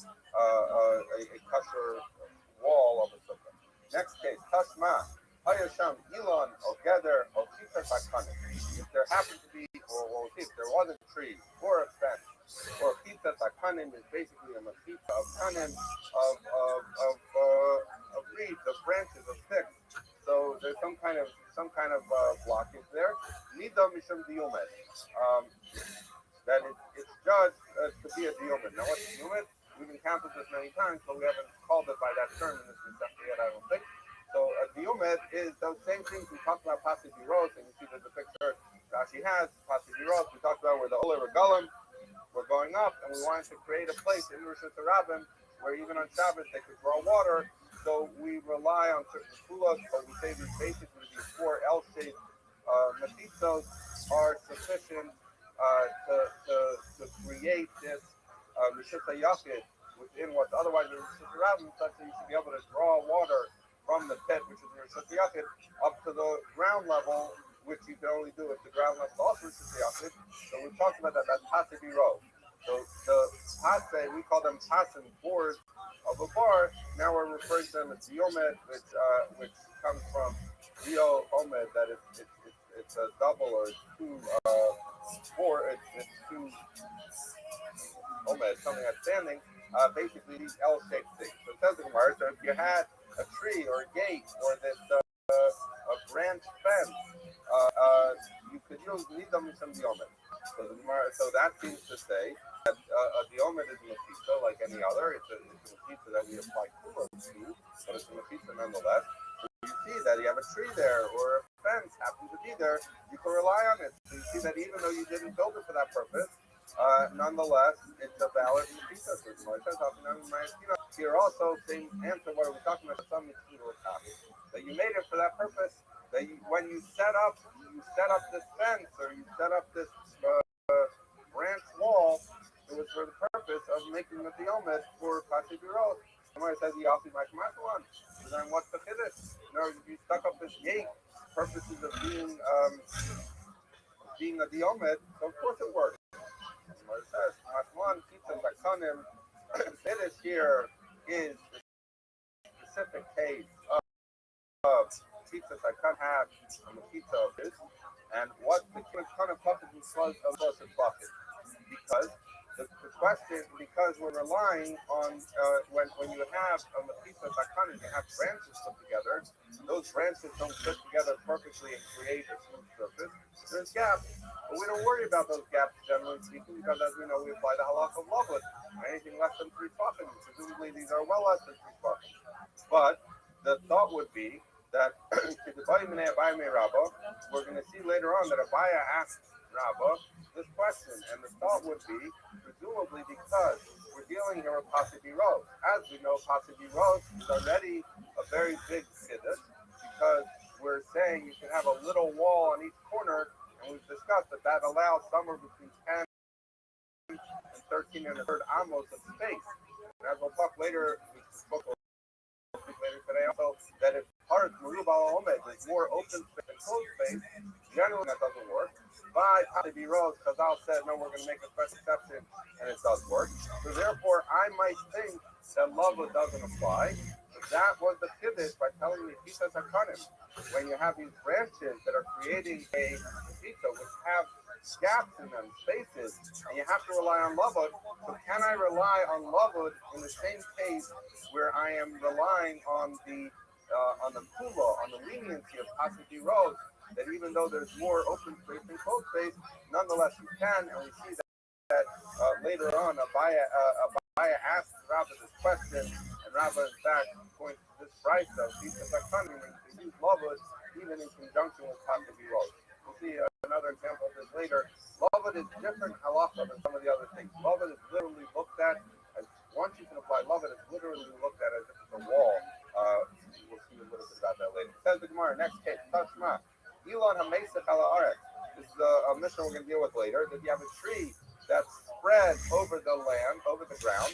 So you have a really later, maybe it's a really big tree, but you have a big tree, and the branches, as Rashi points out, start from their source at the trunk of the tree, start higher than 10 tefachim, and it comes down and basically creates this overhang that creates a space that's covered by these leaves. Now, obviously, you'll see we're relying on this as a pizza.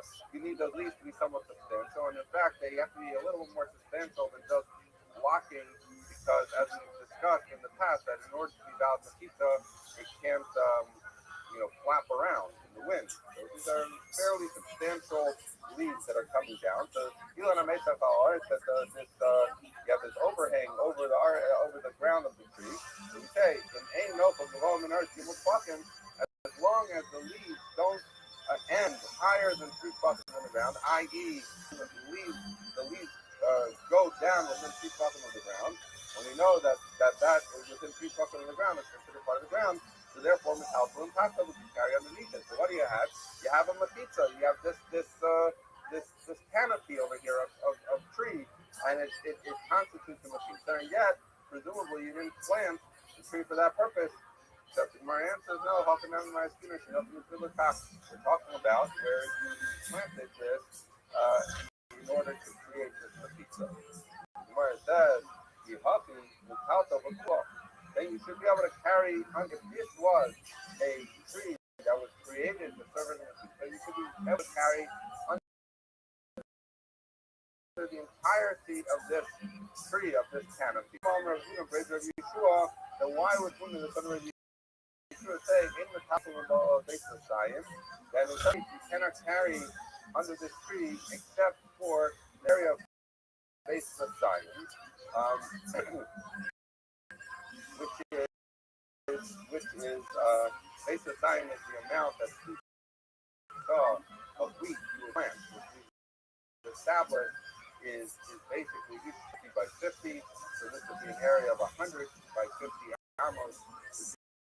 It's a huge area. Not that you have such a big tree, but if you had such a big tree, they're saying you couldn't carry beyond, it would not work if that. And Rashi explains that that if the overhang of the tree would be more than the chutzner of the Mishkan, which we know was 50 by 100, the shear then nothing from a full hektar from the Sukkot. The full hektar from the Sukkot made him a Sukkot called charcoal. He says anytime you have a mechitza that is there, but it's not a perfect mechitza, it's gone. A mechitza shem ba shasi ba'arev b'hai pirka. Where you have a mosquito that relies on loveless, but doesn't have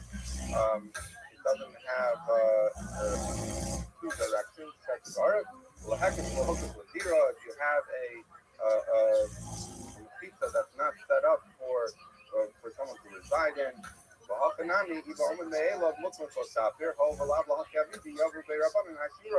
say, so if you hold, so now he's saying that so now if you have something that's omen me'elov, so if we're talking about a tree that happens to grow this big canopy, it would make perfect sense why we would apply this rule that you can only carry in base of Zion, because base of Zion, as Rashi just pointed out, is something that when you're dealing with a substandard mechitza of some sort, it's not an ideal mechitza. So Chazal were mistaken that you can't use that mechitza to cover an area greater than this 50 by 100 or 5,000 square amos, right? So if the tree was not planted for the purpose of mechitza, it makes perfect sense because you have this like somewhat substandard mechitza, and it makes sense. Like Chazal say, only 2 saw is the area you can carry. But ask the Gemara, if you're telling me that you just answered me that this was a tree planted for that purpose. So if so, why is this a substandard mechitza? This was not just a tree that happened to be there. This was something you planted for that purpose. It should be a perfectly valid mechitza. Where it says no, because even if you planted it for that purpose, you shouldn't have a dirshit tashmish la'aver, but dirshit tashmish la'aver ain't entitled to elevate the sign. The Gemara is going to say that this is not a substandard mechitza in the traditional sense of the other ones, but there's a different reason why Chazal say you can't carry under this canopy greater than 2 saw. Why? Because it's a dira, it's a residence that tashmish la'aver, that its purpose, its use is for the outside. What does that mean? So Rashi explains that we're dealing with when would someone be relying on the mosquitoes of under a tree? Is if they're out in the field or wherever it is and they're watching over the field or they're watching over the animals, right? So Rashi says it's a case where it's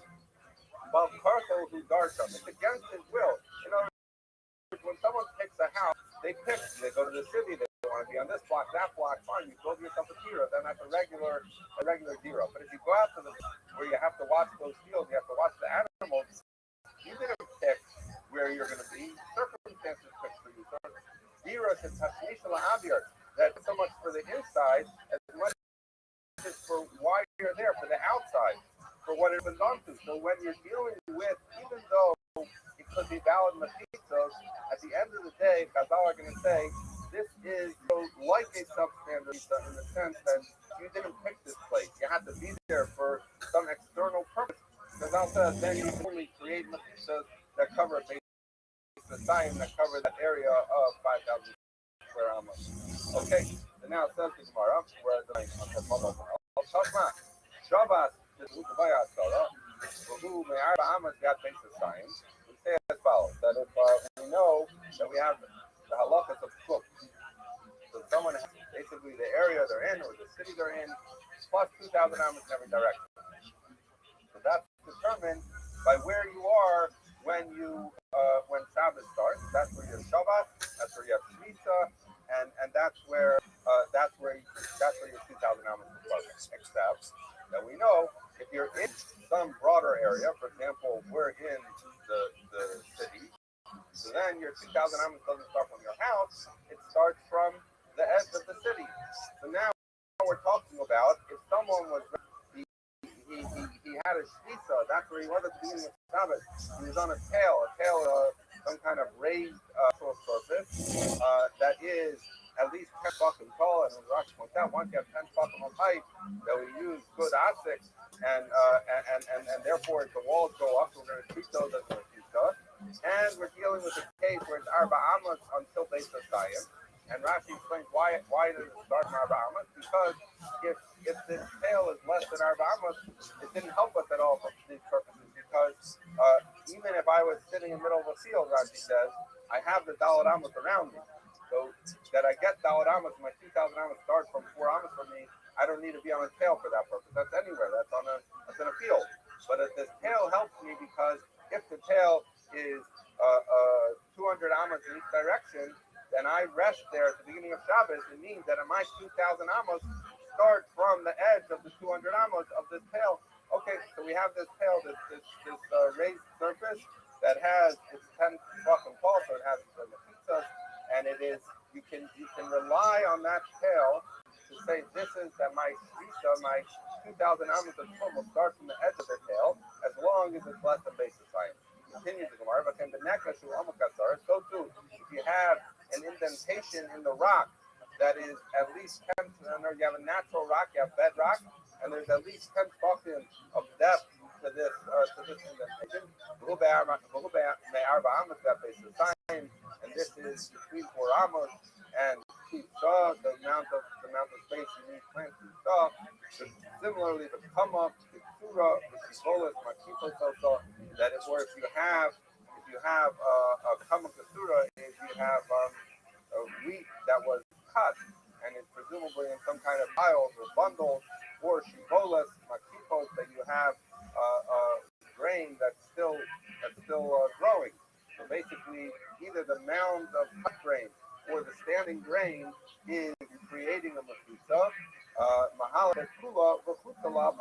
In all of these cases, we're going to consider that his shvisa is there on the entire tail, or in the entire indentation, or within the entire area of the field that's surrounded by either standing or cut grain.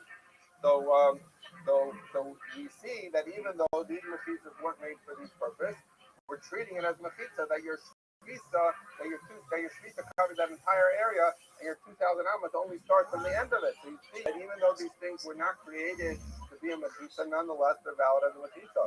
So the Gemara says, wait, I've gotten the hang of this. You keep answering my questions by saying, well, no, it was created for that purpose. So now we ran out of that answer, because the Gemara says, if you're going to tell me how you're going to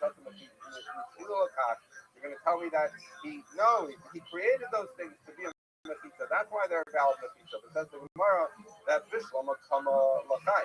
So he says that the case of the standing wheat or even the bundled wheat is okay. You might have chosen to cut the wheat in a way that created you a mefisa, or you might have bundled the wheat and created you a mefisa.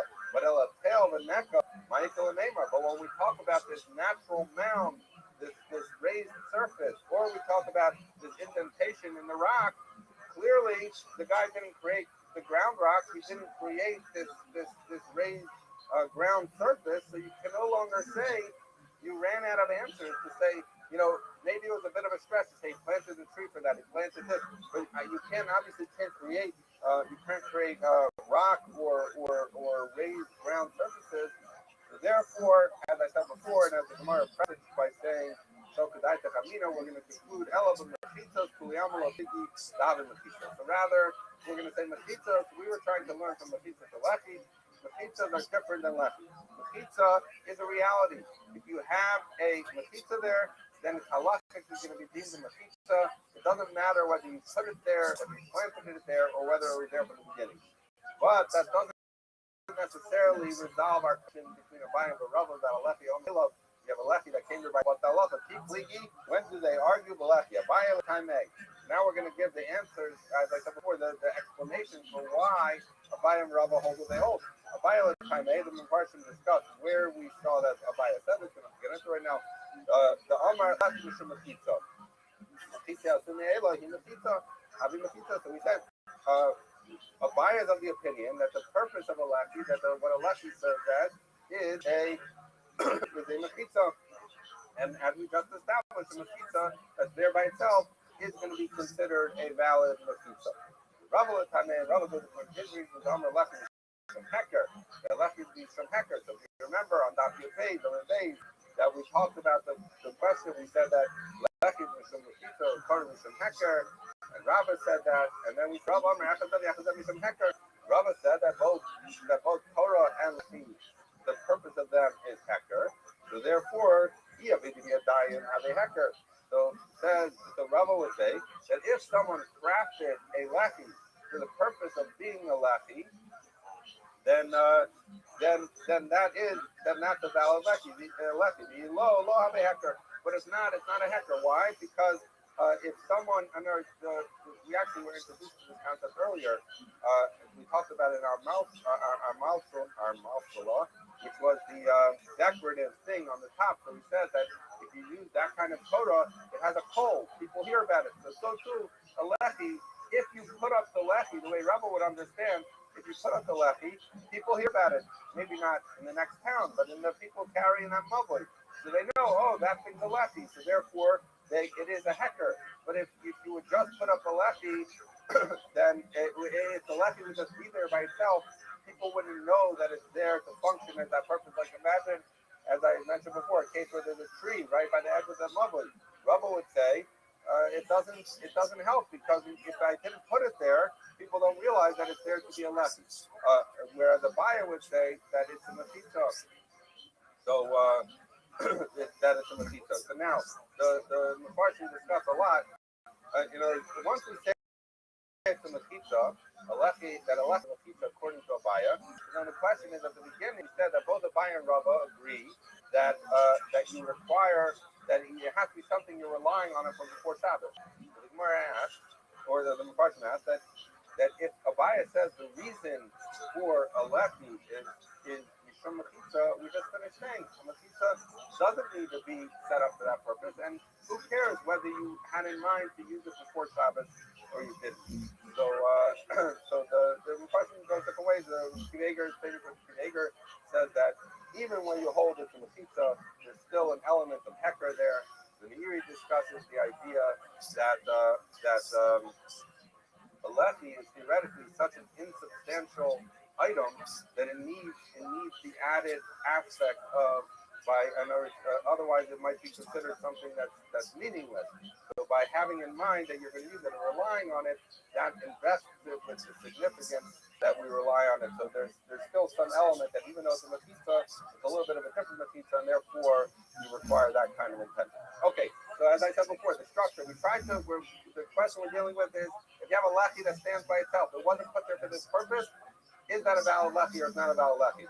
Abaya says a valid Lechi, Rava says not a valid Lechi. We tried to prove from a bunch of cases of mechitza, and we answered most of them, but then we got the one that we couldn't answer, and we said, okay, clearly Abaya and Rava are not arguing by mechitza because we saw this case where it couldn't be said that it was done on purpose. So now we're saying, okay, so therefore we're not going to learn from mechitza, and we're left with just Lechi. We want to know Lechi Omer Me'ela. Abaya says it's good, Rava says not good.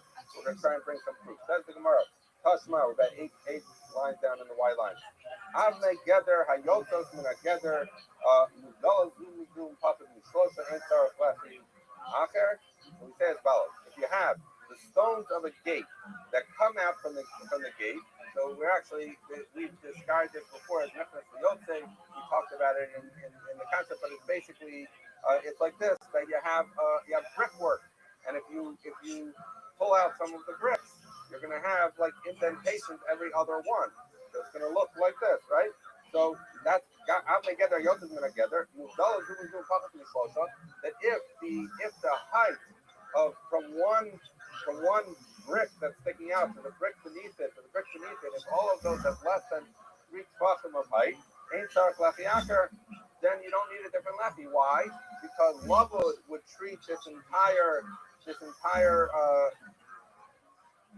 vertical area that has these bricks coming out as if they're connected to each other. Once they're connected to each other, it's like a wall that's coming out into the edge of the mobile. And like any lefty, that's what a lefty is. But if the vertical height between the bricks is greater than 3, then they're not connected, and you don't have a wall sticking out. You don't have a lefty, so then then you need another one. So now, the Gemara is assuming, presumably you didn't build the wall and stop in the middle. Presumably that was there. You didn't do that for purpose of a left. Makes a lefty like that. You could stick up a little stick. The Gemara says no. How come you should know? You built this wall in the middle, and you left it that way where it had these bricks sticking out. The Gemara says the opposite. So well, if so, then if you built a brick thing, even though you built a bunny sticking out of a brick, but that should for sure be machita. Why do you need to tell it to me? The Gemara says because I might have thought. Now again, we're answering Rava who holds this in Hecker. So if you leave these bricks in every other one in and out, so what does that look like? It looks like maybe I'm in the middle of building a wall, and I just haven't, I haven't gone further in. But people aren't going to know that they should rely on it for lefty. Yes, it's a valid lefty because at the end of the day, it creates that lefty on the side. Chasma, coming there to tell you Rav learned as follows, taught as follows. So we dealt with this case before. So this means that a wall that was somewhat indented from its friend, and what happened from the other wall, and what happened? So a scenario would be that if you're going from the inside, and then you have a wall this big, and then the wall becomes narrower on the outside part. So if you're standing inside, you no longer see that narrow part that's sticking out because it's not in the same plane, because the wall basically took an indentation in. That would near you from inside it looks like you don't see the lefty, but from outside when you're looking, you see that there's a piece that extends on the left width of this wall if you're facing the mavoi. Or you have a mavoi from the outside, it all looks flat, but the wall goes a little bit into the mud. There's kind of like a little indent behind the wall that you can only see. If the wall happens to be built in this way, you see it from outside, but it's from the inside. From outside, you see it, but from outside, it looks like a flush. And presumably, I didn't build the wall to stick this way. It just happened to be that it covered the mudley at some level. The Gemara says, no, that you did it on purpose for this. The Gemara says, if you built the wall to be a lefty, of course it's a lefty. What's your point? The Gemara says, no, this is the very point to tell you. As we debated, the Gemara debated on that test about whether if you have a lefty that you can only see from the outside, but from the inside you don't realize that it's a lefty. Is that a valid lefty? We had a machlokas. So the purpose of this brisa is to tell you, Rashia is coming to tell you his opinion that near Mimachas and something of him is neither Mishum lefty. We dealt with that specifically to talk about Rashia's opinion. Okay, says because that was previously on that test. Says the Gemara, Tashma, the Rav. Now this is going to be the end of the road almost. We say Tashma, the Rav of the Yasser Bahubaya. Rav was sitting in a certain mavli. Avayat Rav Huna Kamei. Rav Huna was sitting in front of Rav. Amrle L'Shamei. So Rav said to his servant, his person who's helping him, Yil Isi Likuta Maya, bring me a pitcher or flask of water. At the Asa Nafal Leftia. But while the guy went to get the water, the lefty, that is what enabled you to carry in the mavli, fell down. Now you no longer have a lefty, so you can't carry anymore. So Rav saw the guy coming back with the flask of water, and he said, hold up. He showed him with his hand. So the guy was just standing there because he didn't want to carry anymore because the lefty was down. Or he didn't want to carry because Rav told him to stop. Maybe he knew, maybe he didn't. Rav Huna, who was sitting in front of Rav, said, so Rav Huna said to Rav, it's true that lefty fell down. But the truth is, there's a tree that's standing right next to the wall. That could serve as a lefty. Rav said back to Huna, Amar, he said, Dami Hamer Rabban Kamatala Parshin in this Rav over here, it's as if no one explained to him what's going on, what the discussion was.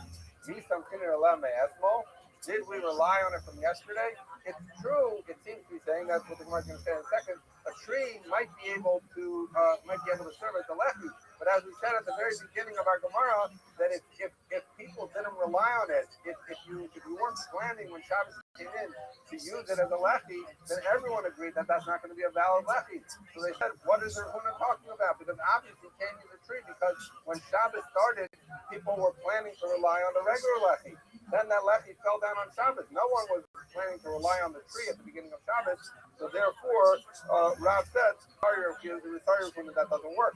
But now, says the Gemara, time of the Losamtina. Rav's answer was, what was the problem with relying on the tree? Is that when Shabbos started, we didn't rely on this tree. But if we would have relied on the tree, had we relied on the tree before Shabbos, that would have been a valid lefi. So we see that the problem with this lefi was not that it wasn't planted or erected for this purpose. The problem was that when Shabbos started, we weren't relying on it. Seemingly, if next Shabbos they said, you know what, the other lefi fell, we'll rely on the tree. Seemingly, Rav would be fine with that. So what do you see? You see lefi al-me'elov, that a lefi that you didn't erect for that purpose, you didn't plant the tree for that purpose, could be a valid lefi. So ultimately, that's going to be the proof that we have that seems to support the opinion of Baya. And in fact, the halacha is like a Baya, which is, as people would know, it stands out a little bit because normally Machlokes Rava and Baya, the halacha is Rava, and we know that the Yalef Gam, the 6 cases, and we've dealt with 5 other places where they paskin like a buy and place a Rava. Not all of the Rishonim agree. Rashi though does hold that this is one of the Yalef Gam. So now the Gemara just says, wait a second, maybe let's revisit an assumption we dealt with at the beginning of the Gemara. So in the beginning, the Gemara said we're assuming that if we didn't rely on this lefi at the beginning of Shabbos, everyone would agree it's not a valid lefi. But what just happened? We just had a story, and Rav Huna had a thought that maybe you could rely on it. So now the Gemara says, "Lema Abaye v'Rabba v'Delo Samtin lefi." Maybe Abaye and Rabba only argue what you did not have in mind for it before. But maybe it's the opposite. Maybe everyone agrees that if before Shabbos you were planning to use this thing as your lefi, both the Abaye and Rabba would say that that's a valid lefi, even though you didn't establish it for this purpose, the lefi on the me'ela. And maybe they only argue in the case where you didn't rely on it before Shabbos.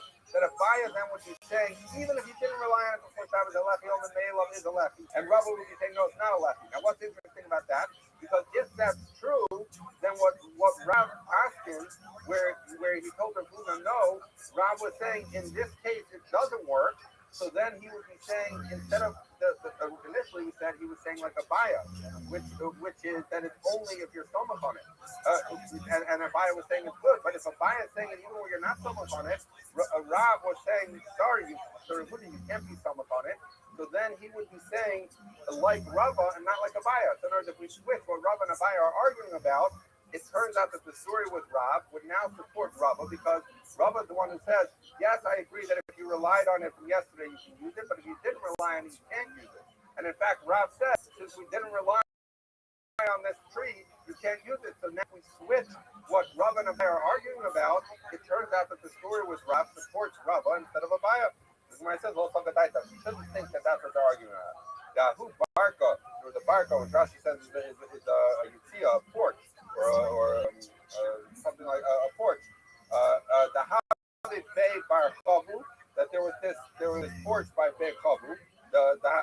Basically, the idea was the porch was held up by some kind of support, and that support was positioned in such a way that it could be used as the lefi of a neighboring area, which was a mavli. So you have a lefi on me'ela because it was built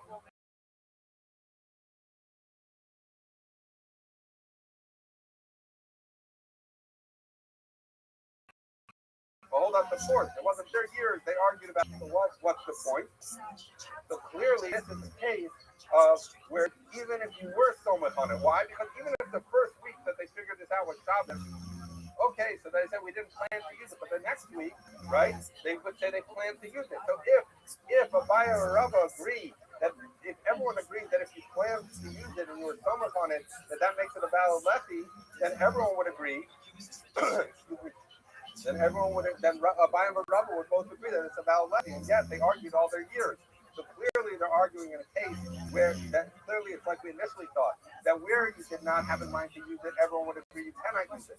And the question only is, if you had in mind to use it, can you use the lefty on the Mehillah? By yes, Rava says no, the halacha is like a bias. Says the Gemara, the Mishnah, that lefty can be made of anything. It can even be a living animal. You can stick a living animal at the edge of, presumably you have to chain it there, at the edge of the mavoi to serve as your lefty. Rabbi Meir holds you cannot use a living being. And Rashi on Ramsey says because that a mechitza that relies on ruach chayim, like a living spirit, is not considered a valid mechitza. That's Rabbi Meir's opinion.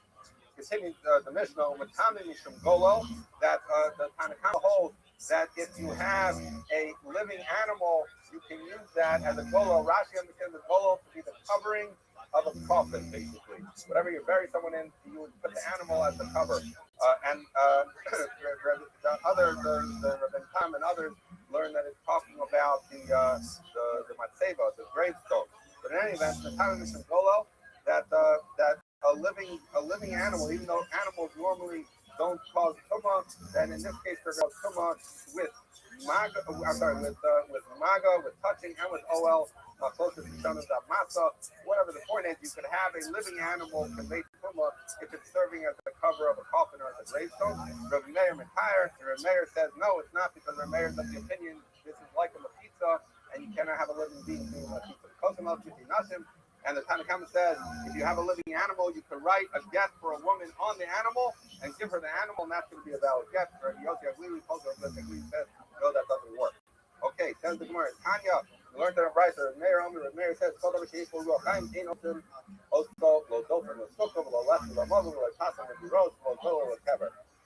Meir, as we just learned, he holds anything that has living, that's a living item.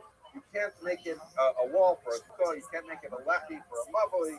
You can't make it for the L-shaped brackets for Pastor Rose. You can't make it as a cover for a coffin or as a gravestone. So all of those are there. So we already learned that at some level. And the name of Yosef Gliu, they said, you cannot write a get on an animal. To ask you more, my time is Yosef Gliu. Why did Yosef Gliu? Okay, so the mayor told us he holds a living being can't be. You can't rely on a living spirit to be a mechitza. But why can't you write a get on an animal? So my time is Yosef Gliu. The Tanya, because we learned in Bryce as follows: Sefer. The Torah says by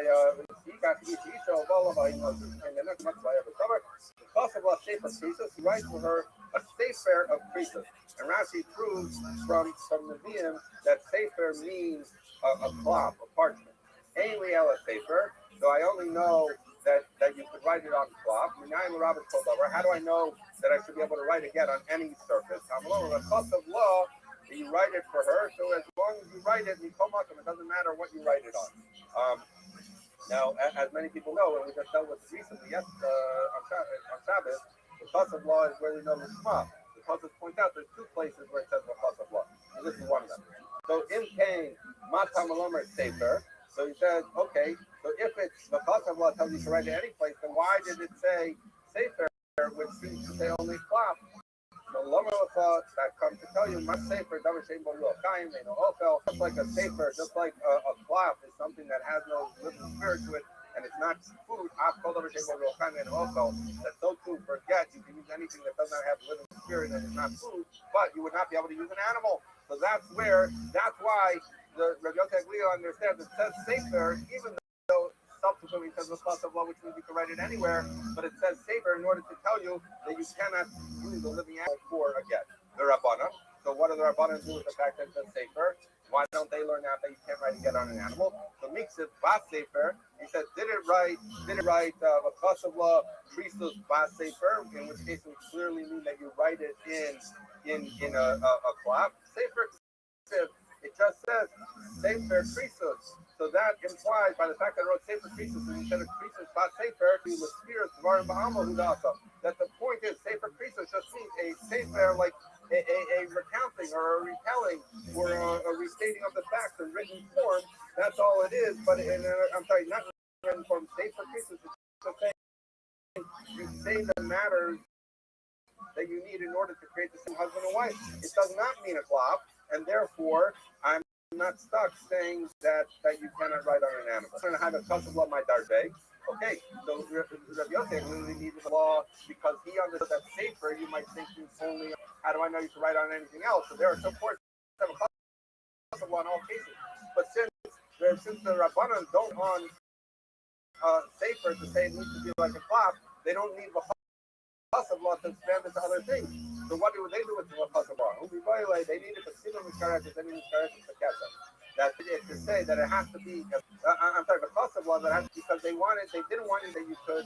They want you to realize that you have to write again. You can't just give money, for example, in order to become divorced. Now, why would you think that you could just give money to become divorced? Something like that. I mean, I might have thought, well, the issue is that since we compare in the pasuk where it talks about the woman leaving her husband's house and getting remarried. So Ma Havaya the Ketchup, just like getting married when she gets remarried as with the first marriage, you could do it with money. After you see the Ketchup, that's so too. When you end the marriage, you can do it with Ketchup. Therefore, says the Rabbanan, I needed to write the of law to tell you that the manner in which you divorce a woman is getting a get, not by giving her money. Rabbi Yosef Aglili, hi, so okay, so if Rabbi Yosef Aglili can't use the of law because he uses it to say that you can write on anything, where does he know the idea that you have to divorce a woman in writing and not by giving her money? We say not to let me safer krisus, safer karta, they davar acher karta. From the fact that the Torah chose to write safer and krisus together, it tells you that even though we're using safer to tell you a class and the Chassav to expand it, but the fact that it wrote safer next to krisus tells you safer karta, they davar acher karta is the writing that he puts in this cloth, or as the Chassav tells you any other form of writing, that's what tells you that just like that the writing is what separates the marriage and nothing else. For example, money. Rabbanan high safer krisus. What do they do with safer krisus? So we say it's on earth because they're not using it to say they don't need it to say that you need a written form to divorce because they know that from the Chassav law. So what do they do with safer krisus? That they needed to explain that a get needs to be something that actually definitively severs the relationship between husband and wife. Because it's something like we're in the right, right? They keep I'm actually Tishki Yayin, I'm actually testing the base of Tishki Olom, ain't that Krisa. So if someone gives his wife a get and says, here, this is your get, but as long as you never drink wine or you never go to your father's house, or if you do either of those things practically, the get's going to be disqualified. So then she's basically attached to him for life because at any point, if she were to drink wine or go to her father's house, the get would be undone. So that doesn't separate them. But but if he says for 30 days, so then it has the ability to end at a certain point. So then Harry the Krisus is a valid Krisus. That's what they learn from Sefer Krisus. So Rav Yosef Aglili. So Rav Yosef Aglili, he uses Sefer Krisus to tell you that it needs to be written and not money. Where does he learn that it has to be something that separates them fully? Not when he carries Krisus. He says because the Pasuk could have written the Pasuk was Sefer Kares, and instead of wrote Krisus. So therefore, I learned this added element that it needs to be something that actually divides, permanently divides. Rabbanon, Kares Krisus, so darshan. They don't darshan. They don't see there being a distinction between writing Kares and Krisus, so therefore they don't see that as a drasa.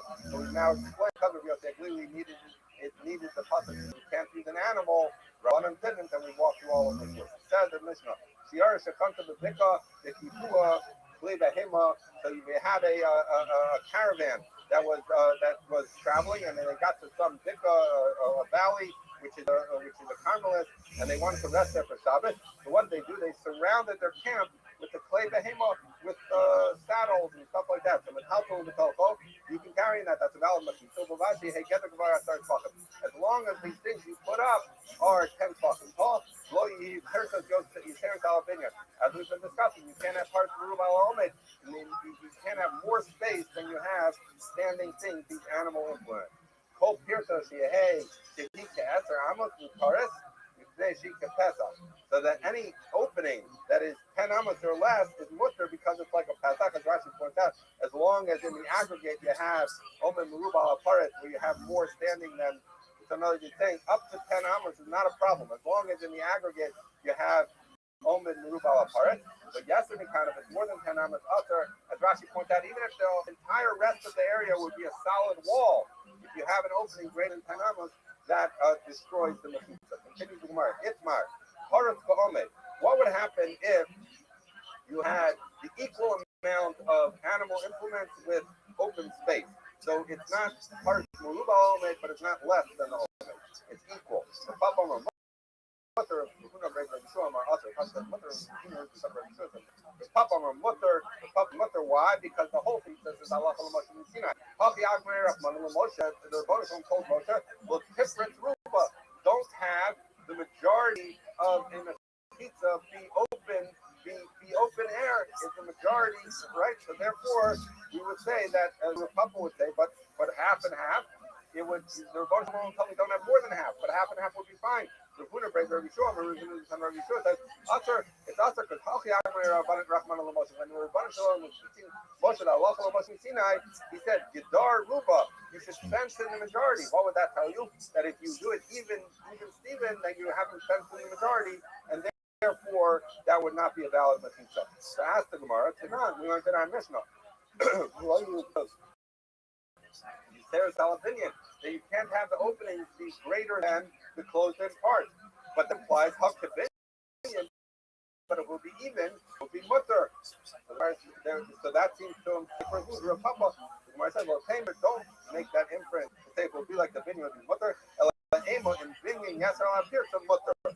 So there's a little bit of a funny. Normally we would say if you say the majority can't be parut, that would mean even is okay. But he's saying no. The implication is when is it mutter if the majority of the if the omed, the built up part is when the pirta. So a little bit of a tough explanation, but that's how we would answer it. But if it would be, if it says well, let's say it would be perfectly equal, usher. So then it would be usher. So the Gemara says that's what you're telling me. If the Mishnah is trying to tell me that even the couple would say, if you're trying to tell me that even is usher, if so, listening lo yehei pirtus opinion, then why not say instead of saying lo yehei pirtus yotzim opinion should be more than opinion, the pirtus should not be like the opinion, which is telling you the case of even, which the Gemara says kasha. As we know from the Rashbam and Bavas, we'll talk about many times. Kasha means there is an answer. It's a little bit of a tough answer. It doesn't necessarily tell us what the answer is, but we haven't yet the opinion of Ravuna Beit Rav Yeshua, and on this tomorrow with different sources to try and prove it. That Rav Papa says that if you have even standing and open, that is a valid machitza and Ravuna Beit.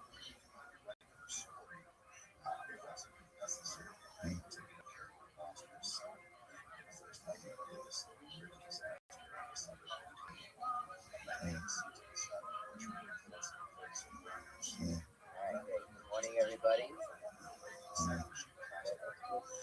Good morning. Welcome to Dr. Yomi. Everything is $1, $2, God. So I hope you all give us a yeah. So we have a Talmud Torah sponsor for the month, the Eden Faith Hope and Family, in memory of their beloved father, grandfather, and great-grandfather, Father Hope, Father Let's Hurt Dogs. Leah and Dr. Yomi, learning sponsor.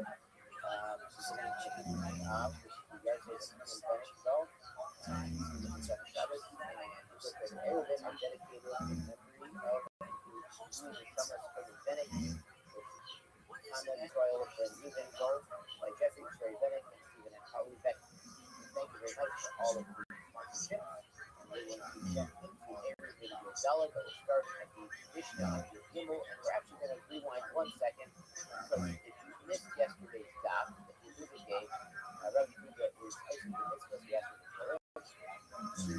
Amazing daf, and it's worth checking out. If you missed it, please go to rabbisilver.com and check it out. It's amazing philosophical concepts that are very appropriate for Elul. The conclusion we said yesterday was that the Shammai and Yeshua were arguing whether better that man would have not. And they voted and excluded, you know, would have been better off.